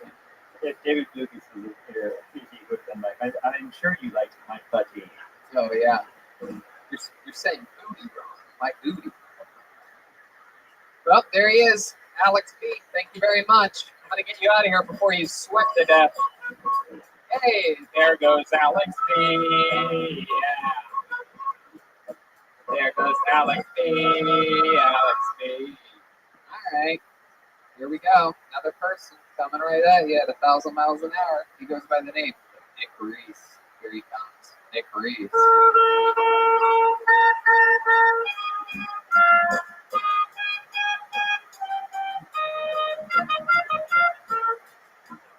There he is. Nick Reese, everybody. So my Wayfair cabinet stole my wallet for $200 worth of Fortnite skins. I don't know if I'm ever going to financially recover from this one. I recently started kind of just assessing life a little bit more. My lady has face tattoos, and I realized that face tattoos on a person are kind of like expired tags on a car. And this is coming. I wonder if it's always like who's the school shooter, never how's the school shooter, and isn't that kind of the problem in the first place? But I wonder if like the poor pedophiles are like super like angry at the rich ones, like man, they don't have to go to fucking Dave and Buster's or Chuck E. Cheese and just fucking put in work. They can just fucking that's 55 seconds. Nick Reese. That was Nick Reese. Hi, Nick. How are you? That's right. Where'd you come from to be here tonight? Emmett, California. Emmett. Remind me of where that is. That is the ancestral cousin of Temecula. I know where that goes. 45 minutes east of Temecula. There is a Scientology base there. Big Scientology base. Wow. I've lived two places in my entire life, and both of them are like Scientology. Emmett, where else? Oh, you think your parents are Scientologists, like secret Scientologists, maybe? My parents definitely not. They wouldn't put in all that work, the extra. But there's some weird people in Emmett, and it's like they look like NPCs in video. Right. How'd you end up going from Inglewood to Emmett? That's an interesting deal. I have a brother, an older stepbrother, and he is successful.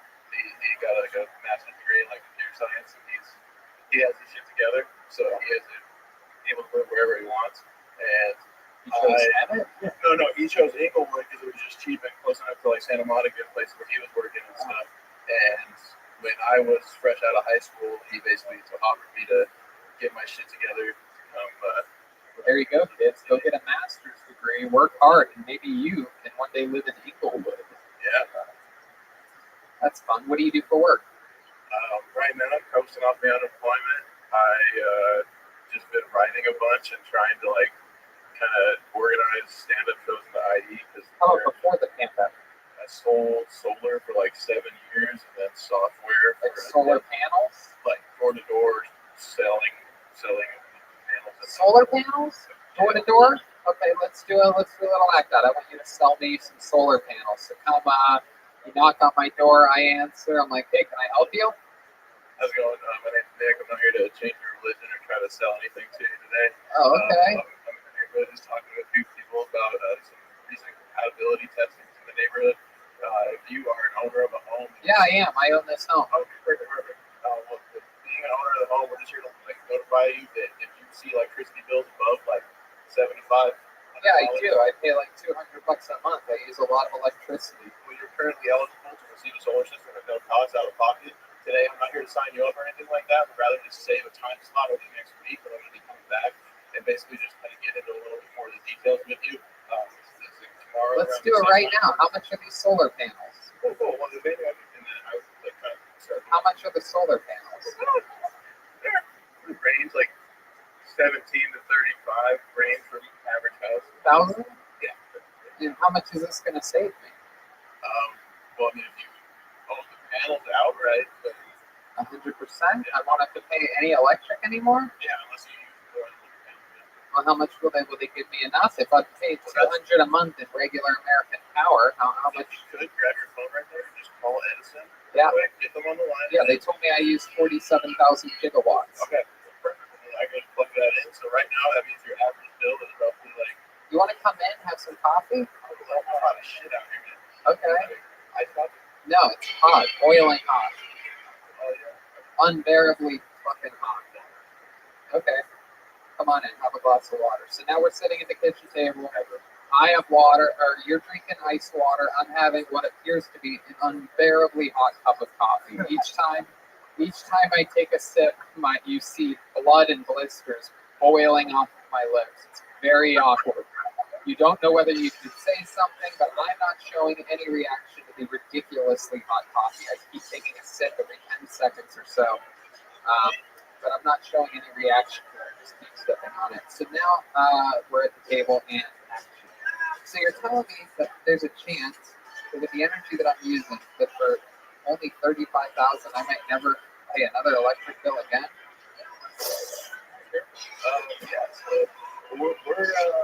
So basically with what you're spending right now, as long as we're breaking even or lower than that, you're saving money. So my system here says, with how much your usage is, with your average bill currently being $250, I'm going to be able to bring that down. So you mean to tell me that Edison's not going to give me any problems if I tell them that I'm no longer interested in their service? Like, isn't it going to cost them something to come up here and shut up all my stuff? No, most they can do is drag their feet in the final turn on process. And basically just more or less. At this point, you just saw one of my front teeth fall out from the heat of the coffee. What do you say there? What do you say? Call Edison. Tell him I don't need my power anymore. You can put a solar panel where your kids used to be. You want. Who the fuck are you? Who let you in my house? I'm sorry, I'm just a Scientologist. You unlocked my back door so that another one of your salesmen could come in? Nick, what's your love life like?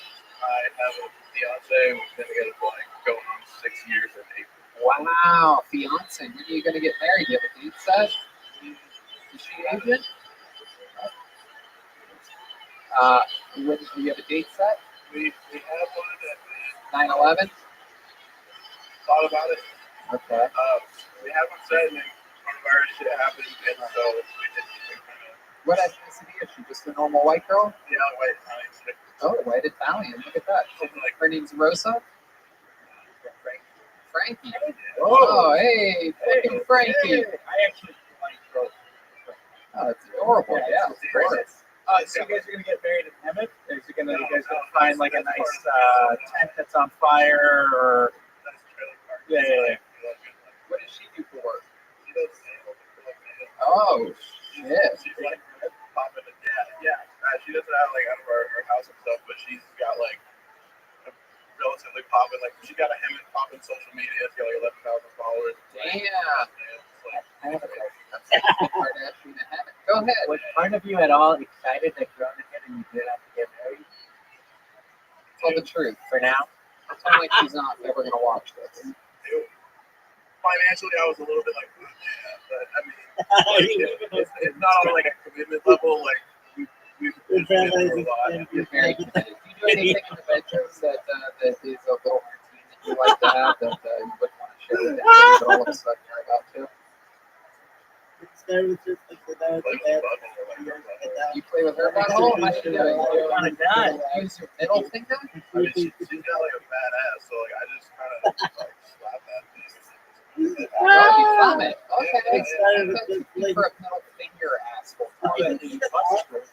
Oh, look at that. Frank knows. Frank, you have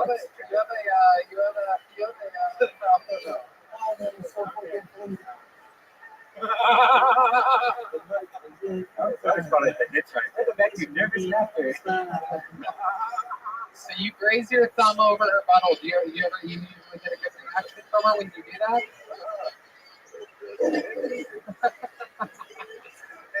It's a 50-50. Yeah. It's 50-50. It's like I know I'm taking a risk every time I come there. You know, she doesn't like those like that. So it's like, Right. Did she do it to you? Hell no. You're from heaven. You ain't fucking no gay plate. Yeah. Ain't fucking. I ain't from no goddamn homosexual fucking northern suburb, right? You ever see me go into Calabasas? No. I was just wondering, like, because I was outside, like, I like making jokes on those things in life. On blue sky. You gotta like I shoot ducks and that's what I'm talking about. Yeah, you guys like I lost all my skins. Talking about. Is that true?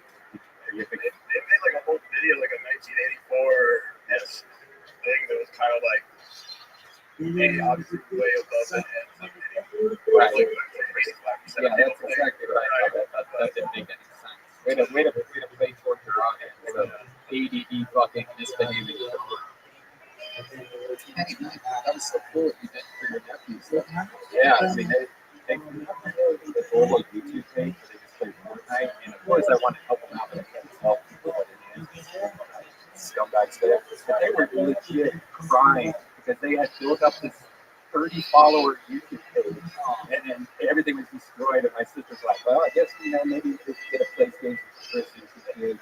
Oh, they play on iPads, and they destroy on iPads. So they got this PlayStation, and now they're just destroying PlayStation. You ever ride an e-bike before? Have You have? Oh yeah. Don't like an e-bike. It's fun, right?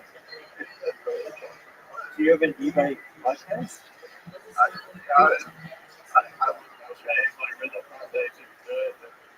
What hobbies do you have? You seem like the kind of guy that shoots a BB gun and like empty squirt cans or something like that. What are you into? You know where all the best hot dog stands are? You look like you're really good at getting the ketchup out of a bottle at the diner. You look like you'd be really good at that. Like you have a good ketchup stroke. Am I right about that? You don't ever let that ketchup stay in that fucking bottle. Chapter 57. You collect those little dolls with big eyeballs.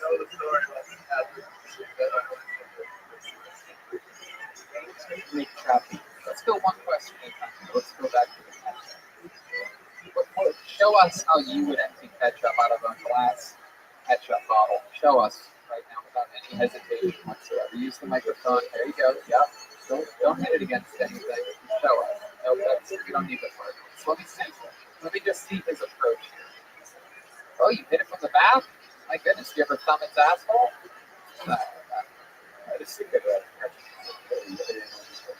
I always do the old, I'm from an Italian family, so I always do the old fucking Robert De Niro, the two-handed. Oh, Jesus. That shit's never coming out of there, Frank. This guy's jerking off a 9-year-old boy over here. It's the fucking Jerry Sandusky ketchup approach. Go ahead, Jeremiah is very excited. So Antonio and I have the perfect technique, and it will get ketchup out of any glass bottle. Okay. You have to have resistance with one hand, and then you use your other wrist, and this is the bottle.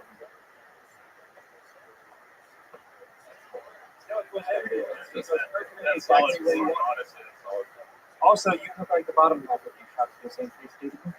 Oh my goodness. Oh wow, it does. You're like Lucas David over here. I like the fits. Very pretty. All right. Anything else crazy we should know about you before we let you go, Nick? Any fun facts about Nick Reese? He once saved a person's life. He was a lifeguard at a gravy. He used to rap battle people in Venice Beach. Used to rap battle people? Rap battle people. Really? If we gave you a little beat, would you be able to rap a little bit for us? Yeah, I mean, I was busting flows with Michael Leonard. Come on, just do it. Get right into it. You want a beat? You want some instrumental rap music or something? Or maybe Joel could lay down a little. There you go. Yeah, there you go. A little bit lighter. We can go volume down. There you go. Yeah. Okay. There you go. Make sure you put your mouth right up to that microphone so we can all hear you. Always freestyle. Always freestyle. All right.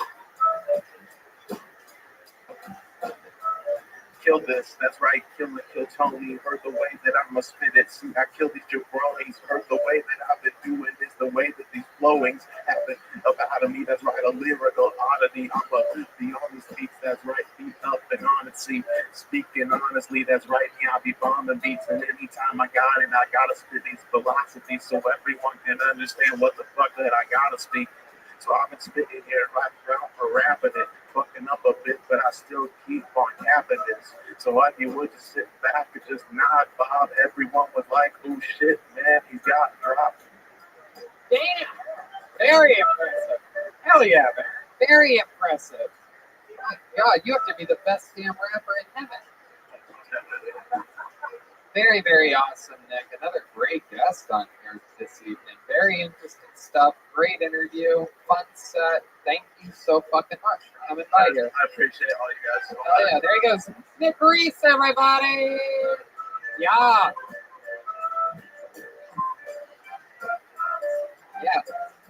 Step back from that. Let my brand. Hey, y'all. Today's episode is brought to you by Sheath Underwear. Sheath uses moisture wicking technology to create underwear that keeps everything breathable and incredibly comfortable for you downstairs. Sheath's smart underwear come in a number of different styles, including a brief with a dual pouch that make your balls feel like they're floating on clouds while you work out or play golf or just walking around somewhere hot. It's like an inverted kangaroo pouch for your jelly that keeps your junk from sticking to your legs. You know about this, Brian. I love them. I can't go back to normal underwear after having it. Sheath underwear was invented by a soldier while serving in Iraq, where you can imagine balls tend to get very hot. He developed the prototype in Iraq and raised money on Kickstarter to launch Sheath. And now they're right here supporting our show, and we're wearing them right now. Yeah, they're supporting my balls. Kiss your balls goodbye. Please support our sponsors because our sponsors keep this show going. Support Sheath and they'll support you where it counts downstairs. Bottom line, Sheath creates amazing underwear, and if you don't love them, they have a 100% money-back guarantee off your first pair. Plus, they have an amazing line of underwear for women, too. I'm telling you, I wear my Sheaths all the time, wearing them right now. There's proof. You see that logo? That's the Sheath logo. I see red bands, too. We all wear Sheath. They gave us a tester pack of these, and I went to their website, and I bought a bunch myself. Now I only wear Sheath underwear. Sometimes when it's hot, I'll just slide the balls and dick hole right through there. I'll slide my stuff right into the pouches just to let it cool down, and then I'll pull it back. You don't have to leave it in there. There's no prison sentence for your balls, but you can indeed, like I like to say, kiss your balls goodbye. So go get your new favorite pair of underwear by going to sheathunderwear.com. Use the code Tony for 20% off your order. They ship anywhere in the world. Once more, that's sheathunderwear.com. Use the code Tony for 20% off. All right, on to the next one we go. You know what? Before we get to our third and final regular, why don't we do our last bucket pool? And then we'll close with our third regular. Does that sound fun? Okay, ladies and gentlemen, here comes Ryan Joseph. a comedian. He's been on this show before. We've had fun with him before, I do believe. He had a great set here one night, late last year. He's back. Ryan Joseph. So I was dating this girl that wanted to tell me that she was post-op transgender. I was kind of suspicious, you know. She was really funny. I was in bed with this girl the other night. I started sucking on her toes. I mean, she freaks out. She's like, "What are you doing in my house?" I was dating this other girl I met on Tinder. I knew she had kids because they were on Tinder, but she actually wanted to bring one to our first date. I was like, fine, as long as he looks like that picture.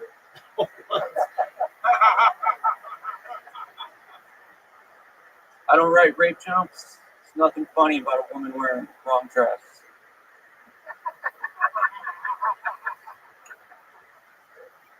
First time I fingered a girl, I was under the bleachers at a high school football field. I don't remember her name, what she looked like. I mean, it's hard to see who's sitting up there. Wow. Ryan Joseph. Ryan Joseph doing it again. Fucking incredible. You've been on this show 2 or 3 times.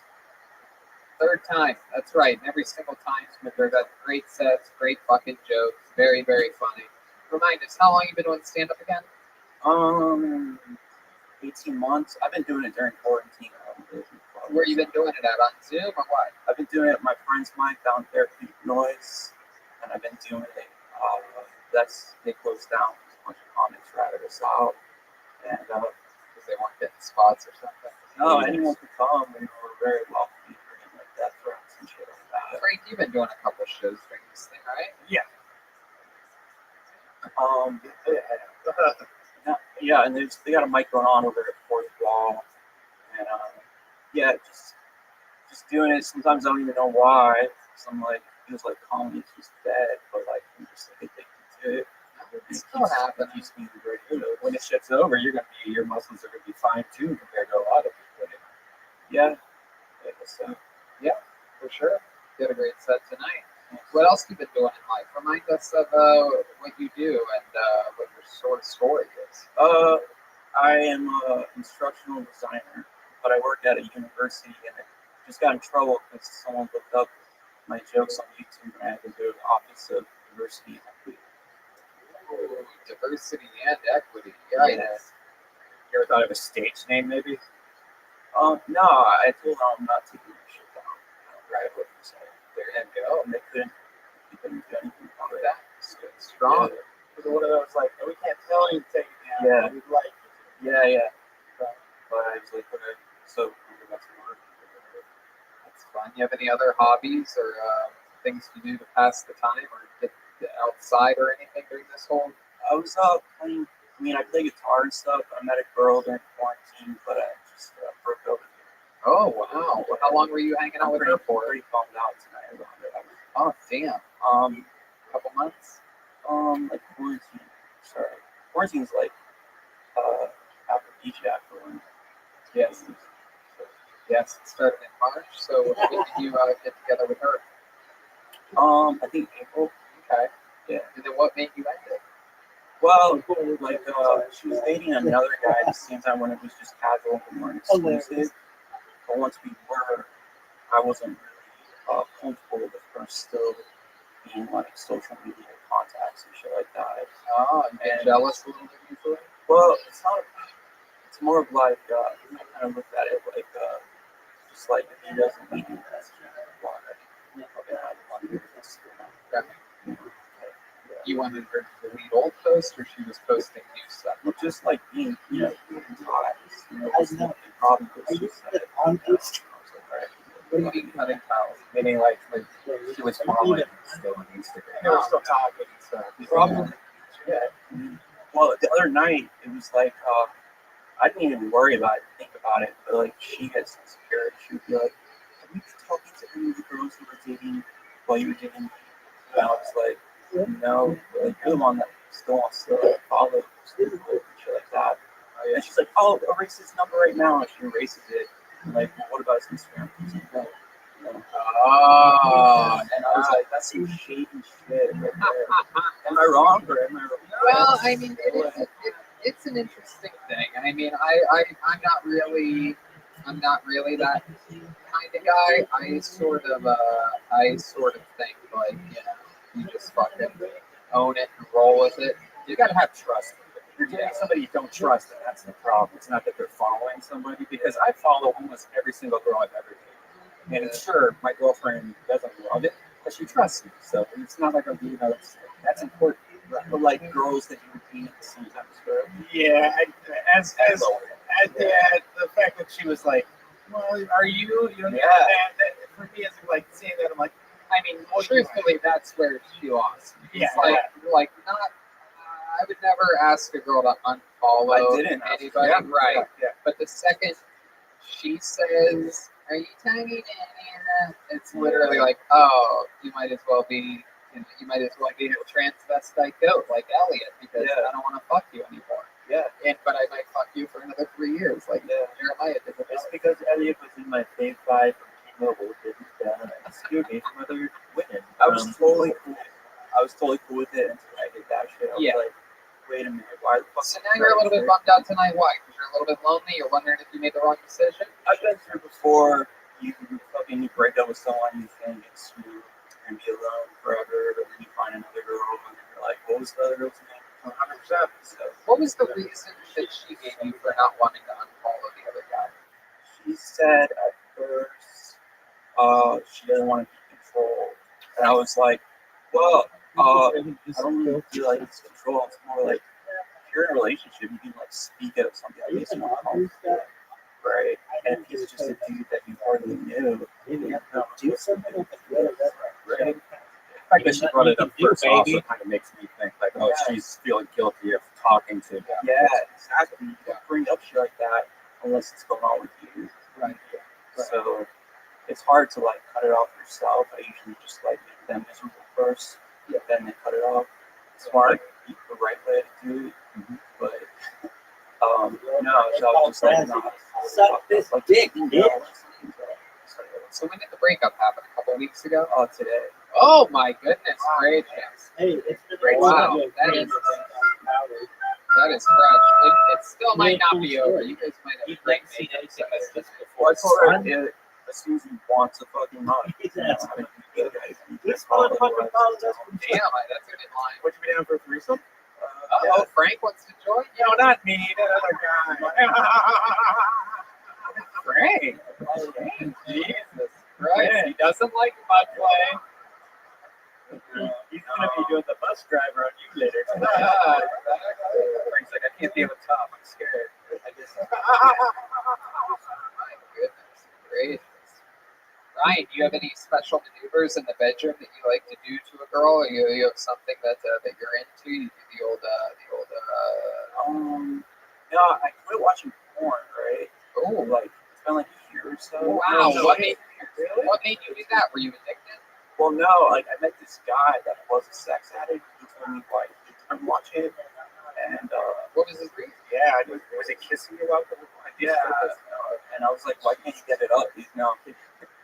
But what did he say? Why did he stop watching? Well, I mean, like sex addicts are weird because they have like fantasies and shit. It's not like they're addicted to sex with people, really. It's more of like their fantasies that drive them crazy. Like the scenarios. Yeah, it's they don't jerk off fantasies or something. Oh, is that what that is? Yeah. Turns out you're a sex addict, Douglas. What's the most times that you've masturbated in a day? 23. Wow. Well, 23 boners in one day. I did not complete all 23 times. But after a while, stuff stopped coming. Oh my goodness. It's interesting. But I haven't looked at porn myself since quarantine started. So you stopped watching porn, and were you watching a lot of porn before you stopped watching it, or? Yeah, it becomes like, well, what can I do? I guess I'll watch porn.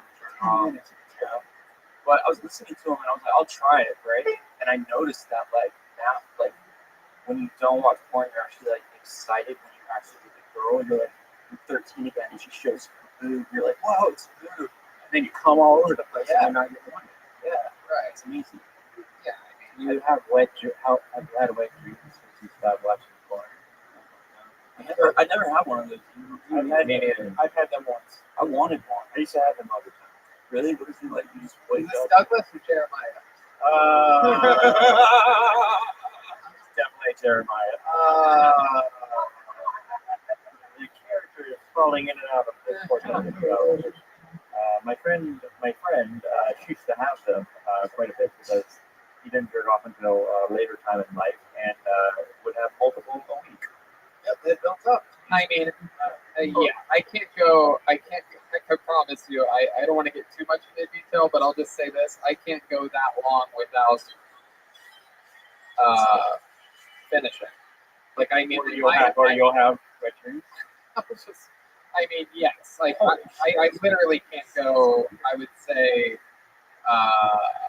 say max for me is probably a few days. I have a very serious. I have a lot going on down there. Yeah. I'm typical. Now I have to. And yeah. Maybe one day when I'm on my deathbed, I'll talk about all of this. The Kill Tony deathbed episodes are going to be amazing. I'll be able to really talk about it. Michael Larry's up first. Come on. LA. Ryan, this is fun. Anything else we should talk about before we let you go? Anything else great? Oh man, thanks for the opportunity. It's just good to perform. I have to just hope that one day people wake the fuck up and lock down. Absolutely, 100%. Let me know the next time you have another minute that you want to do. We're going to get you on as soon as you're ready to go again.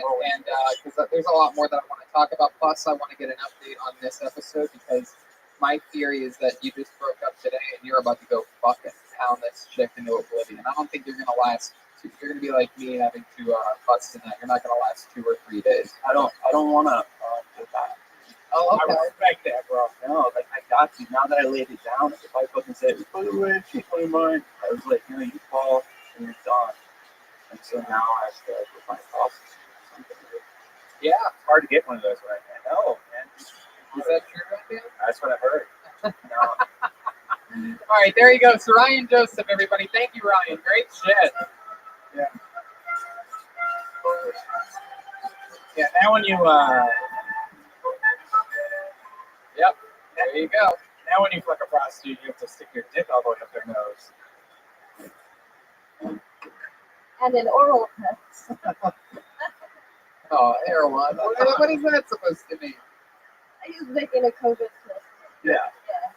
Sticking up your hair too. Whoa. Ladies and gentlemen, it is that time of the night where I get to bring up one of my favorite comedians.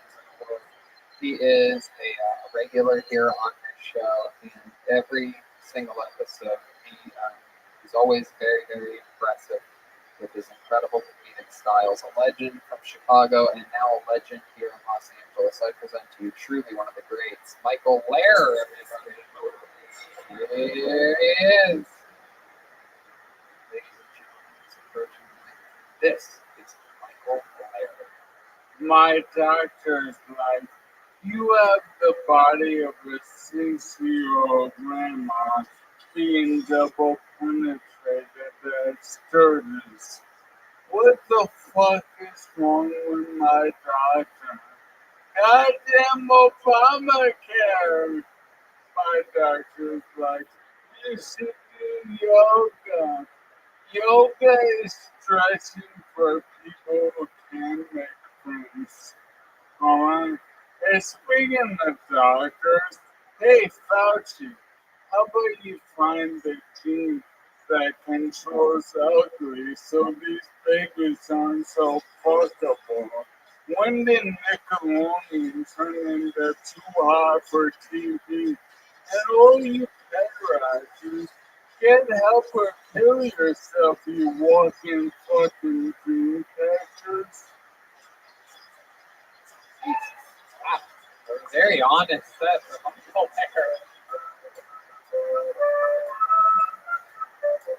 Lair. A guy tried to kidnap me when I was younger. He did? Yeah.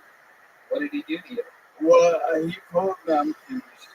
And, you know what this except how in certain cars like I see it like rattle. Yeah.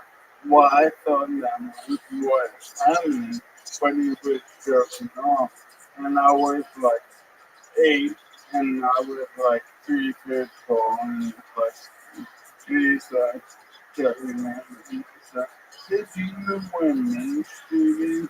I'm like, yeah, and then he goes, okay, now keep walking, and he goes up, and he holds up a porno magazine out the window, and he goes, you like pictures? And then I started money from my apartment. Wow. What do you think he was going to kidnap you, huh? I think he just wanted some ass. Right. Hey, let's move on to something more fun. Anybody else almost been kidnapped or molested like that before? That's pretty rare. Actually, I live in West Hollywood. I almost get molested every day. what happened? You go ahead, Frank. You tell us yours, though. You're Actually, my mom told me this story. She was walking from school once, and some dude pulled up, and it was butt naked, and started getting up. Wait, your mom almost got molested? No, she was got kidnapped. She was in like high By a naked man? some naked guy pulled up, opened the door, and tried to get her in the car. What the fuck? Fuck, He she was face naked driving the car? My God. Jeez. Mom was hot night. That's a dick shit. Yeah, way to show your cards. I mean, that's a way to get the party started. That would just be weird. I can't imagine driving naked. That's almost weirder than molesting a kid. I used to not get naked, but I would paint on the way from school to my car wash shop because I didn't have time to sit there. So I would change while I drive. Is that true? Is this Douglas or Jeremiah?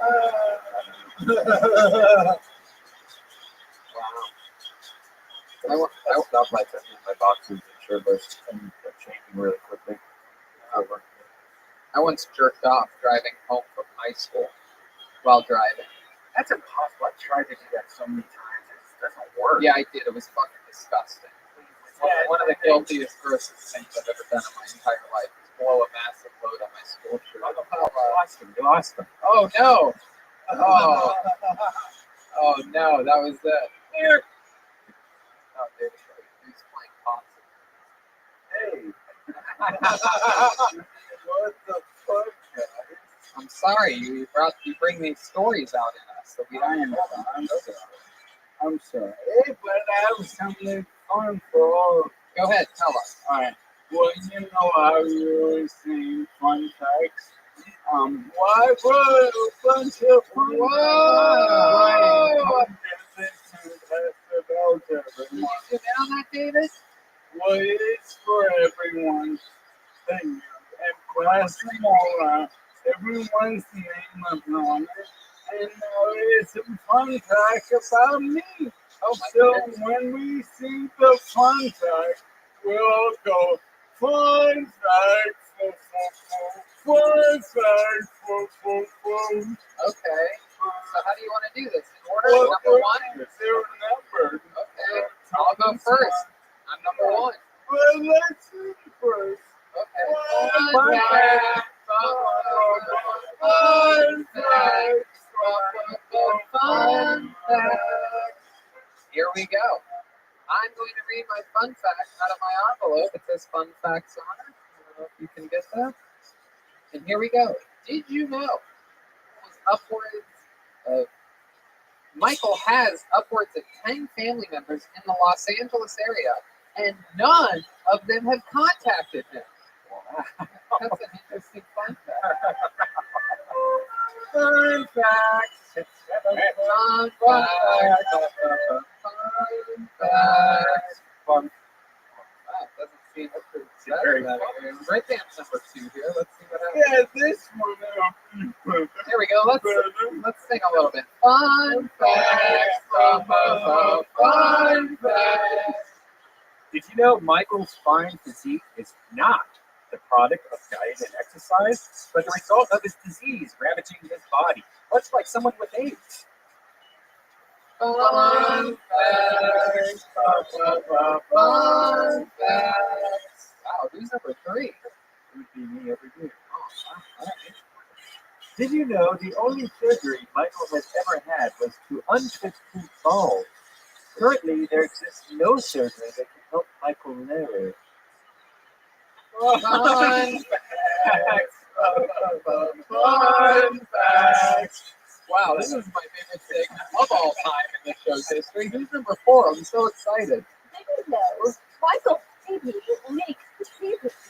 All babies leak pee-pee. Michael sometimes worries that his pee-pee leaks more, and that pee-pee could be pee-pee on the wall. Fun facts. Fun facts. I want to ask questions about that one, but something in my instincts are telling me that I don't want to. Who's number 5? This is great. That'd be me. Here we go. Here's another fun fact. Here we go. Did you know Former Cliff was never a Marine? Hashtag Storm Tower. Fun fact. Fun fact. Great. I love the sax. It's a little bit longer than the song.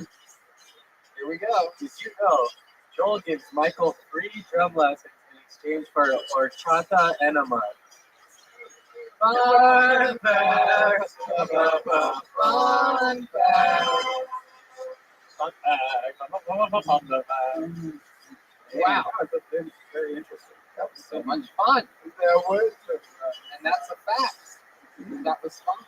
and all that is true. I mean, I assisted with our torture. I fell on a fence in 3rd grade, and my balls got twisted, and they have been twisted. That happened to a couple. That happened to a couple of my friends in high school.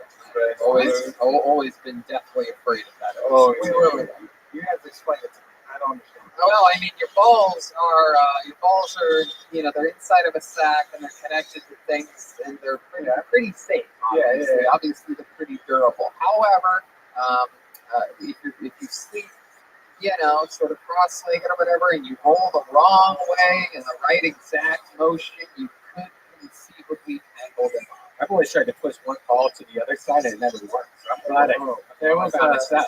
I think in my high school would do it as like a party trick, like twist them around. Wait, what? I've heard of. I had a friend who got kicked in the balls, and no. Yeah, he got kicked in the balls, and they like went up, and they got stuck, and they didn't know what to do, so they like picked them up and threw them down on the floor because they thought that's what would get them back out. Jesus Christ! My God! Like on his ass. These guys have clearly never seen us teach people how to get ketchup out of a bottle. I have a friend who can put a ball in his butthole. Oh, a good video. Yeah. What's his name? Wait, are you serious? Wait, have you done that before? Have you done that before? One of my balls like on the outside. What do you mean? If you pull it back, then you can put the ball. I've seen it in the porn star who can do it. I didn't know my friend could. You shove it in? Have you ever shoved it into your asshole? Tell the truth. It's not like you go. No, he has to tuck it in like a magician's, like handkerchief. What? Putting it in your asshole? I mean, it doesn't like consume it, but it's like, hello. Well, I mean, I think Did you get a far enough ago? a lot of people can tell this is that, right? All right, let's try it. Fun fact. Oh, Michael died again. Oh, no. Michael's dead. Michael! Real. It is an incredible honor. I'm going to guess he did not. Did your nurse/girlfriend do this? Yeah, it's you. Which your nurse before or your girlfriend? She was my girlfriend, but I looked around like this fish is white, little fish. That's awesome, man. What else has been going on this week? Anything crazy? I've been doing crazy physical tests. That's my goal is to get it. Me and I want to. Oh, you want a tricycle? I You don't want. gonna get an e-bike? Yeah, I actually have the perfect one for you. I can show you later if you want to meet at the e-bike hut. Yeah, oh yeah. AKA Windows. Doesn't sound cool that way. It's just good the parking squirt. Yeah, but I'm getting in Buffalo. I just go tricycle, but then my physical went down. But now I'm fucking getting it back. Yeah. I'm like, man, I might be able to get on the tricycle again, but before. Yeah, I'm listening to Robert. Oh, me and Nick on IG Live, we freestyle with each other. Yeah, I mean, yeah, that makes sense. You guys are both much different than you look. Yeah, you let me bust you. Oh, you want to? All right, give him a little beat. Give me that thing. There we go.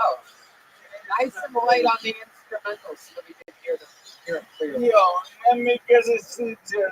Manhattan Center in the house. You want a suggestion? Yeah. All right. How about water?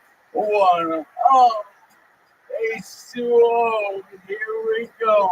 I get on my mic and I throw fire. Need that water fire.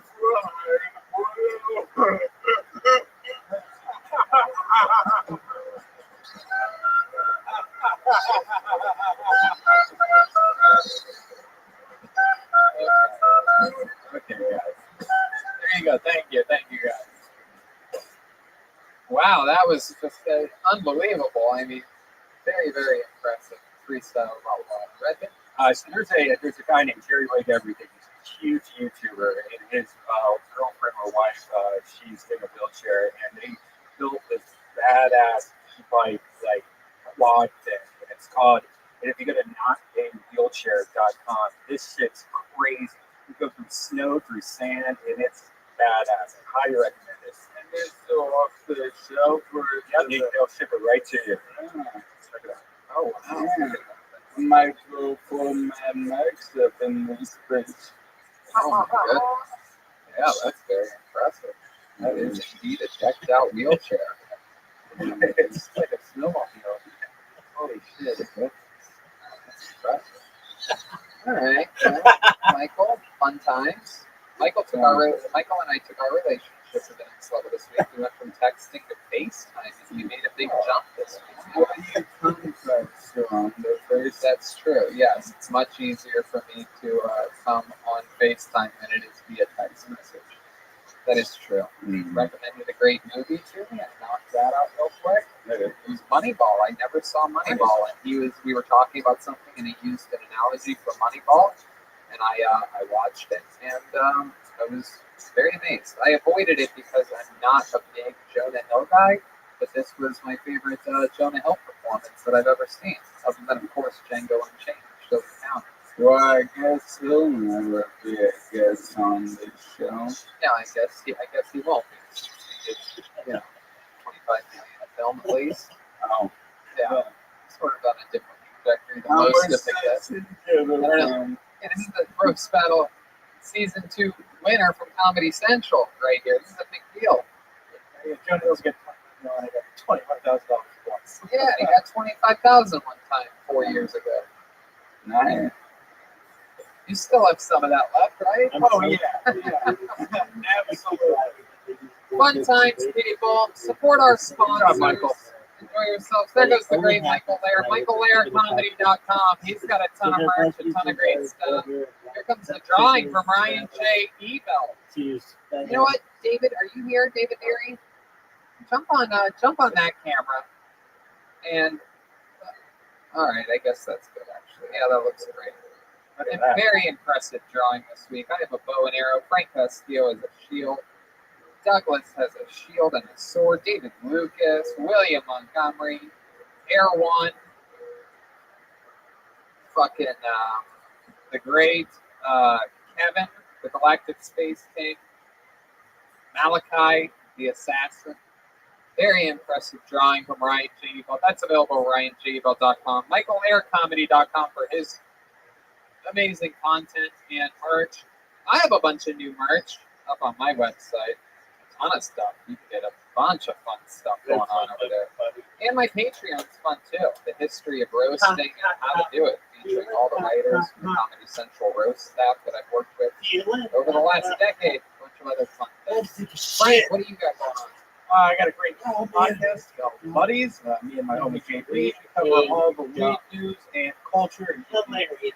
Best That place shit to go is buy so it. fucking You were also funny. on an episode of my roast show on Patreon where we broke down how to win a roast battle and the adjustments that you had to make on the fly and how you won that tournament and the hilarious voicemail that your mother left you when you told her that you had to battle a guy in a wheelchair. She thought that God would never forgive you for that. No. Thank you so much, Frank, for joining us. Believe it or not, Douglas this entire time was actually the great Jeremiah Watkins. He's on Venmo at Jeremiah Watkins. He even prints it up for you, even though you can't see it from that camera angle at all. At Jeremiah Watkins, But you see that? he wants you to know that that's how sad he is, that he has a piece of paper he's holding up. Jeremiah, tell us about the content that you created this week. What's out this Absolutely. week? Thank you for that inquisitive question, Yeah. Demon Lord. It is Jeremiah Wonders has all of some awesome episodes of Dr. Phil if you want to catch up on original characters, as well as Joe List and the Kill Tony Band if you haven't seen that in the last couple of weeks. So we're doing some really cool, fun stuff. Thank you. Hell yeah, the great Jet Ski Johnson was here, everybody. Moneyball, Jet Ski Johnson. Check out Comedy Store Podcast. I did a podcast with Mitch Burrow, who was on the show quite a few times recently through the Looking Glass. That's great. You have some fun stuff on the way too. And by the way, she has a Venmo. It's at Jet Ski Johnson. It's even on paper here. For those of you that don't believe me, all one word. Jet Ski Johnson.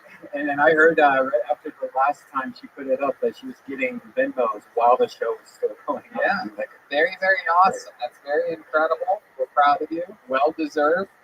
The great Chroma Chris was here all night, everybody. That was Malachi, the silent assassin. Thanks. I don't want to be reaching or anything. You know, I don't want to promote my Venmo from a Chris. That's good. He is at Chroma Chris, all one word. What do you think about tonight's episode, Chris? it was a magical journey, Tony. But now we must battle through the depths of the internet to battle the trolls of the dark world. Joel Jimenez was on drums all night long with TV dinner trays on his shoulder and crotch area. He held strong back there. Joel, what do you got? New Mostly Sorry tomorrow at 5 on YouTube. I'm trying to build a little music studio, so if anybody wants to send me a MacBook Pro or money to my Venmo, it's Joel-Jimenez. There you go. You can't win if you don't play, you know what I'm saying? Yeah, send me a MacBook Pro also. Yeah. It has happened. I have a bunch of new merch, a bunch of reprints of everyone right now. So, got a new podcast. We just did our 100th episode of Virtual Red Band. So check that out on thesquad.tv. Absolutely doodly. We'll be back next week with another show. Good night, everybody.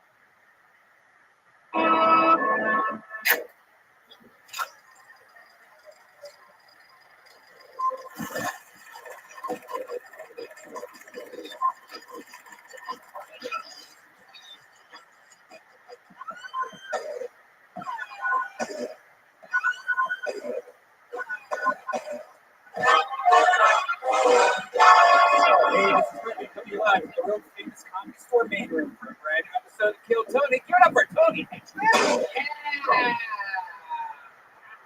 Feels good in here. Still feels like there's 500 people here every Monday. Especially how they cleared out all the chairs. It feels better and better every single time that we are here at the Comedy Store. You know what? I like the show more without an audience.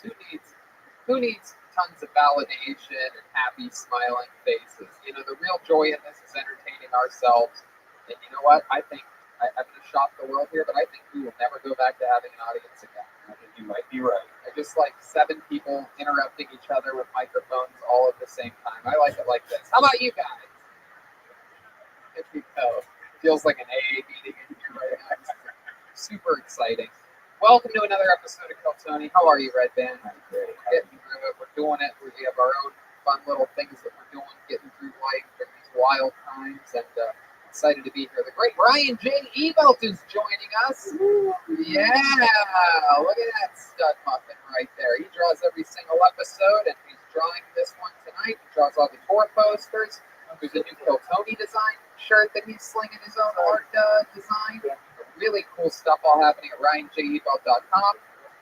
And click on the Kill Tony banner and see all the amazing stuff that he's making. It is absolutely incredible. We support artists here, believe it or not. We make fun of artists a lot, but don't make fun of Ryan J. Ebelt. He is one of the drawing artists, and that is what I consider off limits. However, comedians and musicians will get tortured, especially actors. The only way I could make fun of Ryan J. Ebelt is if I drew a drawing to himself. His beard's out of control right now. Look at that beard. That's the biggest I've ever Really, seen. he looks like the father from Teen Wolf. It is absolutely incredible. It is shocking what's going on over there. But we're going to have fun tonight. We have everybody's here. The great Charlie from Vito's Pizza, hooking it up, getting our bellies all filled up. Everybody knows we love pizza here, and our pizza of choice in Los Angeles is the great Vito's Pizza. Exciting stuff. Caveman Coffee. Use the promo code KILLTONY while we're talking about how we get our energy on. Use the code KILLTONY, get 20% off. You know what else I fell in love with this week, Brian? Was something that I saw you promote on Instagram. Oh. Liquid IV. Oh, yeah. Oh, drinking some right now. my goodness. It's the best. What a game changer. I've been on the golf course. The temperatures have been all over 100 degrees every single time. And there I am, enjoying myself, laughing, cracking jokes, while all my friends are out there half passing out by hole number 10. And it's all because of Liquid IV. I tried it once after a night of drinking. My mind was completely blown. Woke up with energy at 5:45 a.m. on the dot like I do every single day now. And felt great all day long. Yeah, and I drink so much Gatorade and stuff like that just because I feel like I'm always dehydrated and I don't drink enough water. This changes it. Now I'm just drinking water and I don't have all the extra crap in it, like sodium. Yeah. They're not even a sponsor when we love all these things. Yeah, exactly. Liquid IV is not a sponsor. I just wanted to just organically happen, and I just brought that up. Even though we might send them that clip, and who knows? Maybe next week they will be a sponsor. So stay tuned. But God, what a game changer! Hangovers, heat. I mean, it's just great. So there you go. Speaking of heat, speaking of sponsors, here's some more from the actual sponsors that put on this amazing episode. Here's a little bit from it. Now more than ever, you really shouldn't put off seeing a doctor when you're not feeling well.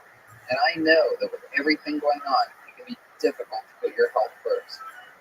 It's really tough to see a doctor nowadays. You don't want to go in there, you don't want to get sick, you may be putting off seeing a doctor because you're too busy with work, kids, life in general. But that's why I use PlushCare. They make seeing a doctor so easy. They do it right from home. PlushCare provides virtual doctor appointments through your smartphone or computer. I just pick a time that works for me and book an appointment right online. I don't have to sit on hold forever to make an appointment or leave the house, sit in a crowded waiting room and be exposed to who knows what. You know about this, Red Band. I think it's great.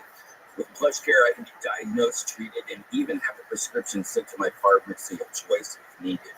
PlushCare accepts most major insurance carriers and is available in all 50 states. And the doctors care. They're here to help by discussing treatment options and providing prescriptions as needed. And they're available anytime if I have questions.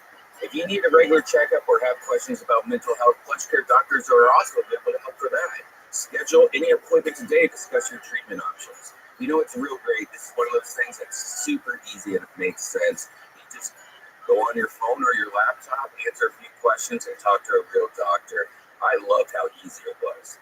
With PlushCare, I don't put off seeing a doctor, and neither should you. No more excuses. Make your appointment today. Go to plushcare.com/Tony. That's PLUSHCARE.com/Tony. Plushcare.com/Tony. And we're back. Excited to be here. Another episode of Kill Tony. Live from the Comedy Store. And one of the great things about this show, being at this place, is that, this is home to me. I've been here for 13 and a half years at the Comedy Store. From a door guy to a paid regular, every single inch of it I love. And a big part of the reason why I came here is because of the amazing history and the badass comedians that are a part of that history.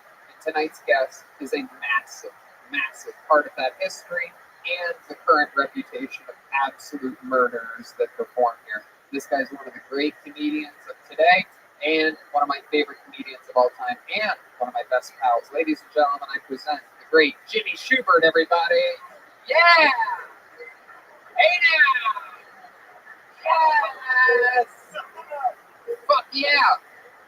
The new album is out on iTunes, Zero Tolerance. The great Jimmy Schubert. Yes. Pick a copy up if you want to laugh for 7 minutes straight. That's right. Man. We golfed the other day, and you had me laid out before we even hit hole number 1, telling me the story of that guy that went on the audition. Yeah, it was a guy who was up. Well, it's just one of those show business anecdotes. That was in a commercial audition. It was in New York. It was in August, and it's like on a 33rd floor, and it's hot. It's like 110 degrees, and it was a stupid little commercial. You sit down on a chair, you take off your shoes, and you do some dancing feet thing, right? And you sit on this metal chair. This guy just sits down in the chair, bends over, and takes off his shoes, and then he just rips a massive fart. It had to be like about a minute and a half against the metal chair, loud, one of those. And then so embarrassed, he gets up and runs out of the room. He's embarrassed. He's mortified. He gets all the way down to the bottom floor. He walks out. He realizes he left his shoes upstairs. So he's got to go all the way back up to get his shoes. And he walks in, and people are hanging out the window with the fans, trying to get rid of the stink in the room. And the guy goes home. He's like an idiot. About 3 days later, he gets a call from his agent. He goes, "Hey, you booked that job." How the fuck did I book that job? And he shows up at the commercials and he goes, "How?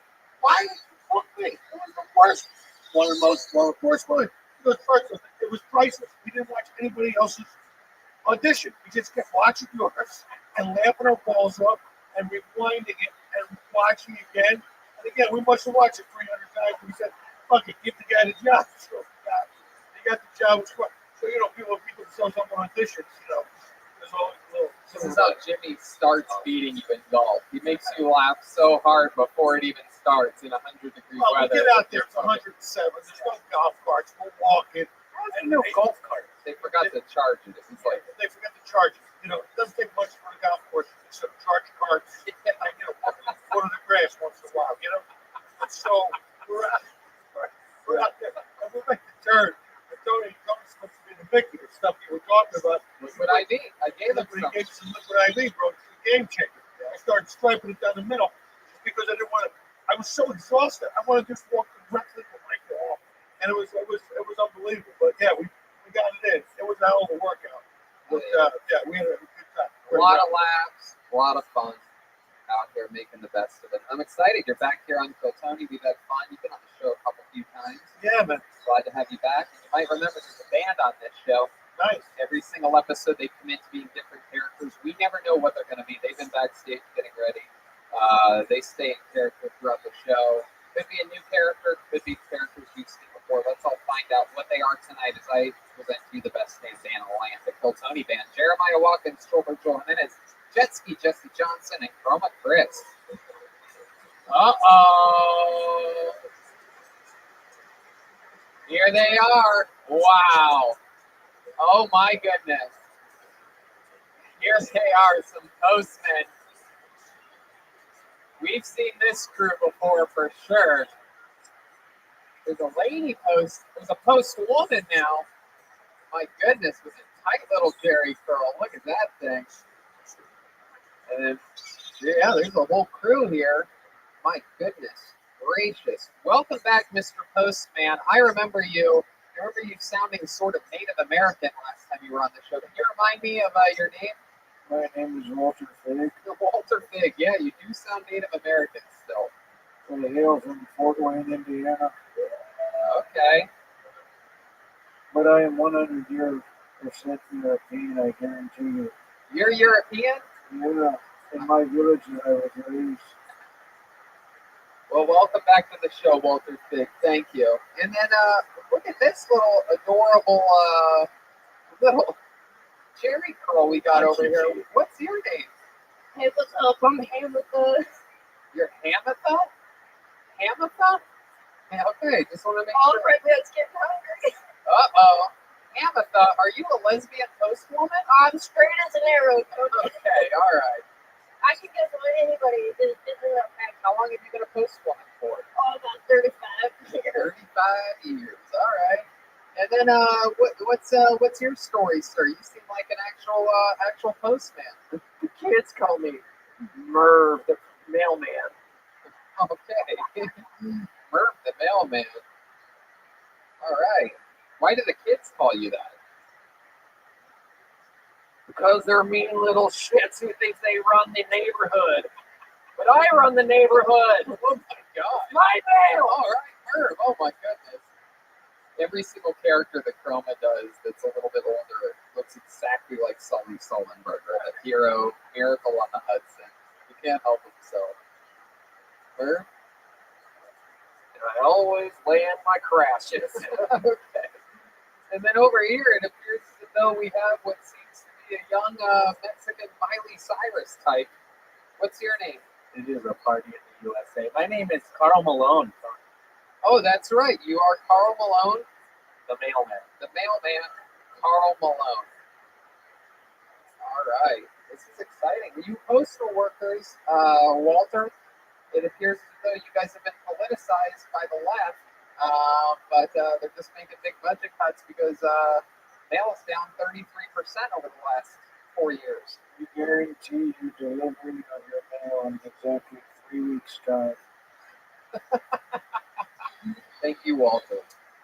Thank you, Walter. Samantha, what do you think about the recent budget cuts? Hamatha. Ham. You could call ham. Okay. I like it. A lot of little packages to sit through. Sometimes I open them up, look inside, play with them a little bit. Okay. All right. There you go. Good to know. You can trust your current post office. You still use the post office ever, Jimmy? Yeah, occasionally, there's nothing wrong with a little snail mail, but I go, I was my regular post office. I was going, what was your backup there? Blacksmith? What was your, I mean, they're like $27 billion in fucking debt. The stamp was like 37 cents. How can you lose fucking money delivering fucking packages? I mean, I guess Amazon Prime, they deliver Amazon Prime packages for free. Hey, what's your fucking charge? How dare you bring that company? I'm sorry. Amazon is a postman's Edward. Oh, sorry, I didn't know it. So we got the mailman, we got the great Jimmy Sugar, we got Red Band and the soundboard, and I have a bucket. It's a bucket of destiny. We had people that were chosen and signed up and chosen before the show. And let's get the party started. But before we go to the bucket, there's only one way to get a real Peltonian party started, and it's with the guy that they like to call the party starter. This guy, loved by many, including myself, one of my favorite top young rising comedians in the world. Some people call him the Big Red Machine. Some people call him the Holy Moly. Some people call him the Nuclear Belly Button. Ladies and gentlemen, I present to you the great William Montgomery. Here we go. Here he is, live in the flesh. 60 seconds uninterrupted from William Montgomery. I like my women like I like my coffee wrapped in styrofoam. What's the difference between a Lakers fan and a Clippers fan? Trick question. They're both going to die in an earthquake that will strike on August 27th, 2020. Hey, you're either La Quinta in or La Quinta out. As an impression of my landlord asking me to pay for my continental breakfast. I'm at the point where I just hope my son turns out, gay or straight.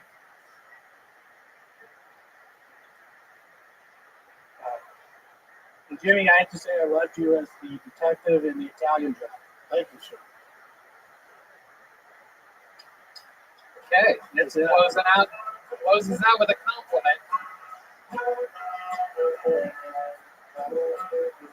40 seconds of jokes, 40 seconds of compliments, and here we are with the great William Montgomery. Hi, William. How are y'all doing? I'm drunk as shit tonight. Oh my goodness. No, I'm kidding. You can tell when you're drunk. Yeah, you're very happy you're sober. Yeah. It's true. It really is. You're happy and effective. Your timing, your pacing, the jokes, even though the coffee styrofoam thing, very risky to open with that. But you know what? It established your oddballness right from the get. You followed it up with joke. An inevitable earthquake happening August 27th of 2020. Is that true? That is on Thursday. That's 3 weeks ago. Yeah, Thursday, yes, 3 weeks ago. My goodness. That's 3 weeks ago. It already happened, and the earthquake didn't even happen. Yeah, but I think it might happen on August 27th. Okay, what makes you think that? A premonition, if you will. Okay. What if that actually happens? Yeah, tell me about it. What if it actually happens? Tell me about it. Some old school, biblical fucking shit that just swallows up fucking Los Angeles. Jimmy, where would you go? I'm going to Delray Beach, Florida. Go down there with my people. How are you going, on an airplane? Can I go with you? Yeah. Cool. Come on down. Where would you go? How do we exchange numbers or something, or how do I get on the plane? If you weren't invited to Delray Beach just then with Jimmy, where would you have gone? Probably Ponte Vedra Beach. Or you just I was on the Atlantic coast. If I would have asked you 5 minutes ago what you would do if there was a major earthquake, what would you have said? Would have said Phoenix, Arizona. Would you drive there or would you walk? I would have flown. You would have taken an airplane during a massive earthquake. I would have flown. An earthquake swallows Los Angeles, and you get on an airplane. An airplane's the safest place to be in an earthquake. That is actually true. It's true. I think it's the safest place to be during the middle of a pandemic because they got the middle seat open now. Nobody's flying. I love it. What do you like, Jimmy? What airplanes do you like? Hey, you're asking a lot of fucking questions. Again, I loved you in the Italian Job. That's why I'm starstruck right now. You're a great detective in that. Absolutely, William. Is that a new T-shirt? I've never seen you wear the tie-dye before. No, I've had it. Wait, is those new shorts? Oh my God. No, it's still open. Has anybody sent shorts? We tried to get these Nope. shorts. Nope. What do you keep in your cargo pockets? What do you got there? Let's play a game called What's in Those Pockets? What's in those pockets? Whoa, I can't. And turn that fucking sound up. Oh, you don't like that one? No, and I can't do it. Come on. I got contraband in here. There's something I got contraband in here. Pull it out. I got contraband in here. Come on, man. You fucking have to Pull do it out. Pull something out of those pockets. Whoa, keys. All right, what's in the other pocket? That's not the pocket I cared about. I want to know what's in that right thigh pocket. Don't pull out your dick. It's not his dick. I wish it was. But my dick is very close to my tummy. So there's no way it could be. But we know. You have big belly button energies. Yeah, that noise I made sounded like that. That's my wallet. Whoa, where's your rich wallet? My rich wallet? I don't like that company. Jesus. I refuse to buy from those fucking people. They don't like. Okay. That's what I read. Right. They don't like certain. Hey, what's in your other pocket? That's the AM/FM digital vibrator from Whammo. Jimmy's. We're just making that noise. Edit that out. Yeah. Just they were a sponsor. Yes, exactly. Yeah, I'm kidding. Where's your Ridge? Have we given you a Ridge wallet? No, You I have. need one. Can you run to that back? Who's got one? Grab a Ridge wallet out of there. Who's got one? Yeah, we've got one for you. We've got one for you. Will you use it if we give it to you? Yeah, Jimmy, what are your thoughts if I try to get into show business? What sort of stuff should I find? At this point, bro, I would fucking get something with benefits because it doesn't look like show business is coming back. Is that a fucking joke? What's that? Is that a fucking joke? Yeah. What do you mean by that? All right, this is what you No, I know. I'm pissed. Look at that. Wow. Hey, look at Thanks, that. bitch. It's a Ridge wallet. Oh, he's been very good. No, William has been drinking. Yeah, I'm pissed. Oh my goodness. So let's take it from the top and let's pretend, because that Ridge wallet part that you said is definitely not going to be in the episode, even though it made the room laugh. So put that in your pocket, and then I'm going to go. And then we're just play it as we go. Ready? Okay. And Yeah. action. What else do you have in your pocket, William? Tony, it is so nice to be here. No, we already did that. Where do I start? Let's take it from the top. Okay, what's in your other pocket? My Yeah. back pocket? Yeah, what's in your back pocket? I actually have a Ridge wallet. Whoa, Ridge wallet. Point that at the camera. Can we zoom in on that? Really good company. They hate. William, you're so stupid. That's why I support them. William, you're out of control. In this Put it back in your pocket. Now we have to do it again. We'll be here all night if we have to. Get ready. Let's do it again. Get ready for the zoom on this. What's- And action. What's in your other pocket? What do you got in your back? Oh, it's just a Ridge wallet. Oh. Take a look at this, guys. Oh my God, it's still in the box. That's an actual They Ridge hate wallet. William, you can say anything other than that. We're gonna have to edit the shit out. I don't think you understand. So Jimmy told me to say that. we're not live. Jimmy told me to say that. We are not live. Jimmy, get my back on this one. I put up to it. Yeah, he put me up to it. All right, let's do it one more time. Can you send me a copy of this deleted scene? All right. I think that's going to be their new national campaign. The Ridge wallet. Yeah, they hate. Actually, we might leave this in. Actually, now that I think about it. What's in your other pocket? Oh, I got a new wallet. I think it's from a company called Ridge Wallet. Okay, let's take it from the top. Hold on a second. Don't say you got a new wallet. It's funnier if your wallet is still in the box. Okay. You don't need to say you got a new wallet. Okay. It's funnier if you don't, if your wallet's still wrapped But in it's in a plastic. box. You don't need to say it's Yep. new. Like you always just carry a box of a wallet. I get it. Okay. Okay. What's in your other pocket?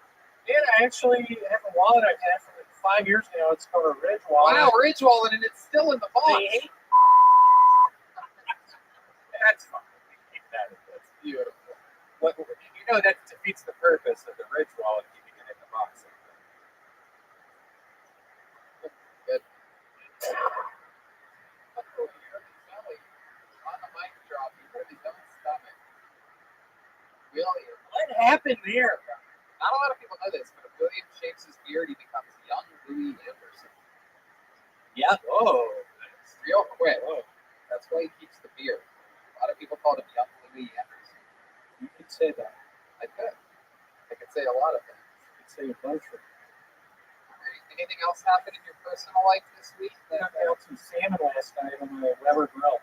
You cooked salmon on the Weber? Really good. Really? I would not trust you cooking fish on a grill. My life depended on it. It's delicious. I do that. I could be starving. I could have not eaten for days. And be like, hey, Tony, you're lying. I'm a good griller. You know what he cooked the other day? I frozen pizza on the grill. oh, God. It's delicious.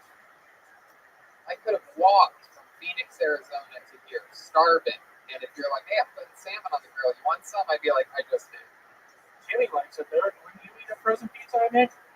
Yeah, you know, in the old days, when these guys used to drive to these gigs, we used to put the frozen people under the air filter. The frozen people? The frozen pizza. What do you mean frozen people, Jimmy? Okay. Oh, And they put the frozen pizza under the air filter. the air filter? I don't get it. It's great. You just ignore him. He's the only one like this.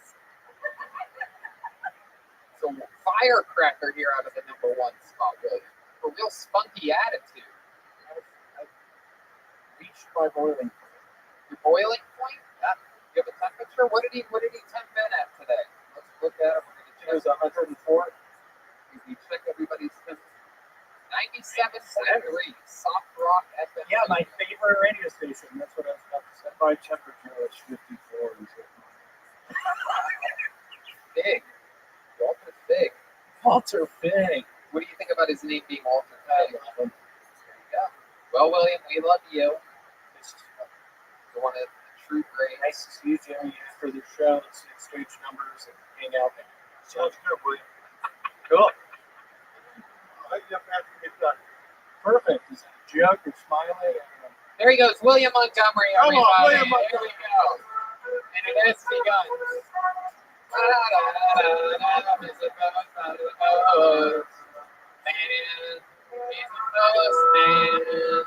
He's a motherfucking postman. Right. The bike's getting switched out, cleansed. What an exciting time. The new normal. Yeah. Pull the name out of the bucket, your first comedian getting up tonight. This guy got up, made us debut a few weeks ago. Ended up having a dance competition at one point during the set. Ladies and gentlemen, it's the return of Jason Rodello. Here we go.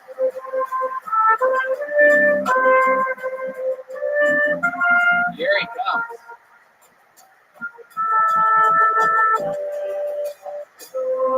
Here he is, Jason Rodello.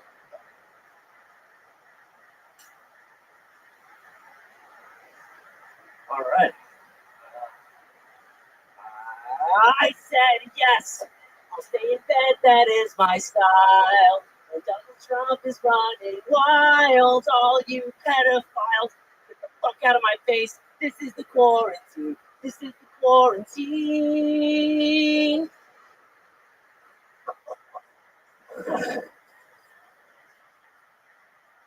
No, I'm not gay.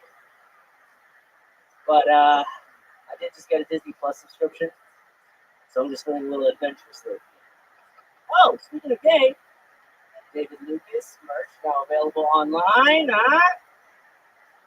Yeah, supporting black-owned businesses.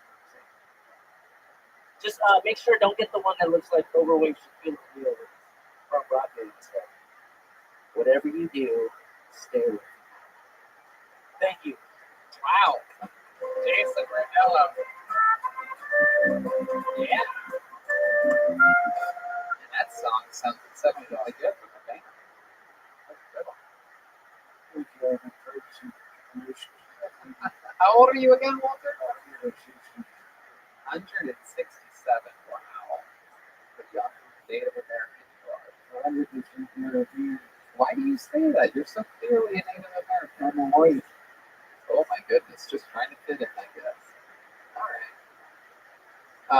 So welcome, Jason Rodello. Good, entertaining minute. Didn't know which direction things were going there. Neither did I. And it went good. Absolutely. Would that have been a little bit of a killer? No, it's great. You used the space allotted to you. You brought a lot of energy. It was quite incredible. I like it. You committed to the dance number? Yeah, this guy's a hell of a dancer, man. Yeah. This guy's a monster. I mean, I got to book what I got to book. I got to show the audience. Never knows going to be not. It's got to show them all around. Using all the tools in the box. Exactly. Have you ever done any musicals or just you just dance? No musical. Actually, I did Cirque du Soleil. That was my first big break. Wow. With a dance job. I didn't sing, but we did a lot. What'd you do in Cirque du Soleil? What show? What Cirque show? Oh, this was like one of the international ones in Kazakhstan. Kazakhstan, yeah. I talked about Kazakhstan on my first appearance here. That's a whole other story. What did you do in the show? Just dance. Oh, okay. So we were actually like backup dancers, kind of like fillers for transitional moments. And our specialty was we had the hoverboards. Another one for this time. Just that whole thing, yeah. That's cool. I saw a kid going down the street on one of those the other day. He's standing on the board, letting his fucking take him down the street. I looked at him and watched. Is the left, right, the walking fucking too much for you? moving your own body weight around the planet. Or even You're a skateboard. racing shit with Even a skateboard. It's like what, like 4 wheels? Yeah, no, it's not. It's not a skate. Skateboard, I get, but a hoverboard, you stand on it. It's not. You just let it take them down the street like a fucking lazy. Could you fucking be? What do you think about these hoverboards, Walter? I saw a child floating on one of these, and I thought it was nature people. Have you ever seen an ancient demon before? Yes, over in caves. What year was that? 18. Oh my goodness. You have a lot of life experience. So Jason, tell us more. What have you been doing since the last time we saw you? Was that how long have you been on stand-up? This is my second time. Right. This is the second time you've ever done stand-up. Your debut was on Kyoto. Yeah. This is your second time. Literally, I'm just debuting. You've accumulated 2 minutes. You have a girlfriend, right? Yes. How's life going? Very It's hot. girl. Oh, Red band. Yes. I just want the red band and silver food. That's it. As long as that's good. Everybody knows Red Band's got the best things. But yeah, so me and my girlfriend. What? You said taste. I said taste buds. Oh, your initial gut instinct of not repeating it was correct. Carl Malone. Look how pouty David Lucas looks on that shirt. It really is. It looks like that's what he looks like after he has to work out. I was looking forward to a couple, shirt roasts. But we already roast David kind of every week, so it's just, It's true. I can't do it this week though because he actually called in sick with a headache, which it looks like he also has a headache and that picture. It looks like if Yeah, it really does. A lot of people don't know this, but if you turn David's head upside down and that, it turns into a drawing from Bob Ross. It's Bob of a tree. Like the bark of a tree. So Bob Ross, baby. Yeah. So, Jason, what else has been going on with you? It's been a few weeks since we've seen you. Yeah. What else is happening? Getting life together, getting the mental together. I like to call it a creation vacation. So just the content and just everything, you just do a vacation. Yeah. For the self. Yeah. I'm literally doing the opposite. I'm taking a vacation. Oh. Love it. Yeah. That's good. You're young. You're out there making it. Since you're dancing so much, do you do a lot of TikToks? You seem like you'd be really good at it. Well, that's the thing, man. I took a break from everything. So with TikTok, I know I can kill it on that app. I'm not trying to be cocky because I can dancer, comedy, the whole thing. But I haven't took my full stab at it yet. But I will soon. Yeah. You guys have a TikTok? Collaborations or whatever? Oh, shit. No. But you should check out my TikTok. Yeah. Fuck that. I'm a fucking grown man. I'm not on TikTok. Your TikTok. You know who goes to watch TikToks? Fucking pedophiles. That's who watches fucking TikTok. Bunch of 14-year-old girls fucking dancing. Pedophiles. Fucking one out for a fucking digital love. Watching these fucking. I was so anti-TikTok, and I was like, this is how much I hate TikTok. I'm just going to put a TikTok out there. Like, just me opening a box. It got 3.1 billion views. Oh my god. Wait, really? Bro, yeah. I mean, it really is. It's ridiculous.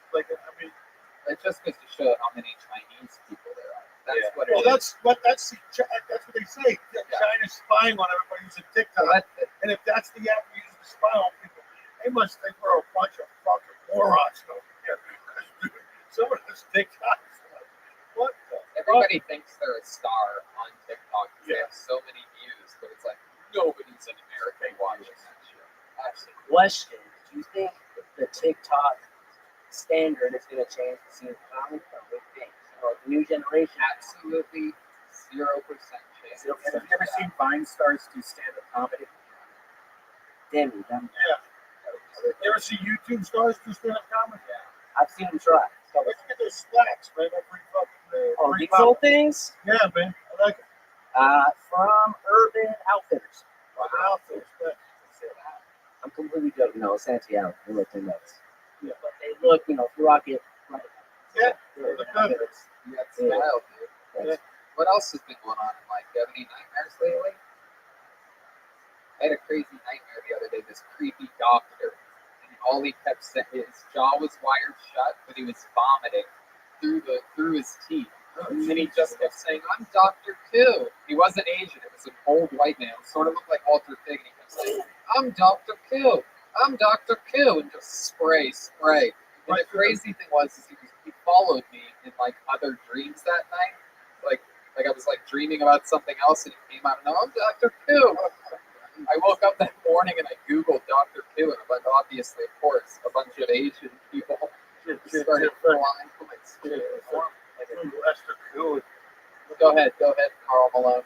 I just want, if anybody out there is a dream expert, please tell us what that meant. Yes, tell us what it means if a doctor with a jaw wired shut completely yet vomiting through his teeth means. That it was so fucking, it was one of those ones where like, I mean, I literally Googled it when I fucking woke up that morning. I'm like, what the fuck, doctor? Have you ever used a drink before? No, I haven't, but do you happen to have any? Dr. Koo, I have a drink that. You do? Yeah. What's your name? What? What's your name? Angel. Walter, relax. Straighten up that microphone.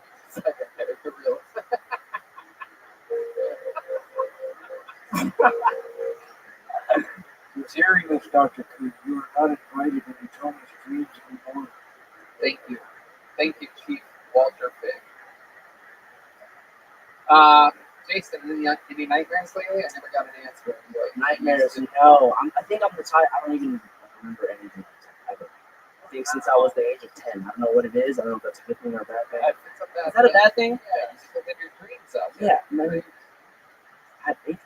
That's the thing, and that's the catch, is that usually I can control my dreams and like this and that, but like fucking Dr. Koo, it's scarier than like anything I've seen in a movie. Because the whole time I'm like, why is there a doctor in my dream? Why is his jaw wired shut? And why the fuck is he vomiting? And you can Google that stuff too. There's dream interpretation, those stuff means something. Frightening.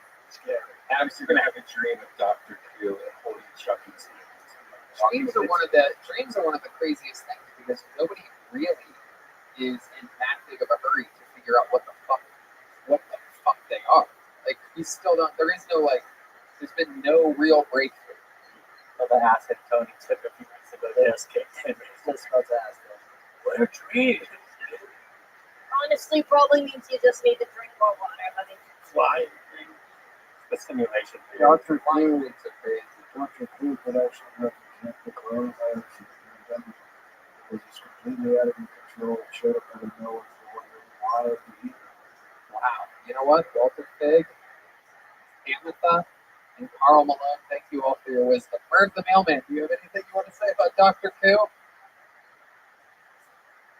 don't have to use the mask, dude. If Joel has it, you're going to get it, Chris.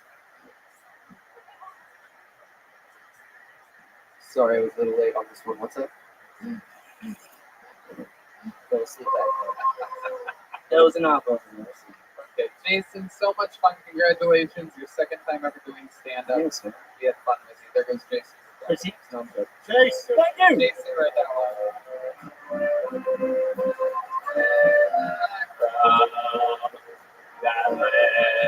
My friend, step back from Switching out of the mics. Using sterile mic. Sterile Mike. I used to be in Sterile prison. Mike. I used to be in prison as a man named Sterile Mike. Do you have dreams like of the same like place over and over? Like I have a hotel that I'm constantly like dreaming about, like, and that's the same elevator. It's a fucked up hotel. It's like flooded. I do that. That's a recurring dream you have. Yeah. I guarantee you that means something. You should Google that. Yeah. Because they say like if some people do dreams where their teeth are falling out. Yeah. Yeah. I had like dreams where I'm being chased by like a freaking axe murderer, and I get spaghetti legs. My legs don't fucking work, and I can't run. Yeah. Like I have those kind of dreams. I have one that happens once every few months where I'll have a hair in my mouth and I'll pull the hair out, but it'll be extra long, and I keep pulling it, and it turns out that it's tied to the thing in the back of my throat, and like I'll like yank it, and you like feel that, and it's like I know I start freaking out, and then I wake up. It freaks me the fuck out. I have like great. You know what's great? It used to be his like nightmares for like to inspire him, and like things like that. And the Doctor, I'm telling you, Doctor Who was scarier than anything I've seen in a I thought you were saying you were pulling a hair out, and as you pulled it out, your head started to unwind like a sweater. Yeah, no, it was coming. It was coming from there, like a doll, like a T-shirt. Okay. And I'll also say this is that I've been on Chantix before, that medicine that's supposed to get you to quit smoking. Oh, yeah. And one of the things that they say in their ads, even they have to say it by law, which tells you a lot about it. It's like they cause suicide-inducing dreams. It's not me, bro. When I was on Chantix, I had the most I was like having oral sex with a supermodel. And I was like, and I woke up. I was like, you bastard! I couldn't get back into the dream. Oh, I had the opposite. I had the most frightening dreams ever. I had dreams where I was flying, and you know how you normally wake up when you land? Yeah. I didn't. Yeah. Instead, the camera zoomed out to me on the ground, and then it rolled me over, and I'm in a coffin, and I'm watching my family watching me in an open casket, and you're like, it's long form. Wow. Long. It's not like, oh, and then you wake up. It felt like it was like 45 minutes of me watching each member of my family. And the camera's like on the open side of the casket, so like you see like me laying there and then just coming up and looking like so. It was all long. The Chantix is the worst thing ever. Yeah, if you're planning on quitting smoking, just try anyway, but do not take Chantix. Yeah, I had flying dreams, but I could only fly feet first. Like I couldn't fly like Superman. I would fly feet first. I was like, I couldn't steer myself. Yeah, what a nightmare compared to Tony's. Wow, you have superpowers and you can only fly feet first. Yeah, meanwhile, Tony is dying and watching his death repeatedly. But the crazy part of that whole dream that I said isn't the flying and dying part. It isn't the landing part. The watching your family mourn your death was like, that's when like I'm like, oh, I have to absolutely stop taking this, because that whole day after that you feel like you've already lived and died sort of in a weird way, because you're like, oh, that's all the life is. You live, you die, and that's it. And like that's when I started realizing like, oh, this shit's in my system. This is what those warnings that a couple people told me about. One time Jimmy had a neighbor where he was given $1 million check, but they could only give hundreds of thousands. That was a fucking nightmare. And nobody had change for 1,000. So I couldn't buy it. Use it anywhere. Okay. I pulled another name out of the bucket. This is fun. We're having fun with the season. I pulled another name out of the bucket. This is another guy that made his debut on Kill Tony just a few weeks ago, and he's back again. Ladies and gentlemen, it is the return. He's here for his revenge. Had a rough first set on the show. Let's see what happens here tonight as I present to you the return of Moha, everyone. Here we go.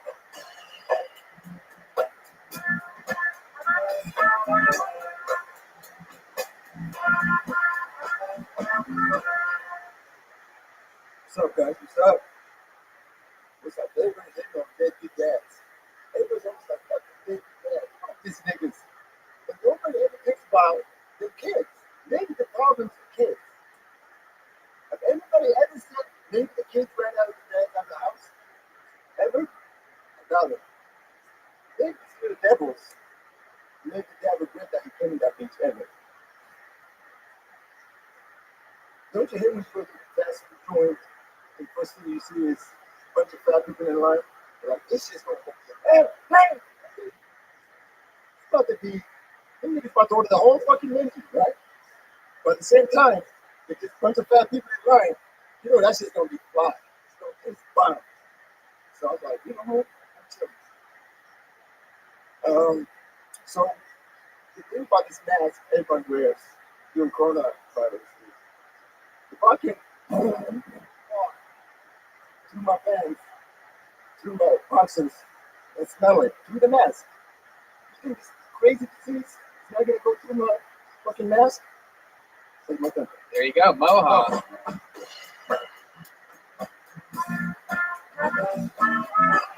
I believe Dr. Anthony Fauci said the same exact thing about masks recently. Oh. No, he didn't. I'm just kidding. Hi, Moha. How are you, Ryan? Where are you from originally? I'm Somalia. Raised in Sweden. Somali. And your parents are both Somalian, right? Yes. People think I'm Brazilian, Peruvian, but I'm 100%. What are your parents' names? My dad's name is Eden. My mom's name is Okum. Okay. Okum. Okay. What's it mean? Hey, for the rest of your day. Exactly. How did you wind up in Los Angeles? I went to school in Seattle. I hated the rain, so I probably It seems like one of those guys that would jump into the wheel part of an airplane. Right, he comes down. Yeah. down that way. That's my uncle. Your uncle did that? No, he didn't. Some Moha. You ended up in Seattle. When did you come to Los Angeles? 5 years. 5 years ago. What have you been doing in the city since you got here? What have you been doing for work? When I moved down here, You like to party? What kind of parties are we talking about? clubs. Clubs. How do you get into clubs? So what I did is I actually decided to work for the club. So I did that's always got a lot of money, right? Right. Well, they also pay a lot of money to get in the club, but they don't start working there after they pay. I wanted a burger with you back when I started working with it. That was my idea. But you know what? It worked. I got hired. I went to the PBS party. Now I kind of regret that. I just started my comedy career all time ago. Right. So what's like your best night at a club? Tell us about that. Ooh. Tell us the truth. 25 girls. Good night for a promoter. I got all kinds of bottles. And they'll fill it in. They'll fill it in. Now down me. Oh my goodness. Is that true? Yeah. Wow. And I ended up going home with another girl. Wow. So that was the best night. Oh my goodness. What bathroom did you get a blowjob in? The men's room or the women's room? Since I worked there, I took it to a bathroom.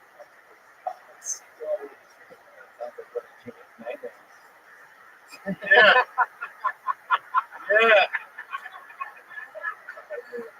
Schulberg right there, cranking lunch. I love it. Is that your bathing suit? Are you rocking a bathing suit at the comedy store? What did you do today?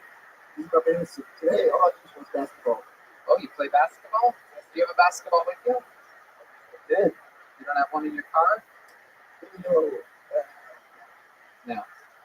What did you do at basketball?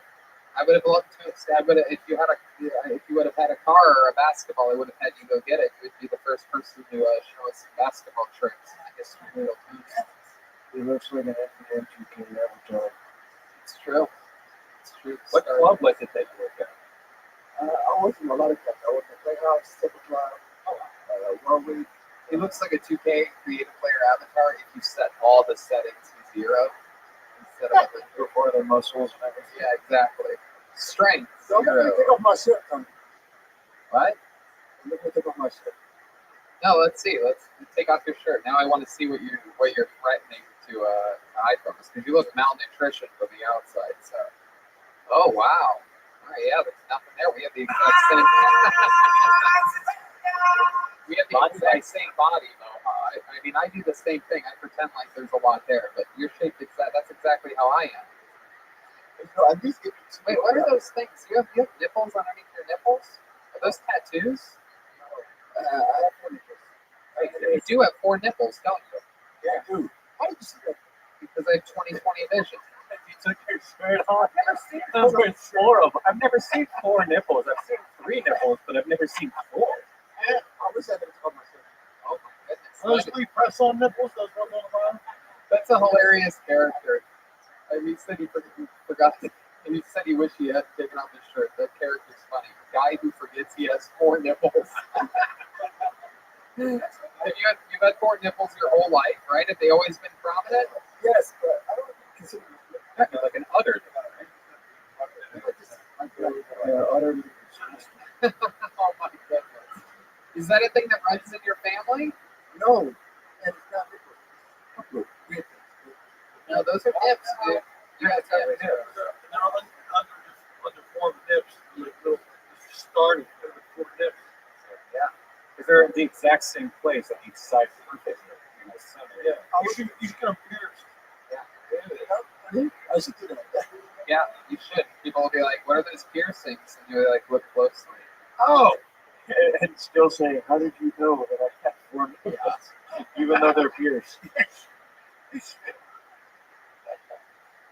incredible. Look at you. It's like constantly having a threesome, having 4 nipples on your chest. yeah, it's not the best part of my Dude, if you look, well, Just be one of them. yeah, exactly. I really fucked that one up. Have you ever had a girl suck on any of the bottom nipples? Unfortunately, yes. Really? What does it feel like? You didn't? I'm insecure about that. I just feel like that's somebody. I was like, this guy. Oh my goodness. Well, you haven't ever tried it. Yeah, go for it. Try how that? I've been twice the nipple, twice the front. That's right. You're Twice the beautiful, nips. baby. Twice the trips. My goodness gracious. Have you ever is that like what does anything ever come out of them? Like oat milk or anything like that? Or No, oh you're in denial, dude. Denial is not just a river in Somalia. If you're saying they're not nipples, what are you saying they are? Just moles? I would say moles or But they're on the exact same spot, perfectly, exactly on the same they're spot. not like nipples. Oh no, but like when people have a third nipple, it's not like it has like a little nipple part to it. It's like People are born with like an unformed twin. You know, I'm gonna send you to see Dr. Koo, and he's going to.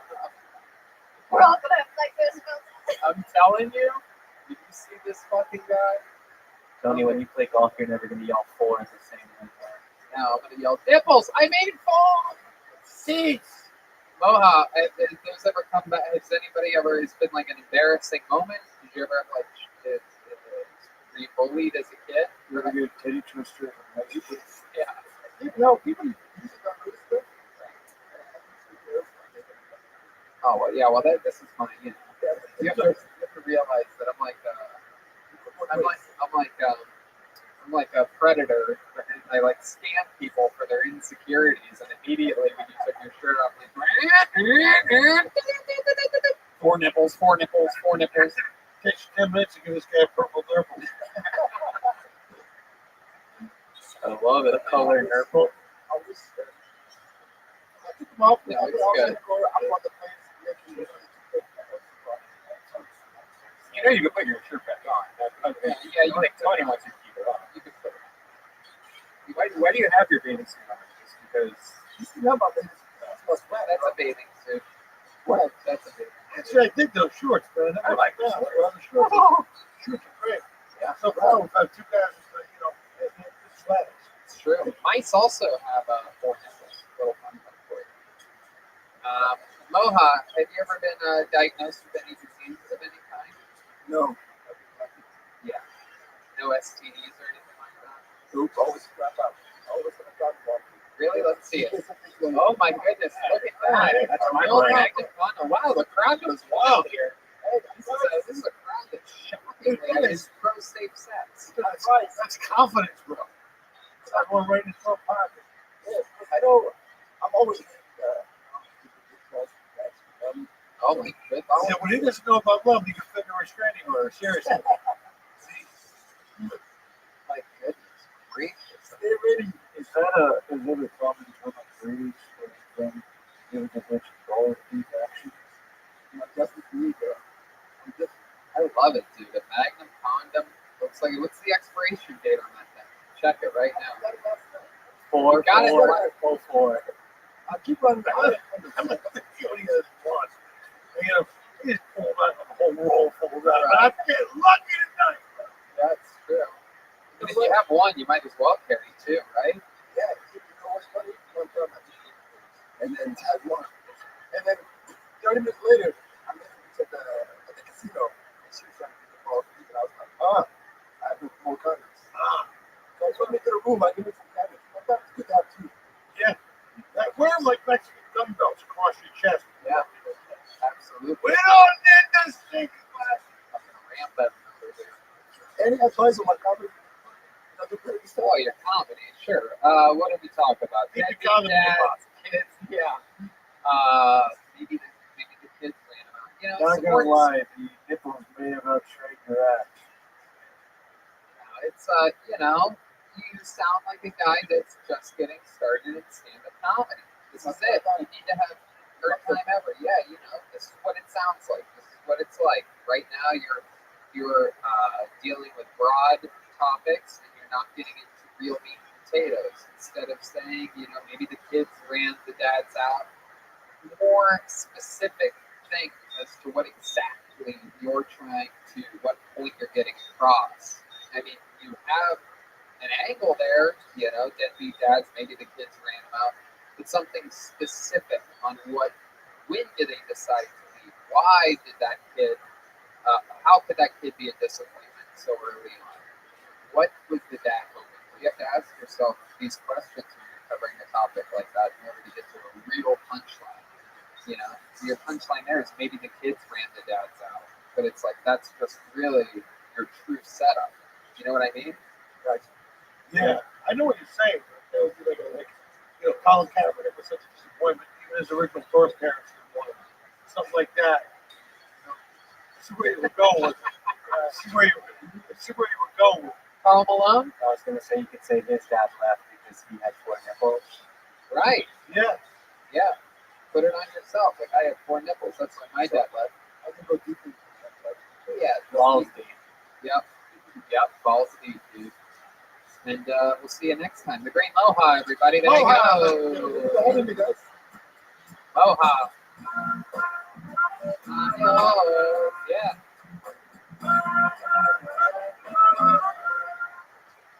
It's always funny when somebody's like, hey, I'm just going to talk about my comedy. And I'm like, well, do you really want me to do that? Well, I mean, it's hard to do when it's like your second or third time. Absolutely.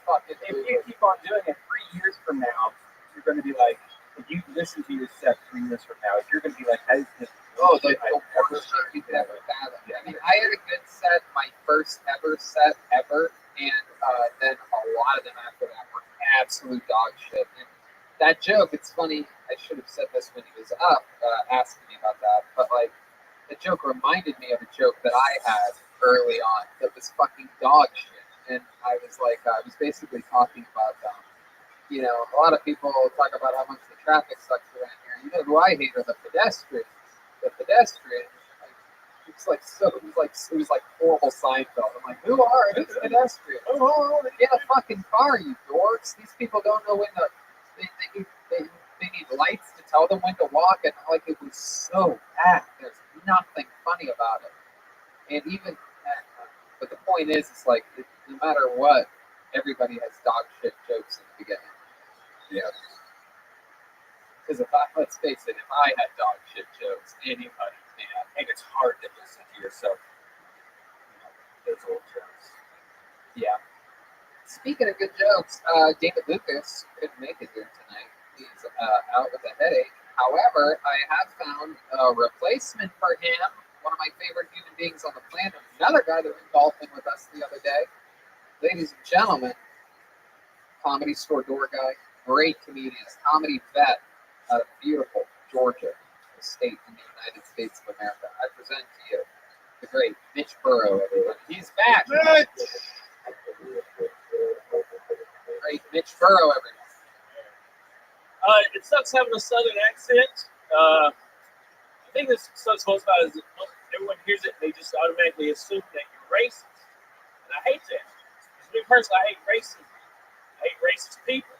I hate anyone that uses ethnic slurs against minorities. I think those people are ignorant. I don't want to be associated with them. It seems like right now you should all be clapping and agreeing with me. But instead, because of my accent, all you heard is I hate minorities and something about those people. I used to be in the Marine Corps. I went to Iraq.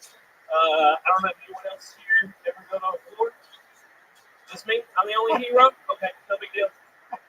The thing about going over there is like that's not the hard part. Coming back is what's hard because everyone treats you different. I remember as soon as I got back from Iraq, everyone was always like, "Oh my God, Mitch, when you're over there, did you ever shoot anybody?" I was like, "No, relax. I was a helicopter mechanic." They were like, "Oh, thank God you never killed anyone." Sweet Jesus Christ! I never said I was a good helicopter mechanic. Wow. how it's done. Absolutely beautiful. Great, great for you to come in. Real jokes, real stand-up comedy right Thank there. you for your service, brother. Absolutely. Yeah, it was the least I could do for that. Very well, I love options. very well executed. You know, that's exactly. All right, tell exactly me how all you about do it. what you had to talk about. Thank you. Yeah, take that, Spencer. Suck my dick. What's new? You had all kinds of news. Tell me about it. Did you have to talk to a lawyer or something?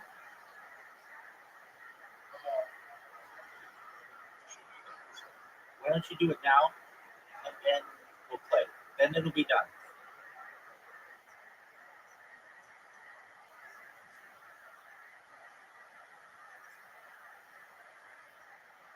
Go call him. Get it over with.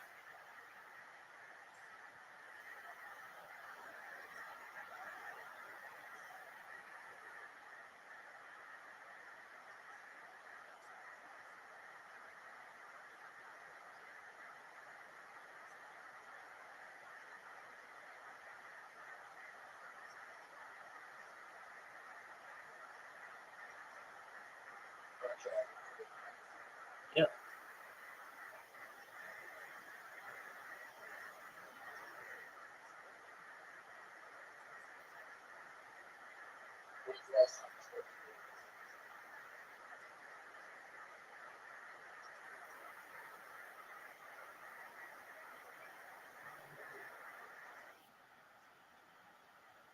It's been a few years. It's been a few years, fortunately. Oh wait, when's the last time I spoke to any lawyer or my lawyer? It's been a few years for that. Any lawyer? I don't know. Whether it's your conflict.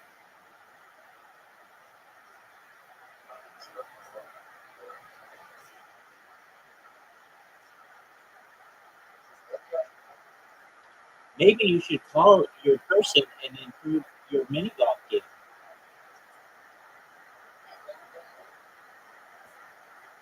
Do whatever you want. Call whoever you have to call.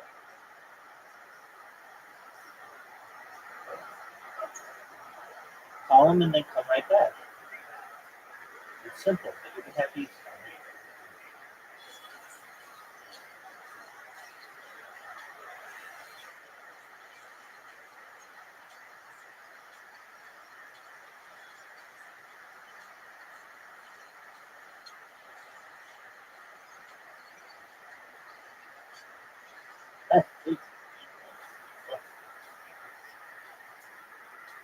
Yeah. Fucking Spencer with these jugs of piss. The thing that gets me about that, he says his excuse was there were lesbians having sex on the couch. I mean, that would be like me going, oh shit, I think I gotta go take a piss real quick. Right. You know, just like, anyway. Lesbians having sex on the couch is also another one of Jimmy's nightmares. Another one of my nightmares, bro. I have a very sheltered life. Mitch, what else has been going on in life since the last time we had you? Mitch, honestly, how long did it take you to recover from that round the golf the other day after we walked 18? It didn't bother me at all, man. I'm at my peak physical condition. I actually know for a fact that you're lying about that. You speak to somebody the next day. I can't remember who or how I found this out, but somebody's like, "Yeah, I know Mitch couldn't make it. He has sore legs." I'm like, "Oh yeah, we played." Oh yeah. So all right, here's the thing. I need to get some of those sleeve underwear things that you guys talk about. Sheath underwear. Sheath And you're underwear. goddamn right, you do. It's unbelievable. It wasn't necessarily like exhausting, but my thighs were just like arguing with each other the whole time. Yeah. So that was tough. And then I didn't have Tony giving me fucking performance enhancing drugs on the course. Liquid IV. Liquid IV, man. Actually, I'll even leak this information. The guy that was playing alongside Mitch in that group was Jet Ski Johnson's boyfriend. Oh. And he actually has sheath underwear. Wow. Jet skis would not handle that. Right. Totally different pose. I do want to say something about that. So we were all going together, but so he and I played as a twosome behind the rest of y'all. Yeah. which was great. But at some point, he was ranked third in state when he was in high school.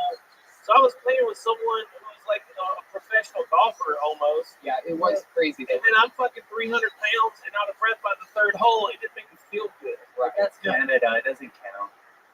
Actually, it was in Mexico. Never mind. What'd you say, Carl Malone? Her boyfriend, Chetski's boyfriend, is Canadian, so I was saying take that shit back over there. Yeah, did you win a state championship in Canada, or is that like a territory? He was in New Mexico. Oh.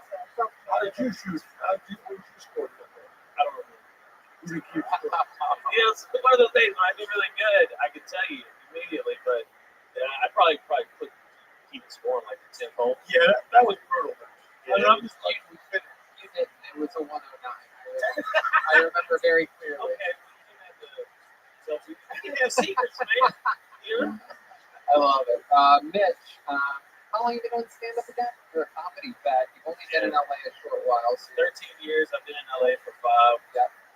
And been at the comedy store for, a year and a half for the last 5 years. Right. I love it. And you come on fast. Everybody's falling in love with you. You're friends with everybody here. Yeah, I'm a 15-year overnight success. Yeah. Coming on. Hey, that's real fast, man. That's what it's all about, man. The thing I got going on now, Tetsky and I were doing a podcast together. Yeah. It streams live on the Comedy Store YouTube. So that's fun. I jumped on it. We had fun the other day on there. Yeah. And, that's it. It's a weird time when we talk to you. You had a TikTok trying to do that. There's just no live entertainment anymore. Yeah, you're a TikTok star. You do hillbilly psychic readings, right? Is that what it is? Right? Oh, rednecks. Yeah, horoscopes. Oh, So, right. Yeah. And I Can you give us an example of like what no, that's? I really. Here's the thing. It's all fake. The only reason I ever got into horoscopes is because if I was at a bar and I was talking to a girl, I'd be like, "Hey, what's your sign?" And it doesn't matter what her sign was. Stop.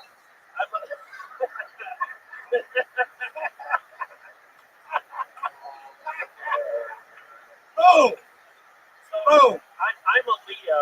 Regardless of what their sign is, it would always say that we would have good sex. Oh. So I'd be like, "Oh, let's check up our compatibility real quick." And like, "Oh, well, the relationship's out of question, but if we fuck, it's gonna be good," because nothing about me says good fucking, but my horoscope does. The idea of you like pulling out the horoscope, though, on meeting a girl is so weird. Hey, what's your horoscope? Hey, girl, what's your sign? It says we can't be in a relationship, but we can have unprotected sex. That's my style. hey girl, what's your sign? I'm an Aries with a Venus rising. Come on, who wants some of it? Come on, at the top. Who wants it? Come on. I love it, Mitch. That's great. That worked for you a lot. The horoscope. That's charming. You make them laugh. No, it never worked. It never worked. What is something that's worked for you in the past? Like pick up lines, something like that. You're a charming fellow. Just push them down the bushes.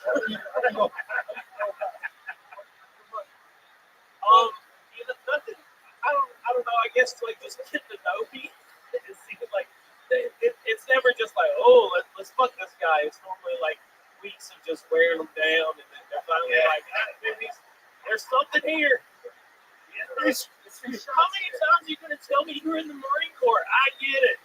So the interesting thing about you is like you carry your weight really well, if that makes sense. Have you always been a bigger guy? I might fuck Tony after this show tonight. Have you always been like because like Red Band's a big guy, but he looks like he's like big, right? You're not like old big. You haven't always been big. You look like switch back and forth all the time. You look like a guy that like just like carried too many bags with like groceries from the grocery store. You're like, fuck, you might have to sit someone down. I guess the Marine Corps like gave me a base to go underneath it that isn't. Oh, that's it doesn't make it look too sloppy. You got a condom in your pocket, bro? I don't wear condoms. I'm just saying that you don't even wobble or anything. Like when you walk. Yeah, I'm not a fucking loser. Okay, forget it. Forget it. Oh, hey, by the way, my compliment to you is turned into I appreciate it. I get what you're saying. But I do want to say one thing. The last time I was on the show and I was talking about reading the comments, and I was like, actually, they're nice to me. I might even go on there and someone be like, you know what? That guy Mitch, he ain't that fat after all. There was a whole bunch of comments when everyone was going, hey, that guy Mitch, he ain't as fat as they say he is. So shout out to the fans. I love y'all. There you go. They know what's up. So just go to the Rootsis review. You're appropriate.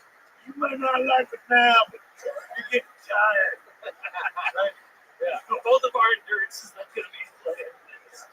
Oh, yeah. Have you been in a helicopter since being in the Marines? No, I don't think so. No, I have not been in a lot of airplanes, but I haven't been. What kind of helicopters you work on? You know, the CH-46 when I was in the Marine Corps, it looks like a Venus Lieutenant. Yeah, I flew one of those. And then when I got out, yeah, it's the Alpha Class Chinook A-47. so the Chinook is the 47. That's the Army version. It's a little bit bigger than the 46, which is what I worked on in the Marine Corps. We had an Apache Escort.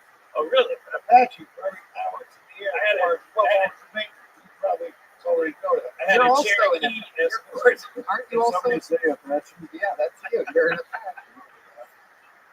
I had a Spanish escort, a Thai escort. I got a bunch of escorts. Which one cost you more?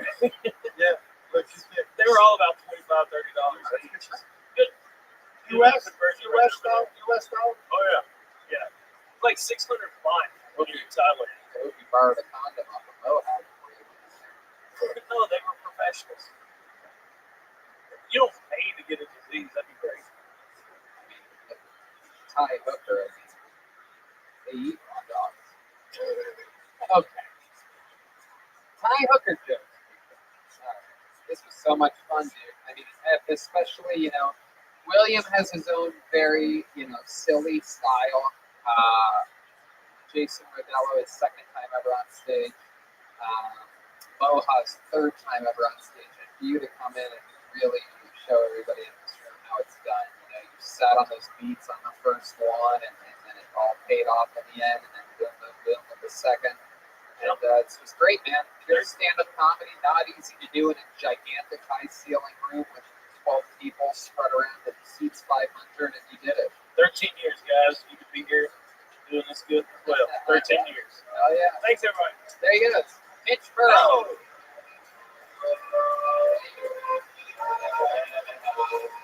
Today is a great day. I mean, he makes that joke about 13 years you could be here, but there's like, I don't know. I'd say fucking 90% of the people that do it 13 years aren't that fun. How about one more hand for Mitch, guys? Yeah, one more hand for Mitch. How about a hand for the microphone guys switching them out? It was safe to come. Oh, I'm beautiful. You ready to hear why? All right. So, as you know, I work with robots and let people talk. But I'm really starting to make waves on this stuff. And so, I have this gift. Is it a gift? No, it's like I don't know. Like I was on.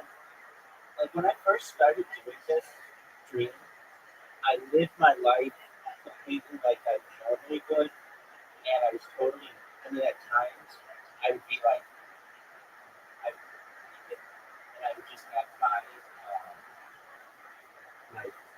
settings to be like, yeah, me to watch. But I didn't really care. I wanted to like humans do. Well, I have like a lot of that footage, and what I did was I put like a heart emoji over my private area, and I made this. So there's no nudity. Yeah, exactly. So there's this this clip of mine that I've taken, and I did this like phone dump. Anyway, I need this like 1 minute video that is very. It's just wild. So the first like 10 seconds of this video of me like naked with this heart emoji, and then it's like another 50 seconds of just like screenshots of mine or like videos of mine of like all my accounts, and just like to show you like how much content I have, which is really unbelievable. Okay, so then I've been taking that and had these bots just uploading constantly.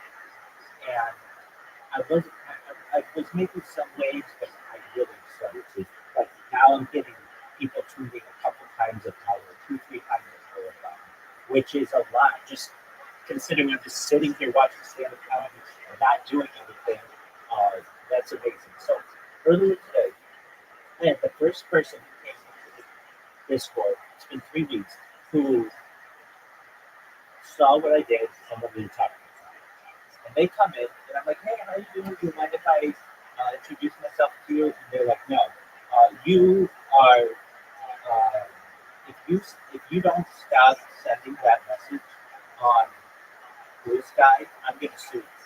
And I said, whoa, let's talk this out, okay? Firstly, there's no nudity.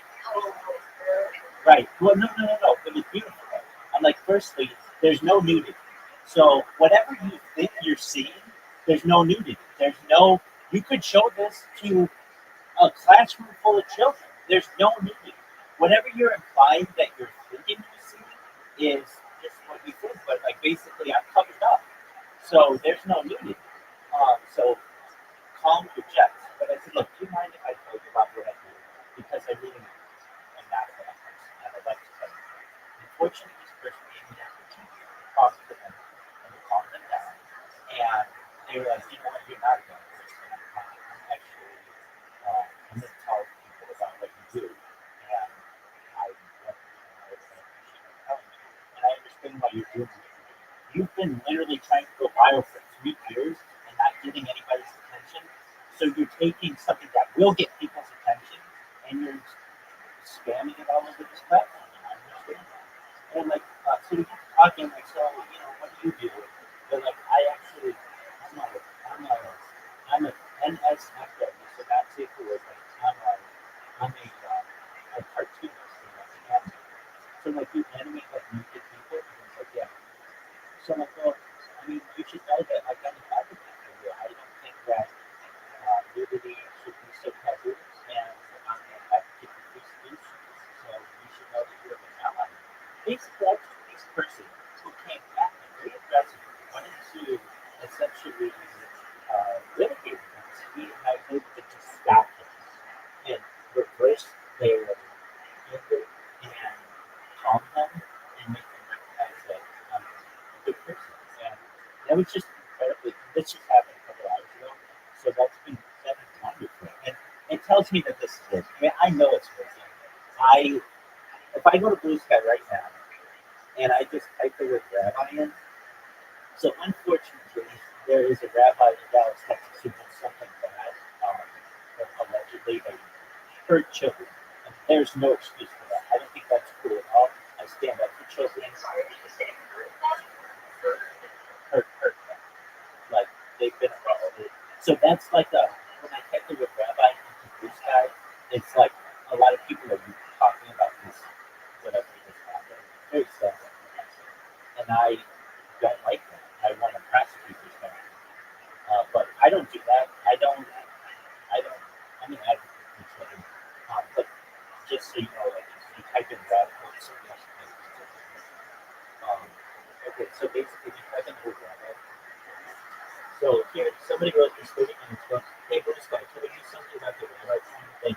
But it's not porn. It's not, there's no nudity.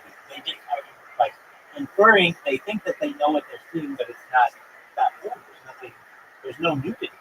The next person. Wait a second. Wait. Go ahead. It's not nudity, it's naked, but it's like, just like, it's like Japanese. No.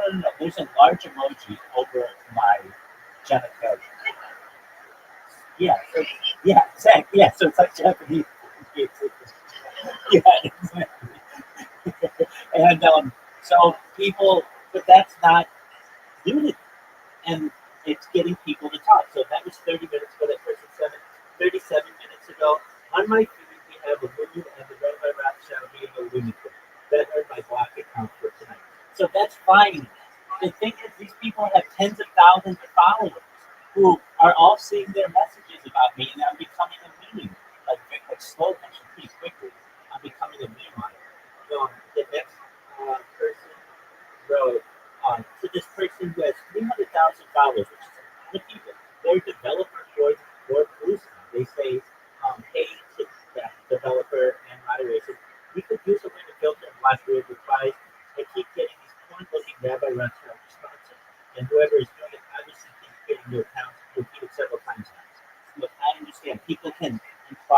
they think that it's pornography, but there's more nudity. Next thing somebody says is have moderation of blue stuff. I know you're getting a ton of messages about this, but maybe we're going to do something about the Fed of Rabbi Rothschild account. This is one of my favorites. This person, this is 2 hours ago. Are you even on Blue Sky if the rabbi isn't spamming your reply to 30 videos? It started with just links, and now it's videos, and I'm not exactly sure why this has been allowed to continue, but can we please get to the help? The next person wrote, let's see here, like, because getting people to find out that, and that's why I want them to go to what I do. I want them to look into the social media. I want them, to find out what I do. Okay, so anyway, what I did, I just originally had this. Oh yeah.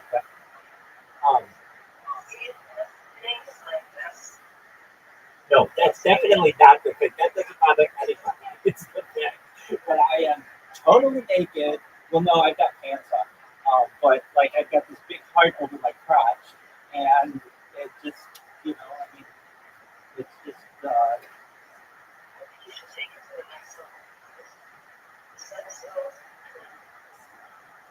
Well, you're exactly right. And sex does. See, here's the thing. I noticed that when I would spam this large message about myself, nobody really paid attention to anything except the fact that I typed in there, Rabbi has a huge cock. Now, to be honest, I have an above average penis, but it isn't like fucking anaconda, and I'm very thankful that I have what I have, but it's not anything like it's normal. Okay, I'm not a freak, but here's the thing. That sticks out in people's minds. And people would take screenshots of that and repost it. So I recognize that. The sexual element of what I'm doing. So, okay, then today what I did, so I had this video that I was just sending out, and it was fine. And in the background, I was just, I didn't have any, like, the background was just George Michael's Careless Whisper. If you know that song, you know that song. It's a baby dog. It's this one. Let's see. This is what it sounded like before. Yeah, actually, I don't know. Okay. Okay.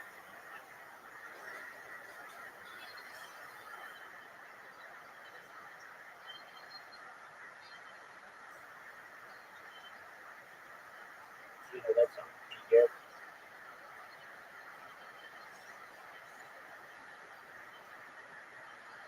Can you hear that?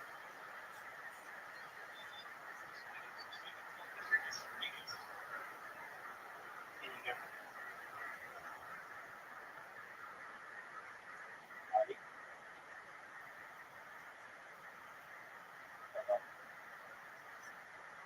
I'm so sorry about that. Apparently, so show me this pictures there and some issues. Just can you hear the sound? Oh yeah, that's good. So,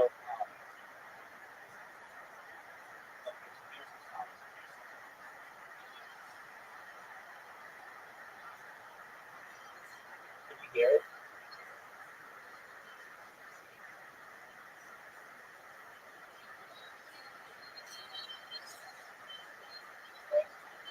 Yeah, there's something weird.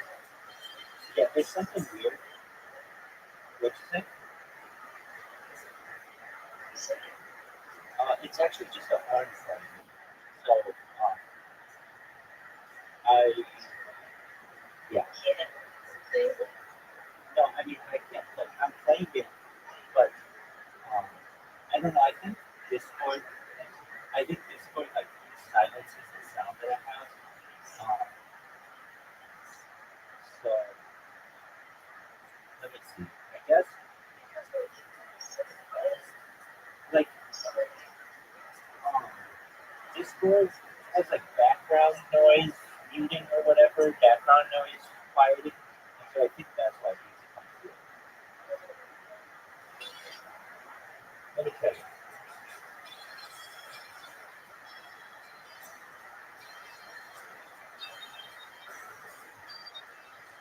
You don't get any of that.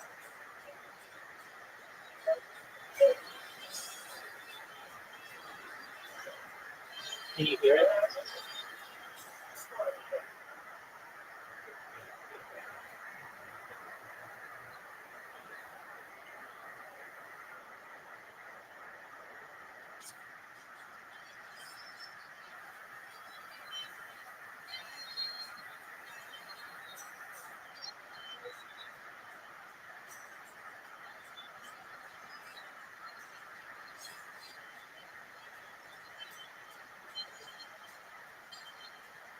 Can you hear that at all?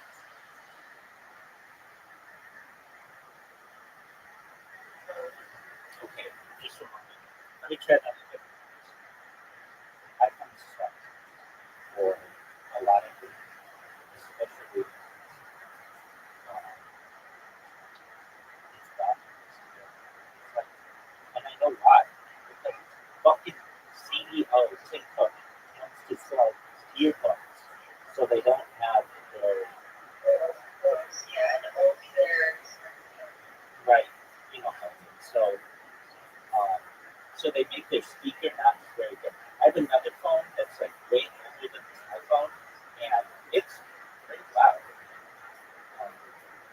Okay, so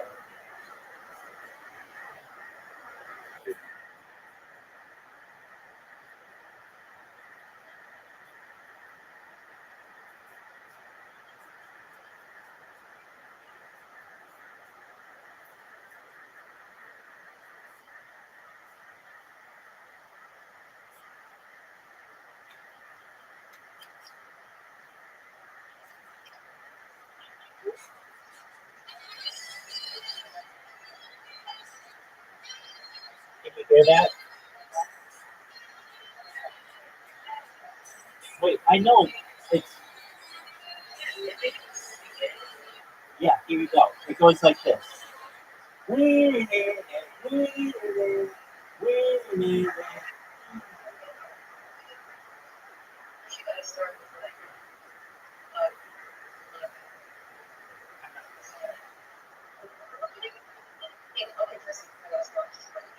Yeah, I get you, girl.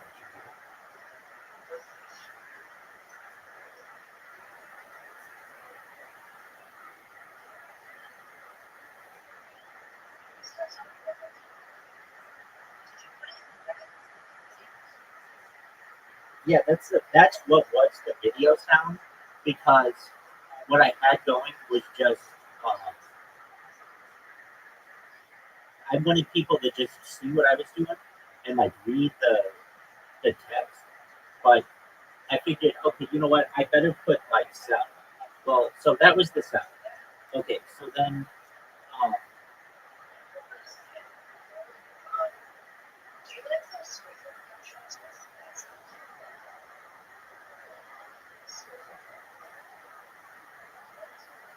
I don't watch television, so I can imagine what you're saying. I know what you're saying.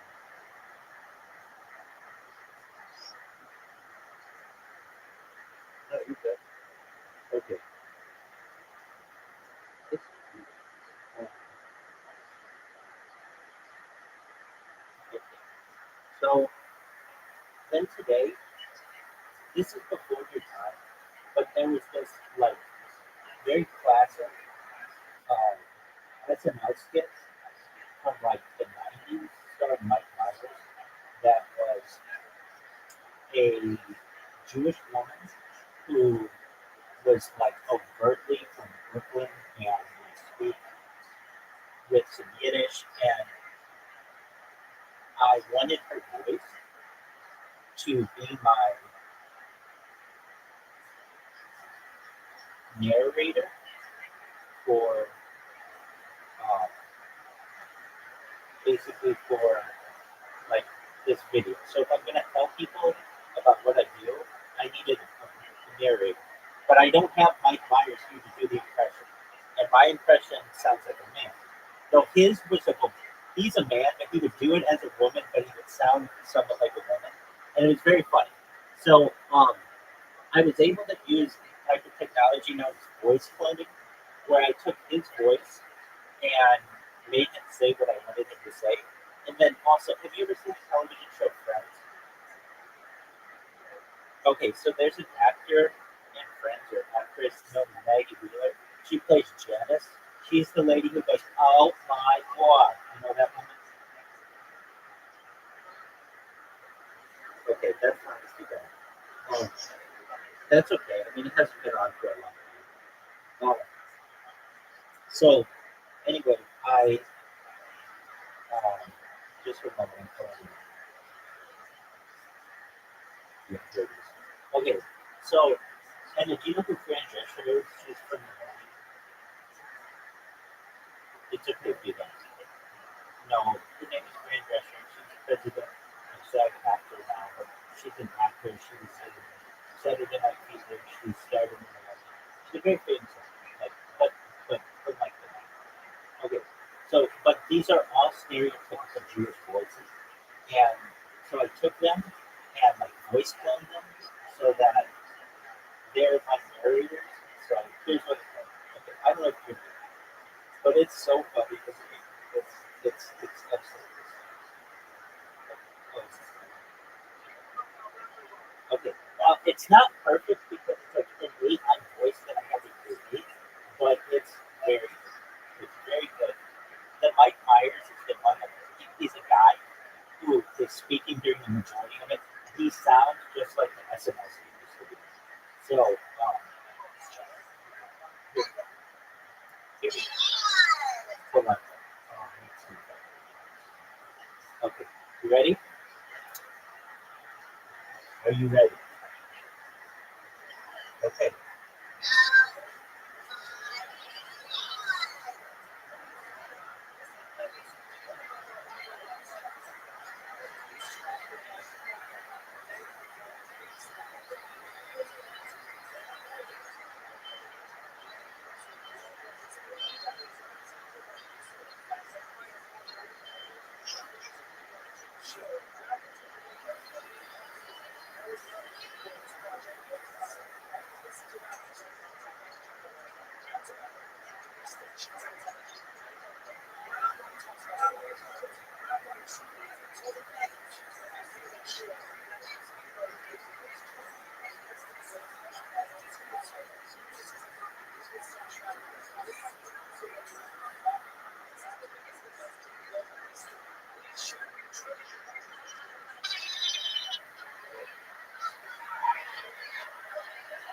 So it's if you see it, you would be like, what in the fuck is that?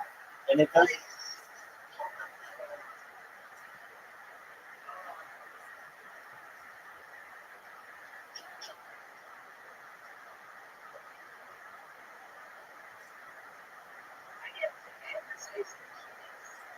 It gets in people's head.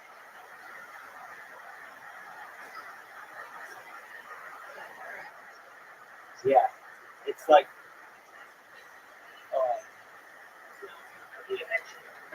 you get it, sex out. I can tell them like, hey, all this stuff about me, that's fine, but sex sells. This makes them want to be like, let us see his penis. And it's like, look, it's unhappy. Yeah, because that gives me the ability to talk to people about any world hunger through the use of technology like agriculture, drugs, floating greenhouses, saltwater greenhouses, hydroponics, cloud seeding, vertical farming. Like, these are the ways that I can really talk and make a difference. So yeah, that means I have to.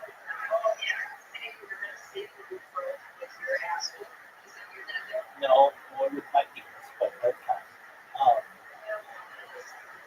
yeah, but I mean, basically, I have to put people in the seats.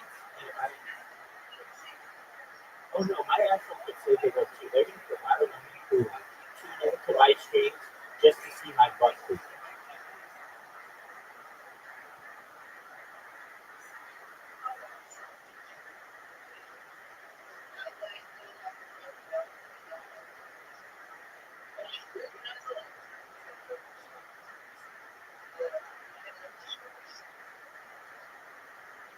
It's to me.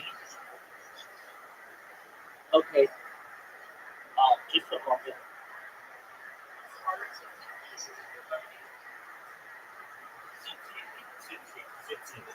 How you living, Frank? Remember that time I talked to you and you responded? Okay, I can't think it's good, but I talk to you, you need to respond so I know that you hear me.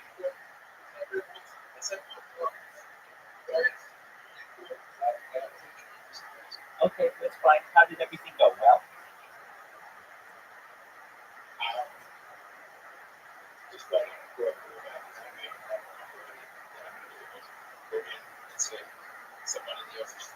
okay, very well. All right, so I remember to tell you, I was just telling Claudia, I've been sending this GIF around, this video on Blue Sky, and you've seen what I post in the haircut of something. I don't really have an issue with my nudity, but at least this video doesn't show any nudity. It has the heart emoji over my genitalia, so there's no nudity. Uh, well, I've been spamming it like crazy for the past just this particular video, like just a few days. But it's really taken on today because I really programmed my robots very efficiently. And a couple times an hour, people are tweeting about this, or whatever you want to call it, blue sky. I don't know what you want to call it, posting about it, just saying, like, aren't you guys going to do anything to stop this person? Like, every time I post a reply, I have to see this rabbi in my replies. Like, why is this? So, I had somebody come into the Discord. They were very upset. And they came in saying, they just came in and I'm like, hey, how you doing? Do you mind if welcome? How'd you hear about it? And they're like, you have all these bots on Blue Sky and they keep spamming the entire website. I'm like, oh, wonderful, you're here. And once I heard that, I was giddy because I'm like, my plan is working. And I'm like, do you mind if I tell you about myself? And I'm like, no, I don't really want to hear it. I want people to know if you post again, I'm going to sue you. And I said, well, just hold on, I haven't posted anything, any new. There's no nudity. So what's the issue that you have? And they're like, well, it looks like nudity. Okay, well, that's fine. You can infer anything that you want. You don't know what's going on behind that emoji. And I said, look, will you allow me to be able to tell you about myself and get everything? So I tell them, that I want to help you with and help them in their careers. Them advocate for all these types of technology. I want to help them and their family. Extend their life and modify technology. And by the end of it, they were like, you aren't a bad person at all. Everything that you said makes a lot of sense to me. I understand what you're trying to get. Now I understand why you're trying to get attention. It seems working so well.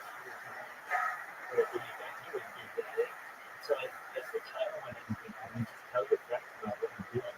And it's going to go viral. So anyway, I'm just really happy about that conversation that we had. So I got that phone from you, which is nice. All right, so are you ready for the and ready golf? Okay, do you want to play? Yeah. So anyways, somebody joined my life. I'm so happy about it. I have one person in my life. She doesn't do nobody's talking to me. Calm down. Calm down. Okay, so what alliance?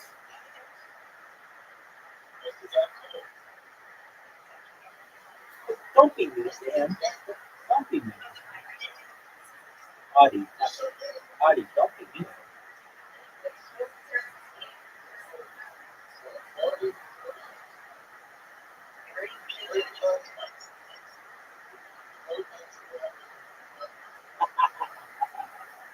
You, you two, you two, you, you two, you two, you two are like brother and sister. Just don't do that. It's very funny. All right. Take out your frustrations on each other on the minute golf course. I sent you both to vacation. Now, Audie, you were saying that we got an alliance in some game. What's the game?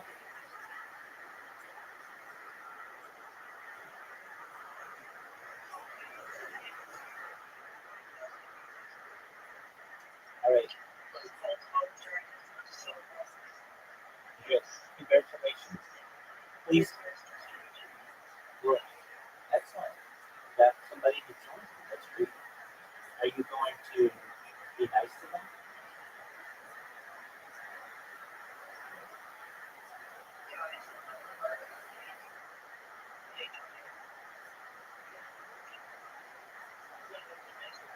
Yeah, or you're going to screw them over and get like this or that.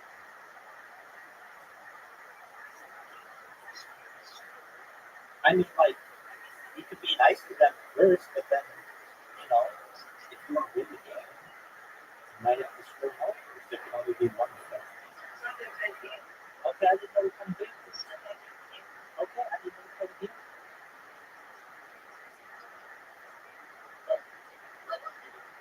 It's not my turn. Oh, thank you so much. We didn't even have an alliance to be helpful.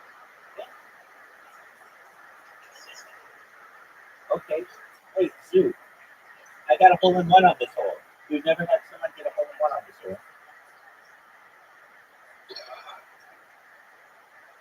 Okay. No way.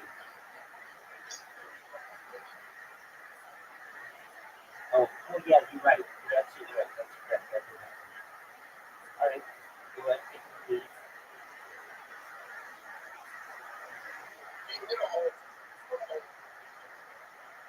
Yeah, it's in my paper. So, Audie, the game that you're playing, does it, I imagine it involves dragons.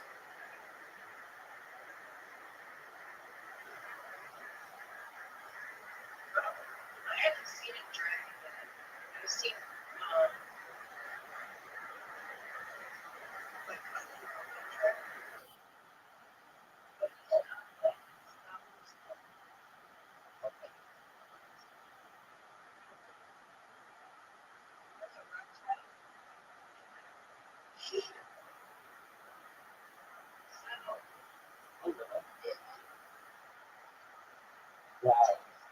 Wow, good job, Audie. Wow, Zoo, I've taken 2 shots on 2 holes, and because of Audie, had a perfect, the absolute most perfect game.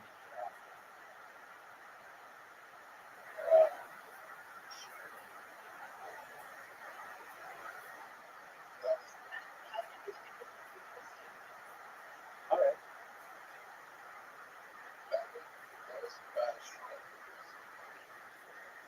It could, I mean, you never know. She may help.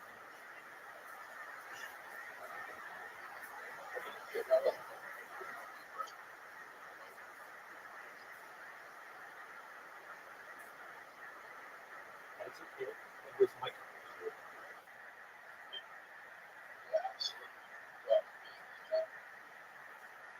no, Zoo, come on, put my ball in. You know you can do it. Get my ball, get my ball. You did get my ball.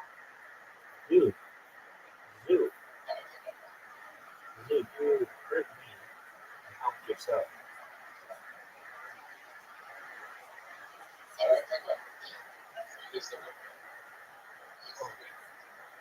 Yeah, it's not that bad. It just went water. Easy. Just have to bounce it off the left wall.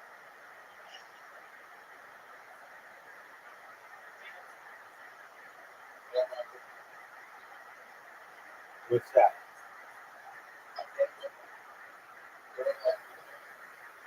That's great.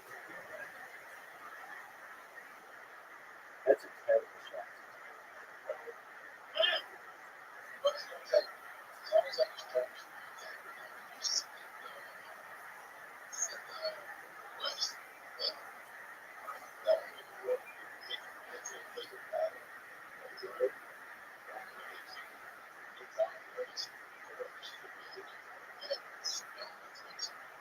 Good, man.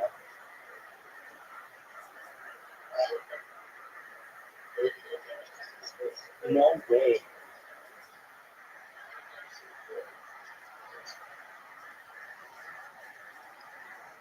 Right. But if you go to silver play, then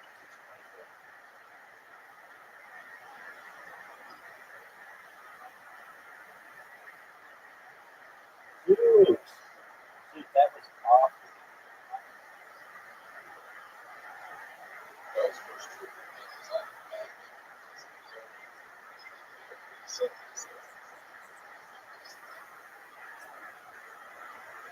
You're gonna hit the dome.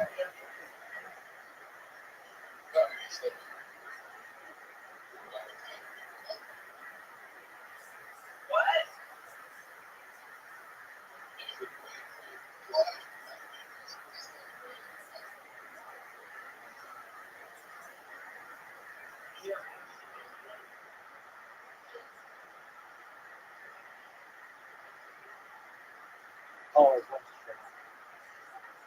Zoom. Scale that on 0 to 100.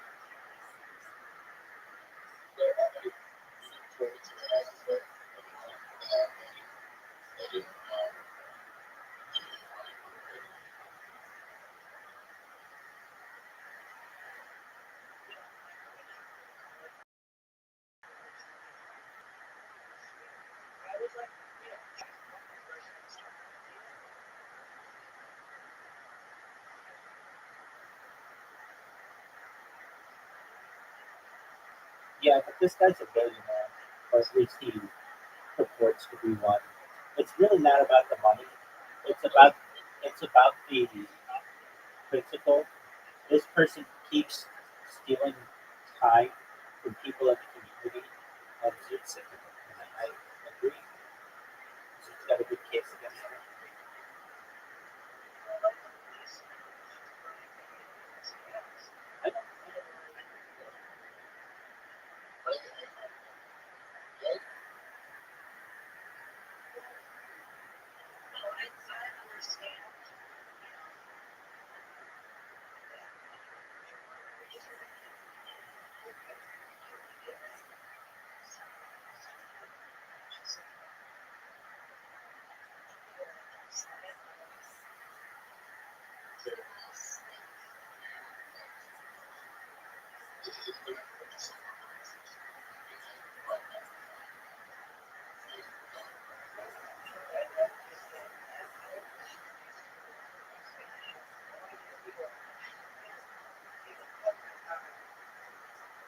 Yeah, but this is, and he has. There's a record of it. And he has. There's a record of it. And Zoot is basically just, all she was doing is getting what he's up. That's it.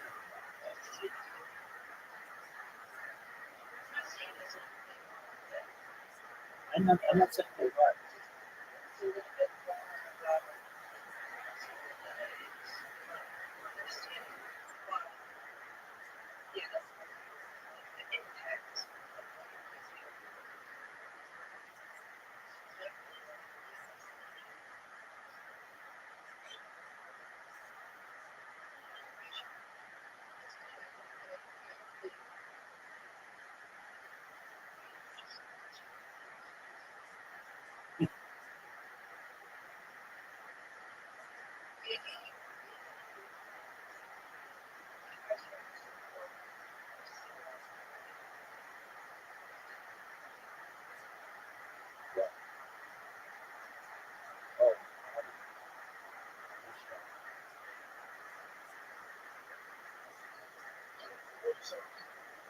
What did you think of?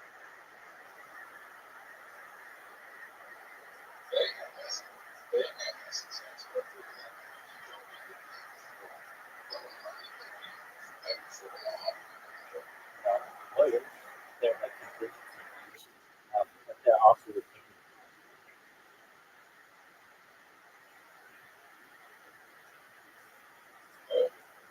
like a lawyer. Like if you want a lawyer to work for you, in a lot of cases they'll want a fee.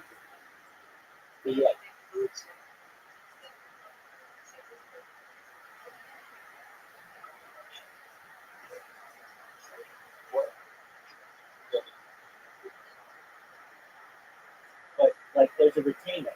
Basically, a lawyer will say, if you want me to work for you, you need to give me $10,000 up front.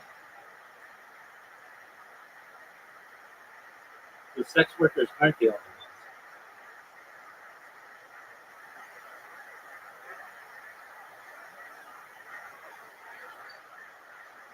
Now, Zook, what were your thoughts on allowing me to have a perfect hand?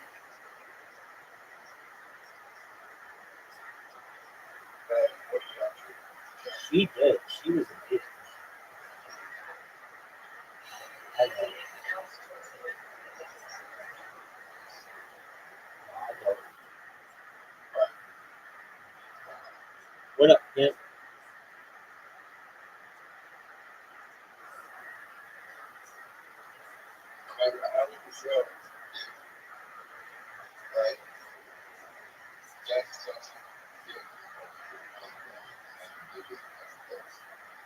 Well, dude, I don't suck dick, so I don't know what this question is. How do you have an invitation?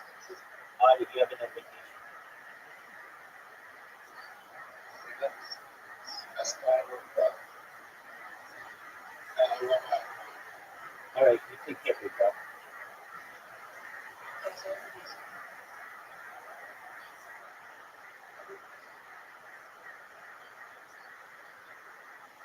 All right, he's gonna be. We'll wait for him. So, how would you said you had a good day today? Is that correct?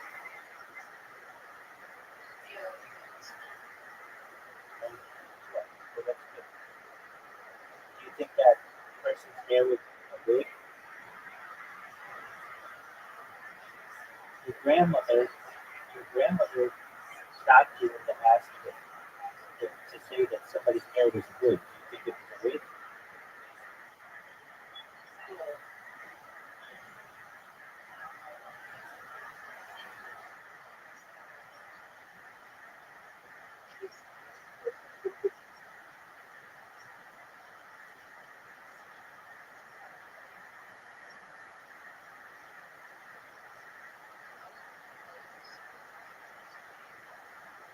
Okay, so did it get a weave or toupee or a hair transplant?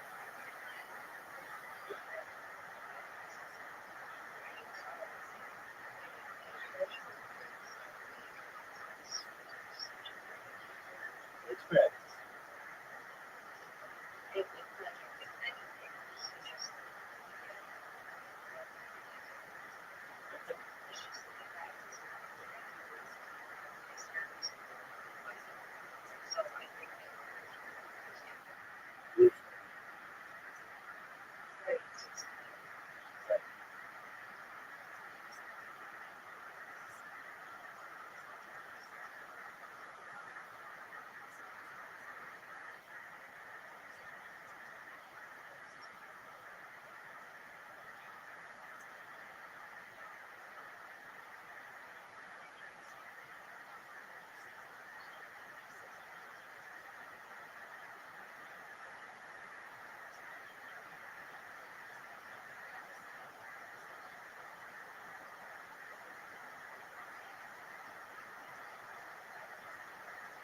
Protocols, wiping them down. Now, this guy was actually on just a week ago, and he's got another minute, and we're going to give an update of his wild story that we found out about last week. Ladies and gentlemen, this is the return of Ryan Joseph. Here we go. Here he comes. Yeah.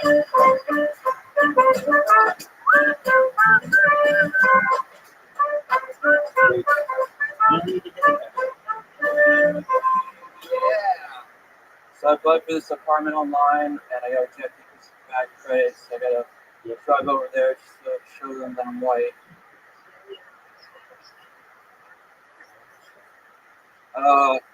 Got a lot of problems at retirement homes. A lot of STDs going around. I used to volunteer at a retirement home.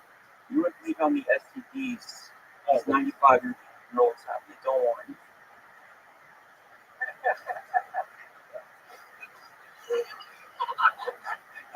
I think it's pretty sexist to say that a man and a woman can't have a platonic relationship. I have so many female friends that are fat.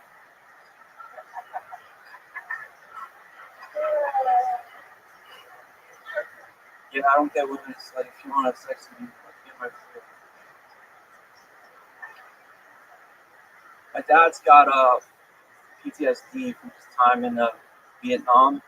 Apparently, he burned down this village full of like women and children. It was like the craziest vacation ever. Wow. Wow. We are playing with fire right now. Pure momentum, unbelievable. Set by Ryan Jones. One of my favorites. Incredible. It's incredible. He's killed every time he's been on the show, and this time he's especially wild because it's been 2 weeks in a row. Those are great fucking jokes, sir. Hey, that means a lot. I'm a big fan. Absolutely. Your delivery, even your look. I noticed today that you have this sort of like Jim Brewer, you have like a comedian face. You really do. It's good. It's a good thing. It's a compliment. Yeah, it's a good thing. Now, I can't give you enough props. Every single joke, fucking great.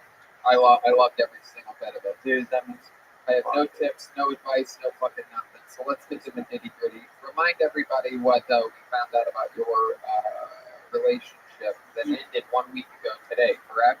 Yeah, kind of. Yeah. Tell us about that. Yeah, it's like I'm like, why did I come here and talk about it? It's just I know I have to talk about it. Basically, this girl I've been dating for like 4 months during quarantine. She's been like accusing me of talking to women that I previously talked to before we were exclusive. And I was like, I would have deleted these girls' numbers if you would have deleted that other guy's number you were seeing. She's like, I'll delete his number right now. And I was like, what about Instagram? She's like, no, I can't do that. So I knew something was up, right? I think that's where we left off. Right, exactly. And it was interesting. We had a long talk about that. Yeah. Now it's been 1 week. One fucking holiday. What happened this week? Tell us about it. Dude, I feel like I'm dying. Anyways, what is it about like vagina that does this to you? It's your heart. It's not your vagina. It's not your penis. It's your heart. So you're a good man. And last week you were so confident, like, no, I don't fuck her. It's over. I went right over there. I think it's also. Did you really? Yeah, she's in my apartment. Oh, hell yeah! All right, so finish the rest. I'm over there at your apartment right now while you're here with the guy you knew from Instagram. No. All right, check it out. So I knew something was up, right? So I got really devious. I'm not proud of my behavior. Apparently, this guy's like a copywriter or some shit. He's up in like Washington State in a cabin. She said he doesn't live here in California. So I was like, I'm gonna message this motherfucker. I was like, hey man, what's up, man? My name's Brian. I'm looking to write a book. Are you a copywriter? He's like, yeah. Hey, how's it going? We're glad you're here.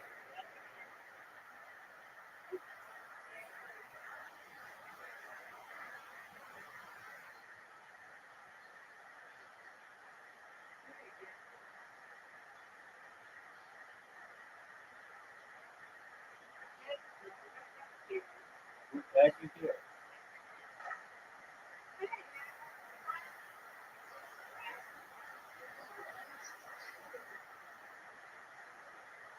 We'll play in just a second. Audie and I are finishing up the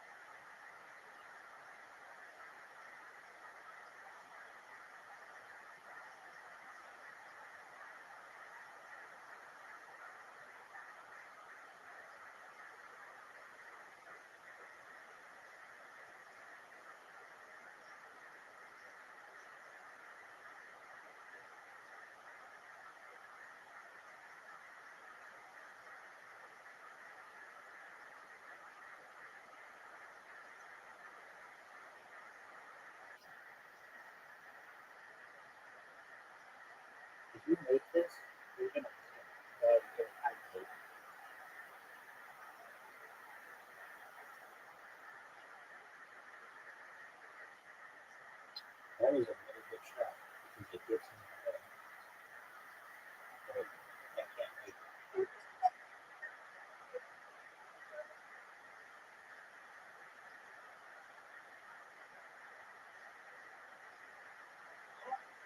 We tied. Good job, Bobby. All right, Mr. Clay, you ready for some bowling? Excellent.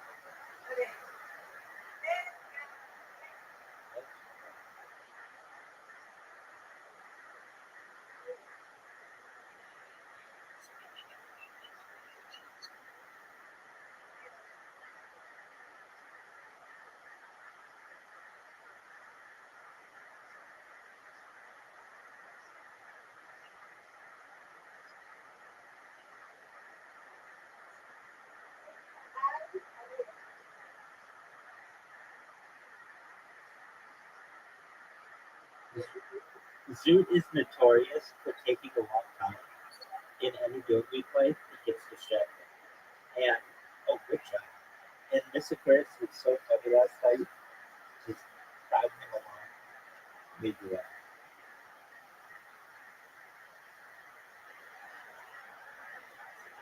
Yeah. Yeah, you're right.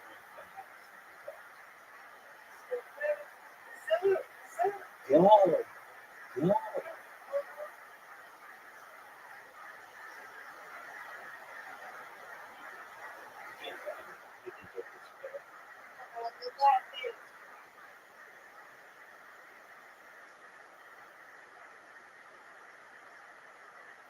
Good. I'm not good. Stairs.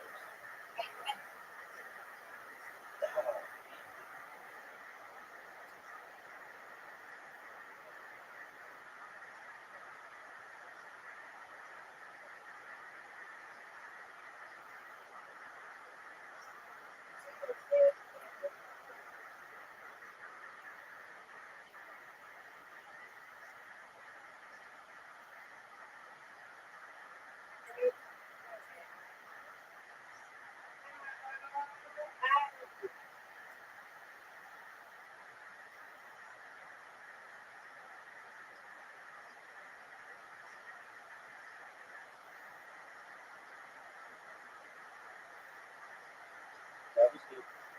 Okay. Get it. Love it. I need this to tie this. That's right.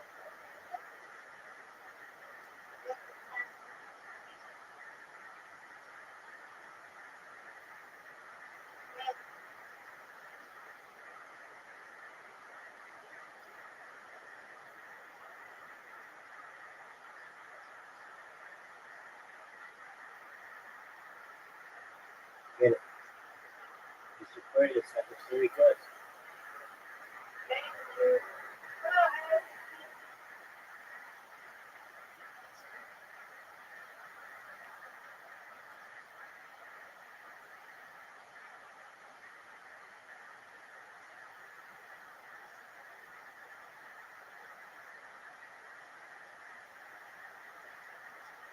Oh, good shot.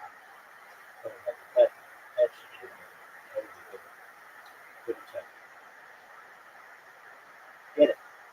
Oh, no, this one's not good.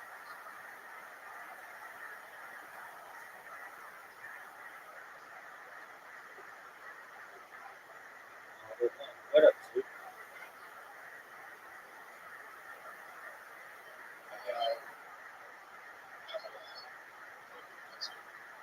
Get on you.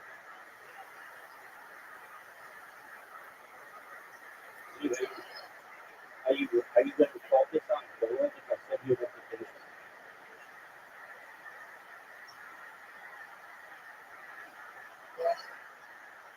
All right, did you not get the invitation?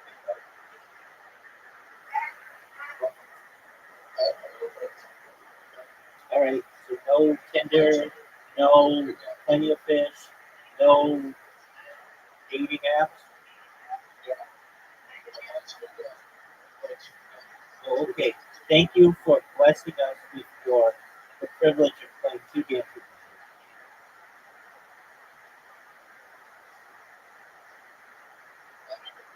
Oh, that was terrible.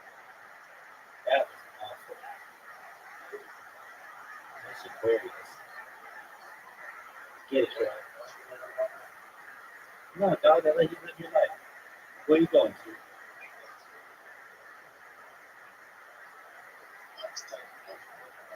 Oh, okay.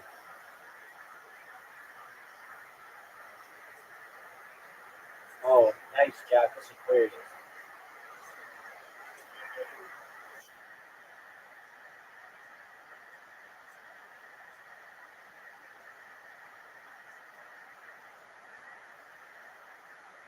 Oh, wow. This one locked up.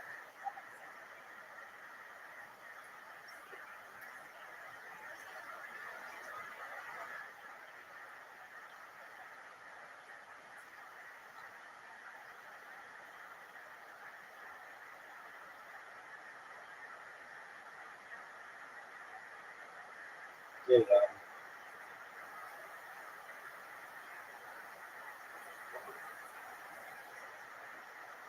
Get it. Nope. It's over.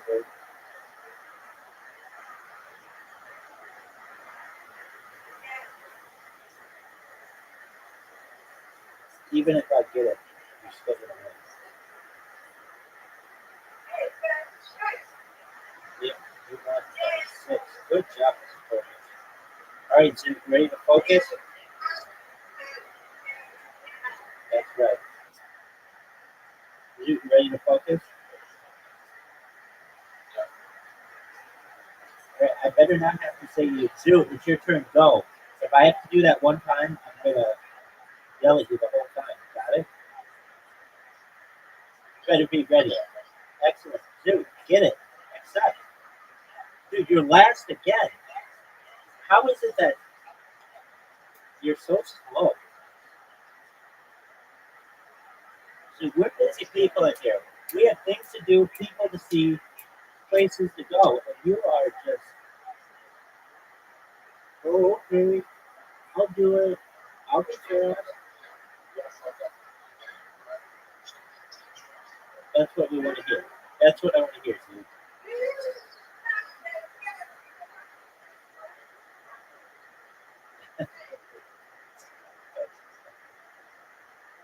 Get it, girl. That was good.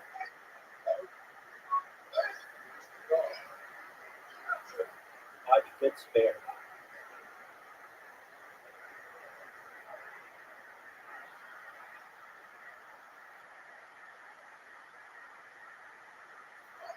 Dude, how are you so good at cards, but so bad at it? Dude, you are. Then I'm just, I mean, I know I'm not going to be better than that. What happens when you play like real people and friends? Are you good?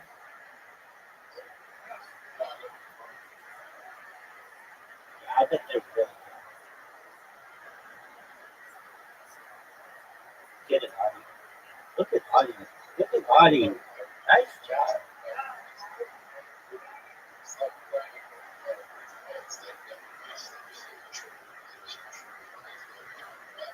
They probably have some kind of program. They're using that.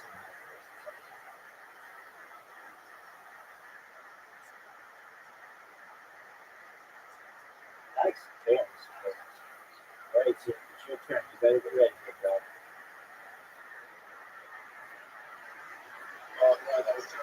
Yeah, it's okay.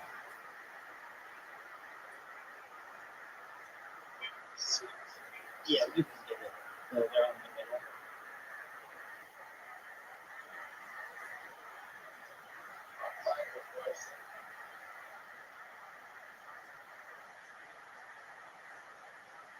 Yeah. Yeah. Okay, I got you. I got you. Amazing. I had somebody come in here, as I previously said, and they were really mad at me because I was spamming them and all of their friends on Blue Sky, and I was able to explain to them why I do it, and they left saying that they were an advocate of what I do. It doesn't get any better.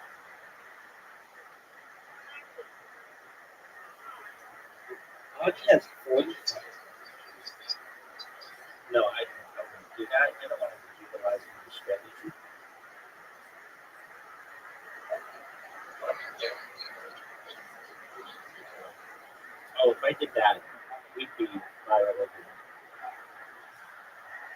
Audie has 45.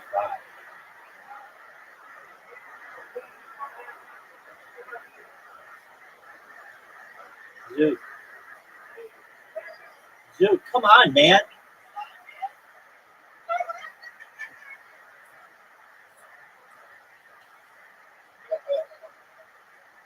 I think it's fun. Zoo, you have to go. That's terrible. There are elementary school children who do that.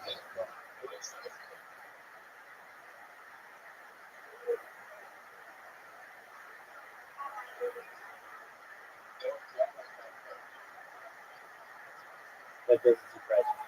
I just playing really, really well. She's silent but deaf. She's just quiet.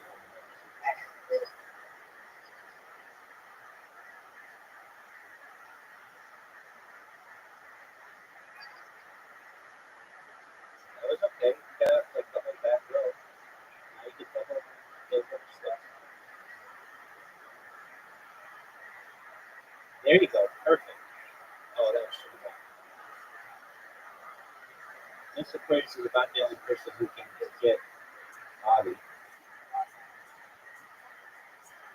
Zoo. Nice butterball, dog.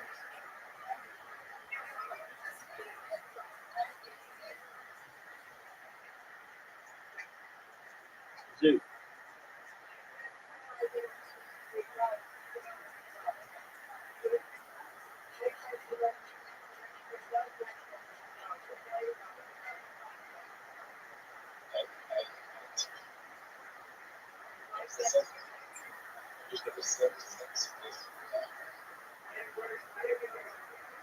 All right, here goes Audie.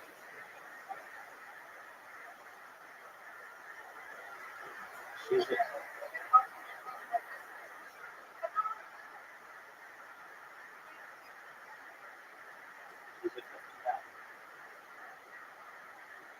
She can lock it up with her striker.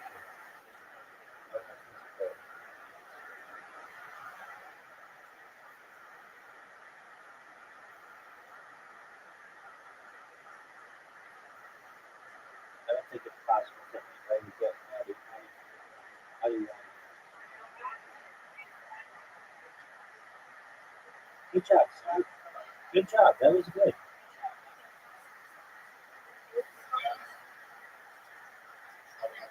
No, not even.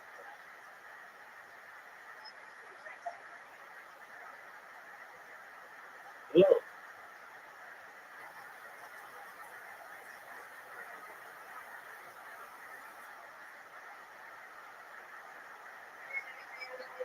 Nice job, Audie.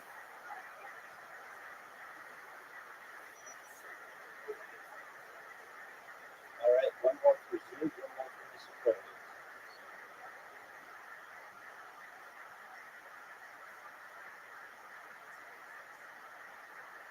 Dude, dude.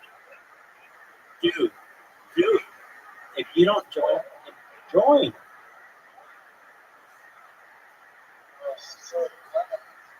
It didn't lag. Don't get me wrong. We were checking out some chick on Tinder. Audie. There you go.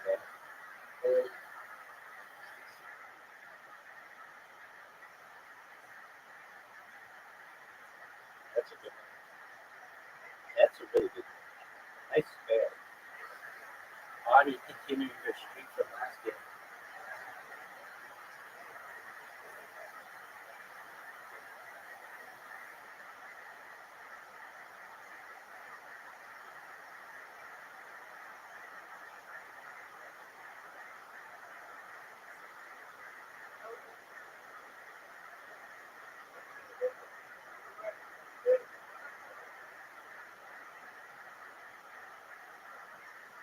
That was okay. That was okay. Didn't go in the gutter. Good job, Sue. All right, well, 50% isn't bad. I keep getting these tough scripts.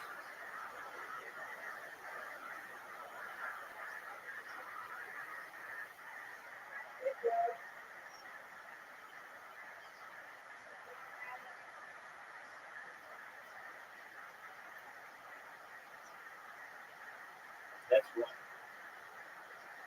9 months. Uh-oh.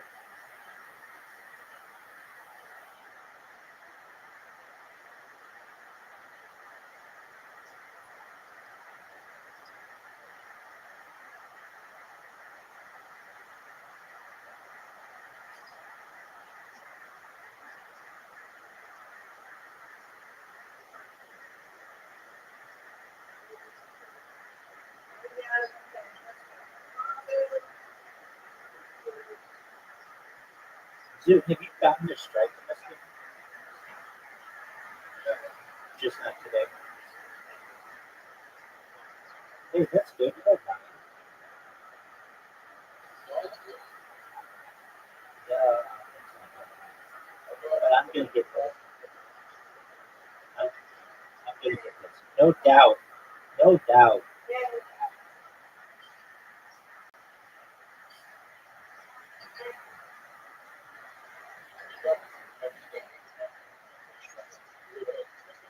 Yeah. True. Yeah, I think I got it. That's the game.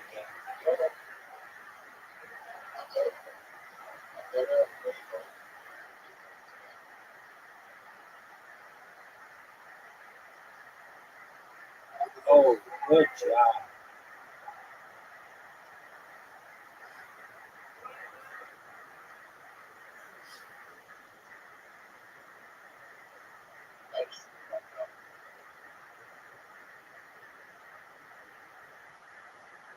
Here we go. I got it.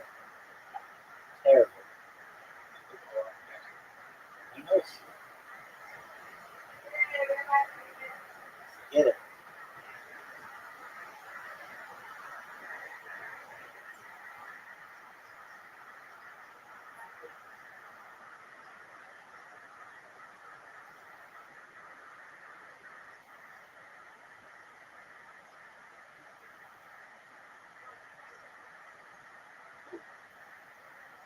Okay. How are you? How was your day today, bro? Oh, it's good to hear. Why was it good? This is. That's okay, we don't need one. Every day above ground is a plus. Get it. Every day above ground is a plus. Good job.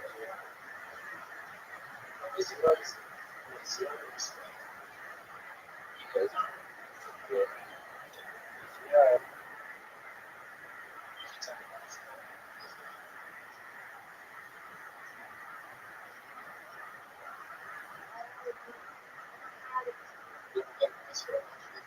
Good job.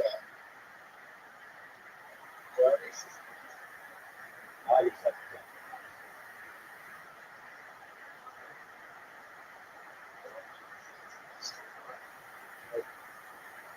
but she got put it on to get irritated.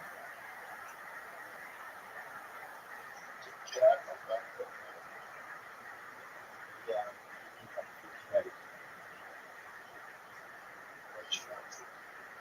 Yeah. So you can get 0 against 5. Oh, good shot.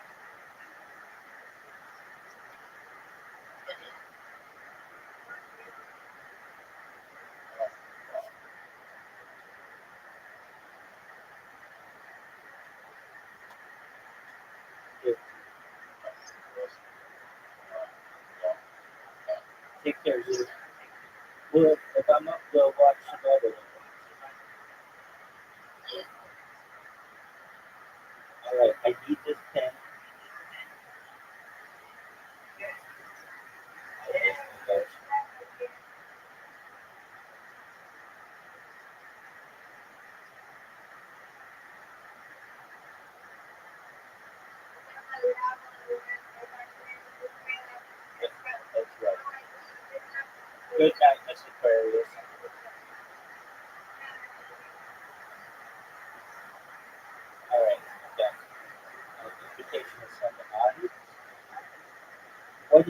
cliff tree. Is that right?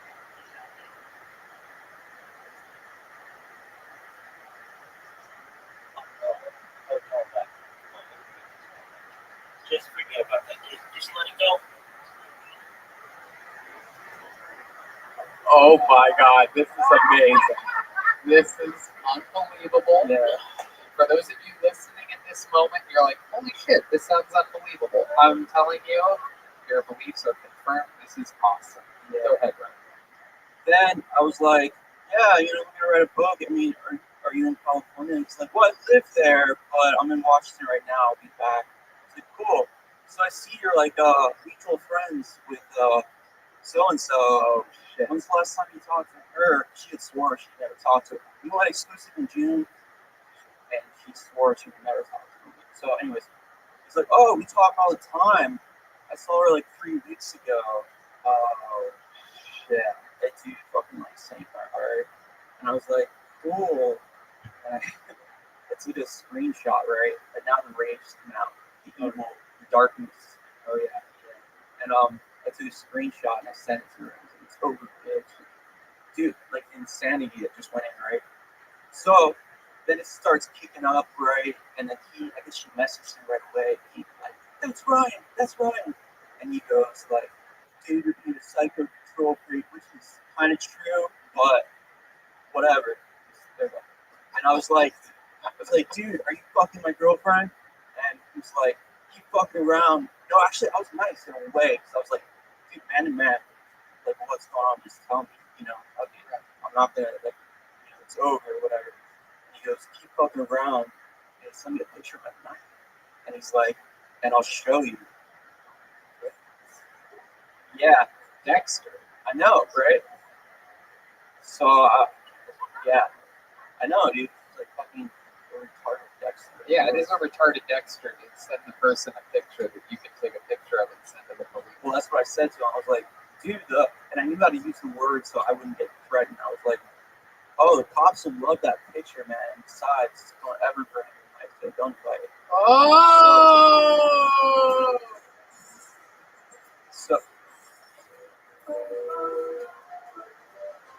So I left it vague whether or not who had the gun, right? But like, I want to kill this motherfucker. So, anyways, sorry guys. You don't know that he's been murdered. You haven't been going with the girl for 4 months? Dude, it's like, I know. I get it, bro. It's like, Get it. It's like pandemic 4 too. months. Yeah, pandemic pussy, bro.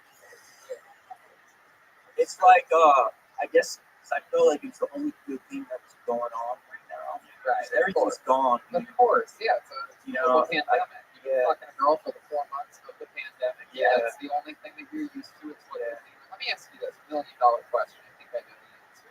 You said never bring a knife to a gunfight. Do you own a gun? Dude, when Melrose was on fire, I was like, these conservatives are right. Everything they said. And I went, and it's fucking awesome to have one. Yeah, I know. I got a fun fact that night. I went and bought another gun. Dude, it's like the best thing in the world. Like, you know that you can just end. Now I just sit around. Remember Bud?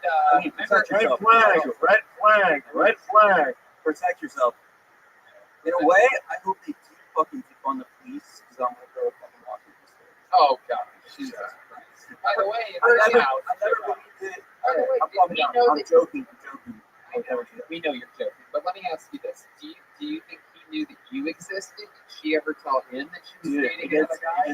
It's great. So she starts freaking out, blowing up my phone and everything. And I'm, of course, like, it's fucking over. But like, I'm like, a kid or something.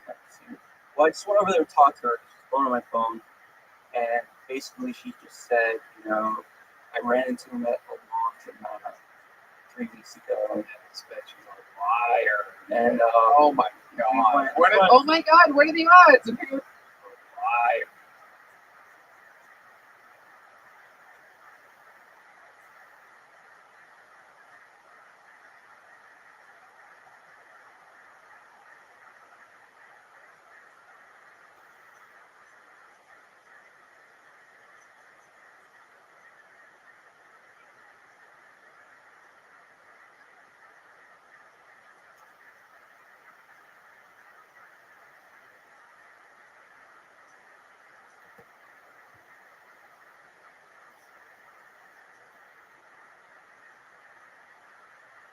fucking love that picture, man. And besides, don't ever bring a knife to a gunfight. Oh!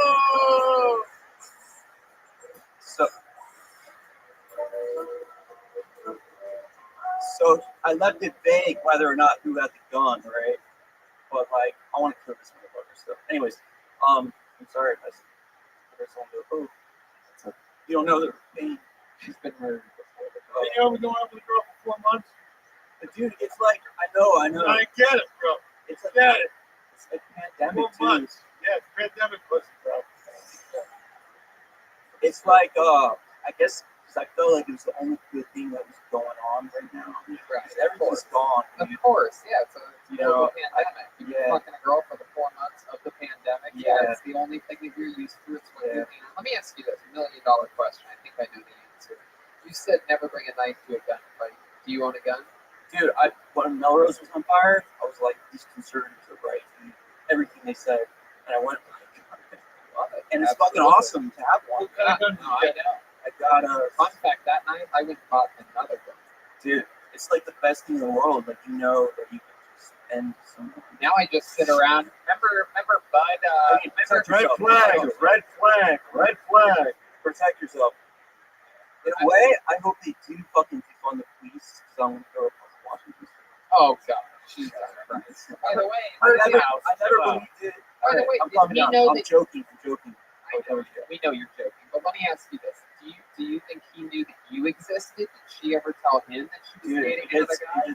It's great. So she starts freaking out, blowing up my phone. And I'm of course like fucking over it, but like I'm like addicted or something. Like, well, I just went over there to talk to her, blowing up my phone, and basically she just said, you know, I ran into him at Omaha 3 weeks ago. Yeah, this bitch is a liar.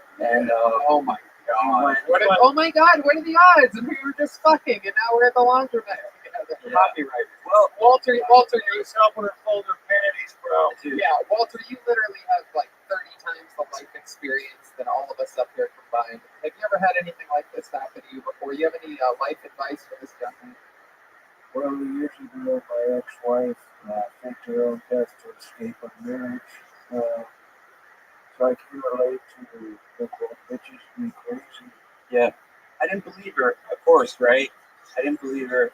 So I feel like guilty saying this. It's like, hold on, I have another question for Walter Pig. How did you find out that she faked her death? The newspaper, she said it was announced that she was married and best friends. Oh my God. What year? And it was the only paper that I was living. Oh my God. What year was this? 1940. Oh my God. That's how he felt. You're welcome. Marguerite, how could you do this to me? Is she still alive? Yes, that's what it was. Wow. She was 10 when I met her. Oh, you brought her back to life and you're not a Native American? It was a different guy. Oh. Because of fake American. Okay, Ryan, tell us more. Of course I didn't believe that shit, right? Right. So I grilled her, right? Not in the good way. Grilled her, and You grilled her like William Joseph Abbott? yes. So basically, like in June, we decided to like be exclusive, right? And she told me like outright. She didn't have to tell me. She's like, "There's another guy I've been seeing, but I'm not gonna see him anymore." And I was like, "Cool." When we got back, apparently she hooked up with me. And then you looked at her and said, "Why can't I be your priority?" Yeah. When you got back, you went and hooked up with us. We went to Arizona. Right. And when we got back, she hooked up with them. Do you remember what you were doing or what she said she was going to do when she went and hooked up with this guy? She's like, oh, I got to go do this. I'm sure it was some lie or something. You Right? don't remember specifically? No, I don't remember. But anyways, so she started showing me the text. And she did send him a text and like, yo, I can't meet up anymore. I don't She showed you the edited, that you can delete text and then show people text. Like she deleted like that dick was so great last time, like those ones. You saw the proofread. Yeah, he's a copywriter. I mean, he probably grazed over it too. They're like little registered trademarks over some of them. No, you're good. We're just punching us with telling. You tried to kill a man, and now you're saying that this is the part that's the bad idea. Hey, I did it in like subtle. But I'm joking. Anyway, Sounds like one of my nightmares, bro. I know it's a shit show, and I'm embarrassed. I might be saying shit. You're living my nightmare, bro. Dude, I feel so. Anyways, Keep going. so basically, the story is that was it, and she did send a text to him saying, like, this is hey, I can't be your friend. She said she didn't want to stop talking. She wanted to be controlled, right? Even though, dude, I have no problem with her like being friends with her fucking ex-boyfriend or anything like that. I didn't care. But so I was like, all right, you want to be together? I was like, send him a message proving that all your shit's true by saying, I don't. So she sent a message and she showed it. It was like, hey, I really be going into a part-time friendship, and this is why like when we ran into each other at the laundromat, and we couldn't like, do anything. I haven't done anything in a couple months. Blah blah blah. And he goes, that guy's a red flag. So if he was like, he wouldn't say that. He would be like, oh, that fucking guy today. Like, so I believe her, I don't. Still red flag. Don't let her go to the laundromat anymore. No, That's why you need a unit washer dryer inside. She's the only girl that goes to the laundromat and takes another guy's load. Oh! Oh! Ah! Remember what it used to sound like when there was 500 people in there? You just need to let her borrow your iPad so she can sign into her cloud services on there. And then, when she's sleeping, take the iPad in the other room. See what she's doing. Wow. I don't want to be like. You're like the evil Dr. Phil, bro. You giving the guy. But anyways, I said it's over, and she's Dr. Phil, F.I.L. Dr. Phil. I was coming, Chris. He doesn't kill me, though. Also, this whole time, you're back with her now. She's at your place. Well, she's been blowing my phone begging to like give her a chance, and all my friends know about it.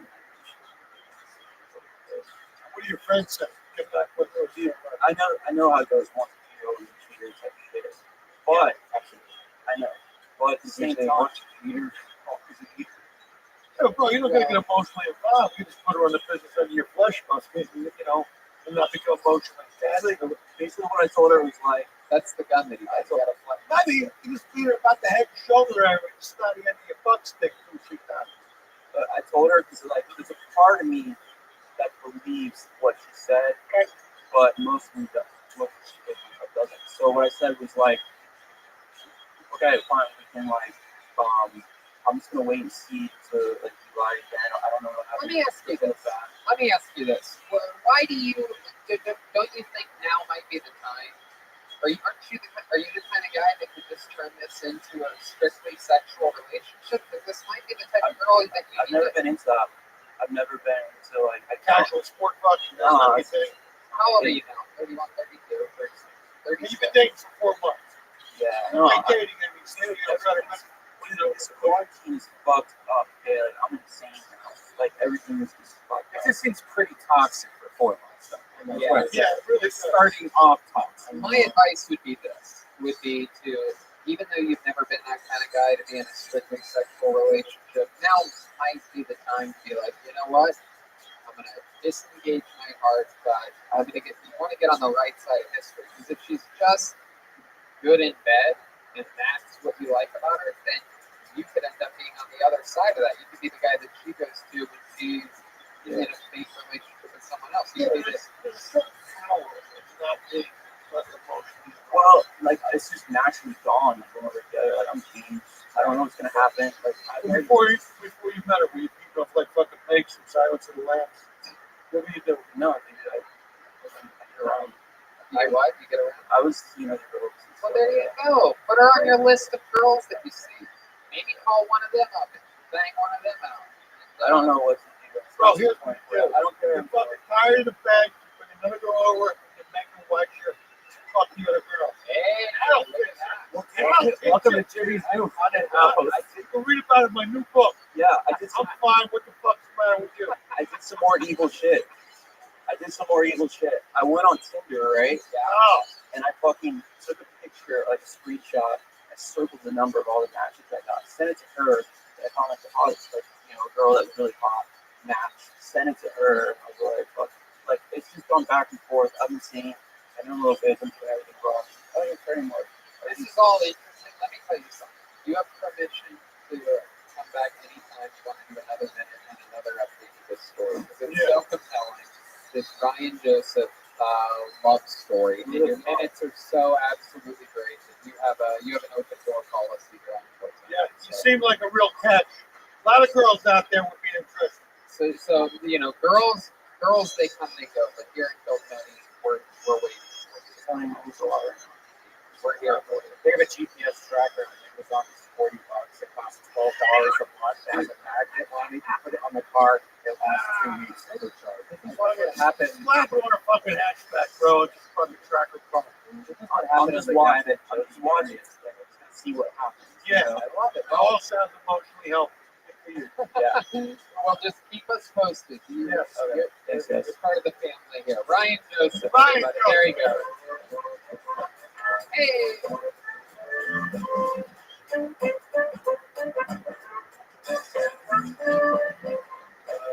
Wow, ladies and gentlemen, how exciting. This guy, an absolute legend around the LA comedy scene. He is a legend of roast battle.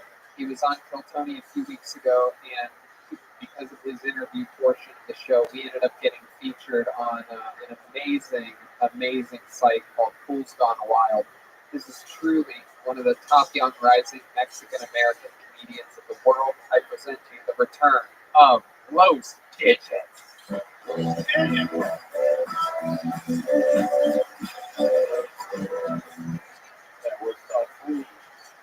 LA is a beautiful place to live in, man. You guys got grandkids, you got the homeless people, you even got magical prostitutes, man. Which is kind of fucking crazy, man. Magical prostitutes make the world around. Yeah, man. Fuck. Hey, yo, fucking, yeah, man. LA's a pretty good place to be at, man, if you have no money, man. If you ever want to go to Disneyland and has no money, just take some fucking acid and go get your ass to Skid Row. You see all the things and characters out there, man. You see Goofy, you know, a guy with heroin. And a little Mickey Mouse Salvadorian dude asking for money. It's pretty fucking crazy out there, man. When I first moved to LA, I didn't have no money, man, and I was walking through Skid Row on acid, and the guy invited me to his stay. He's like, "Come in, nephew, come on in." I took a little peek inside of the flats, man, and I seen what the fuck was a crack list Narnia there, man. I seen the half band, half crack list. If it was a match place I've ever gone at. Los Digits, everybody.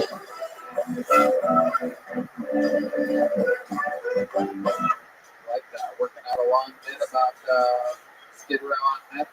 Homeless, magical characters and prostitutes. Hell yeah, buddy. There's a lot to it. Fuck yeah. Welcome back, Los Digits. Thank you for having me, man. Badass motherfucker. So I got the numbers.